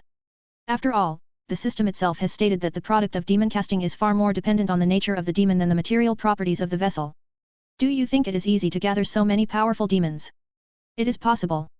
We either have to earn a huge amount of AP, which gets easier if we invite a lot more mech designers to join the system, or kill a lot of aliens and harvest their souls. Wait. What is it, VES? Give me a minute. I just realized that this isn't as big of a problem as I thought. Hey. While Kedis looked flabbergasted, VES suddenly started to grin when he thought about a location that contained a lot of life. How did he not realize this before? Well, he did register this piece of information on a factual level, but it was only now that he recognized its potential as a huge deposit of raw materials. The Milky Way was filled with life. The entire galaxy was teeming with human and alien individuals. Although wars were rather frequent in the old galaxy, their scale were so much smaller that 4 centuries of relative calm and stability had caused a lot of species to multiply their numbers. Humanity had completely recovered from the ravages of the Age of Conquest and had become more prosperous than ever. As for the aliens living on the other side of the Milky Way, they had suffered devastating losses in the earlier periods of the Age of Conquest, but enough time had passed for them to rebuild their empires and replenish their population in most cases. All of this meant that the galaxy was teeming with souls, each of which represented a valuable resource. The problem was that it took a bit of effort to harvest these souls. Yet hadn't Veronica and Master Willix worked day and night to rush the Rule Breaker project to completion? At this stage, the first Carmine mech to be introduced to the completely unprepared masses of original humanity was only a few weeks away from mass proliferation. The Rule Breaker project was originally meant to serve as a catalyst for mass wars and growing instability, so it neatly fell in line with his new intentions. What was also great about this upcoming Carmine mass production mech design that he could use it as a vehicle to harvest a lot of souls. He just had to add Helena as a secondary design spirit to the mech design. She would only have one job as the second design spirit of the Rule Breaker project. She just needed to harvest the souls of anyone who died in the vicinity of the machine, up to and including the Carmine mech pilot himself if he ever croaked. In fact, Helena shouldn't let the spiritual foundation of the Carmine mech go either. In any case, if the pilot had died, the Carmine mech would become useless, so Helena might as well put the living mech out of its misery and reap its life. This was maximum resource utilization on a scale that was unthinkable in the new frontier. The Milky Way was around 64 times bigger than the Red Ocean, so VES could loosely estimate that it was 64 times more populous. VES didn't even have to bother to harvest souls in the Red Ocean because so many more would soon be ripe for the taking in the Milky Way. It was only now that his goals almost became completely aligned with the Oblivion Gate Consortium. His mother and the other conspirators wanted to engulf the Milky Way into war and strife in order to topple the Big Two and erect a new order, preferably with them in charge. VES just wanted to cause war for war's sake. The greater the killing, the greater the profit. No matter whether they were human, alien or machine, VES wanted to claim them all. Mech or arms. Though VES felt sorry for the people of the old galaxy, his sympathy for them was not as great as his sympathy for the people of Red humanity. He could only save one group of people. If he was forced to make a choice, then he would always choose the group that encompassed most of his friends and family. VES did not hesitate any longer. He suddenly burst out into laughter. Ha ha ha ha ha, I get it now. This option is tailor-made for my circumstances. I can get much more out of it than the other ones. There's no need to think about it any further. System, I choose upgrade track number 2. Demon casting. What are you doing, VES? Kedis reacted with great alarm as Ves locked in his favored choice without explaining himself any further. Even if his mind had already been set on this choice, Kedis still believed she could make him reconsider if she was persuasive enough. She even thought about betraying his trust and selecting 5-element mastery before Ves could lock in the final decision. Unfortunately, Ves had moved too quickly for her to succeed. The salvation of red humanity is in my grasp. Now that I can tap into a nearly endless supply of souls, I can demon cast all of the mechs and equipment that I want. The age of demons shall record the rise of red humanity. Ha ha ha ha ha ha. Ha ha ha ha ha ha. Ha ha ha ha ha. Chapter 6574, Stacking Lottery Tickets. The system space rumbled shortly after Ves locked in his choice. The deed was done. Ves had chosen the second upgrade track, which permanently altered the functioning of the mech designer system. Due to the decisions that Ves made in the past, it had slowly evolved and morphed into a direction that suited his needs the most, more or less. Ves liked it. He felt as if he had patiently raised the system as a child. By completing one supply mission after another, he fed the system with essential nutrients and allowed it to reach another growth milestone. As for steering the direction of its growth, Ves likened it to augmenting a growing child. There were many different ways that human children could grow and improve based on the genetic treatments and cybernetic implants they received. The mech designer system had undergone 3 major transformations thus far. Each transformation altered its identity and purpose little by little. While it still centered around helping mech designers get better at their jobs, it had gained numerous powerful functions that also helped its users to become more. Spiritual ascension enabled users to explore the rich possibilities of cultivation. Dimension breach creation allowed users to enter and mine resources from different dimensions. Now, demon casting granted users the ability to directly empower objects by infusing them with demons. When Ves charted the course of all of these upgrades, he could recognize a clear pattern to the seemingly unrelated upgrade tracks. The pattern would have been a lot clearer if he chose superdimensional transformation. Perhaps that was the course he was already heading towards prior to the introduction of version 4.0. If he stuck to it, then he would have turned the system into an evolution aid that would help him become an increasingly more powerful superdimensional entity. Now that he had changed its direction, the system became much more centered around the creation and use of powerful mechs and artifacts.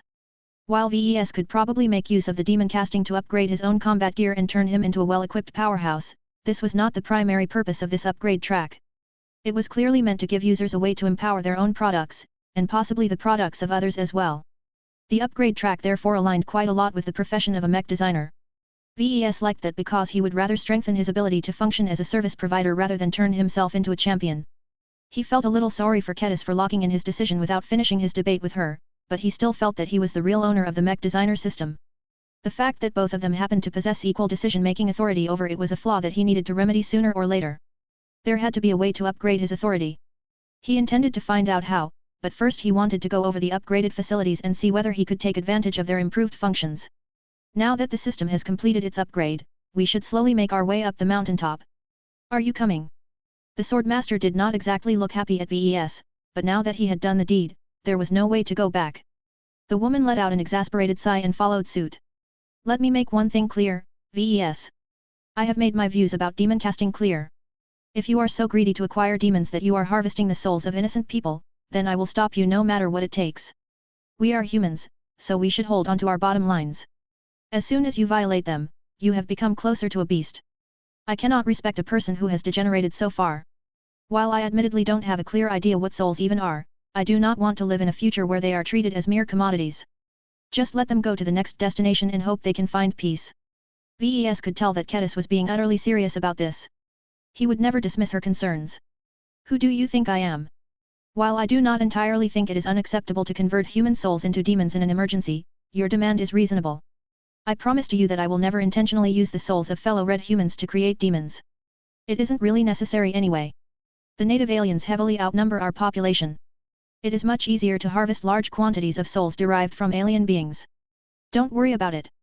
I will not disrespect or mistreat the souls of brave defenders and hard-working civilians who are doing their best to contribute to the survival of our race and civilization. I will not turn myself into an enemy of red humanity. Kedis turned her head towards Ves. Her eyes gazed suspiciously at him, as if she could not believe that he could readily make such a concession. However, she had moved close enough to encompass him into her sword aura. While it was not really effective at reading a phase lord and a spiritually powerful entity, Ves did not deliberately hide his feelings and emotions on this issue. She could feel he was being sincere. I suppose that will do. She eventually said. Don't worry. If you engage in demon casting with the help of alien souls, I will not object to your actions. As you have said, any Ares sympathy towards the aliens is self-defeating. If they don't want their souls to get corrupted, then they shouldn't wage war against our race. It is good that you understand. Are you willing to make use of demon casting? Yourself? I am not sure yet. I need to see the demon casting forge in person and make my own judgment. Before they visited the latest expansion to the workshop of creation, they first stopped by the Vault of Eternity. The latest system upgrade had caused the site to become a little fancier and more impressive. The stone gate that led into the vault had become more decorative and also gained a few golden accents. Ves and Kedis only spent a little time here to confirm that the option to rent storage space had been turned into outright buying it. The prices remained the same, so the vault had become much more practical and economical than before. It was already possible to spend 100 or so AP to store a vehicle the size of a small shuttle. They visited the wishing fountain next to understand the rules concerning stacking lottery tickets to increase the probability to win a better prize. Just like the previous facility, the wishing fountain experienced a modest visual makeover. It looked considerably more sacred than before. There is no limit to how many tickets you can stack. Ves observed an important rule. Do you want to try it out? Why not? I saved up 19 golden lottery tickets. I think that it would be incredibly useful if I can use the wishing fountain to obtain knowledge or items that are related to demons. There is no guarantee that you will gain what you want. I know, but if I use 10 tickets at a time, my chances of obtaining a desirable prize will surely increase by a large margin. Ves did not hesitate any longer and immediately drew out 10 golden lottery tickets. Before throwing them all into the fountain, the water began to glow gold at a much greater intensity than before. Soon, a very familiar-looking golden prize wheel extended from the bottom. Many pie-shaped segments were marked by different symbols at the edge. Ves and Kedis curiously studied them all and noted that stacking 10 golden lottery tickets at once probably had a considerably powerful effect. There is a symbol of a sword beheading a demon over here. Kedis said. I have the feeling that this will either give out a weapon that can easily kill demons, or give out knowledge on how to do it ourselves. It occupies a large cone on this wheel, so it is not too difficult to aim for it if you spin the wheel with the right amount of force. Compared to the symbol of a sword beheading a demon, Ves was much more interested in the symbol that showed a robed and shadowy entity slamming a hammer down a collection of wailing souls. This must be a prize related to the production of a demon.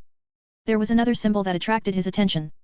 It depicted a generic human figure extending his hand and causing an obviously evil-looking demonic entity to fall on his butt and beg for mercy. This was probably a prize related to subduing demons. There were many other symbols that conveyed different meanings, but Ves felt that these two were the ones he needed the most.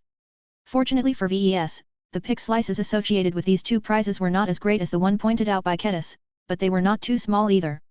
The only regret was that they were placed on opposite ends of the prize wheel, so Ves could only target one of these tempting symbols. I'll go for the one that looks like it will help me suppress demons. Ves eventually decided. I have a strong suspicion that working with demons is inherently dangerous. As long as you walk along the river enough times, your shoes will eventually get wet. It would be best if I have a way to guard against accidents, because they will definitely happen sooner or later. He had taken enough risky decisions for the day. He decided to rein in his adventurism and go for the more prudent option. Besides, he did not think that Kedis would appreciate it if he went for the one related to converting souls into demons. It was best not to draw more suspicion. Ves looked at the wheel and estimated how much force he needed to apply to spin the wheel just enough to obtain his desired prize. He estimated the resistance generated by friction and other factors. He then proceeded to pull the wheel. Just as expected, Ves managed to win the prize associated with the desired symbol. It happened to be a very practical enlightenment fruit. Soul Whip Technique Fruit. Grants the ability to perform a technique that condenses darkness energy into a barely perceptible whip. This soul whip does not inflict any material damage, but it can inflict a disproportionate amount of pain and suffering onto souls and similar intangible beings that are susceptible to the energies that comprise the whip structure. The power and properties of the whip is affected by the execution of the technique, the intent of the practitioner and the energies being used. Requirements: spirituality must be 3.0 or higher, concentration must be 1.5 or higher. Though Kedis clearly frowned when she read the description, Ves decisively swallowed the fruit and stood still as he rapidly assimilated the foreign knowledge. The absorption process proceeded very smoothly this time. Ves was much more capable of integrating knowledge than before, and the soul whip technique happened to be a lot more concise. It only contained the most essential information about how to form the soul whip and nothing else. This was a much nicer enlightenment fruit than the ones that were originally derived from old or forgotten religious cults. Much of their contents were padded by religious claptrap and nonsensical pseudo-science. The knowledge granted by the latest fruit was much more like a modern instruction manual. VES immediately tried to test his latest technique. He channeled and condensed his darkness energy as instructed and formed a rather small and short soul whip. Great! Spending 10 golden lottery tickets was worth it. It's not only effective against demons, but any other spiritual entities. It is such a versatile technique. Meanwhile, Kedis shuddered for a bit. She did not think that VES would become a better person now that he had gained the power to whip any soul-like entity, including the souls of ordinary people. Chapter 6575, Fertilizing a Tree. VES experimented with the soul whip technique as if it was the latest toy in his possession. He unskillfully waved his arm about and watched as the soul whip noodled around like a floppy snake. The enlightenment fruit taught him how to create a soul whip, but did not pass on the skills on how to handle this weapon. It didn't matter to VES.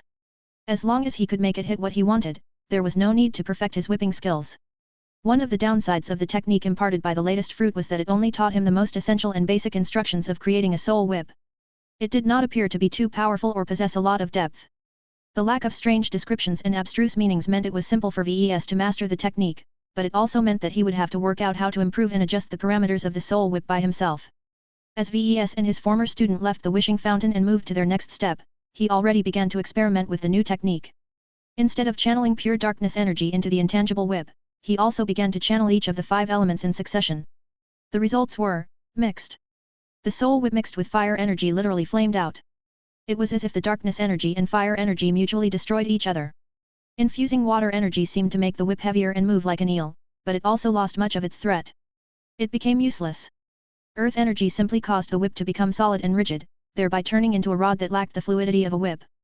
Blending the whip with wood energy did something, but VES could not determine what. He likely had to use it on a target in order to know for sure. When he finally tried it out with metal energy, he seemed to have turned the whip into a needle. Funny. It was clear that simple blending of other energy attributes did not yield any useful improvements. He would have to employ more sophisticated methods in order to successfully evolve the soul whip. VES was not quite sure whether it was worth it to invest his time in this endeavor. He shrugged and set this matter aside. He would revisit it when it became clear that it would be helpful for him to form a stronger whip. He visited the Divine Bazaar next. Most of the stalls and shops remained the same, but a new clearing had formed in the center that became occupied by a large and ostentatious wooden pavilion. When the pair of mech designers entered the pavilion, they saw no signs of life, but numerous display cases showing many different items. Just as expected, these display cases offered a large variety of low-level items for sale on a fixed basis. Attribute candies, potions, medical supplies, and other goods could be bought for dozens of AP each. This is a good place. Kedis said. We don't have to wait for the right rotation to obtain the stuff we need anymore. That's true. It's too bad we don't have the AP to spare for these goods at the moment. The two memorized the items for sale and soon left the Divine Bazaar. They climbed up the mountaintop and soon reached the Tree of Possibilities. Compared to before, it had grown taller and formed more branches. The amount of enlightenment fruits available for exchange still remained the same, unfortunately. What was new was that Kedis previously dumped the corpse of a high-caste Orven naval captain at the base of the tree. The corpse had disappeared. The roots of the tree had sucked out all of the nutrients until there was nothing left. As a consequence, one of the branches had grown a conspicuously glowing golden enlightenment fruit. It beckoned to VES and Kedis as if it was a piece of forbidden fruit. Though VES had a suspicion that he could pluck the fruit with no issue, he did not make any moves to do so as it belonged to Kedis. Orven Large Home Ship Operations Golden Fruit grants comprehensive understanding on how to operate most fundamental operations on large home ships built by the Orven race. Also grants sufficient understanding of Orven language in order to facilitate the operation of Orven home ships. The beneficiary of this fruit will be able to operate basic engineering, gunnery, navigation, helm, life support, damage control, hydroponics, energy shielding and more. Requirements: intelligence must be 1.7 or higher. Kedis grew a little disappointed when she studied the description of the fruit. Learning how to operate an Orven warship did not exactly rank high on her wish list. At least you will be able to understand what is going on whenever you board an Orven warship in the future. VES commented. A frown appeared on her face. I do not see the point in absorbing this fruit. I should pass it on to whoever you appoint to become the captain of the torturous scream.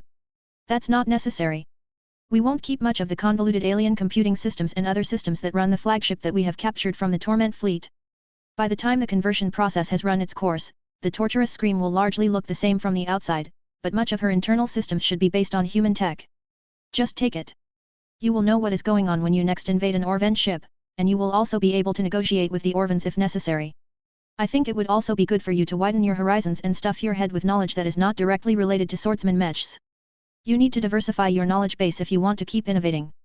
Though Ketis still had her doubts about the usefulness of this knowledge, this was her first golden enlightenment fruit.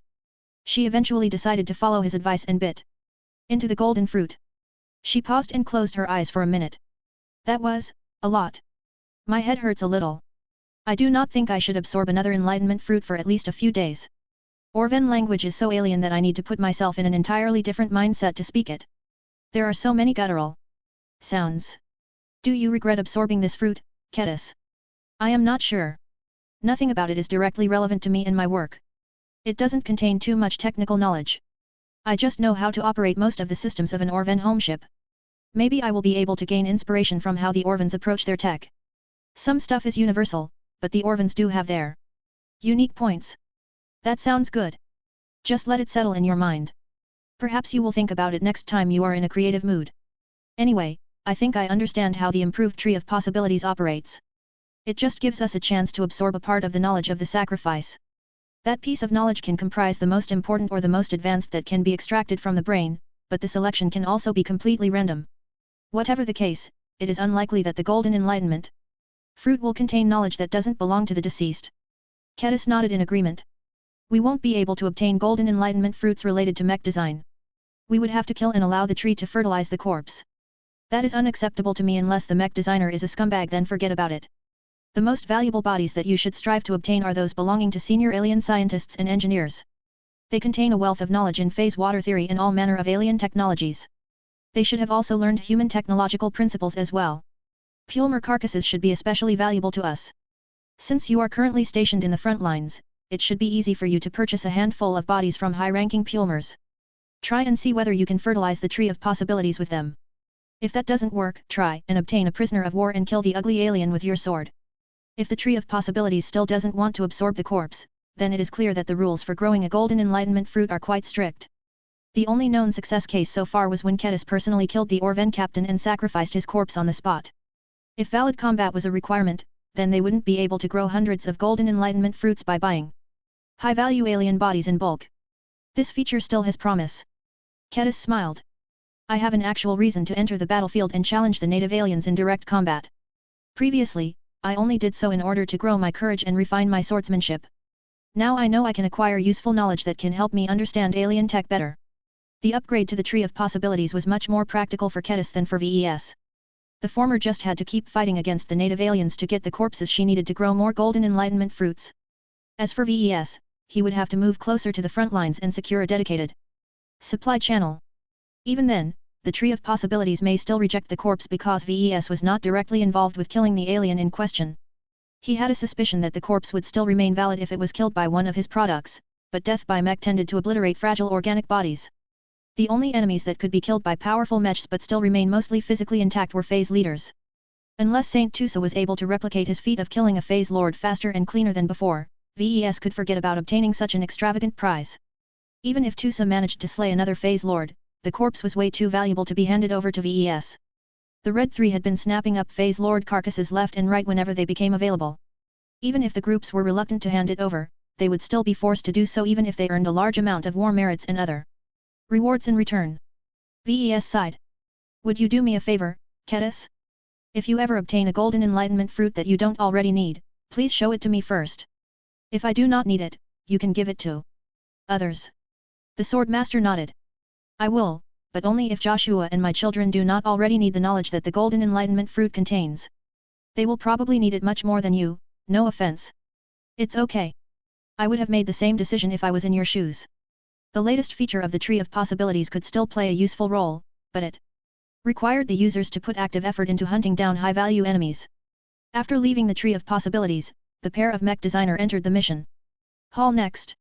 It had grown larger and featured a much more sizable mission board. Both mech designers studied the missions made available this time and indeed confirmed that there were 3 times more than unusual. The additional quantity also led to another improvement that hadn't been mentioned. In the changelog, the variety of missions had increased. There was greater room for the mission hall to issue missions that were much different from the usual ones. VES paid particularly close attention to the much more numerous D-rank mission. Forge 5 bastard swords. Pray to Sothanixes once every 37.4 hours for a total of 7 times. Demon cast a pain blade. Design a Ken once or Mech repair 5 heavily damaged Mechs.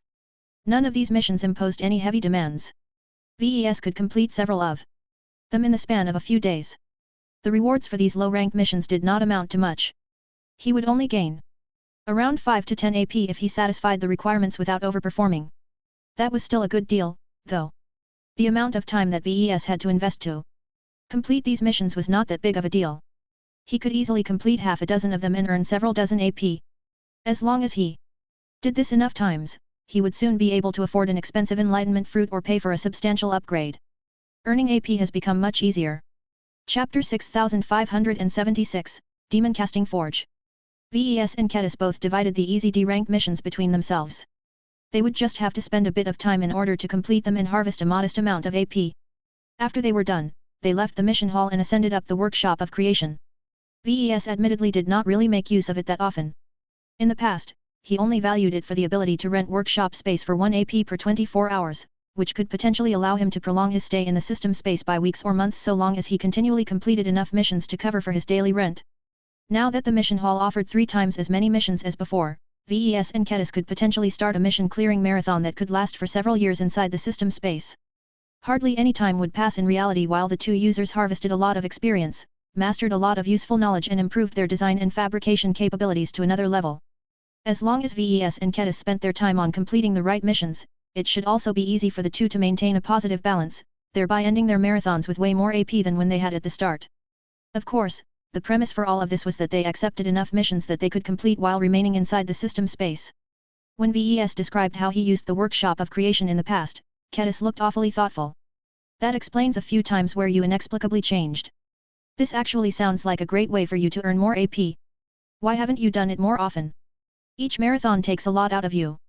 I am still human, you know. Spending months inside this isolated space for so long is exhausting. If I stay here for too long, I become increasingly more disconnected to reality.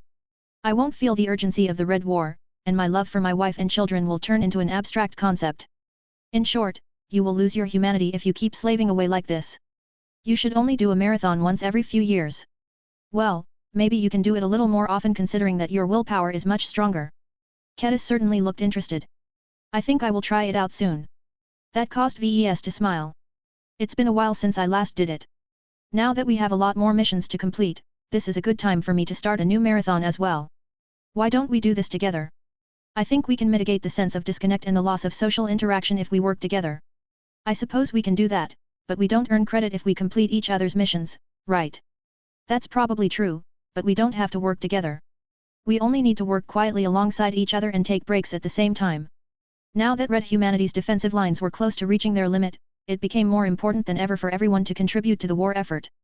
With more AP, VES and Ketis could gain a lot more out of the system and provide critical aid to the defenders who most needed the additional boost. The two were not prepared to start their marathon right away, but they quickly agreed to settle a few affairs in reality before starting to earn as much AP as possible in 4 or so days. As they entered the workshop of creation, they immediately saw that much of it had remained the same. The only change was that a brand new forge area had formed against the mountainside. The demon casting forge occupied its own exclusive alcove. While much of the rocks that make up the mountain were grey in color, the rocks that surrounded the new forge were black like basalt. Compared to the ultra-modern instruments and production equipment of the main workshop of creation, the tools and equipment of the demon casting forge appeared to be a lot more primitive. There was enough open space to the side to fit mechs and larger objects if necessary. The most prominent feature of the demon casting forge was the constantly burning flame. It looked positively demonic as it not only burned in an unnaturally dark red shade, but also exuded a clear sense of threat that VES could already sense from this distance. As VES and Ketis moved closer, they both put up their guards as they sensed the flow of malevolent energies in the entire forge. The distinctly edgy demonic theme on all of the tools and equipment did not help matters either. VES did not take the threats seriously. He smirked as he wondered how delighted he would feel if he used the tools to demon cast for the first time. He wandered over to a rough-edged stone work table and picked up a ball-peen hammer that looked as if it had attitude. Just holding it already caused VES to confirm one of his suspicions. This is a demon-casted product. All of the stuff here that gives out dangerous vibes. Aura infused with demon. No wonder. Ketis already felt as if she had approached a den of evil and sin. The mech designer system's use of the term demons appeared completely justified. Whatever twisted souls had been stuffed inside the forging tools, they clearly posed a threat to anyone without the means to defend themselves. Fortunately, the demons stuck inside the tools were locked in pretty tight. They also did not appear to be too powerful, though VES had to exert greater force in order to keep the hammer under his control. I can already tell that handling these tools will be a pain, he said. This hammer is constantly trying to fight against me. That is fine when I am just holding it, but if I am using it in my work, then it can jerk around and mess up a critical step. We need to be on guard against that possibility. Perhaps. VES formed a small soul whip with his free hand and lightly caressed the small blacksmith hammer. It let out a faint screech of agony before it suddenly turned a lot more docile. That's handy. Although VES could tell that the hammer had grown a little weaker and less potent, the lack of resistance more than made up for that shortcoming. Even Kedis began to appreciate the soul whip technique. However, she believed she could handle the tools just fine by herself.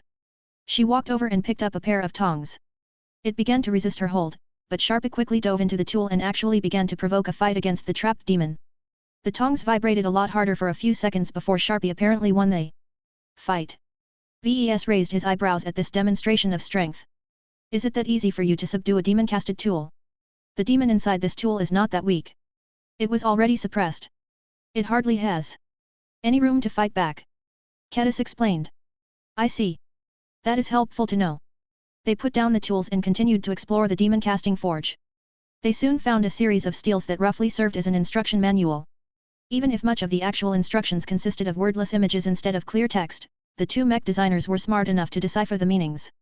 I see, VES said. Most of the tools here aren't actually necessary unless we want to forge a more advanced form of D-mechs or D-arms. The most basic version of cast a demon into it through a few ritualistic processes. D-mechs. D-arms. That is how I decided to call the products of demon casting. After all, I can't just call them outright demon mechs and demon arms. That is awful marketing. Even if people think that there is something wrong with them, they will be less likely to associate my products with literal evil demons if I use more neutral labels. Kedis would argue that VES was engaging in a form of deceptive marketing by masking the true nature of these horrible works, but whatever. The steels not only granted them basic instructions on how to use the demon casting forge, but also presented a separate black stone pillar that apparently served as the interface to upgrade the facilities. This one thankfully offered greater clarity. They could upgrade the quality of the provided tools, increase the heat of the demonic flame, increase the security measures to contain the rioting of unruly demons and upgrade various parameters of a so-called demon summoning circle. VES eyes lit up as soon as he realized that this was the place where he could exchange AP for demons. It's not here. Wait. It looks like it is placed within a cave. We need to look for an entrance. They easily found it now that they knew what to look for. They entered a dark cave tunnel and soon arrived at an underground clearing that already hosted an underwhelming ritual circle. Though VES could not understand it at all, he had a feeling that it was barely sufficient for the job. He quickly moved to another steel where he could command the circle to summon a demon of varying strengths. Minor demon, 5 ascension points. Middle demon, unavailable for summoning. Greater demon, unavailable for summoning. Demon king, unavailable for summoning. I see. VES said. What did you figure out, VES? I think I understand the strength division of demons. Did you notice that the demons locked in the smaller tools are clearly weaker than the ones locked in the anvil and other stuff that is a bit larger? The former are probably stuffed with minor demons, while the latter are infused with middle demons. Given their overall strength levels, minor demons correspond to the first major cultivation rank while the latter correspond to the second major cultivation rank. That makes sense. I thought these demons would be stronger. That is because we are already strong. A minor demon can still pose a threat to an untrained civilian. Kedis extended her finger and tapped at the words Greater Demon and Demon King.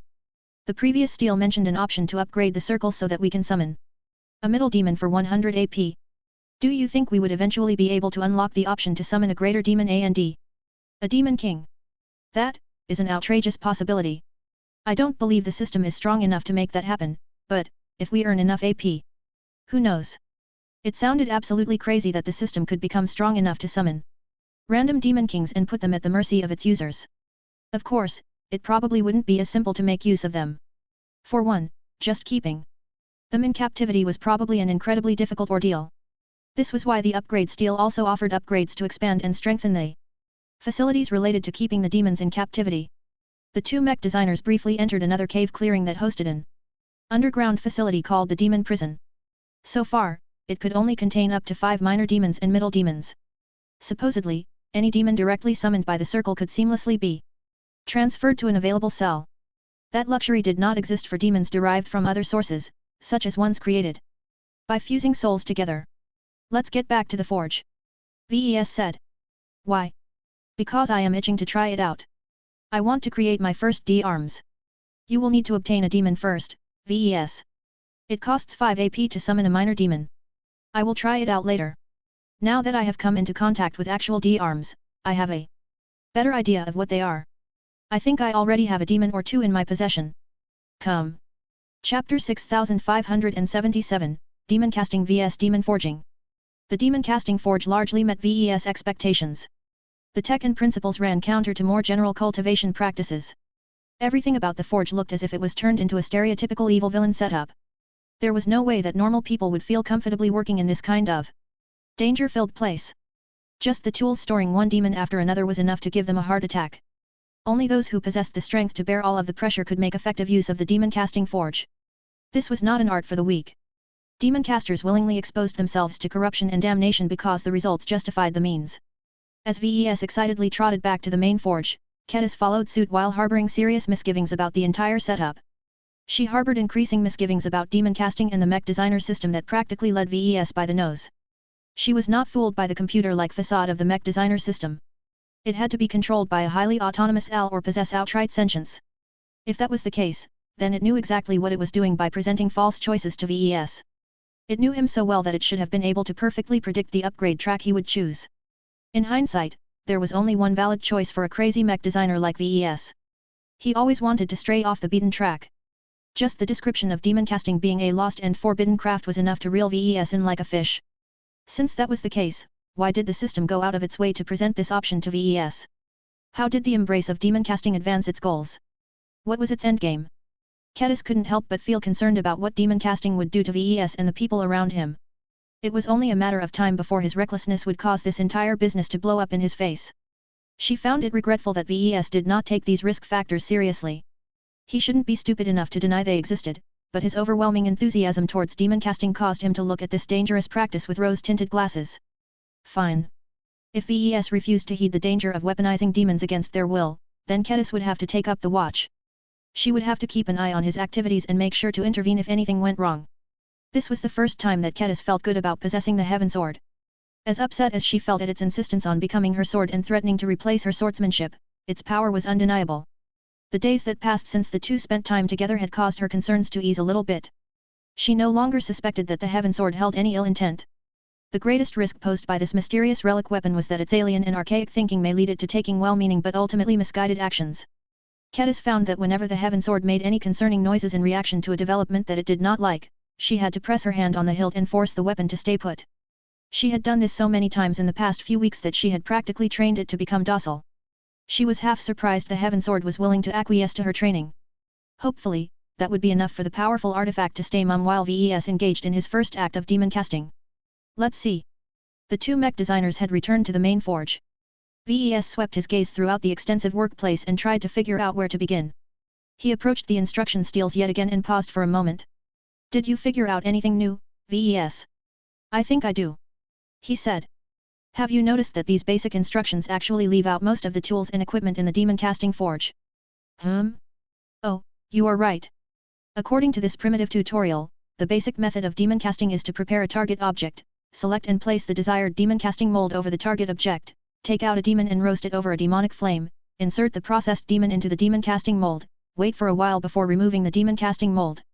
Following these steps should hopefully produce a brand new D-arms. Kedis listened to his summary and nodded. That sounds similar to conventional casting. There is no need to make use of the forging tools. Then why does the demon casting forge include them to begin with? VES asked. Makes. My biggest guess is that is a more advanced method of creating D-arms. Since if you think about it, VES. Conventional casting is more consistent, cheaper, and much less demanding on technical skills. The downsides are that the results are usually inferior and an inability to deviate from the template set by the mold. Manual forging with tools like these is less consistent, costlier, and demands much greater skill from the blacksmith. The advantages of forging is that as long as the craftsman is skilled and knowledgeable enough, he or she can better combine the input materials together and shape a product with much greater variation and choice. The end product is usually much harder and less likely to possess weak points. That was an oversimplified summary of differences between casting and forging, but it was enough to give the two a better understanding of the methods to infuse demons into objects. Demon casting is probably the cheaper, faster and more idiot-proof way to create AD arms, especially in a place where the system has already set everything up. It is the best place to start with this, but there is eventually a limit to what we can do with these demon casting molds. If we want to exert greater control over the output and raise its quality, we have to switch over to a more manual and artisanal process. VES surmised. Kedis looked thoughtful. That does sound like a natural progression. Once we have gotten the hang of transforming demons into metaphysical power sources, we can probably attempt to create D-arms through demon forging or whatever it is called. Instead of thoroughly burning the demon until it melts into a liquid form, we probably have to burn the demon to a lower degree so that it remains solid. We'll have to use these hammers to beat the demon into the right shape while it is still hot enough to remain malleable.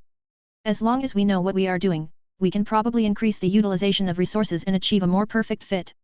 I am truly excited to learn this more advanced form of producing D-arms, but we can't be too hasty. We need to learn how to walk before we can run. I agree. Traditional blacksmithing has always been a craft that is taught from master to apprentice. There are no master demon forgers who can systematically teach us what we need to know and supervise our work processes. It is reckless to attempt to use all of these forging tools without proper instruction. It was unlikely that the system would supply them a demon forging master, so VES and Kedis would have to learn this advanced craft through other means.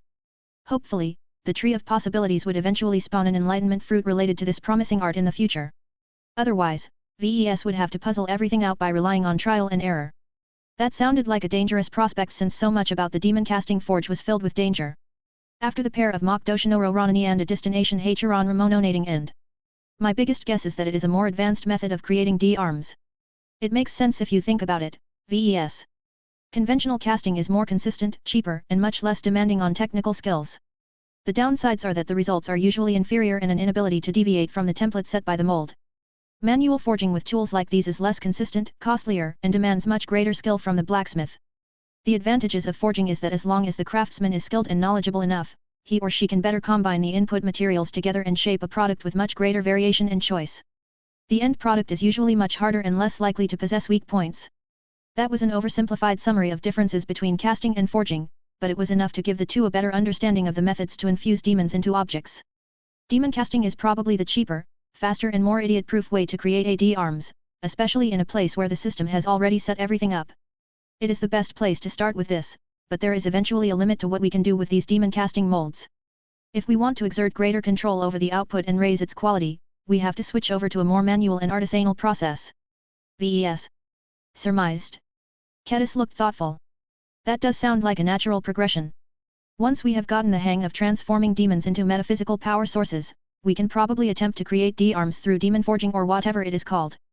Instead of thoroughly burning the demon until it melts into a liquid form, we probably have to burn the demon to a lower degree so that it remains solid. We'll have to use these hammers to beat the demon into the right shape while it is still hot enough to remain malleable. As long as we know what we are doing, we can probably increase the utilization of resources and achieve a more perfect fit. I am truly excited to learn this more advanced form of producing D-arms, but we can't be too hasty. We need to learn how to walk before we can run. I agree. Traditional blacksmithing has always been a craft that is taught from master to apprentice. There are no master demon forgers who can systematically teach us what we need to know and supervise our work processes. It is reckless to attempt to use all of these forging tools without proper instruction. It was unlikely that the system would supply them a demon forging master, so VES and Kedis would have to learn this advanced craft through other means. Hopefully, the tree of possibilities would eventually spawn an enlightenment fruit related to this promising art in the future. Otherwise, VES would have to puzzle everything out by relying on trial and error. That sounded like a dangerous prospect since so much about the demon casting forge was filled with danger. After the pair of Mach Doshino Arunani and a distinction Hotrun Dominonating end. Meaning to replace it since it isn't up to my standards anymore. VES took the knife and noted that it held the spark of life. It wasn't as alive as his Mech's, though. This will do, I suppose. Size is certainly an important factor in demon casting, but I am not sure how. We will have to discover the rules by ourselves. VES actually liked that because he enjoyed the process of exploration and discovery. Instead of learning what he needed to know from a boring textbook or a direct infusion from an enlightenment fruit, he would get to act like a pioneer and carn every scrap of knowledge through his own efforts. He soon turned back to the forge and made sure to place the knife and the demon casting mold into the right places. The next step required him to pull out a demon. Kedis watched on with growing curiosity. Why did he think he could skip the process of summoning a minor demon? VES simply pulled out a familiar-looking pouch from one of his uniform pockets and emptied its contents into his palm. A sizable collection of gems of different shapes and colors glinted in the light of the demonic flame. Wait, aren't those the gems produced by Lucky? They are. You should take a look at their descriptions. I used to dismiss them as fantasy or irrelevant information, but now that I am introduced to the art of demon casting, I have begun to wonder whether there is a connection between the two. I have enough clues to seriously consider this possibility. Even if he was wrong, he would only waste a single gem at most. He could always go back to the demon summoning circle and pay the 5 AP fee to obtain a proper minor. Demon. He carefully sifted through the beautiful and mysterious gems to pick one that he could afford to waste on an experiment. Maiden's affection. The desire of an ancient maiden is locked within this gem. Increases the attraction of a mech by 40% to females. It's gotta be you, he said as he picked up the lustrous, pink and heart-shaped gem without further hesitation. Wait. Are you sure you want to discard this gem? Definitely. There's no combat benefit to using this gem at all. Since it is so useless, I might as well get my money's worth out of it by using it as experimental material. VES decisively tossed the gem into the ominous-looking demonic flame. Immediately, the flame surged as if it took offense at the intrusion. The gem meanwhile mysteriously floated in the middle of the dark red flames. Its exterior actually resisted the extraordinary heat for a while, but its physical structure eventually began to melt and evaporate. Soon enough, a faint and mysterious soul-like entity emerged out of her cage and screamed in pain as the flames refined her fragile existence. VES and Kedis winced and took a step backwards as the robed maiden's scream scratched their spirits. Yet the ancient maiden's cry of agony did not last as the demonic flames hungrily devoured her, causing more and more aspects of herself to get broken down until she began to lose her form. Is this what you call a demon? Hey, it is working so far, right? If this works out, I will be able to confirm I have an existing supply of demons. I will finally be able to make better use of these gems. Chapter 6578, The Maiden Knife. When the system presented the second upgrade track to VES, it did not take long for him to speculate on whether there was a possible connection between demon casting and Lucky's gems. He did not have enough conclusive proof that this connection existed, but the possibility of it made the upgrade track a little more tantalizing. So far, the initial demon refining process unfolded in accordance with the tutorial on the instruction steels. The demonic flames painfully burned the defiant demon to the point the latter started to lose definition. This was a crucial process. VES had to make the refinement process last long enough to burn away enough impurities and make the demon pliable enough to squeeze inside the demon casting mold and obediently adopt the right configuration. Pull the demon out of the demonic flames too soon, and it would not only put up a greater fight, but also fail to properly fill up the mold. Pull the demon out too late, and too much of its potential would have burned away, resulting in a more obedient but also substantially weaker end result. If VES wanted to play it safe, then he should have waited a little longer until the ancient maiden burned to the brink of nihility. However, VES was a senior mech designer. He believed he could improvise his way through his first demon casting attempt while trying to create more than just a basic beginner's product. This was why he fished the ancient maiden out of the demonic flames when she still retained a considerable amount of definition. The tutorial clearly described how to do that. VES used a pair of tongs that were somehow empowered to hold and suppress a demon. While the tongs did a good job of preventing the moderately refined demon from getting loose, he had to exert a considerable amount of force to counteract the ancient maiden's resistance. He ignored her soul-shaking screams as best as possible and quickly stuffed her into a mechanism that sucked her in before pressing her into the prepared demon casting mold. There was not much VES could do to influence the process from here. Demon casters were mostly expected to stand back and stay vigilant until the demon thoroughly filled the mold. They then needed to press the mold against the target object at the right time in order for the processed demon to adhere to a new physical home. VES did not have a good understanding of the right timing, so he relied entirely on his intuition and guesswork to carefully lower the demon casting mold until it gently made contact with the combat knife. A mysterious process ensued. Somehow, the demon casting mold automatically poured the transformed demon into the knife donated by Kedis. It became clear to both mech designers that this was not a casual step, but a process that was carefully controlled by the mold and maybe another apparatus. This process enabled the processed demon to integrate into the knife in a different manner than VES had witnessed in the past. He felt that the integration sequence went further and applied more force, as if the mold was trying to stuff the transformed ancient maiden so deeply into the weapon that she could not break out by relying on her own force. Look! Kedis gasped and pointed at the knife. The changes go beyond spiritual alterations. The knife is beginning to undergo a physical transformation. VES expected this to happen. He recalled the inexplicable transformations of Elegant Rage and the Zeal during their ill-fated mission against the Emperor Tree. While VES did not know what happened to them at the time, he now understood that the living mechs became corrupted by the Emperor Tree, which was apparently so similar in nature to a demon that they went through a process that VES decided to call demonization. The current demon casting process produced a reaction that shared so many similarities with what VES had managed to observe in certain pieces of archival footage that they had to be same in essence. Just as VES surmised, the process of demonization did not always have to be an accidental case of uncontrolled transformation. Perhaps the first demon casters had witnessed wild demonization before and thought to themselves that they could tame and control this dangerous reaction. It was quite worthwhile for them to do so, as demonized products tended to become a lot more powerful at the cost of losing control. From the perspective of a producer, demon casting should therefore be a planned and controlled process to harness the power of demonization. The goal was to produce the highest possible increase in strength while limiting the negative side effects as much as possible. Demon casting and especially demon forging constantly tested the craftsman's ability to balance between power and control. VES couldn't help but smirk. Interesting. He enjoyed this challenge. He already looked forward to mastering these difficult production processes step by step. Nothing would interest him more than to master the art of demon casting and demon forging to the point where he could surpass the methods of his predecessors and elevate these methods to the next level. VES believed that there should definitely be a correlation between living mechs and demon casting. Perhaps they may even be part of the same underlying phenomenon, only expressed in vastly different ways. He did not think that was a likely possibility, though.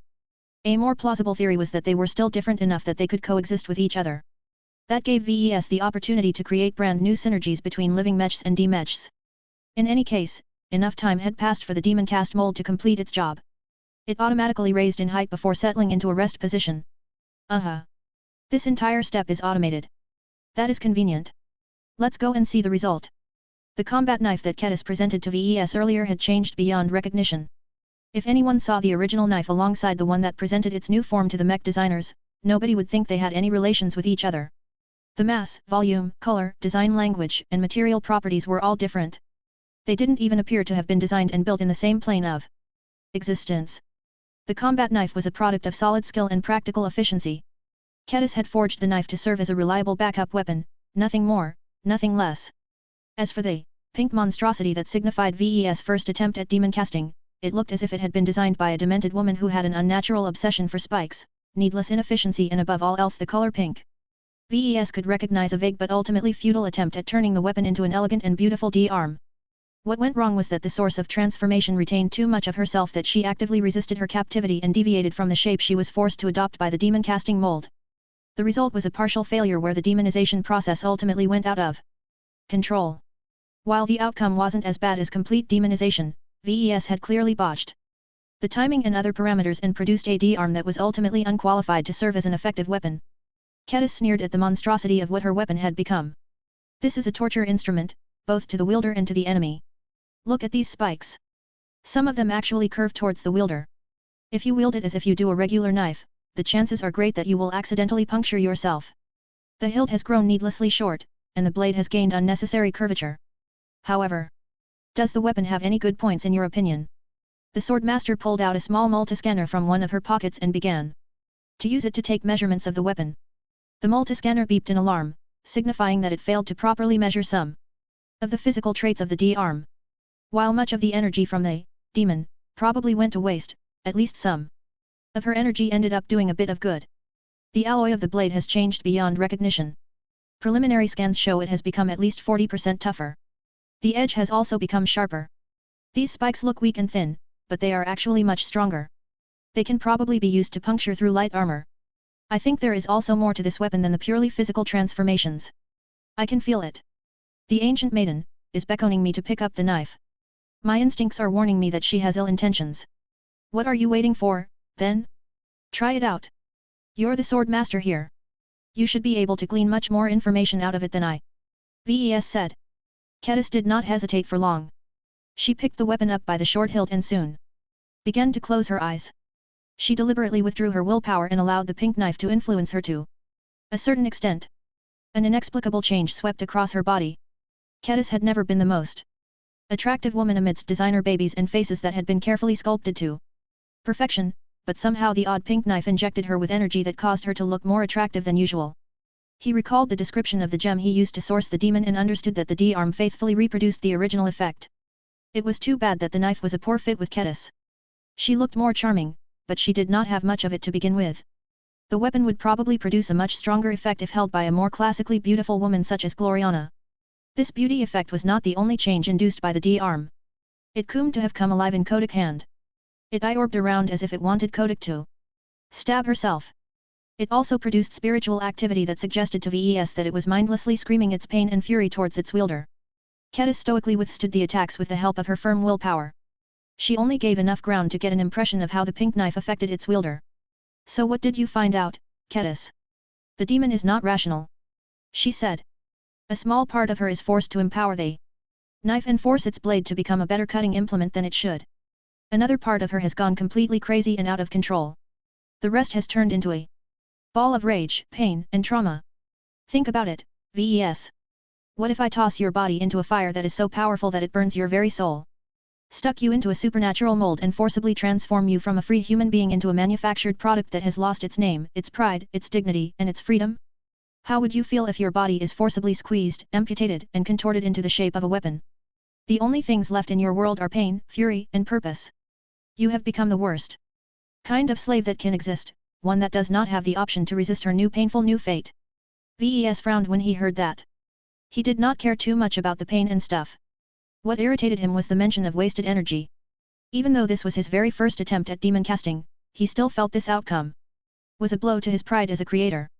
Why are the results so poor? There are many reasons. The fit between the demon, the mold, and the object is too low. Trying to turn the ancient maiden into a source of attack enhancement is like trying to use a cotton shirt as armor. The demon also has a poor connection with a modern combat knife. The botched timing and other imperfect steps don't help matters either. If you have gained more practice and made choices that better fit with each other, I have a feeling you could have been able to obtain a weapon that is twice or thrice as deadly as this pink knife. I see.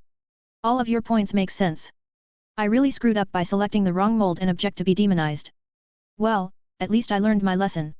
Chapter 6579, The Initial Power of Demon Casting. Although VES felt he had made a disappointing first D-arm, the experience had taught him a lot of lessons. He felt confident he would be able to do a much better job next time. VES and Ketis did not immediately throw away the D-arm. They still wanted to gather more data, so they methodically tested out its hardness, its cutting power and any other weird stuff it might have. The workshop of creation offered plenty of testing facilities that allowed them to thoroughly understand the properties of the weapon. They gained more precise numbers than the ones collected by Ketis' handheld multiscanner and also managed to record the properties that it couldn't gather. All in all, despite the fact that VES apparently wasted most of the power of the demon locked inside Lucky's gem, the pink and awfully spiky knife was still a qualified D-arms. Even if its newfound impracticality made it difficult to handle the knife like a standard blade, Ketis was actually beginning to warm up to it after she had become accustomed to its many quirks. I think this weapon is representative of every D-arms.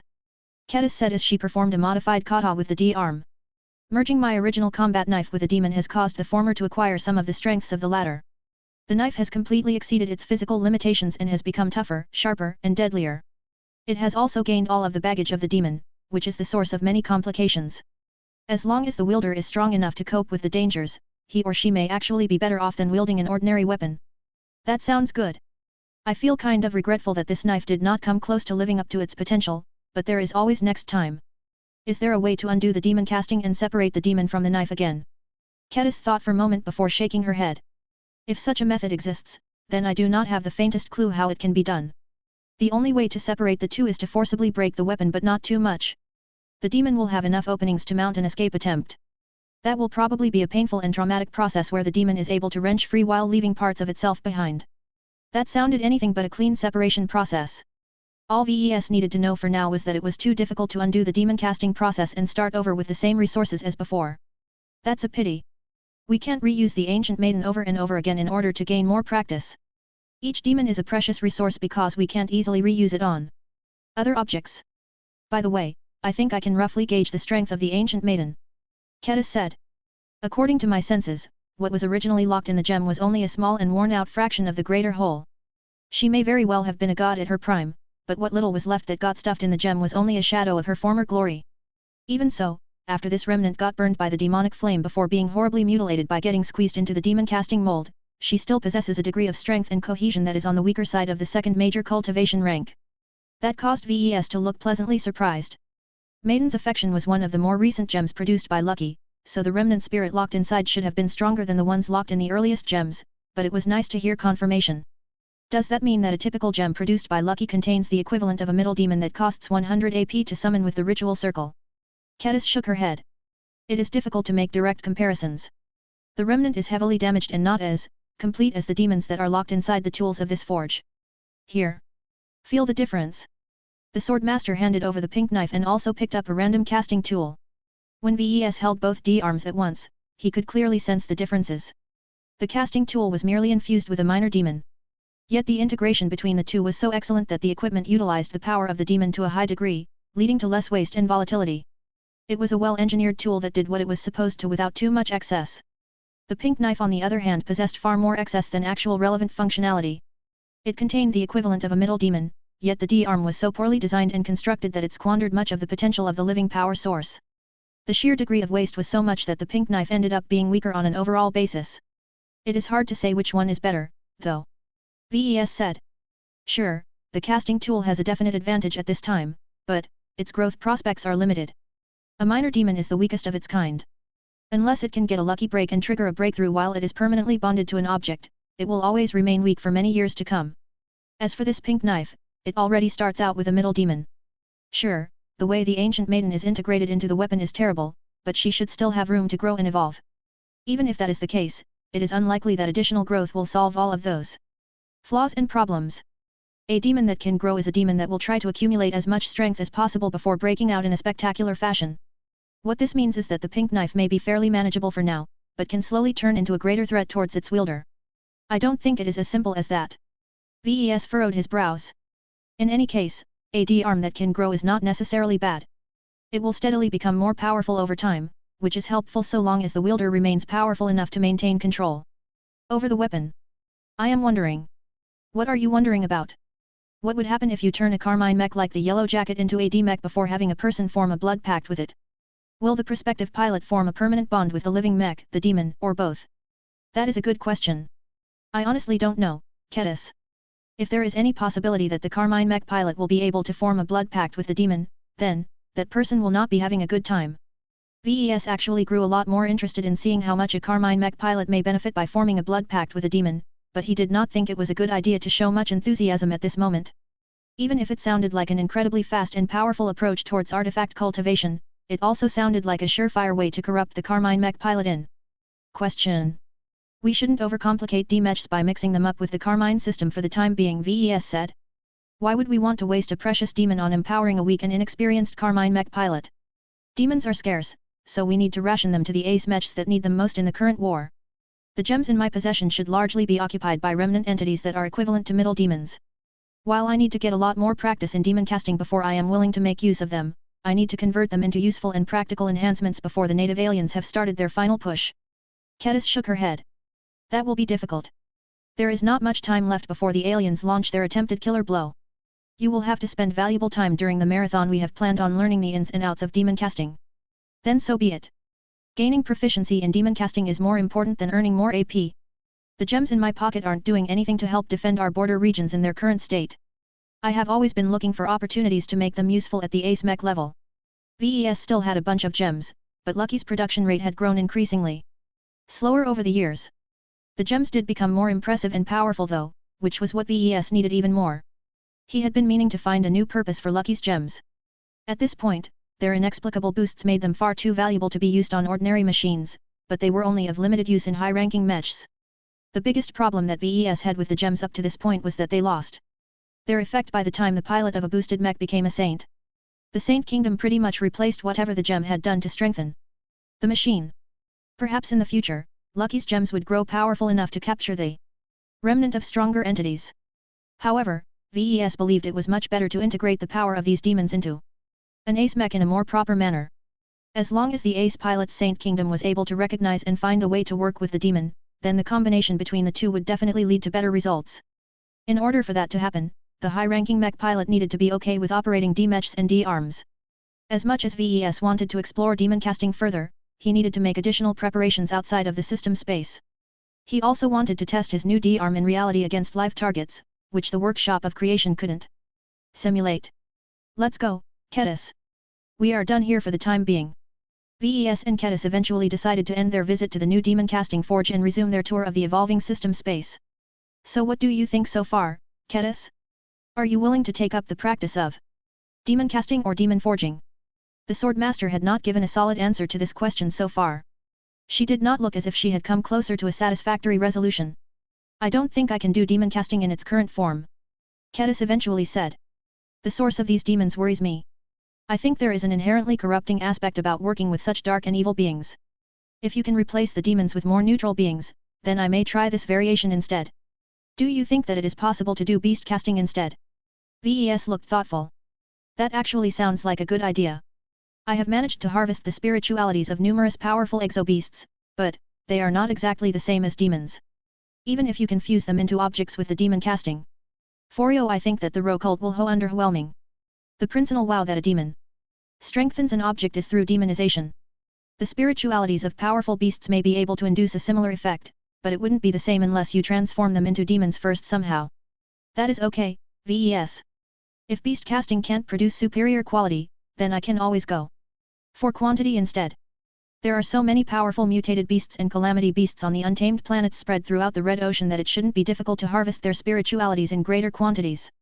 That should at least give me plenty of experimental material to attempt to create B-mechs and B-arms. Well, good luck, then. I hope you succeed, but I do not think you will be able to achieve quick success. Perhaps it will be better if you master the process of proper demon casting first before you try to innovate your own variation. You're right that this is a better approach, but I want to do this my way. Chapter 6580, Heavenly Scapegoat. As much as demon casting had consumed Ves' attention, he still needed to complete his tour of the improved system. After leaving the demon casting forge, he and Kedis stopped by the time gate for a moment. The time gate looked more impressive than last time. The circular metal structure still bore the marks of age, but it had gained a lot more runes. It also glowed in green, making it seem as if it was charged with radioactive energy. Ves quickly accessed the interface and verified that the new options conformed to the description in the changelog. So it is true now. We can dive into the minds of other mech designers who worked in the past. He said. By the way, have you tried out the time gate already? I did. The sword master said. I can only use it once a year, so it is more efficient to use it right away. So how did your first mastery experience unfold? Ves curiously asked. It was interesting. I did not go on any wild adventures like the ones you went through in the past. I deliberately chose to inhabit a swordsman mech pilot, so the system stuffed me inside the mind of a rather peculiar second-class swordsman mech pilot. I only occupied his mind for a few days before my session automatically came to an end. What kind of battles did he fight? He wasn't a soldier. He was a mech athlete who competed over 150 years ago. The swordsman mechs back then weren't as developed as the ones in the market today, but the principles are largely the same. It was interesting to witness the contrast in performance and see how much incremental advancements in technology has caused swordsman mechs to perform so much more fluently. In any case, pilot I inhabited had just entered the playoffs and had to duel against a variety of tricky opponents to make it to the finals. Kedis smiled as she imagined the hardy duels that she got to witness while riding the mind of the mech pilot. While there were plenty of boring periods in between where the pilot was resting or studying his next tournament adversary, Kedis used the time to think about what she witnessed firsthand. The tournament did not impose harsh restrictions on mech type and so on, so the swordsman mech pilot had to overcome a variety of opponents. From running down a rifleman mech to avoiding the deadly pounces of a tiger mech, the experienced mech athlete used a combination of skill and strategy to win one match after another. Did he make it to the finals in the end? Alas, no. Kedis sighed. He finally met his match in the semifinals. He got matched up against an axeman mech. The enemy mech was slower, but was able to exert great strength with its axe swings. The swordsman mech tried to use his superior mobility to circle around and avoid the crushing chops of the deadly axe, but he largely failed. The axeman mech was specially designed to defend against flanking attacks as it was able to twist its torso from its waist section by 170 degrees in either direction with surprising speed and force. This effectively allows the axeman mech to rapidly attack or counterattack from any angle. The swordsman mech managed to evade the sweeping attacks multiple times, but it only took one mistake for it to suffer crippling damage. That's a shame. Would you have been able to win the match for the swordsman mech pilot if you intervened more directly by taking over control of his body? Kedis looked thoughtful. Maybe. I am not sure how that works and whether I can proficiently operate a mech through the neural interface. I am not trained in mech piloting, after all. If I could control the swordsman mech like it was my own body, I am confident that I can rely on my superior swordsmanship to whittle down the axeman mech while remaining undamaged. I don't have a reason to do so, though. This tournament was a test and challenge for the mech pilot. He must earn his victories through his own merit. While I felt tempted to give him tips on how to quickly polish his overly flamboyant swordsmanship, it would taint the sanctity of the tournament. It would be unfair for my intervention to deprive other finalists from the victories that they have earned over the course of normal history. You don't have to be afraid that you will wreck the current timeline if you change a bit of history during a mastery experience. The current timeline we are living in already reflects the changes that we have made in the past. We just don't know it all as of yet. Perhaps you would have been able to propel the swordsman mech pilot to the finals and witness a mech duel at the highest level. I stand by my choice. I believe it is best to remain an observer and to refrain from affecting the timeline. I am already content with the original purpose of these mastery experiences, which is to give us a first-hand look and feel of what our potential customers are going through when they are interfacing with a mech. This first experience is already enough to make many small improvements to the overall piloting experience. Suit yourself, then. By the way, you can also explore the mind of a mech designer now that the time gate has been upgraded. I think I will give it a try when it is available. There has to be a purpose to making this option available to us.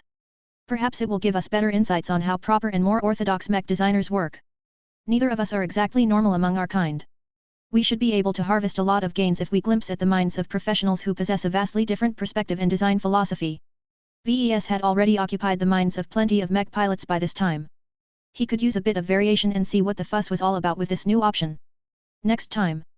After they completed their visit to the time gate, the pair of mech designers moved on to the Dimension Observatory. Kedis immediately became drawn to the Dimension Blade. It did not look as if it had changed, but she did note that it now offered the option to take out in reality and use it for a short duration of time. She winced when she saw how much AP she needed to spend in order to use the Dimension Blade for a brief period of time. It costs 100 AP just to project the Dimension Blade into the main universe for just 5 seconds. She exclaimed. VES walked up to her and looked down at the list of options introduced by the latest system upgrade. It was possible to rent the Dimension Blade for a longer period of time, but VES and Kedis needed to spend AP to extend the duration. For example, they could spend 500 AP to extend the duration to 1 minute, and 2000 AP to make the projection last 30 minutes. There was even a grayed out option that allowed them to project the Dimension Blade into the cosmos on a permanent basis. The interface did not mention any AP cost so far, but VES did not have to guess that it was astronomically high. This Dimension Blade can be a powerful weapon that can save your life in the right situation. VES said. However, the AP needed to afford all of the upgrades to make it practical enough is too much. I think it is best to leave it alone for the time being. You have the Heaven Sword anyway, so it is not like you need to borrow this weapon. Kedis responded with a sardonic smile. Don't worry, I am not greedy for this weapon. I already have enough swords. Speaking about the Heaven Sword and the Dimension Blade, when you exit the system space, you should probably prepare to open up a temporary breach and see if you can mine a few resources while it stays open. We can't wait any longer. You need to expose this capacity and gain the cooperation of the Red 3 to start mining dimensional resources on an industrial scale. I know, VES. It is not convenient to start opening dimensional breaches in a contested star system such as the Viola Magnifica system, but I refuse to leave while it still remains in human hands. I am a mech designer, but I am also a sword master. I need to keep fighting if I want to become a sword saint. Ah. I hadn't thought about that. This may become a problem. Once the Red 3 recognizes your value as a source of dimensional resources, they will absolutely disapprove of any further combat deployments. At worst, they will treat you just like me and assign an entire escort fleet to shadow you day and night. They will also compel you to leave the border regions and force you to take up residence in a safe first-class star system that is far enough away from the action. Kedis scowled. I won't let the Meshers, Fleeters, and the Collies bully me into becoming a dove. I will just use the Heaven Sword as an excuse why I can't leave the front lines so easily. I already prepared a plan for this. I will just claim that the only reason I can open up dimensional breaches is because I have earned the appreciation of the Heaven Sword. If I act cowardly and retreat from a necessary fight, then I will lose its approval and subsequently lose access to the ability to open up a dimensional breach. It's the perfect explanation. Even the Heaven Sword agreed to play along with my charade and pretend to be angry at anyone who suggests taking me away against my will. As if to show that she was not lying, the Heaven Sword began to rattle in its scabbard and release an intimidating red glow. VES directed an odd glance towards the Heaven Sword. The ancient relic weapon appeared awfully eager to serve Kedis' whim. He had the illusion that the Swordmaster had turned the notoriously willful artifact into an obedient puppy. That sounds great, but are you okay with deceiving others like this? I thought that would go against your honor. You are normally correct, VES, but deception is a valid tact to employ against enemies and those who hinder you despite their good intentions. Besides, I am not harming anyone directly by employing this underhanded means. I see. I am glad to hear that you have already made the right preparations, but one threat that you cannot guard against is elevated enemy attention. The cosmopolitans will find out about your strategic value and leak your information to the native aliens. The latter will subsequently put a high bounty on your head, turning you into a highly attractive priority target to both humans and aliens. The female swordmaster sighed. I know that this will also happen sooner or later. There is no way for me to evade exposure. The most I can do is find a way to disguise myself and make sure that my enemies will not be able to recognize me when I deploy in the field. This was easier said than done. VES turned his attention to the Dimension Observatory. Since it arrived with the version 3.0 upgrade, it had not been put into use. He and Kedis intended to change that in the short term.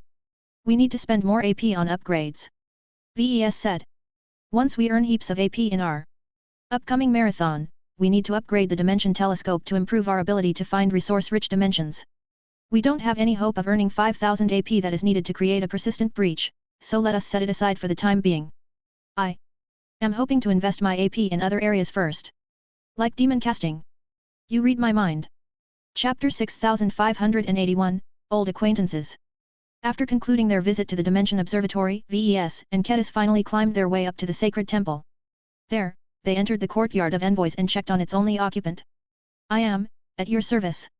A ghostly and floaty version of Venerable Iman Ingvar slowly bowed and conveyed his deepest respect. Enough time had passed since his death and conversion to a chosen envoy that he had regained more lucidity. However, he was too far from becoming a good conversation partner. The chosen envoy still hadn't recovered much of his humanity. It will probably take a few more years before he becomes lucid and intelligent enough to deploy him in the field. What purpose would that serve? Kedis wondered. All I see is a ghost. Are you expecting him to haunt people to death? Not per se. He used to be an expert pilot. I think it may be possible to have him pilot a mech again, though I will need to design a machine that is specially tailored to him. The latest system upgrade has given me the option to spend AP to create a physical body for him. That will make this much easier. Perhaps this is a way for me to cultivate an absolutely loyal mech pilot for myself. The only question is whether he will retain the extraordinary willpower of an expert pilot and whether he can still break through. If he has lost it all, then I will have to find a different way to use him to my advantage.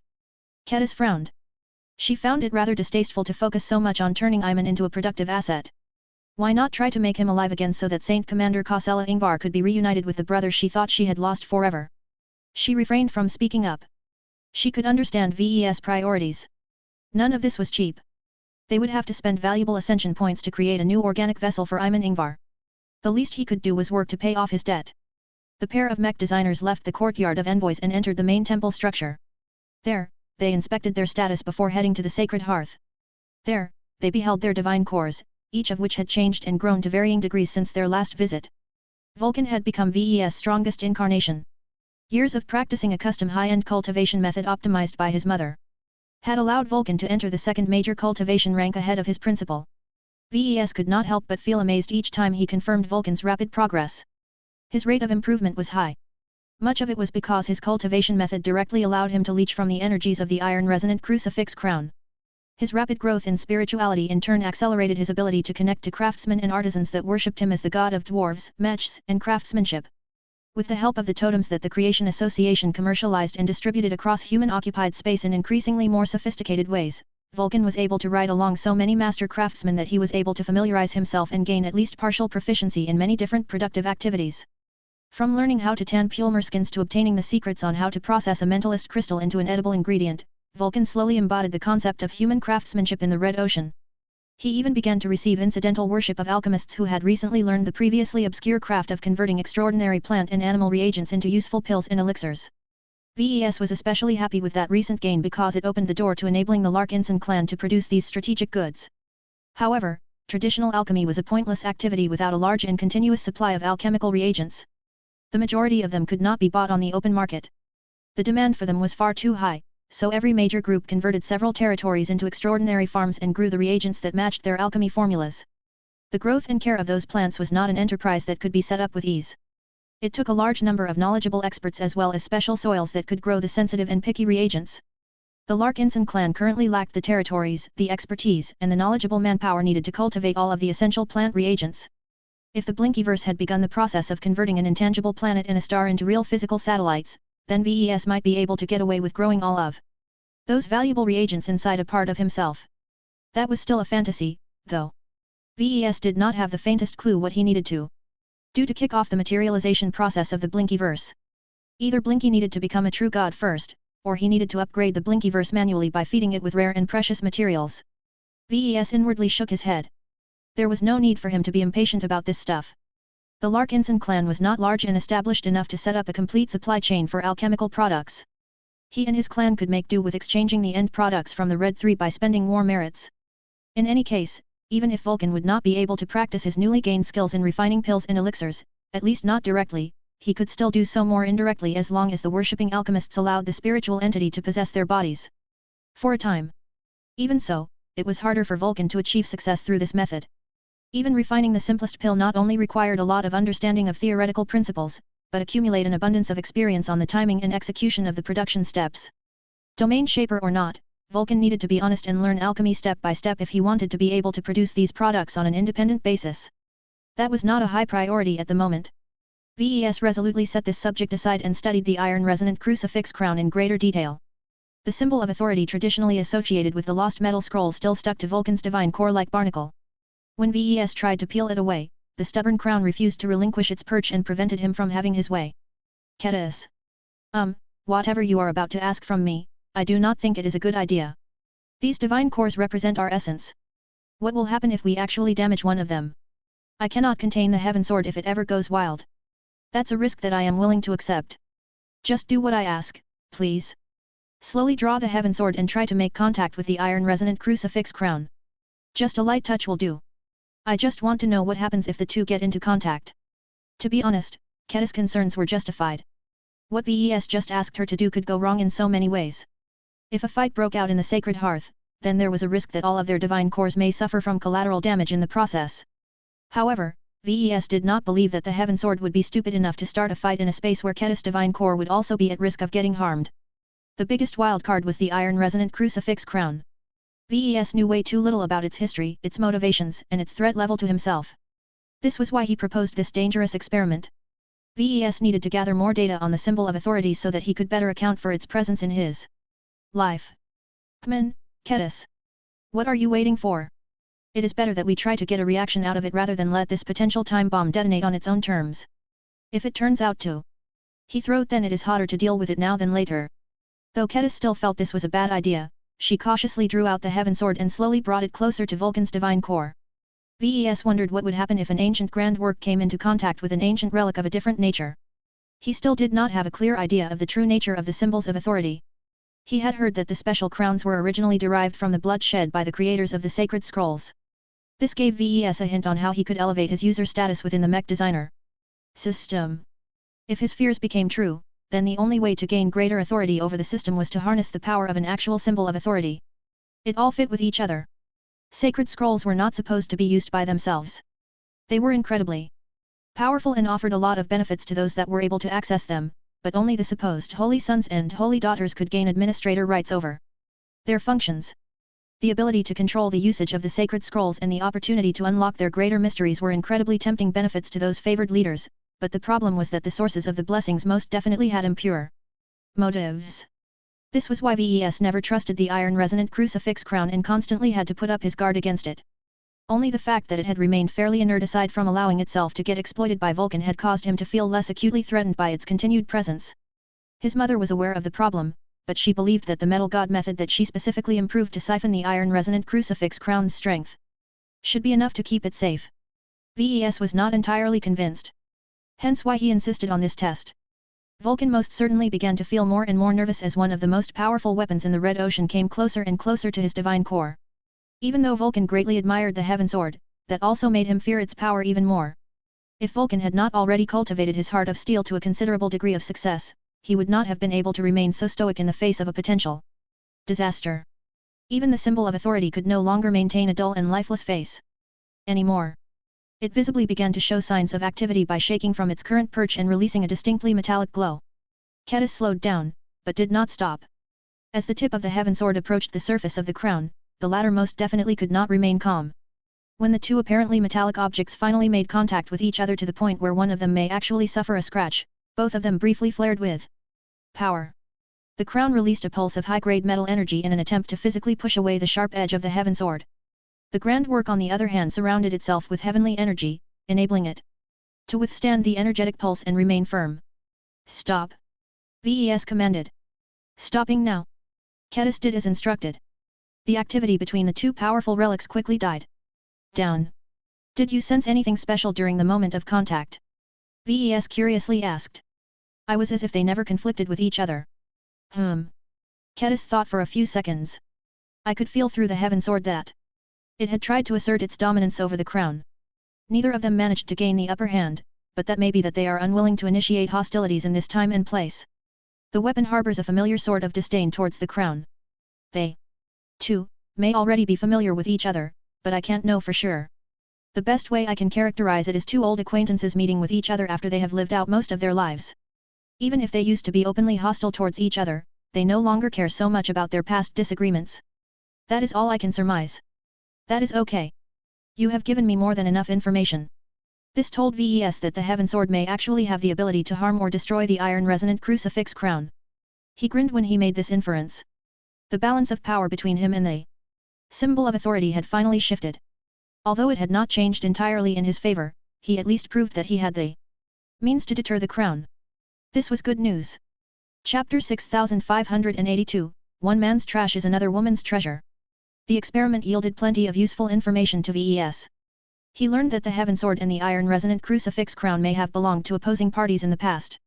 This made sense as the creator of the Metal Scroll and its associated crown used to be an immortal god that sundered the extraordinary source of the Milky Way galaxy in an attempt to ascend to a higher stage. If the wielder of the Heaven Sword lived during those ancient times, then he or she would definitely be a part of the huge cultivation community that had unanimously turned against the 5 immortal gods that sought to devour the heavens themselves.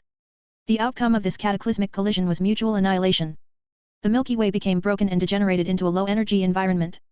Cultivators died off en masse as they were no longer able to sustain themselves due to the disappearance of E-energy radiation. The 5 immortal gods died, though how extensively they perished still remained unclear. The Heaven Sword had to enter into a power-saving mode in order to survive in the barren environment. The Grand Work also had to get accustomed to a new reality where the environment was unable to spawn a worthy heir to its precious legacy. Considering the sheer devastation that resulted from that ancient war, it was understandable that neither relics of the past felt eager to revisit past grievances. Too much time had passed since that cataclysm occurred. VES previously thought that it happened several hundreds of thousands of years ago, but that was obviously far too implausible of a time frame. It was much more likely that tens of millions if not hundreds of millions of years had passed since the ancient disaster took place. VES was not an expert, so his assumptions may be false. Whatever the case, after living through such a long period of ruination, the two relics of the past had already moved on from this ancient calamity for the most part. There was one possible reason why the Heaven Sword see reason to act against the symbol of authority despite the risks to VES and Kedis divine cores, but it had mercifully restrained its edge. VES actually found it curious that the Heaven Sword did not treat the Iron Resonant Crucifix Crown as an archenemy. This may have happened if the crown was actually a surviving remnant of an immortal god that had managed to cling to life throughout the passage of time. Since that ultimately did not happen, the crown probably had a weaker relation to its creator. It was practically impossible to negotiate and subdue an immortal god. The gap in status was simply too big even if the latter had turned into a remnant of its former self. If the Iron Resonant Crucifix Crown possessed its own personality that was independent of the original immortal god, then that was a lot more advantageous to VES. He was already forming plans based on his observations and assumptions. He still had to maintain a certain degree of caution considering how it successfully managed to corrupt the polymath, but he became a lot more confident about subverting it to his cause. After all, what else was it supposed to do? Unlike the golden laurel wreath crown which at least remained tied to a completely intact sacred scroll, the Iron Resonant Crucifix Crown had lost its partner after the shattering of the metal scroll. VES speculated that the breaking of the sacred scroll had invalidated some of the programming of the Iron Resonant Crucifix Crown and caused it to become less eager to follow its original directives. If this was the case, then VES may be able to take advantage of this opening and convince it to accept a new purpose. As VES continued to observe the crown with cautious interest, Kedis gazed suspiciously in his direction. What are you thinking about doing now, VES? Ideas. Some of them are dangerous. It's not important for the time being. I am not ready to break the status quo yet. Let's leave the crown alone since it isn't doing any apparent harm for the time being. The pair of mech designers exited the sacred hearth and left the temple building. Both of them admired the view of the idyllic clouds and mountain range for a time. However, they both needed to return and get back to work. Make sure to be ready to enter the system space 4 days later. VES broke the silence. We need a lot of AP if we want to raise our chances of surviving the ongoing war. I know.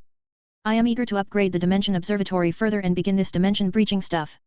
There is also other stuff that I want to exchange with AP. There is far too much of the former and not enough of the latter. Their biggest constraint right now was that the system offered increasingly more attractive benefits, but charged AP for almost all of them. This was also one of the reasons why VES favored the second upgrade track. 5-element mastery and superdimensional transformation were decent options as well, but VES could clearly tell it would take a huge amount of ascension points to fully realize their benefits. That was way too much for VES. His earning potential directly limited how extensively he could take advantage of the system.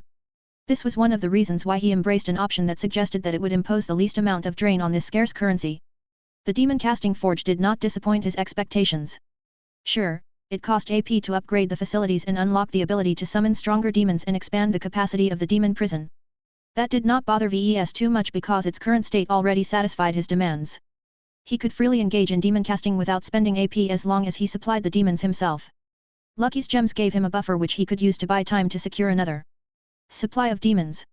When VES finally bid farewell to Ketis and exited the system space, he returned to his underground design lab as if nothing special happened. His eyes suddenly burned with greater purpose. He suddenly stood up and tried to track Lucky down. According to the monitoring system, the cat was currently lounging in Gloriana's company. Meow. Hi. You are so cute and close to perfect, Lucky. Gloriana playfully threw another chunk of high-grade exotic at the cat. Lucky lazily caught the ore with his mouth and chewed on it before swallowing his latest snack. There you are, Lucky, VES said as the gem cat began to glance vigilantly in his direction. Why have you returned, VES? I need to have a good word with my lazy pet here, he said as he moved closer and unceremoniously picked up the archy-metal feline. I will be taking him away. When he moved out, he suddenly gained an interesting idea and halted. He turned back towards Gloriana and extended an arm. A very strange and deadly pink knife suddenly materialized in his palm. Gloriana gazed at it with a puzzled expression. Her perplexement gradually made way. Weapon. What is this? Where did you get this knife? Did you make it yourself? It's a test product that I have developed in secret. VES succinctly answered. I am trying out a new means of enhancing weapons and possibly mechs. It is a considerably more dangerous and risky means of metaphysical empowerment, but the initial result is already powerful enough for me to follow up on this radical new approach. Even if VES couldn't explain where he obtained the knife or managed to produce it, he still wanted to leave behind a clear record that introduced his D-arms and D-mechs to Red humanity. It would be much less dramatic for VES to introduce his first fully fledged D-mech when there was no prior warning that such an outrageous product could even exist. By exposing a small trinket like the maiden knife first, VES could forewarn the Red Association about the existence of demonized products. As Gloriana studied it more, she inexplicably felt attracted to it. She unconsciously drew closer, but VES drew back the knife. Hey! Careful, Gloriana! Did you forget that I said it was dangerous and risky? I am being serious. As long as you keep it in your possession, there is always a chance it will turn hostile towards you. This isn't a regular living knife. The intelligence inside the maiden knife is powerful and malevolent. You will get your arm pricked by these curved thorns if you let down your guard. His wife did not appear to take his warning seriously. That is because the knife hates you. This is a woman's weapon. It is a travesty that it remains in your hand. You should transfer it to me right now. She snatched the knife from VES and held it with growing interest and admiration. This knife. It is more beautiful and perfect than I thought. Hey! At first, these thorns appear wasteful and inefficient, but there is a sense of elegant lethality in its design language. Ah, I can feel the woman that gives this weapon a soul. My suspicions are right. She much prefers to be held by me than you. I do not blame her at all. This is a woman's accessory. One of the knife's inherent effects began to affect Gloriana's charm. Unlike the earlier enhancement applied to Ketis, the maiden knife had a much stronger effect on Gloriana. She was already beautiful from the onset and always groomed her appearance to perfection every morning. Now that she held the maiden knife, she had gained a metaphysical boost in attraction. That complemented her physical attraction.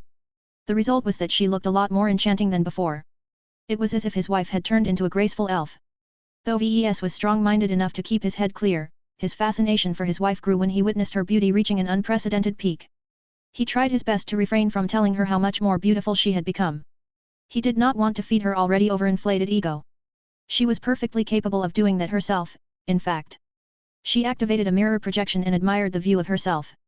She swayed her body around and noticed that she unconsciously made many subtle movements that directly amplified her attraction. This knife is amazing. What an amazing effect.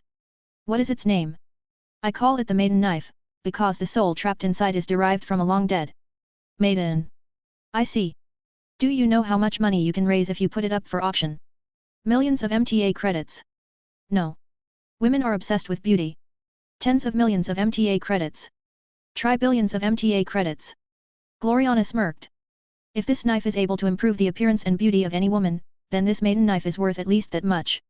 In fact, if this new weapon is one of a kind that cannot be replicated, then do not be surprised that its value can rise to over 1 trillion MTA credits if it is placed in a grand auction.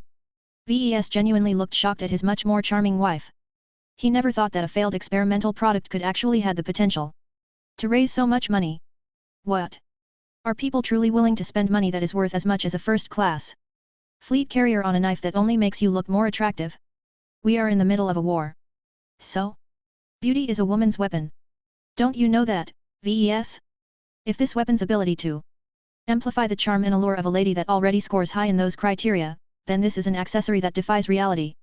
If you combine it with a accurate cultivation method that increases a woman's attraction even further, then hardly any human will be able to prevent themselves from worshipping that goddess. Woman's pursuit of beauty was limitless. It was not implausible for women to be willing to trade an actual first-class fleet carrier just to possess such an amazing artifact. Then, forget about auctioning it. I am keeping it. Just consider it my early birthday present. Gloriana said with determination as she gripped the maiden knife tighter in her slender hand.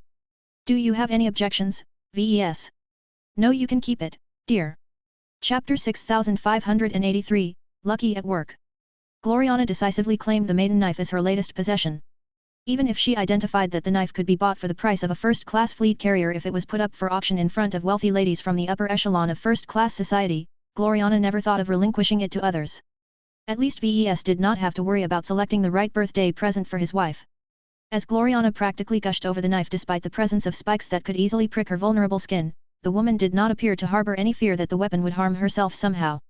This was incredibly foolish, yet VES strangely observed that Gloriana apparently did not encounter any meaningful resistance from the maiden knife. The D-arm's behavior had changed drastically. VES wondered whether the maiden knife had forgotten its identity as a weapon inhabited by a resentful and irrational demon. When VES held it in his hands, he could feel the anger and fury that the so-called ancient maiden held towards him. He was the creator of the maiden knife, yet it never showed him any gratitude. Of course, that made a bit of sense as VES had put the ancient demon through a series of painful transformations before converting her into the unwilling power source of a D-arm. What was strange was that the maiden knife showed clear rejection towards Ketis, but grew unnaturally docile as soon as it fell into Gloriana's palm. Why did it exhibit such an enormous difference in treatment? Was it because the maiden knife disliked Ketis because she wasn't pretty enough? Did Gloriana's more classical beauty and excellent hair and skincare earn the appreciation of the ancient maiden? As twisted and crazy the remnant of the ancient maiden had become, it appeared that she was still capable of playing favorites. This observation was of great significance to VES. It taught him that demons were not universally hostile to everyone, and was willing to temper their aggression when coming into contact with more compatible individuals. This meant that VES had to pay attention to the nature and inclinations of individual demons. He had to match them up to the right objects and the right users in order to maximize the benefits and minimize the negative side effects. Shortly after Gloriana claimed the maiden knife, she already began to craft a matching pink scabbard for her latest knife. She did not attempt to create curved caps in order to cover the sharp spikes. She instead took a page out of Ketis' book and designed a floating device that could safely keep the weapon close at hand without risking anyone getting picked by one of the many thorns. Strangely enough, losing contact with the weapon did not remove the charm-enhancing effect right away, unlike what happened when VES and Ketis held the maiden knife. This made Gloriana more determined to go through with her current plan. VES could only lament the unfair treatment. He simply did not understand the thinking of these women. Let's leave them alone and have our own little chat, shall we, Lucky? Meow. The gem cat resisted VES' hold. Lucky valued his freedom and did not want to get dragged away. The feline clearly sensed that VES did not have good intentions when he arrived this time. Sadly, Lucky had no chance of getting away. His phasing abilities had improved continuously over time, but trying to play around with spatial abilities in front of a phase lord was futile.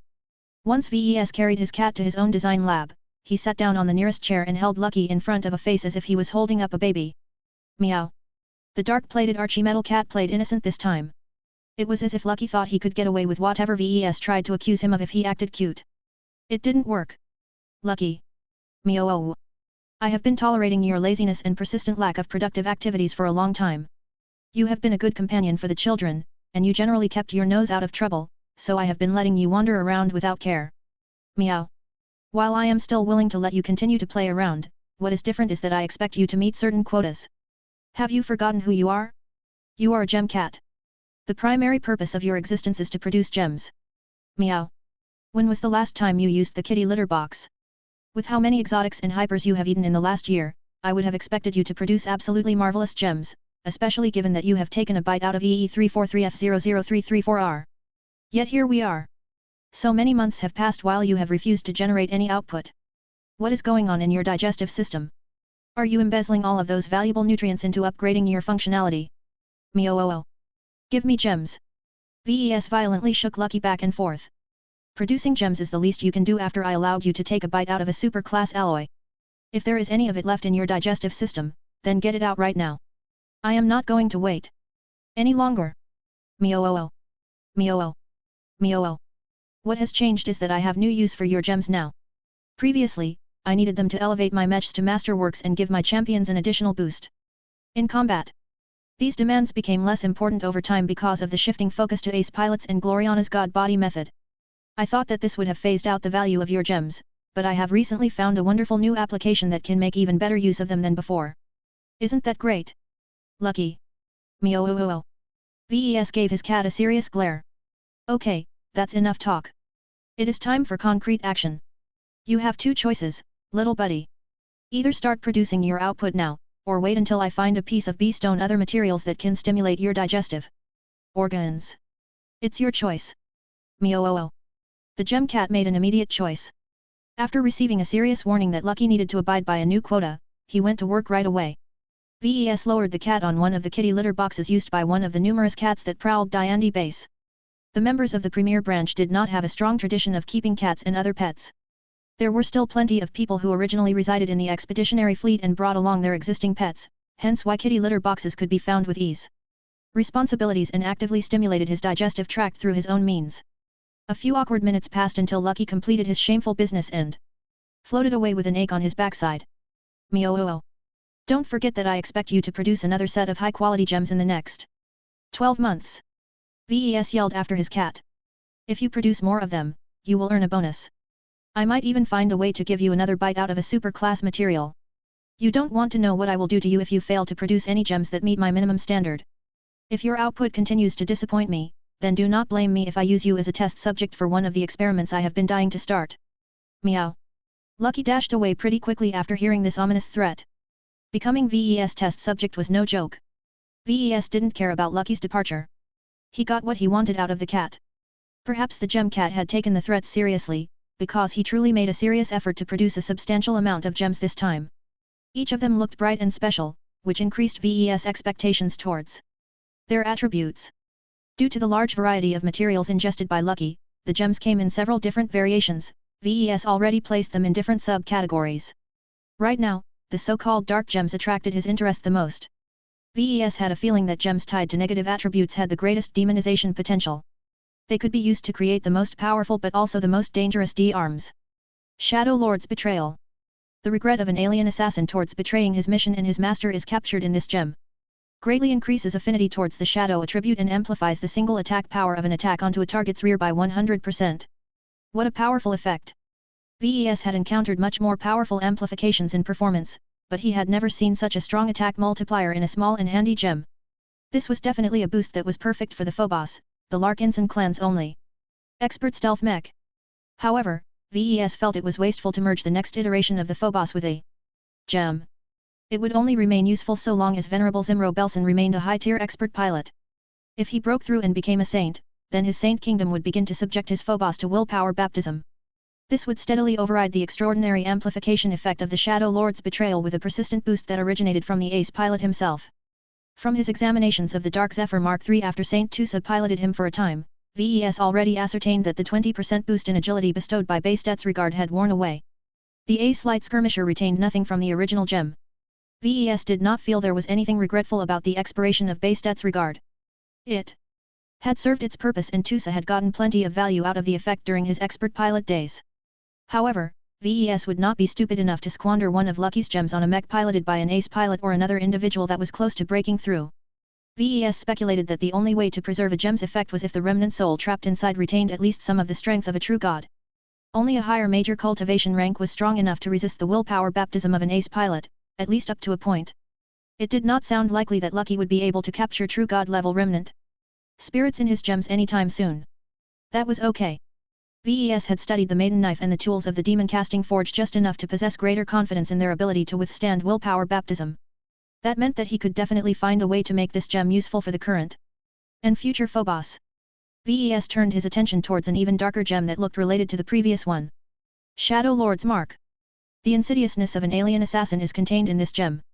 Greatly increases affinity towards the darkness attribute and allows a mech to plant intangible marks with every melee weapon strike. If enough marks are planted in the same area, then they can be detonated on command, inflicting instant damage based on the total darkness energy contained within the marks. Interesting. What a great effect. Even if VES did not intend to integrate it in a gem, he still hoped he could preserve this unique function if he integrated it into a D-arm. It would be best if he employed demon forging, but since he had no idea how to do that, he could only resort to demon casting. VES could see two immediate uses for the Shadow Lord's Mark. He could either use it to demon cast a suitable weapon for his own use, or he could use it to augment one of the Dark Zephyr Mark III's knives in order to make the weapon useful. Chapter 6584, Lucky's Output. Where there was darkness, there was light.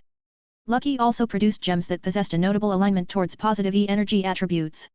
Although not all of the bright gems possessed benign effects, they at least possessed a more positive vibe than the dark gems. VES actually doubted whether the remnant spirits trapped inside some of these bright gems could be characterized as demons. Basestat's encouragement. The encouraging yowl of a feline patron can be found within this gem. Enhances the dignity of a mech and amplifies the mental suppression it exerts towards allies and enemies within a large range. The white diamond-like gem shone with a relatively bright inner light. Its facets sparked mysteriously under the power of a familiar feline patron. This was hardly the first time VES encountered the name Bastet. He began to feel increasingly more certain that this was not a coincidence. Did real gods exist? Were they observing red humanity in real time? Was one of them peeking at him right now? VES had no idea. He refused to believe that there was a massive difference between Bastet and other powerful cultivators at the true god level or above. They were only called gods because the weaklings at the bottom were ignorant and did not know any better. While VES was willing to take the system's description more seriously and believe that Bastet may very well exist, he did not really think that this female patron would one day materialize in front of him and bestow him her personal blessing. VES turned his attention back to the gem. He came up with two tentative plans for this gem. He could use it to upgrade the Lionheart in the future, or he could use it to improve the Minerva Mark II when the upgrade process was scheduled to begin. Compatibility and fit are important. This gem is clearly more useful to Uncle Ark and his Lionheart. He would have to devise a different solution for Saint Commander Kausela Ingvar. VES examined another bright gem produced by Lucky. The Adjudicator's Light. The undying hatred against evil of a lost peacekeeper is contained within this gem. Enables a mech to glow brighter in the presence of evil according to the laws upheld by the Forgotten Peacekeeper and enables it to inflict up to 200% damage against such beings depending on the severity. Another amazing gem. This square gem glowed with a harsher and more judgmental light. It vaguely felt similar to the Subjugation King's harsh pale light, which caused VES to suspect that the lost peacekeeper may have been a fellow member of the Krelian race. Had Lucky been catching spiritual remnants that originally came from Messi 87? How many of these gems derived their power from the remnants of once great and mighty beings from the Milky Way? The lack of information was grating at VES. He felt it was incredibly important to know more about the entities captured in the gems. In any case, VES had multiple good options to use this gem for the benefit of multiple candidates. Yet for whatever reason, he instinctively felt was a great match for Venerable Janza Larkinson and the Bastion from a thematic perspective. Janza had changed drastically since her first breakthrough and turned herself into a crusader of sorts. She was one of the more politically active expert pilots and cared the most about doing the right thing. This meant that she possessed a great dislike towards evil even if her values and principles differed a lot from the lost peacekeeper. The two should at least be able to overlook these problems and find a kindred soul with each other. Is it worth it to use up a potentially devastating offensive hypergem to one of the most defense-oriented expert mechs in my clan? The mismatch in attributes made this decision a lot harder than it should. The Bastion possessed the weakest offensive power out of all of the high-ranking mechs of the Larkinson clan.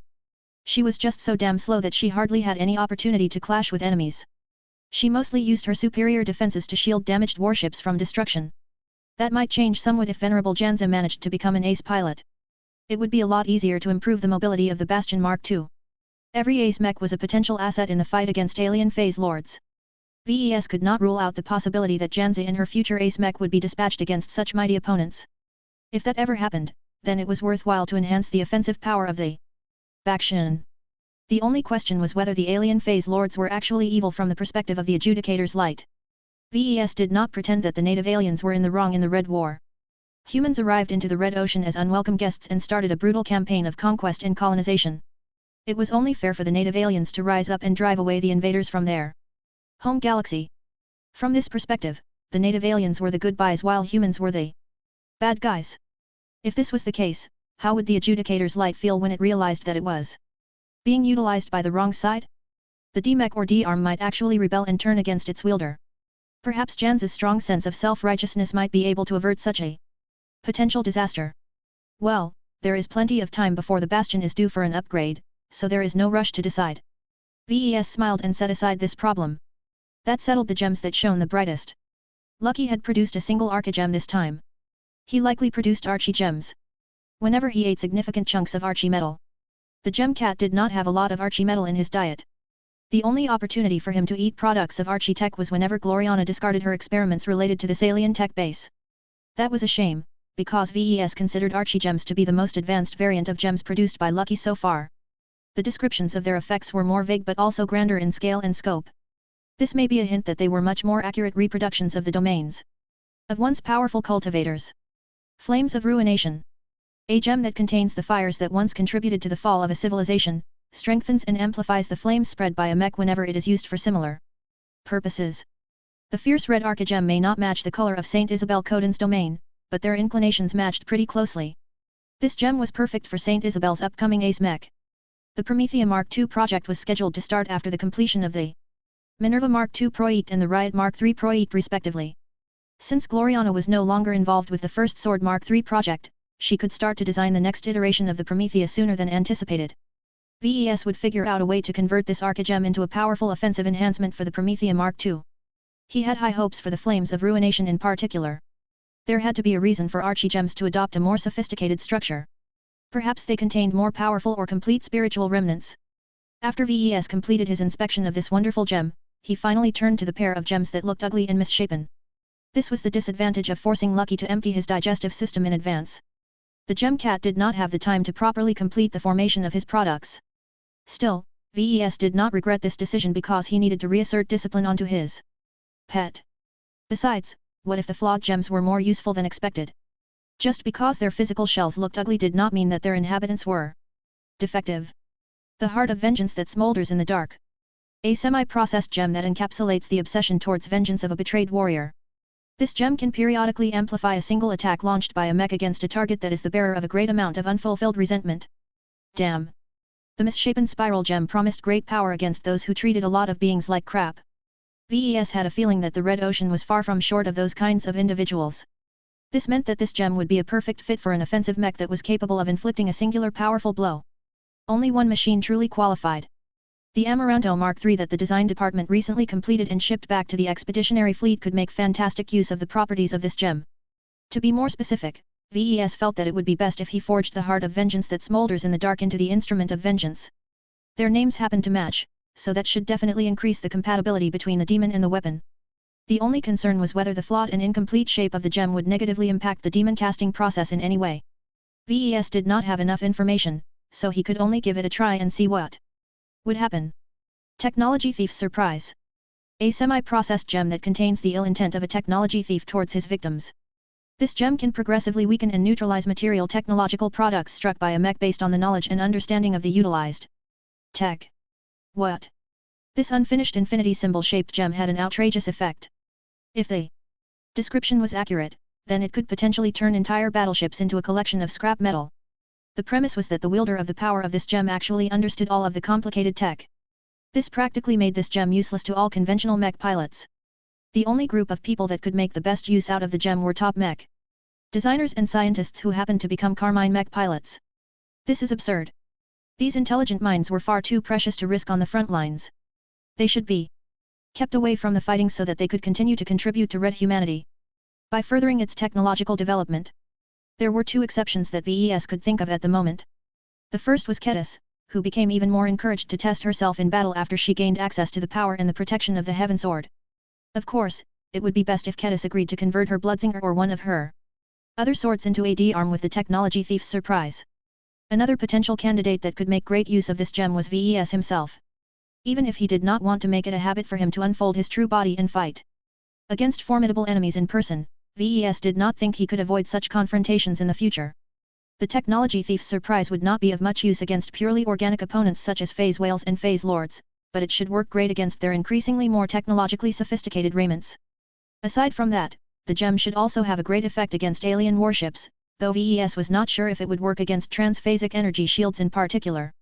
Whatever the case, Ves should have a much easier time crippling warships left and right due to his formidable knowledge base. I wonder how powerful this gem will become if it falls into the hands of the polymath. This was an absurd notion. The polymath was a star designer with an awe-inspiring domain. Ves did not think it was likely for a gem that likely contained a middle demon to be of much use. Well, that's it for now. After Ves completed his inspection of the latest batch of gems, he stuffed them into his pouch, causing it to get close to reaching its storage limit. He smiled. He had plenty of demons to work with this time. Chapter 6585, Design by Template. While Ves happily inspected the latest batch of gems produced by Lucky, all the way out in the Milky Way, a certain cyborg cat just concluded her latest design session. Veronica let out a tired breath as she sat back on the floating pillow that served as her seat.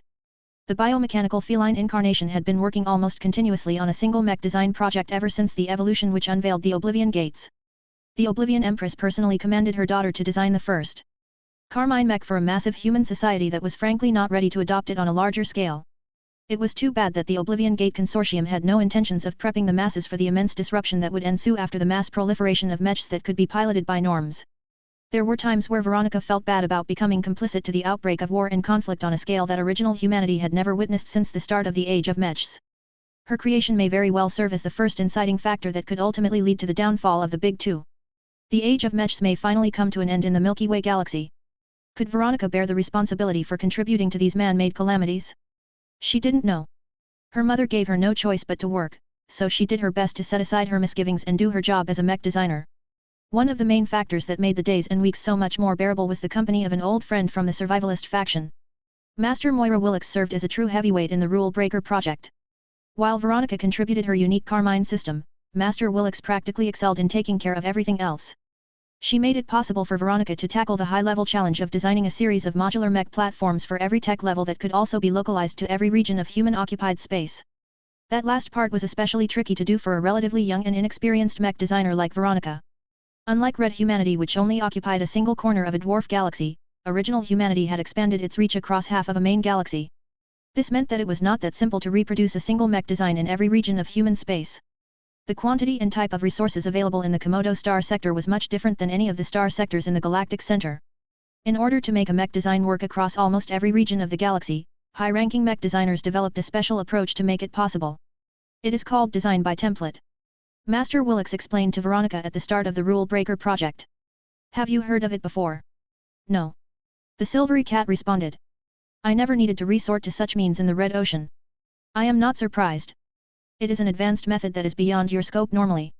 Design by template is an intermediate design process that introduces additional complexity, delays and cost. There is more room for error, and it is a nightmare to maintain consistency of a product line throughout the entire mech market. The only groups that can earn a profit while designing by template are the major transgalactic corporations.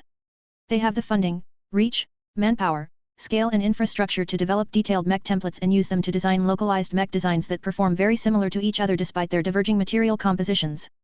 Master Moira Willix gave Veronica an example of a mech template by presenting the younger mech designer with one of her older works. A projection appeared that showed a mech design, or at least it looked like one on the surface. Veronica's artificial eyes glowed brighter as she became fascinated by how the template differed from a mech design. The two possessed a lot of similarities. They consisted of a very detailed set of instructions on how to reproduce a mech. The divergence came in the level of detail and specificity. A mech design might demand that the head of a mech must be made out of unending alloy. A mech template would demand that the head of a mech must be made out of a metallic material that should closely match the mass, density, toughness, conductivity, flexibility, and more. The latter was not a mech design, but it could help mech designers make one themselves. The simplest way to describe a mech template in this professional context was that it was a do-it-yourself kit of a mech design. It was a rather interesting way to solve the lack of universality of the old galaxies. Sprawling mech sector. I get it. The cyborg cat said as she studied the mech template of a first-class multipurpose mech design that was a few generations old. These mech templates are preparatory works that are meant to instruct regional design teams on how to localize a mech line so that it can be produced and sold within a single star cluster. This will reduce the dependence on long-distance shipping and thereby make the product line more competitive in terms of pricing and local market adaptations. That is a good summary of this approach. While it has become the established design approach for every mech design that is intended for distribution across the entire galaxy, the design by template approach comes with many disadvantages. Can you name them, Veronica? Well, you have already mentioned them earlier, so I only need to expand on these factors. Veronica said. The most obvious downside is that the mech template is not an exact mech design. Unless the original designer is willing to sit down and design hundreds of localized variants in person, the last stage of this expansive process must be completed by regional design teams that understand the market and supply conditions of their star clusters the best. These mech designers are usually not as good as the lead designers of the mech template, and they may occasionally misinterpret or make outright mistakes in trying to preserve the original intent of the mech template. That will not only cause the localized mech designs to be inferior in quality and performance, but also have difficulty reproducing the original design philosophies. Master Willix nodded. That is a good analysis. Adding an additional step between mech template and mech design introduces errors and mistranslations. This is an unavoidable consequence, but well-organized mech corporations try to minimize the deviations as much as possible by training the localizers as best as possible.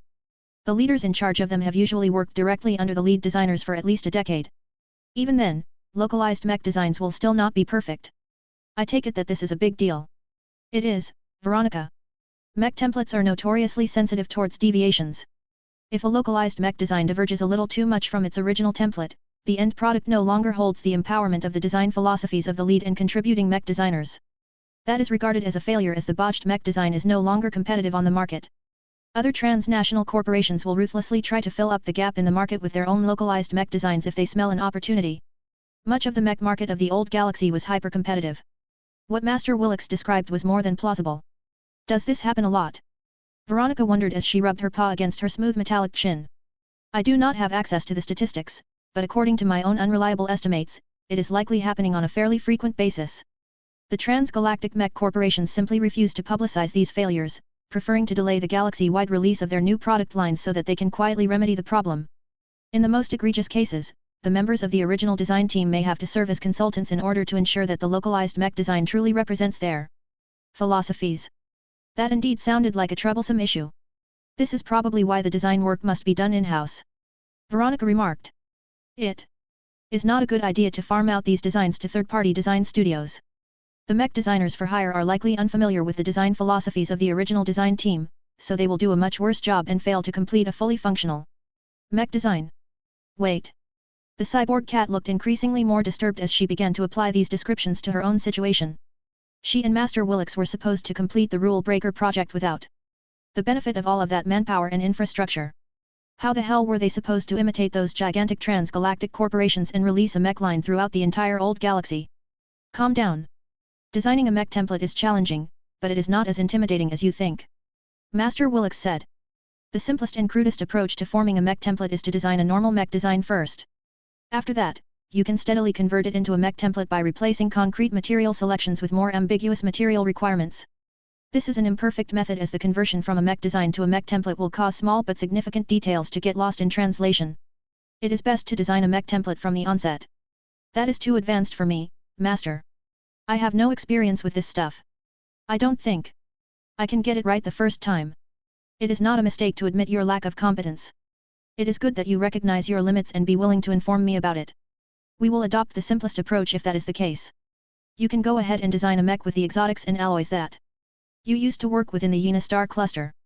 Once the design is complete, I will uphold most of the responsibility of translating it into a template, though you should be involved as well in order to accrue experience in this process. You will need to learn how to create qualified mech templates by yourself if you want to release other Carmine mechs across the Milky Way galaxy. Veronica definitely harbored that ambition. She did not want the Rule Breaker project to be the only major work that catered to the demands of her customers across the old galaxy. If we do this, the mech template will most certainly be flawed.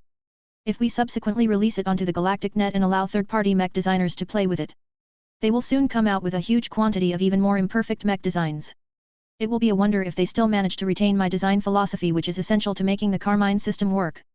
Master Willix did not appear bothered by these problems. We are working under highly suboptimal circumstances. It is a dream to design a high-quality mech template. You should accept our less than ideal working conditions and focus on doing your best to put actual working Carmine mechs in the hands of many humans. The machines do not have to match the performance of market leaders. They just need to work well enough to give norms a chance to transform their lives and fulfill their fantasy of becoming mech pilots. Trust me, these customers will not think too badly about the inferior performance and the imperfect localization efforts.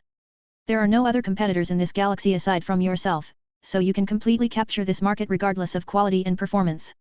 Issues. The RA Master Mech Designer made a good point. Veronica fell silent for a while. She obsessed too much about the quality of her products when the norms of original humanity frankly didn't care about that kind of stuff. Even if her Carmine mechs came in the form of shambling rust buckets, there would still be an astronomical amount of norms willing to bond their lives to these machines. If that was the case, then Veronica might as well not worry about this issue anymore and focus on meeting the most essential demands of her future customer base. Chapter 6586, The Finesse of Mech Templates. Designing a good mech template was not as easy as it sounded. Technically speaking, even a novice mech designer could convert a mech design into a mech template. However, it took great expertise in materials science, broad understanding of the material usage in every major region of human space and a large amount of experience in mech design in general to develop a good template. A bad one could easily be overly specific to the point where not everyone was able to find the right substitution materials. Perhaps no viable alternative existed. Perhaps the ones available in a region may be unaffordable. Perhaps a close substitution material just happened to possess a deviating property that caused the mech to behave much differently than what the ideal design dictated. Other problems occurred when a mech template became overly broad. Localizers became flooded with choice. They lacked enough direction to select the most optimal substitute materials. People could spend weeks or months on narrowing down the list of viable materials to use in a localized design. It was easy for them to settle for suboptimal choices that ultimately caused the localized mech design to exhibit inferior performance. It was also easy for all of the little changes to cascade into increasingly more divergent performance when the localized mech was built into reality, thereby losing the connection to the original intent and philosophy of the original design team. When it came to developing mech templates, the overall rule was that I was better to be too loose than too specific. Yet going too far would ultimately result in a lot of confusion and significant drops in quality throughout the galaxy. This was also why only the biggest mech corporations made use of mech templates. By meticulously training and organizing in-house mech designers to develop localized mech designs according to company guidelines and with great familiarity of the design philosophies of the lead designers, they could minimize the error rate. Mech corporations that engaged in this kind of business for a long time tended to develop a lot of specialized expertise in localizing mech templates. They employed large teams of metallurgists who proactively developed an expanding collection of new alloys just to achieve a closer match with the ideal mech design. There was a huge amount of depth and intricacy in running a business model based on mech templates. It was the only way for mech corporations to release mainstream mech models that could be sold in one variation or another in every corner of human space. Smaller players could never achieve the enormous reach by using their own mech designs, as they were localized to specific regional conditions by default. These factors not only included material availability, but also cultural and legal restrictions. It was no surprise that these massive mech corporations employed an enormous amount of mech designers. Every regional branch had to keep their own design teams on retainer just to fulfill the localization demands. None of this had anything to do with little OL Veronica. The incarnation just needed to design the ideal versions of the Rule Breaker project and assist with converting them into mech templates, one for each tech level. After that, the mech templates would be released into the wild, where norms who were desperate to pilot mechs would embrace the new works with great enthusiasm. Usually, a mech designer that has developed a mech template but lacks the infrastructure to release it on a wider scale must proactively contract competent and reliable third-party design studios across the galaxy to complete the localization step. This is an impossible undertaking for most, but we are different. Master Willix patiently explained to Veronica. The unique and unprecedented value of our mech templates will ensure that third parties will do whatever it takes to convert them into localized mech designs. In other words, as long as the demand was high enough, third-party mech designers would be clamoring to adapt it to their regional mech markets. Not only did they smell an amazing opportunity to raise their sales figures and expand the reach of their businesses, but they also wanted to associate their names with a historic and prestigious product release. These favorable conditions meant that Veronica and Master Willix were in the rare position of not needing to worry about these troublesome issues at all. Nobody could compete against the Carmine system. For a long time, the Rule Breaker mechs would be the only machines in the Milky Way galaxy that could enable norms to pilot mechs.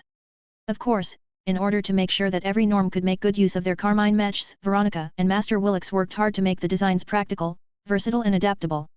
In the span of 2 months, Master Willix had fully invested her capabilities as a RA Master Mech designer and did much of the heavy lifting in raising and optimizing the utilization of technology.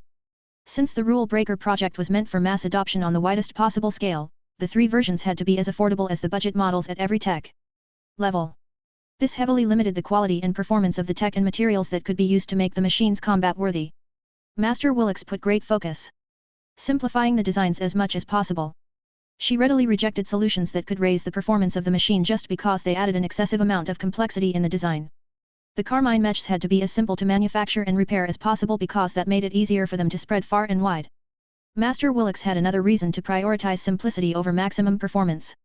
The Class I design philosophy that I am simulating is much more effective on simpler modular and semi-modular mech platforms, she explained to the cyborg cat. Wild modularity is a philosophy that produces the greatest value when it is highly compatible with a large variety of cheap and low-quality modular parts. If the Rule Breaker project only accepts modular parts of such high quality and sophistication that they can only be developed by master mech designers, then only a limited number of people can modify and diversify the Carmine Mechs over time. This is not conducive to establishing a rich industry and market for third-party Rule Breaker parts and mod kits. Not every Carmine Mech pilot has the means to request upgrade and customization services from master mech designers. That was very much true. The point was that the Rule Breaker project had to keep everything simple whenever possible. That did not mean that Veronica was forbidden from employing more sophisticated design solutions. She just needed to make sure that it was her last resort. It helped a lot that attaining competitive performance was not a high priority this time. Even so, Veronica could not afford to make the Carmine Mechs too shabby, or else they would get torn apart with ease by the modern conventional mechs that were utilized today. It is best to ensure that the Carmine Mechs are at least as good as the mech models that used to be popular 2 mech generations ago, Willix said. That gives us enough leeway to successfully complete the project within the accelerated deadline. It will also put a hard floor on how extensively we allow the performance of the Rule Breaker versions to slide. We should not use this excuse too often to avoid the need to develop difficult solutions. Overly simplistic mech designs will generate too many bad impressions and will slow down the adoption and improvement rate. Wild modularity was a rather radical approach towards modular and semi-modular mechs. It treated an initial modular mech as a level 1 player character in a typical game. The starting version of the machine was weak and limited, but as the pilot continued to use it over time, the mech leveled up and gained an allowance to modify or upgrade the design while remaining true to its original concept. This was normally not possible unless at least some of the original mech designers participated in the upgrade project. Mech forces that employed their own in-house mech designers did not have to worry too much about this requirement, but there were many smaller groups and outfits that lacked the financial muscle to employ their own competent mech designers. Veronica and Willix wanted the Rule Breaker project to become accessible to the masses, so they needed to make sure that the initial mech designs could be improved by any decent apprentice mech designer. Simply replacing the stock parts with similar versions based on stronger and more expensive materials was an easy way to improve the performance of the Carmine Mechs. Replacing basic modular parts with more advanced and more sophisticated versions was another way to upgrade the low-level Carmine Mechs, but this demanded greater skill and better access to advanced tech than usual. This made sure that most segments of the mech market would be able to transform the initial Carmine Mechs into their own unique and personalized machines. Wild modularity became such a pivotal aspect of the Rule Breaker project that Master Willix even decided to lower the emphasis on the other design philosophies. The rational mech designer had initially chosen to simulate a Class 3 design philosophy that increased the damage tolerance of the internal structure and the cockpit, a Class 4 design philosophy that increased the reaction speed of the mech and a Class 8 design philosophy that increased the processing power and the deep learning capabilities of an AI-assisted and controlled machine. Each of them were relatively basic design philosophies compared to wild modularity, but they all contributed to the survival of the Carmine Mechs, which was especially important when they were controlled by total beginners with no actual training in piloting their new machines. Master Willix laid out her argumentation. Once the Carmine Mechs have leveled up as it were, the Carmine Mech pilot does not necessarily have to rely on these crutches anymore in order to remain effective in combat. He or she may develop his own ideas, and commission the services of a mech designer of his choosing to strengthen a specific aspect of the Carmine Mech. This can range from converting the machine into a drone mech to replacing the starting armor system with a much thicker and more damage-resistant alternative. Each of them can perform much better when backed by a specialized design philosophy. I intend to give third-party mech designers the room to replace one of my simulated design philosophies with their own ideas. I will expressly mention this in the design notes so that they can do so without fear of breaking the end product. Won't the latter change affect the efficiency of the Carmine systems and wild modularity? Veronica asked. It will, but as long as the mech designer in question is careful enough, the negative impact will remain in a tolerable range. Some senior mech designers and all master mech designers should be perceptive and knowledgeable enough to make good use of the opening that I have created in the Rule Breaker project. This was another advanced concept that Veronica had not encountered before. The Rule Breaker project was so massive in scope that she was finally beginning to enter the true world of high-level mech design. Even if not all of the lessons she learned was applicable to the Red Ocean, Veronica enjoyed them anyway. She did not intend to waste her the sheer potential of the Milky Way's mech market. Her radical and subversive product strategy for the Milky Way market may be different from her more cautious and upright product strategy for the Red Ocean, but that made this challenge all the more interesting. Veronica could get away with designing and releasing a lot more interesting mechs in the Milky Way than she could get away with in the Red Ocean. The release of the Rule Breaker project was just the first of many radical mech designs to come.